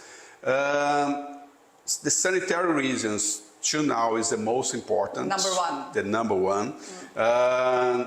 In fact, when I talk is bureaucracy, because there are a list of diseases that doesn't happen in Brazil. And so what we are demanding is to exclude this disease, because if they're not happening, how can I prove that it not happen if they are not occurring in Brazil?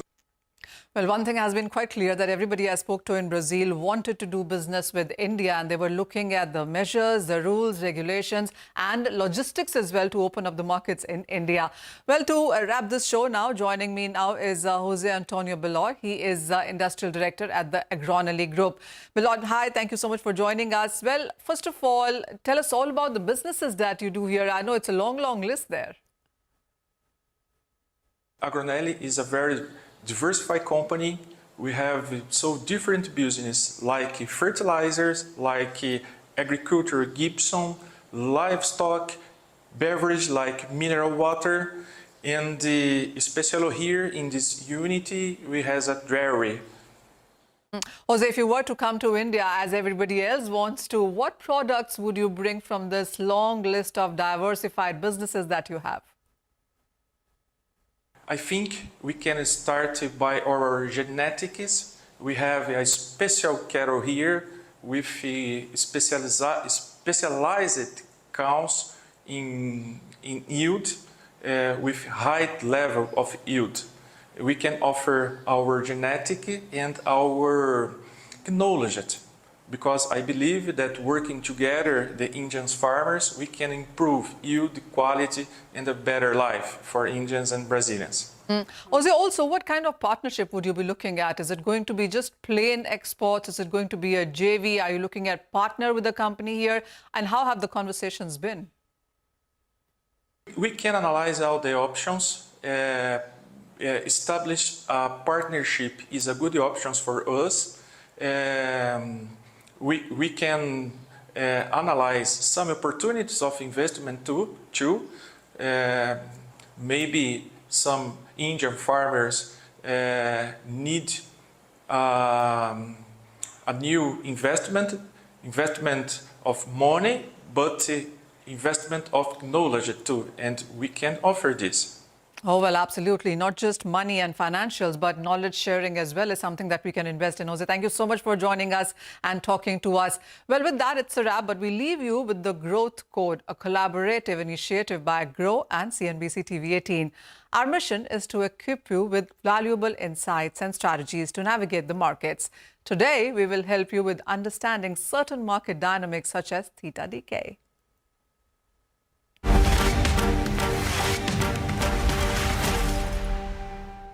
You've heard that time is money, right? It holds true, especially in trading. And if you're trading options, understanding market dynamics like time value decay, also known as theta decay, could actually be the difference between profit and loss. Theta decay actually measures how an options premium erodes as time passes. Think of it like an ice cube melting. Every day, no matter what happens, a portion of your options value keeps slipping away. Here's the catch. Even if a stock price doesn't move, your option can lose value. That's theta working against you. What basically happens is if you buy an option at the start of the month, if the underlying does not move, by the end of the month, you still have the option value eroding. Successful traders understand this, and they factor in time decay to choose the right strategy. Strategies like spreads or selling options can help you harness this time or theta to your advantage, turning time decay from an enemy into an ally.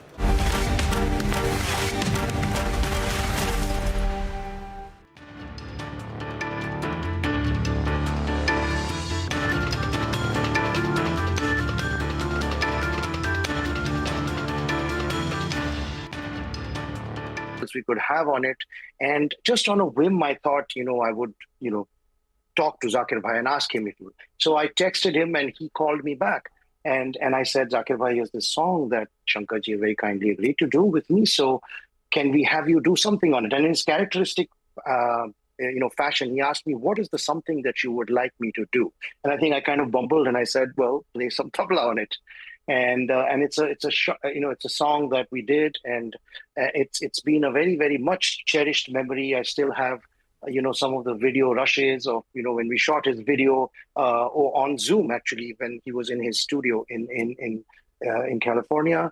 And it's a little composition which if I may, I'll just hum the first line, but it's sung by Shankarji, who the man himself is here.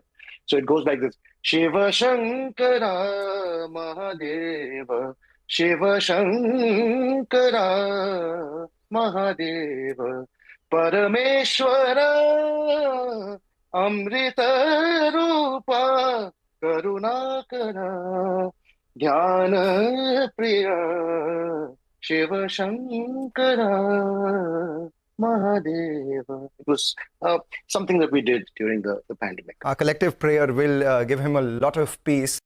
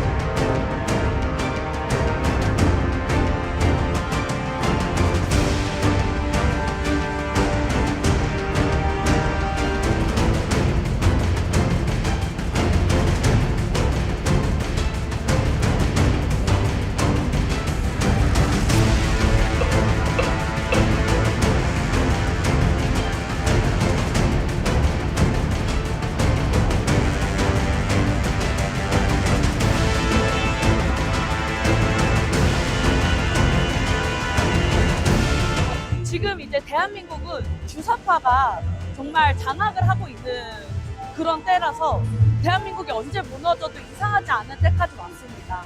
그래서 비상계엄은 전 더 먼저 선포를 했었어야 된다고 보고, 이 계엄을 통해서 주사파를 척결할 수 있기 때문에 비상계엄을 지지할 수밖에 없습니다.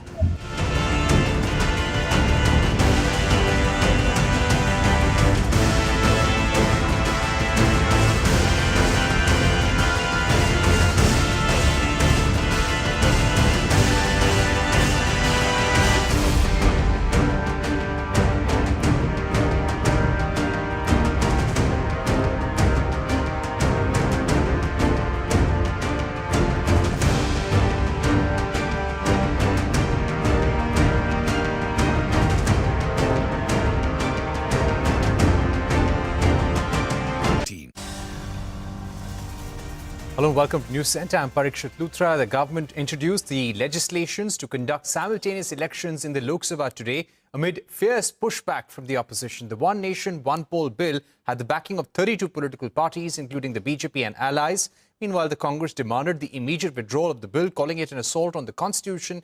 The introduction of the bills proceeded after a division of votes requested by the opposition.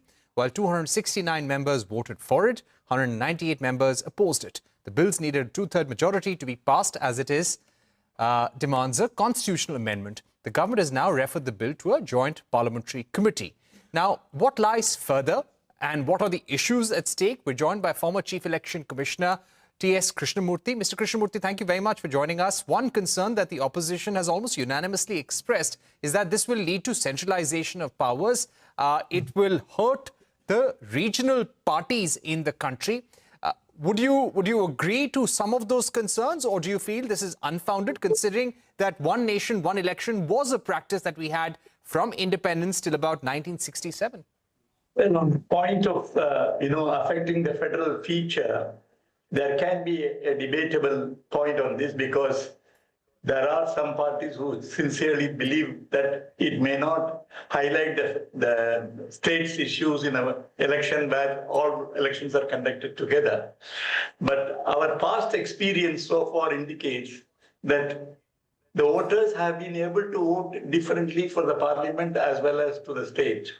It is not that they have voted for the same party in all the states. Some states have, of course, done it. Some states have differed in their voting pattern. They have voted for a regional party or another party rather than the party voted to power in the center. So it may not be a very strong argument to say that it will affect the federal feature, particularly given the experience we have had for 75 years, the election experience. The voters are reasonably intelligent to distinguish and to identify the issues involved. And I don't see it as a big reason, but it is always better to get a consensus with the parties, because there's no point in having unnecessarily aggressive attitude in this regard. So it's better to arrive at a consensus. But it is not a big issue in my opinion, particularly because that our voters have had rich experience and they have been voting differently. Right. Now, the government also said on the floor of the House that they are all in favor of this bill going for larger consideration to a joint parliamentary committee. If we were to ask you, are there any aspects of this legislation which need further consideration? And if yes, what would those be? In one particular matter, I am not very comfortable with the recommendation of the High Power Committee, particularly the state elections where there is a vote of confidence takes place and the government falls. The committee says they should have election immediately so as to coincide with the tenure of the parliament. When the purpose of this whole exercise is to reduce the number of elections, you seem to be contributing to more elections at the state level if vote of no confidence takes place during the tenure of the House. So one of the members of the commission, of the high-level committee, Mr. Subhash Kashyap, has given a very effective alternative called the constructive vote of confidence. That's what he says. That is, if a vote of no confidence is to be carried through in the state legislature, it will become effective only if an alternate leader .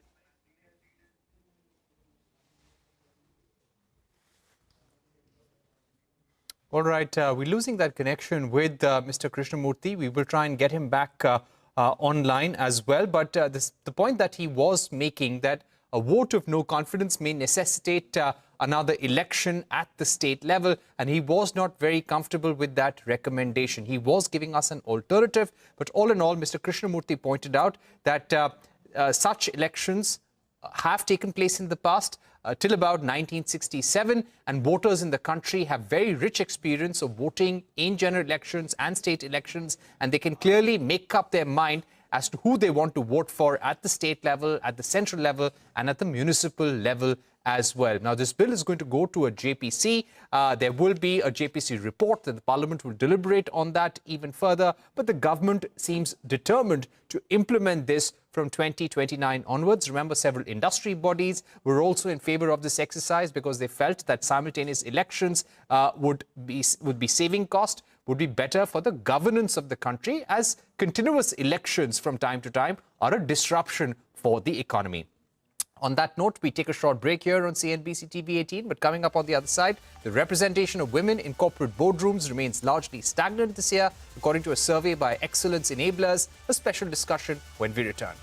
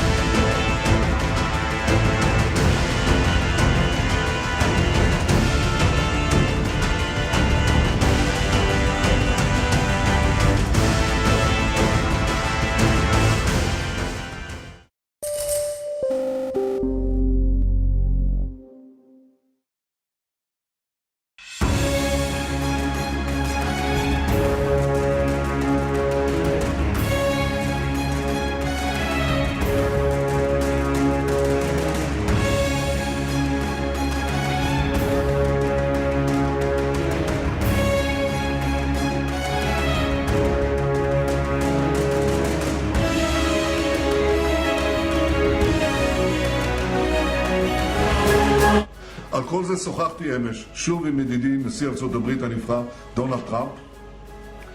זו הייתה שיחה מאוד ידידותית, מאוד חמה ומאוד חשובה. דיברנו על הצורך להשלים את ניצחון ישראל, ודיברנו ארוכות גם על המאמצים שאנחנו עושים לשחרור חטופינו.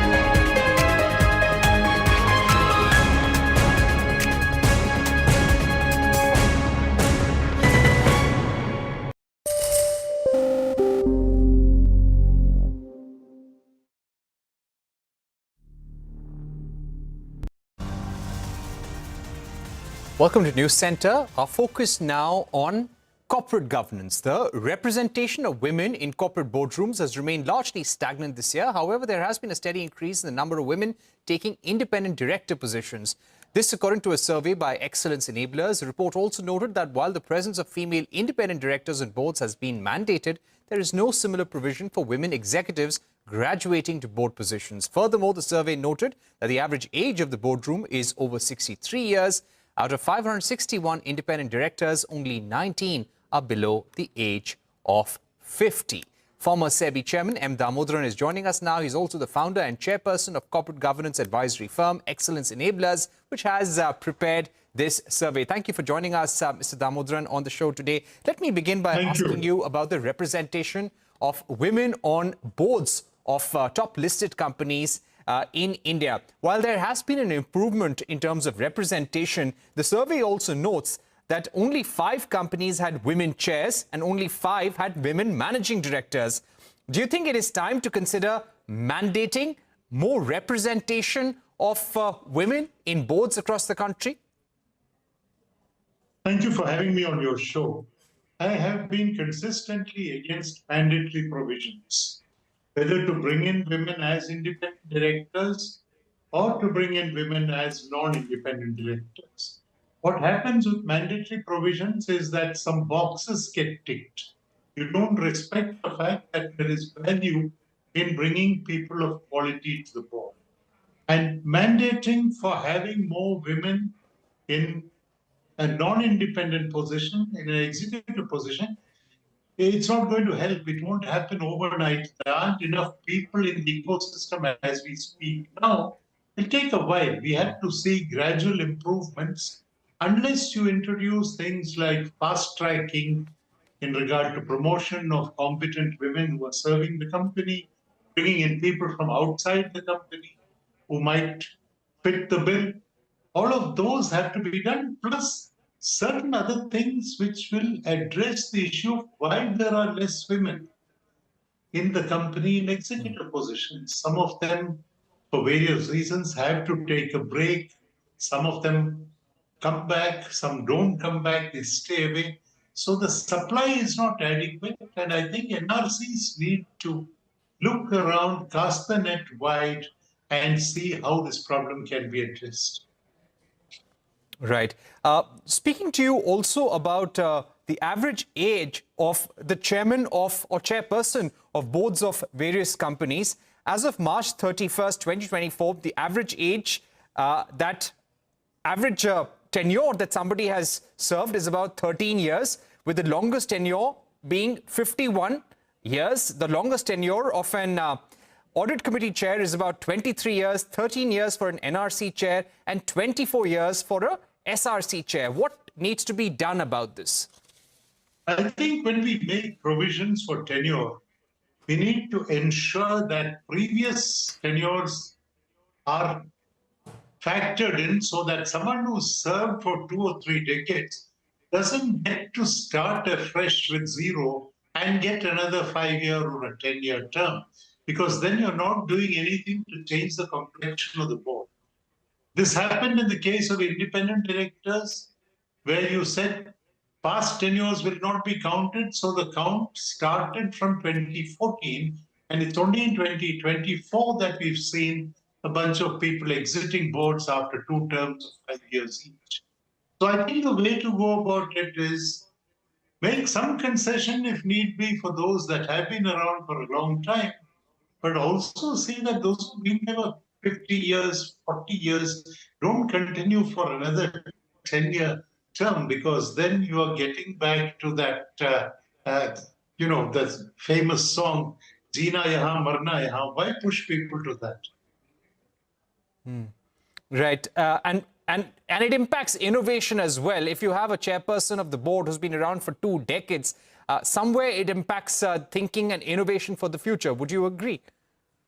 I not only agree, we have gone as far as to suggest that there should be rotation of chairs. Even if somebody is continuing on the board, if you have somebody who's chaired a committee, let's say for 5 years, let that person move on somewhere else and get another chair. Why do you want someone chairing a committee for 10 years? I don't think that is required. So we need to see rotation. That's extremely important in my view. Right. On the question of pay disparities, time and again, questions have been raised about remuneration of certain CEOs or chairpersons of top listed companies. What is the role that the Nomination and Remuneration Committee can play here? Do you think this is something that needs more regulatory oversight? No, I'm not a great believer in regulators regulating for everything under the sun. Far from that. NRCs definitely have a role. And what NRCs need to do is to do some benchmarking. Look at how similarly placed companies are compensating their executives. Is your compensation out of line? You need to have good reasons. More important, I think, than the absolute quantum is the amount of variable pay that you have. You should not have a very high fixed element and a very small variable element, because then you can relate the compensation that is paid at the end of the year to the performance of the previous 12 months. If that is not done, you will have a problem. And yes, some companies, the shareholders have protested at the abnormal hikes in pay, and I think they need to protest. They need to ask these questions. Are we overcompensating people who are not delivering adequate? Right. In terms of risk management, the number of risks that companies face that has been growing year to year, you have said that the risk management committees should be given statutory recognition. What are some of the key risks that you have come across in your survey, and which you also feel the companies will have to be prepared for in future? I think what we have stated in our survey is that we should make the Risk Management Committee a statutory committee. And why are we saying this? When the 2013 Act came, there were 4 mandatory committees to the board. Risk management was not one of them. It was much later that SEBI, through regulations, through the LODR, mandated the setting up of a risk management committee, which again could have a mix of board members and non-board members. Because risk is now more critical than it ever was. Not that it wasn't critical, but now it's staring at you in the face. The number and nature of risks have expanded hugely.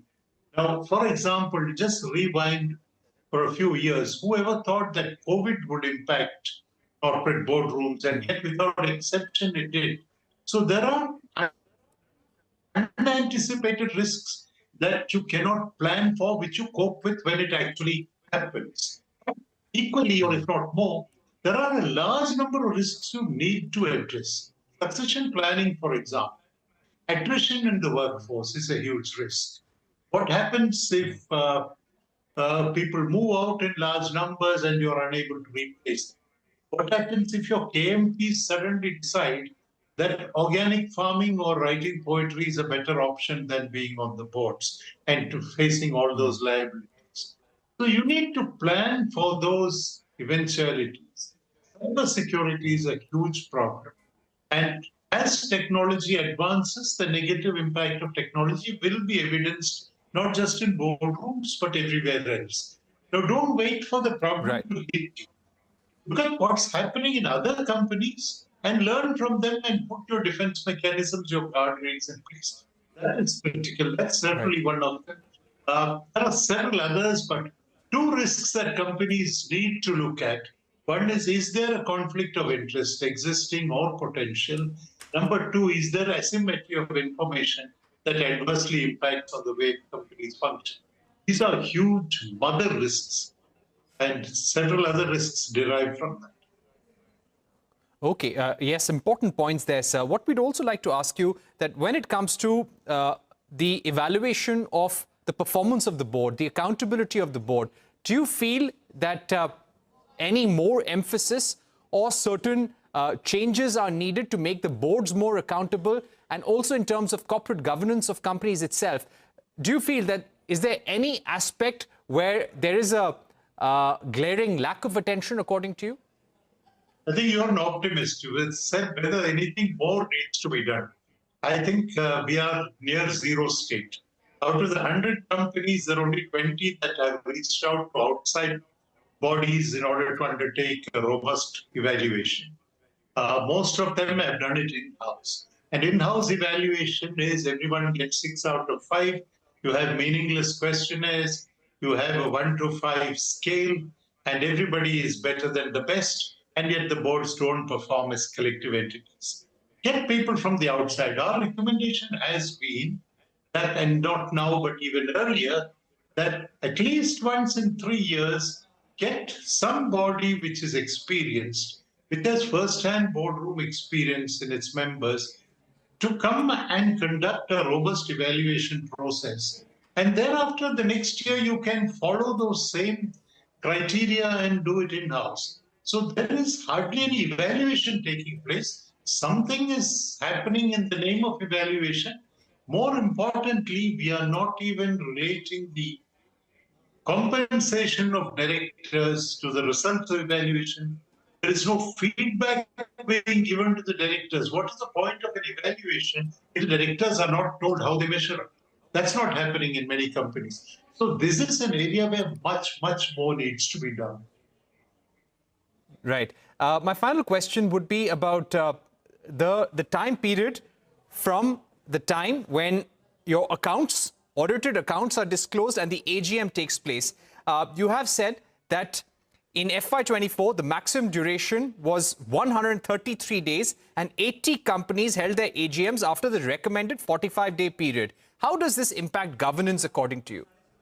Well, it seriously does. On the face, it might seem to be not so important. But the fact is, when you have, let's say, a large body of retail shareholders, they know that the accounts have been finalized. And then you are not taking it to the AGM to get it approved by the shareholders, which means there is delay in their dividends being approved. There is delay in their being able to raise with auditors in the AGMs issues that have cropped up during that year. Because if you leave it too late, somehow the edge goes away. Several other things overtake your thought processes, and then it just assumes less importance.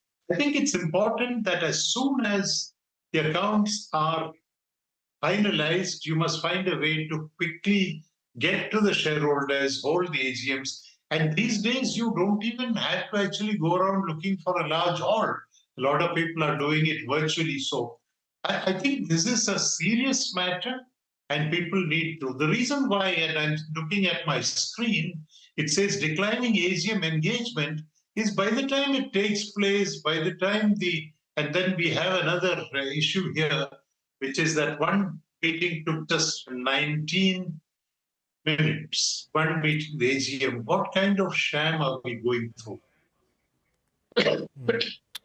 Important points there, sir. Thank you so much for joining us on the program with key takeaways from the corporate governance survey. Lots to think about, lots for companies to implement, and hopefully all of this will be followed in the days to come. Thank you once again for being with us. Before we wrap this edition of News Center, we bring you a collaborative initiative by Grow and CNBC TV18. Our mission is to equip you with valuable insights and strategies to make informed trading decisions. Today, we will help you understand why you should not trade during certain market hours. Thank you for watching. Goodbye.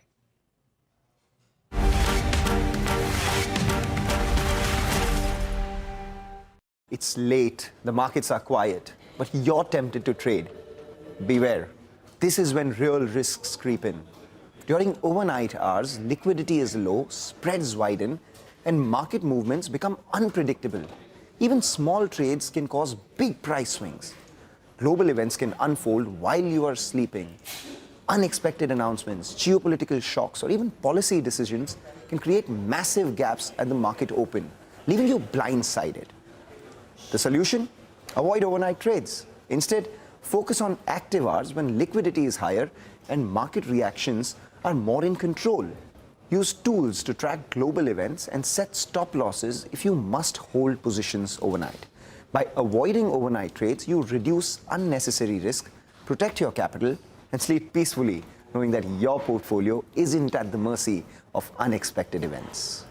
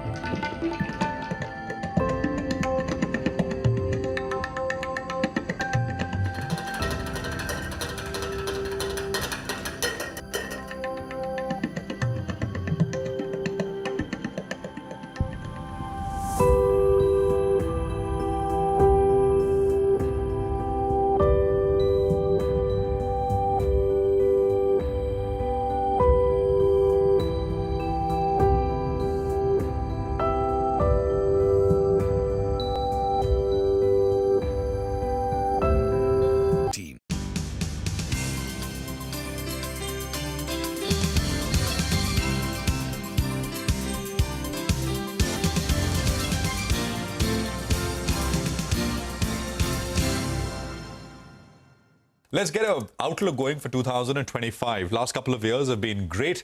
What is 2025 going to be like? We have Gautam Chachoria, Head of Global Markets India, and Tanvi Gupta Jain, Chief India Economist at UBS Securities India, joining us right here in our studios. Gautam, Tanvi, great to have both of you here. Appreciate your time. Let's just start at a very simple, basic level. It's been a good last few years, right? Actually outstanding if you look at broader markets, not measured by just the Nifty per se. 25, Gautam, are you starting with a positive skew, very positive skew, or kind of a more tepid kind of, what are enthusiasm levels like? Well, I'll start. Thanks for having us here from UBS. Yeah. I'll start with a mix of two things. One is our EM strategist. He's still underweight India on a relative basis for 2025. If I speak to investors and the feedback I'm getting, look, it basically boils down to policy stance and reforms agenda. India underperformed last few months largely because of the earnings miss and growth surprises, not necessarily because of India, China and what's happening globally. Those, in our view, were small factors. The bigger factor has been the slowing growth here. And you said policy stance. Policy stance. Monetary or fiscal? Monetary and fiscal both. And monetary also, Tanvi is the expert there, but mix of both rates as well as a liquidity stance. And you think the slowing that we've seen in the recent months is because of that?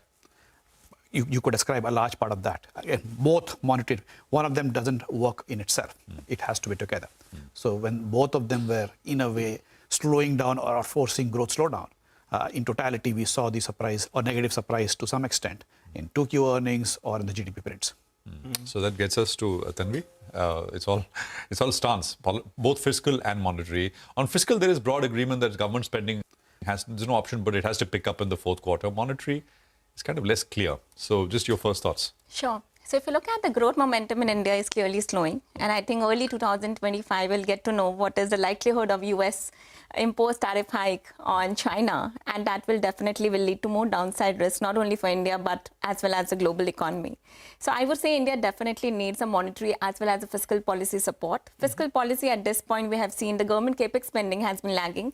Year to date, capex is down 15%. Even if I expect that the government will be increasing the capex spend by 30% in the remaining 5 months, the full year capex is only going to be 4%. So clearly, I think at this point, there is definitely a need for monetary policy support as well. We have a 75 basis point rate cut expectation starting the Feb policy of next year. Obviously, a focus will be more on how and the timing of the rate cut, especially with the weaker FX. But looking at the real policy rate in India, adjusted for the GDP deflator, at the upper quartile or the 10-year upper quartile, definitely there's a room for a rate cut in this cycle. Okay. Hi, Tanvi, as well as Gautam, and good to see you all in the studio. Thanks a lot for coming down.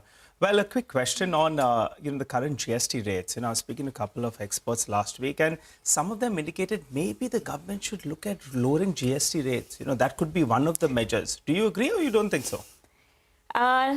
I think in the past we have seen that if you reduce the direct tax rate, it may not have a direct impact on the economy because I can use that lowering of income tax rate to boost my savings rather than really boosting my consumption. But a cut in indirect tax rate generally tends to have a much larger impact on consumption spending because it's a tax on consumption rather than a tax on my directly income levels. Yes. But I would say a GST council has to decide. It has not so much to do with the government. Yeah. Eventually, the GST council has to take a call. And the GST collection collections have been buoyant. The tax revenue in India has been buoyant. So maybe we can look at specific products where we want some easing in the GST rates, but definitely one idea which is already going on in the market and should have or should bode well more for consumption. Okay, on select items, maybe some kind of a cool-off could bode well. Well, Gautam, you come in. You've given us an answer with regard to 2025, but you stop short of giving us estimated returns. 2025, which way would you be leaning? Mid-single-digit returns or high single-digit returns? Or do you think that we could brace for a difficult year, which would mean a negative year in terms of equity market returns for 2025? Look, there are many moving parts, as always is. But, indeed.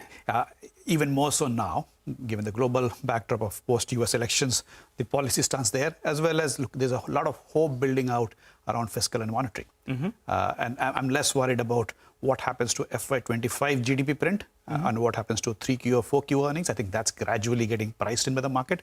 Market knows that growth recovery, if at all, will be slow. Yes. What's critical is what scale this policy stance happens at, and therefore what's the outlook for FY26. And I think that's where it boils down to whether it's going to be a tough year or whether it was going to be a single year, double-digit year. Look, valuations in India, I'll worry less, given the flows locally have remained resilient. And I don't see any reason, talking to all the key clients who have these flows coming in, it's stopping anytime soon. So if the flows will remain resilient, I won't worry about valuations or necessarily market correcting in a meaningful way. Consolidation phase or single-digit, double-digit will depend, to me, boils down to policy stance and reforms agenda. And I'll not underemphasize the reforms agenda part. Look, India also has been a big reform story over the last few years, which has given hopes to market that the long-term growth in India looks exciting. That's taken a backseat along with the short-term earnings and short-term growth, because elections, post-elections, now there's no election happening. There's no excuse. No happening for many months now. So whether we see a reforms agenda back on the table in the budget, post that, pre that, I think that also plays a role. Since you mentioned earnings a couple of times, FY26, what are you all penciling in terms of earnings? Because FY25 is not going to be as good as what we thought at the start of the year. FY26? Analyst expectations in India always is that you have a recovery next year and we go back to low double digits to high single digits. That's a broad range, depending on the sector you look at. But the question is not just that. It's what markets start believing in. If it's going to be a double-digit earnings growth, which is linked to the policy stance, I think markets will be fine. We should still expect a single-digit or even low double-digit returns. How was 24 in terms of, I mean, so UBS now, do you have a lot of mid-cap coverage, Gautam? Yeah, mid-cap, small-cap? Yeah. That's where the interest is, isn't it? It still because is. the larger conventional sectors, I mean, it's a bit thanda. Yeah. But broader markets, it's exploding. I mean, the interest levels, activity. So just, Absolutely. So look, that's a space we want to keep building our coverage on, but going back to where market interest is, clearly among the foreigners, if you go back long, many years, it used to be the big private banks, consumers, IT services, and that's what's been not performing that well in the last 2, 3, 4 years. The interest is broadened out dramatically. We all know, we spoke about industrials, etc. That's not going to change in a hurry. Even now, despite the weak earnings or earnings cuts, those sectors, the cyclical sectors, are still seeing good growth compared to the rest of the markets. So I think that's a continuing trend, and that's what we want to tap on by expanding our coverage. Even today, investors' interest, like we had a conference a month back, the foreign clients, they were more interested in looking for bottom-up ideas around the mid-cap space. So that space is continuing. Again, it's all single stocks and individual ideas, but there are some themes from where these come from. I mean, new energy transition. I mean, these are all sort of new exciting areas. There are lots of listed opportunities which were not there 3-4 years ago. So any themes you can identify which you think one should look for? I mean, as they say, fish where the fish are. So where are the fish? So look, the names you mentioned, nothing new for us. Those are sectors and themes we remain bullish on longer term. Our analysts, for example, industrials analyst has been downgrading a lot of names in the last 3 to 4 months, given where the valuations are, given the earnings momentum. But that's a space to be in. Industrials, cyclicals, capex, specialty chemicals. The sectors where we are not so convinced yet at a broader level is pharmaceuticals, where we see very select opportunities, but broadly we see headwinds. The renewable space looks very exciting, very exciting. There's a lot more which can happen versus what's been announced. And we're already only seeing the early stage, you would say, of the listed universe participating in that in a big way. When you say renewables, what part of the renewables chain? The entire value chain. from utilities to suppliers to EPC companies. And we've seen the playbook happen in China last many years. It's early stage in India. Is it driven by protection, though, a lot of it? Look, I mean, not right or wrong, but I'm just saying. And forget right or wrong, but protection is also in the context of what's happening globally. If it's protection happening only in India, then it would be a worry from a longer term. It's happening everywhere. So if it happens everywhere, then it's possibly feasible.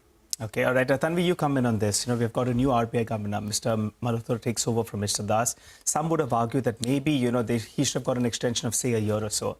The bigger problem is the vice captain, so to call it, Mr. Patra as well, could be moving out.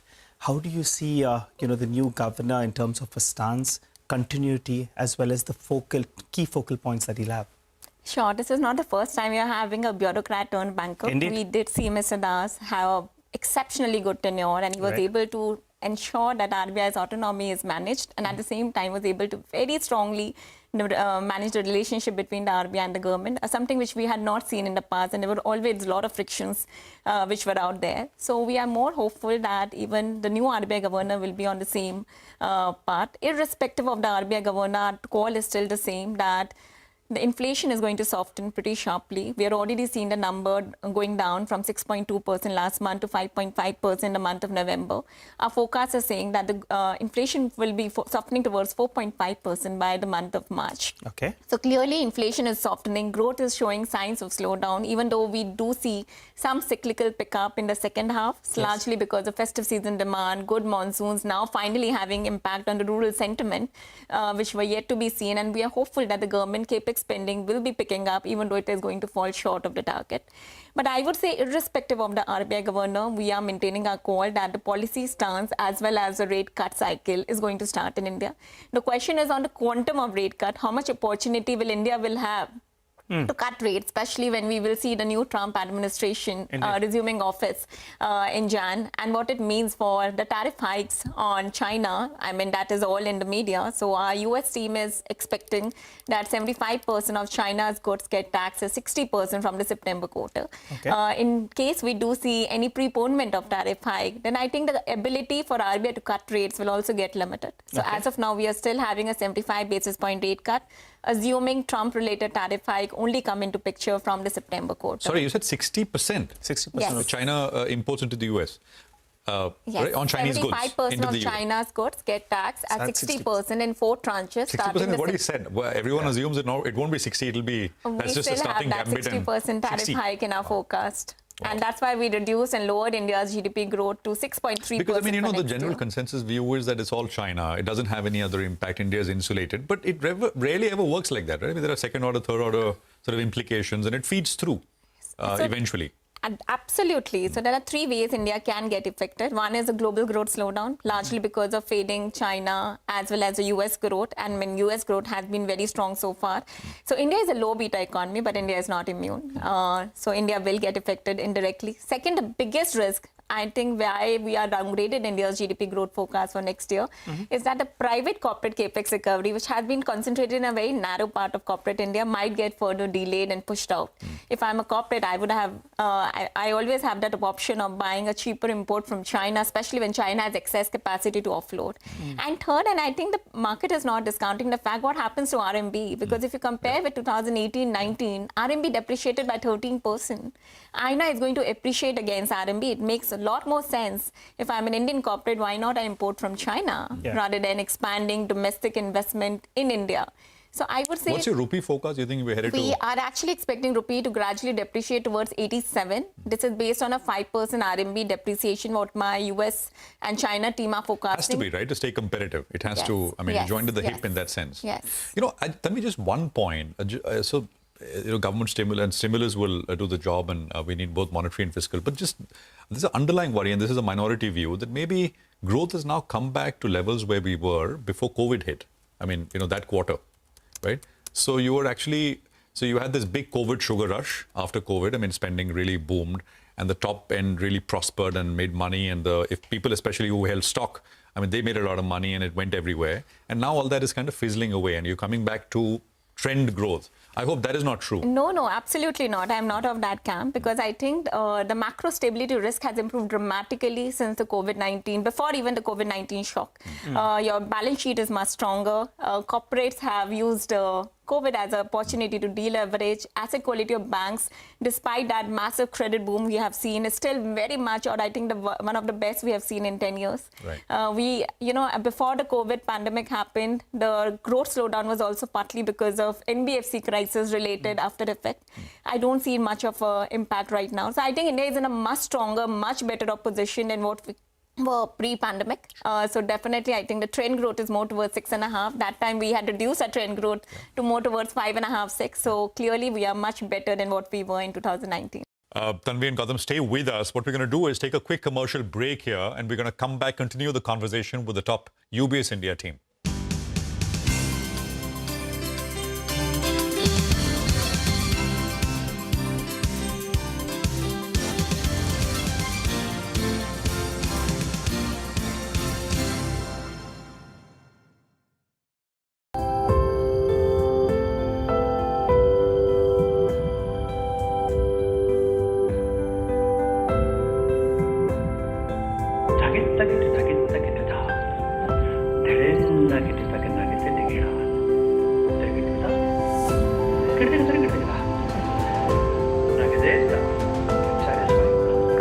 Watch the movie, get a ticket, and then go home.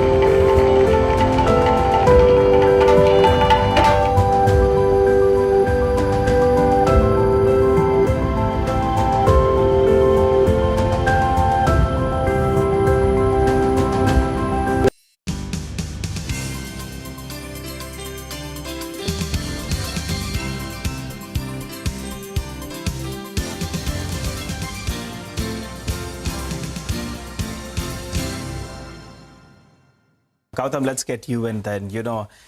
I think all of us dream of having a better house, maybe a better looking one, a larger one as well. I've personally pushed back my plans for a few years, going by the kind of pricing that we're seeing. But that's a sector that y'all are clearly quite bullish on, right? Real estate. It's come back after a while. It's enjoyed the last 2-3 years or so.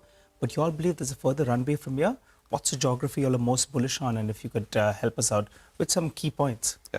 So look, it's a broad view on the property sector, not just geographically. Okay. The argument being, like it's a cliched term, is this time different? But that's the argument our analyst is using, that this time is different, even though there is discussion that property prices have gone up. And the analysis is based on the usual matrix of affordability, inventory to sales ratio, demand supply, the structural demand trends, etc. On all the metrics, Indian property cycle is far away from reaching its peak. Okay. This is at the fundamental level. Now let's look at the stocks. Without mentioning individual stocks, even at the sector level, we are nowhere near peak in terms of where the valuations historically have gone to, or even globally where we see property is a very deeply cyclical sector and there are accounting variances. But even then, what's the delta from bottom to an upcycle in terms of multiples? Indian property sector has a lot of legs left to go. So again, it's not just a 6-month call. It is one of the structural calls our analyst is making, and we all as a house are backing that property sector in India still has some years left. Number of 100 crore houses which are being sold. I saw a report on the newspaper over the weekend. I mean, just amazing. So selling. I think that's a faster selling category, maybe, right? So that could possibly reflect the wealth creation we are seeing in the country. And again, look, that's not the market of the sector. That's a small part of the market. The sector. But it's still premium because affordable is not doing well. I mean, there's no supply affordable, right? Absolutely. So again, when we say premium versus say, I won't say affordable, but somewhere in between, that segment still has long legs to go. And we are seeing momentum there also. So if you typically look at a cycle, which year are we in for the real estate? So I think we have at least 3 more years, unless we see an economic shock or something. We are at least 3 years away. Look, the biggest data point is the inventory to sales or the supply coming in. It's nowhere near any cyclical peaks. Nowhere.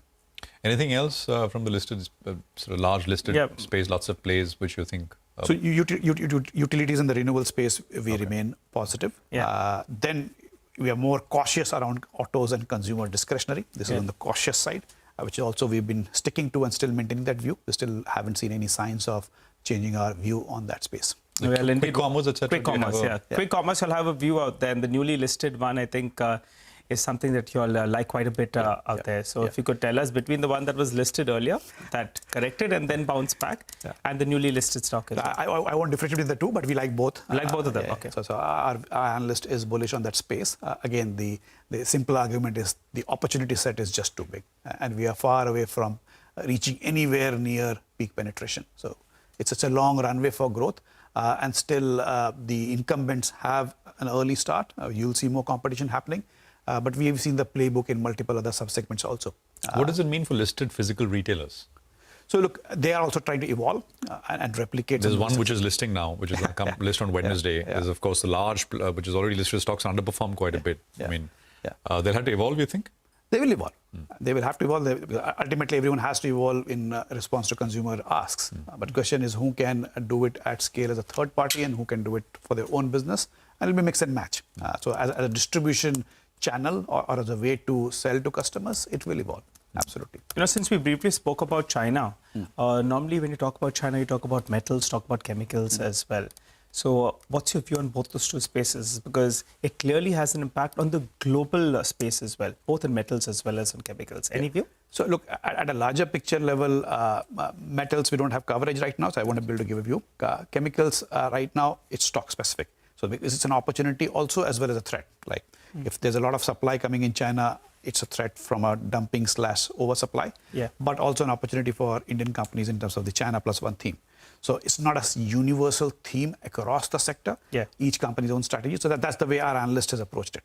It's whichever company is better placed in the China Plus One theme, we are bullish. All right. And, you know, before we lead into our next conversation that we're going to have, what about the NBFCs as well as, you know, the banking space? There are reports that suggest that maybe credit growth is slowing down a little bit, and there could be some near-term pain as well in some of these NBFCs. How do you all approach that space? I think in banks, you're like the top banks, right? The largest private sector bank. So we have been cautious on that space. Our analyst has been highlighting stress building up, including some early data points showing stress even in the CV sector, for example, beyond MFI and beyond unsecured.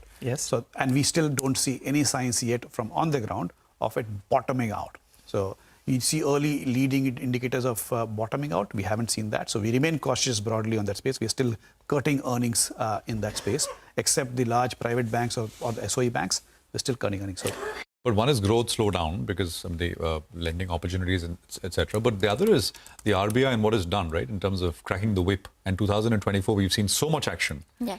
It's an unfair question, I know, and it's not like one size fit all. But do you think that also perhaps is the reason? Because so many players are in a way out of the segment, or products are out of the marketplace in that sense, and maybe that's also hurting at the margin. Do you think that'll change a little bit?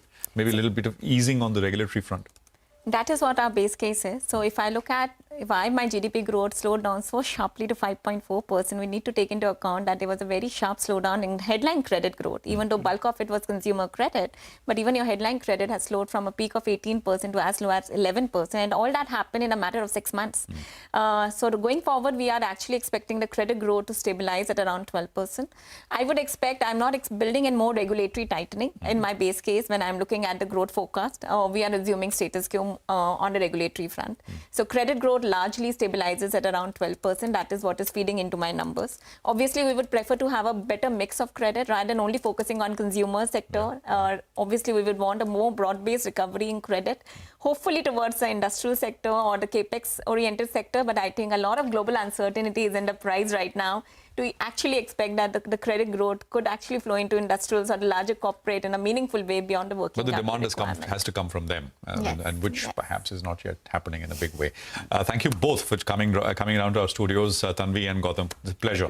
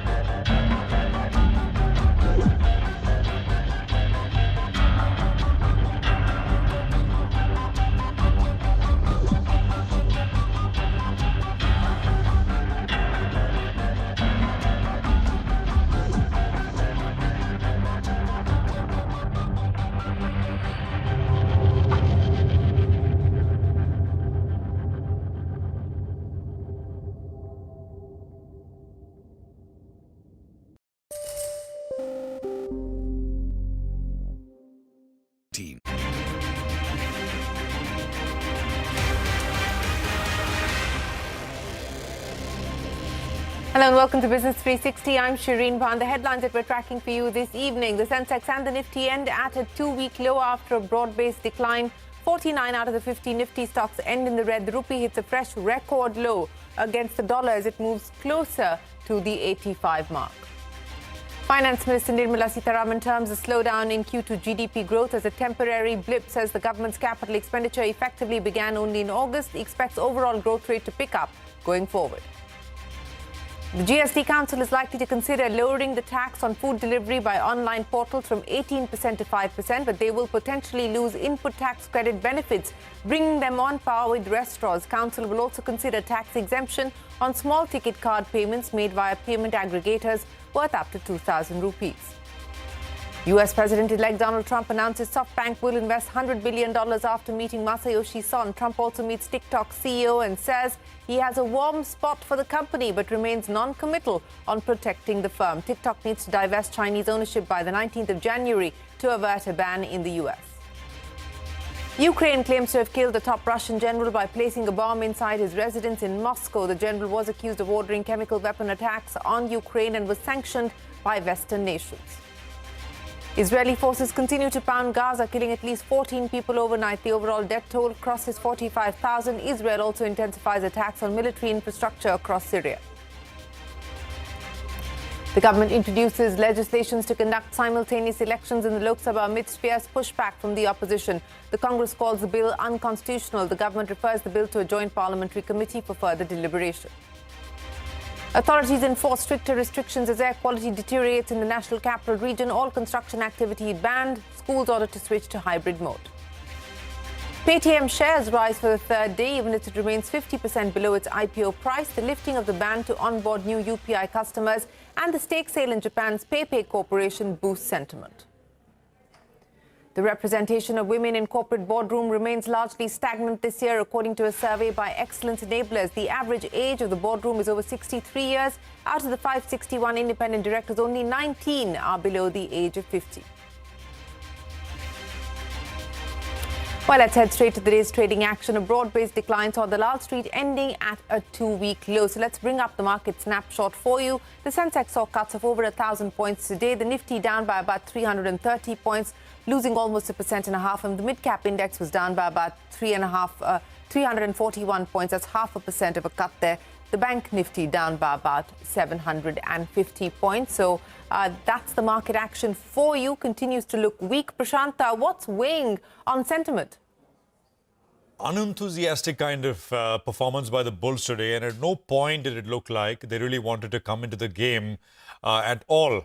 I mean, the market looked a little sulky in the morning, sideways, and then, of course, it just gave up gains, and it looked definitively down by the time we actually entered the second half of the day. So over 300 points lower on the Nifty. I mean, if you're looking for a trigger, something to blame, there wasn't any really, except maybe, I mean, the dollar, which perhaps rose a little bit during Asian trade, and the dollar index is back around the 107 levels. But that's it. The Nifty Bank also was under pressure. Actually, the Nifty Bank lost more, significantly more than what the Nifty was down by. And unlike yesterday, when the broader markets saved the day, you had the broader market also, which was under pressure. So mid and small cap indices, both up on your screens. Nothing large, but down nevertheless. I'll start with, actually, on the Nifty, nothing very much higher at all. I mean, the biggest gainer was under 1%. So I'll leave that. I'll start with what was down. Shriram Finance, there was Grasim, Hero MotoCorp, Bharti, IndusInd Bank and JSW Steel were some of the big losers. Declines outnumber advances by a hefty bit. And I'll start with losers. HCC, there was a deal. MGL was down sharply. TARC, that's a smaller real estate company based out of NCR. And there was negative news flow and the stock was down 10%. Big volumes here. PNB Housing was down sharply. Skipper Limited, NIIT Limited and something like a SBFC, Small Business Finance, were also lower. That's not to say that what was up didn't have volumes. Actually, it's a pretty long list of volume-led gainers even today, even though numerically declines were more than advances. Mazgaon Dock, late mover, and it rose to the top of the list in terms of volume-led gainers today. Quest Corp was sharply higher. There was Jyoti CNC, which looked good. 5 stars, that's a lender. EMS Limited. Edelweiss is back to in the 140-ish zone. There was Fairchem, Donier up from the morning, Precol and Borosil Renewables. Some of the names, volume-led gains that we had in the broader space. I mean, the market sulking, the Nifty closing around the 20-day moving average, from which level the market had bounced last Friday when we had that frantic, manic kind of a move. The question is, as we head into the Fed, that is only tomorrow, will there be more pain or will the market find sort of supports around these daily averages? Back to you. All right, Prashant, many thanks. The market sulking, and speaking of weakness, even in the money market, the rupee hit a new low against the US dollar, moving closer to the 85 mark. So that is where the dollar rupee closed for the day. In fact, India's trade deficit hitting $38 billion in November, which is a record high. Monthly imports also hit a new high of $70 billion. The dollar index is also gaining ahead of the US Federal Reserve's rate decision that is expected later this week, and that is where the bond markets closed. Now, the Bitcoin has continued its record-breaking rally. There's no stopping it. It's hit a new all-time high of $107,000. This after President-elect Donald Trump reiterated his plans to create a U.S. Bitcoin strategic reserve. Bitcoin buyer MicroStrategy's entry into the tech-heavy NASDAQ 100 index has also lifted investor sentiment. The cryptocurrency's market cap is above $2.11 trillion. That's the Bitcoin for you. But heading back home, Finance Minister Nirmala Sitharaman has called the slowdown in Q2 GDP growth as a temporary blip. Speaking in the Lok Sabha on the supplementary demand for grants, the Finance Minister said the government's capital expenditure effectively began only in August post the elections and expects overall growth rate to pick up. GDP growth slowed to 5.4% in Q2, which is the slowest that we've seen in the last 7 quarters. Take a look. GDP growth rate was lower than 5.4% in 2 quarters, quarter 4 of 21-22 and quarter 3 of 22-23. So it's important to understand that this drop happened just 2 quarters in the last 12 quarters that we're talking about. So let us not sort of pick on that one and predict future. This has been a steady growth and a steady, sustained growth. The implementation of new announcements of this government commenced after the Appropriation Act was passed by the Parliament in August 2024. Effectively, it is from August that we are starting to give emphasis to many of the things, inclusive of capital expenditure. Well, the Finance Minister there on an expectation of growth picking up. Shares of Vedanta slipped in early trade after the company's board declared a 4th interim dividend for the current fiscal at 8.5 rupees per share. The dividend payout amounts to 3,324 crore rupees. Now, this will take the total dividend in FY25 so far to 16,800 crores. The record date for the payout has been set as the 24th of December 2024. Manufacturing facility of pharma company Indoco Remedies in Goa has received a warning letter from the U.S. drug regulator. The Goa facilities, Plant 2 and 3, have received an official action indicated status in October. Indoco has not specified the factors behind the issuance of the warning letter. However, the company has said that it continues to supply products from this facility.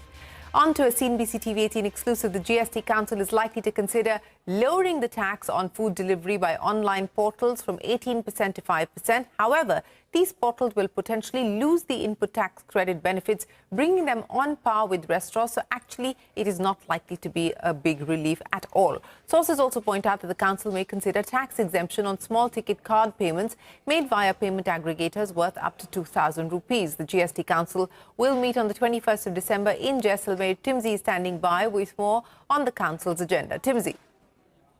The council could deliberate on lowering tax on food delivery by e-commerce operators on the delivery charges from current 18% to 5% without input tax credit. Fitment Committee is likely to propose this reduction, which will be applicable from 1st of January 2022, that is retrospectively from 2022. E-commerce players have been pleading this to bring them at par with restaurant services.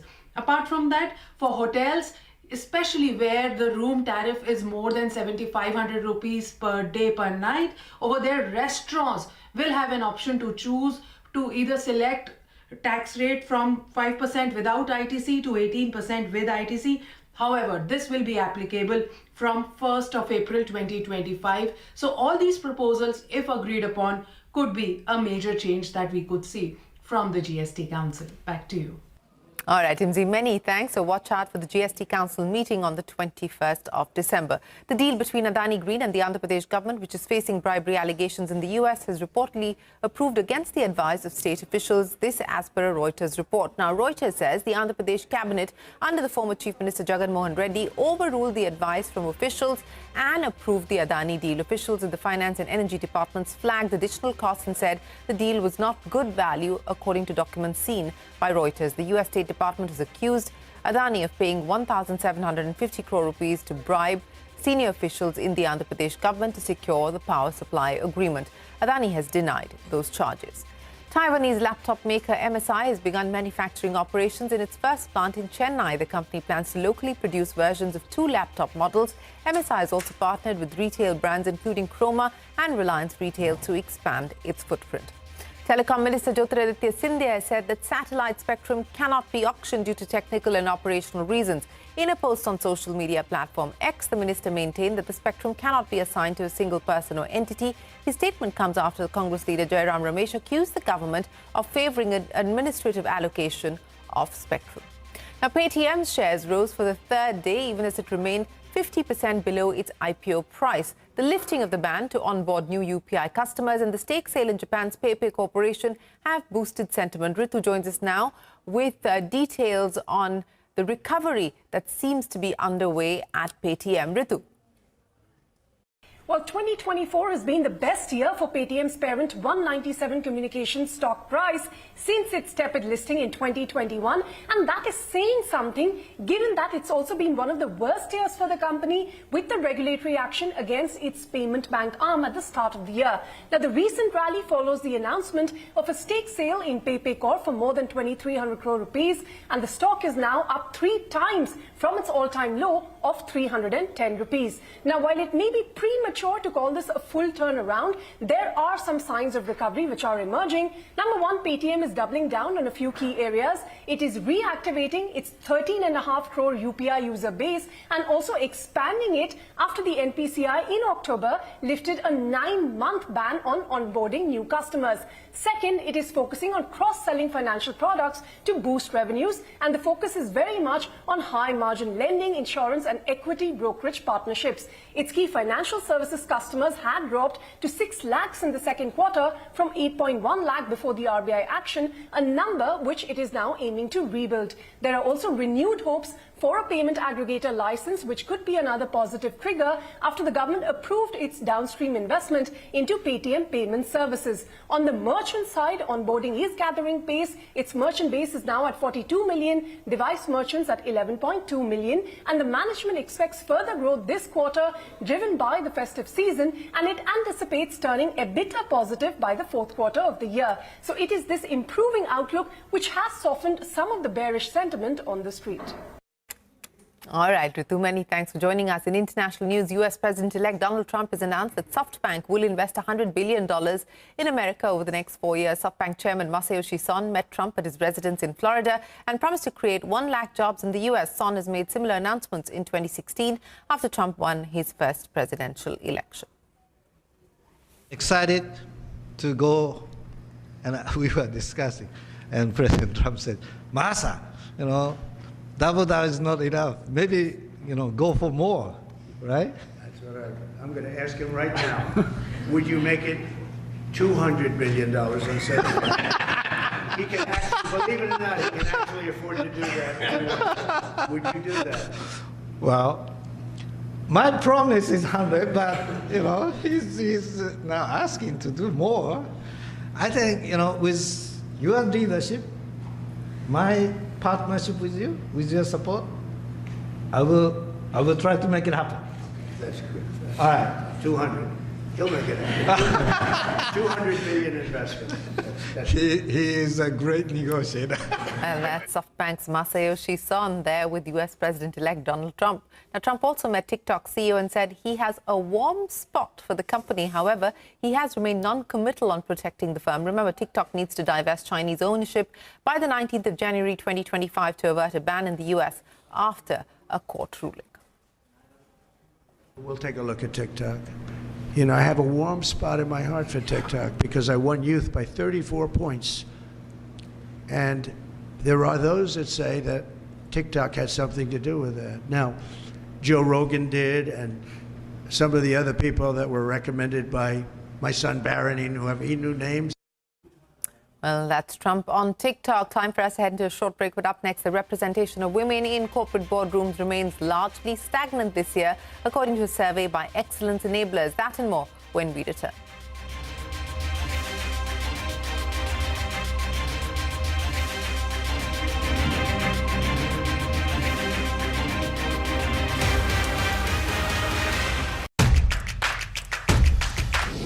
India is in vogue for a number of international brands this season.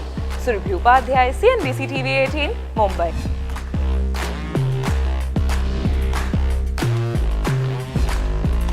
Hello, Hello, I'm Surabhi Upadhyay and I am going to be joined by trailblazers who are transforming the banking and finance sector in India and around the world, only on CNBC TV18. Celebrating 25 years of CNBC TV18. From sharp insights in the political arena to all the excitement from the world of sports.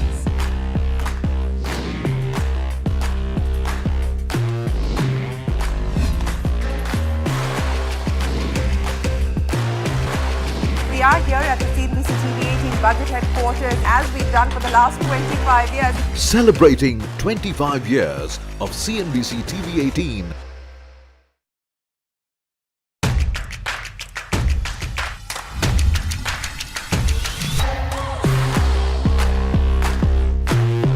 The markets are betting big on affordable housing. You look at the kind of stocks that have risen.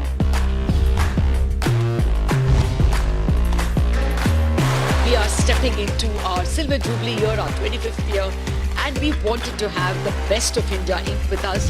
Celebrating 25 years of CNBC TV18.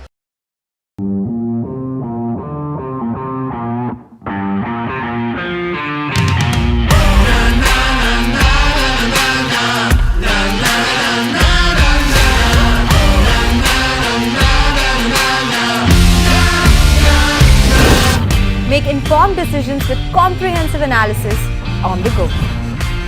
Strengthen your portfolio with real-time market updates on the go. Create effective strategies with insightful expert opinions on the go.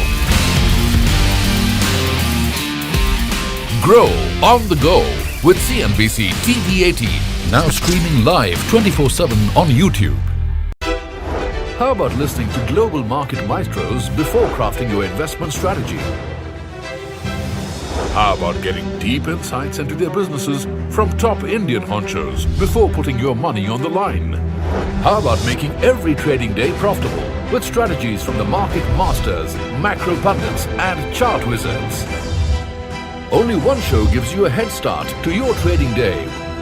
Get ready to profit. Get ready for business with Bajar at these times on CNBC TV18 and CNBCTV18.com. What does it take to build India's largest startup platform? It takes a journey of starting out as an unknown and ending up as unforgettable. It takes more than 2 decades of celebrating the most influential and influencing the most celebrated entrepreneurs. From chronicling the stories of India's startup universe to becoming a success story in itself as India's longest running show on startups and entrepreneurship, celebrating 21 action-packed years of building India's biggest startup community. Young Turks at 21, only on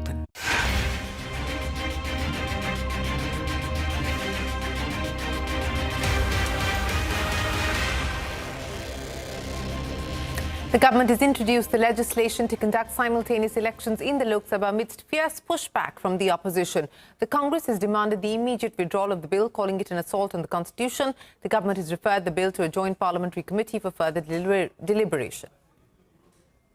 There are certain features of the Indian Constitution which are beyond the amending power of this House also. One of the essential features is federalism and the structure of our democracy. And therefore, the bills which have been moved by the Honorable Minister of Law and Justice absolutely assault the basic structure of the Constitution and are beyond the legislative competence of this House, and therefore they need to be opposed ab initio, and the introduction of those bills have to be stopped. माननीय सदस्य बालू साहब ने कहा कि इसको JPC को दे देना चाहिए। जब ये संविधान सुधार का विधेयक, संवैधानिक संशोधन जब कैबिनेट में चर्चा में आया, तब प्रधानमंत्री जी ने स्वयं मंशा व्यक्त करी थी कि इसको जेपीसी को देना चाहिए। इस पर विस्तृत चर्चा सभी स्तर पर होनी चाहिए। Well, the debate in Parliament on the One Nation, One Poll bill. The representation of women in corporate boardrooms has remained largely stagnant this year. This as per a survey by Excellence Enablers. The average age of the boardroom is over 63, and out of 561 independent directors, only 19 are below the age of 50. Rachna joins us now with more. Rachna, take us through what the report highlights about governance in our boardrooms. The fifth corporate governance survey by Excellence Enablers highlights where the Nifty 100 companies are excelling and where they still fall short. While diversity and compliance are improving, significant challenges remain in board composition, shareholder engagement and CSR execution. Let's look at it closely. First is diversity. While women independent directors have increased from 101 in FY21 to 147 in FY24, the total number of female directors on board has steadily declined, down from 57 in 2021 to just 53 in 2024. Moreover, of the Nifty 100 companies, 5 companies still did not have an independent director who's a woman on their boards. The survey also notes that while the presence of a woman on boards has been mandated, there is no similar provision for these women executives to graduate into board positions. The survey highlights declining shareholder engagement as well at annual general meetings. Shareholder participation has dropped dramatically, with attendance falling to just 0.18% in FY24. Virtual AGMs, which became common during the pandemic, have reduced opportunities for direct interaction. The survey strongly recommends a hybrid AGM model to bridge this gap and enhance engagement. It also notes that the shortest AGM this year lasted only 19 minutes. On the corporate social responsibility front, the survey notes that companies are meeting spending mandates but fall short on impact assessments. While CSR funds are being deployed, meaningful employee volunteering and long-term outcome measurements remain limited. The survey notes that in FY24, one company did not transfer the unspent amount of CSR to the CSR account and did not give any reason at all. Over 22 such companies did not transfer any money to their CSR accounts, and so they are being urged to focus not just on compliance but on delivering tangible benefits to society. The survey suggests that good governance isn't just about ticking compliance boxes, but it's about meaningful action and accountability. All right, Rachna, I appreciate you joining us.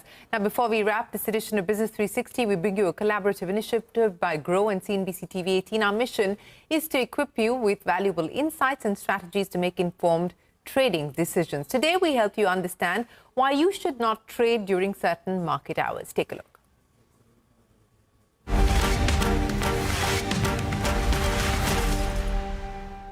It's late, the markets are quiet, but you're tempted to trade. Beware, this is when real risks creep in. During overnight hours, liquidity is low, spreads widen, and market movements become unpredictable. Even small trades can cause big price swings. Global events can unfold while you are sleeping. Unexpected announcements, geopolitical shocks, or even policy decisions can create massive gaps at the market open, leaving you blindsided. The solution? Avoid overnight trades. Instead, focus on active hours when liquidity is higher and market reactions are more in control. Use tools to track global events and set stop losses if you must hold positions overnight. By avoiding overnight trades, you reduce unnecessary risk, protect your capital, and sleep peacefully, knowing that your portfolio isn't at the mercy of unexpected events.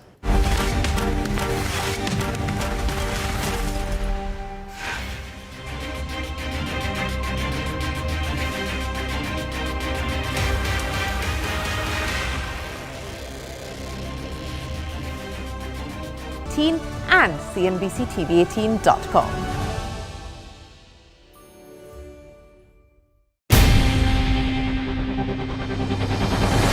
CNBC TV18's most comprehensive and award-winning news show, India Business Hour, drops first on YouTube. So get the first access to the most influential architects of policies and politics, the key newsmakers of the day. Discover the big themes as we decode the business of markets, macros and more.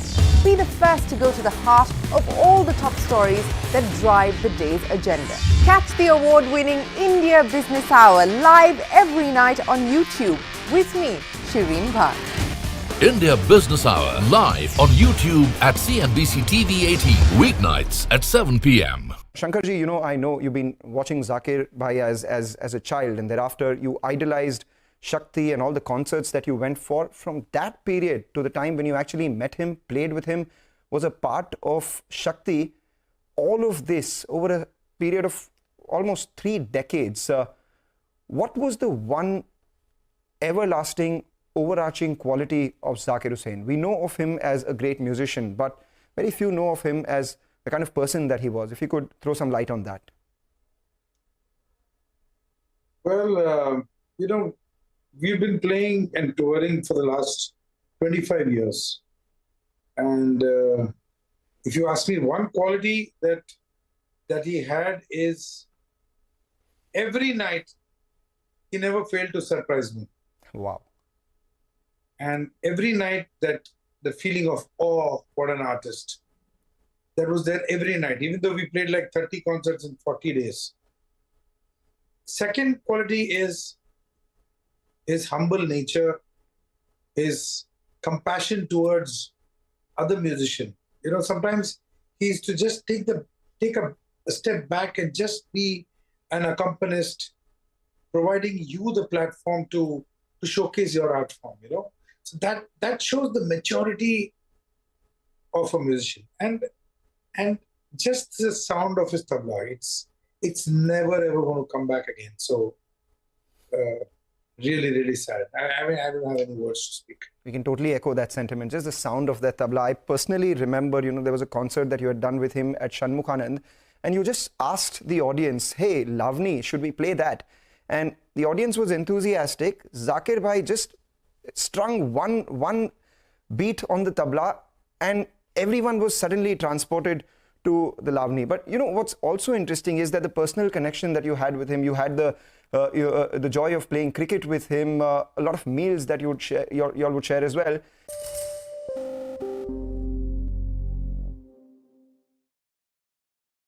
Salim, I'd like you to come in on some of those memories that you've had with Zakir Hussain.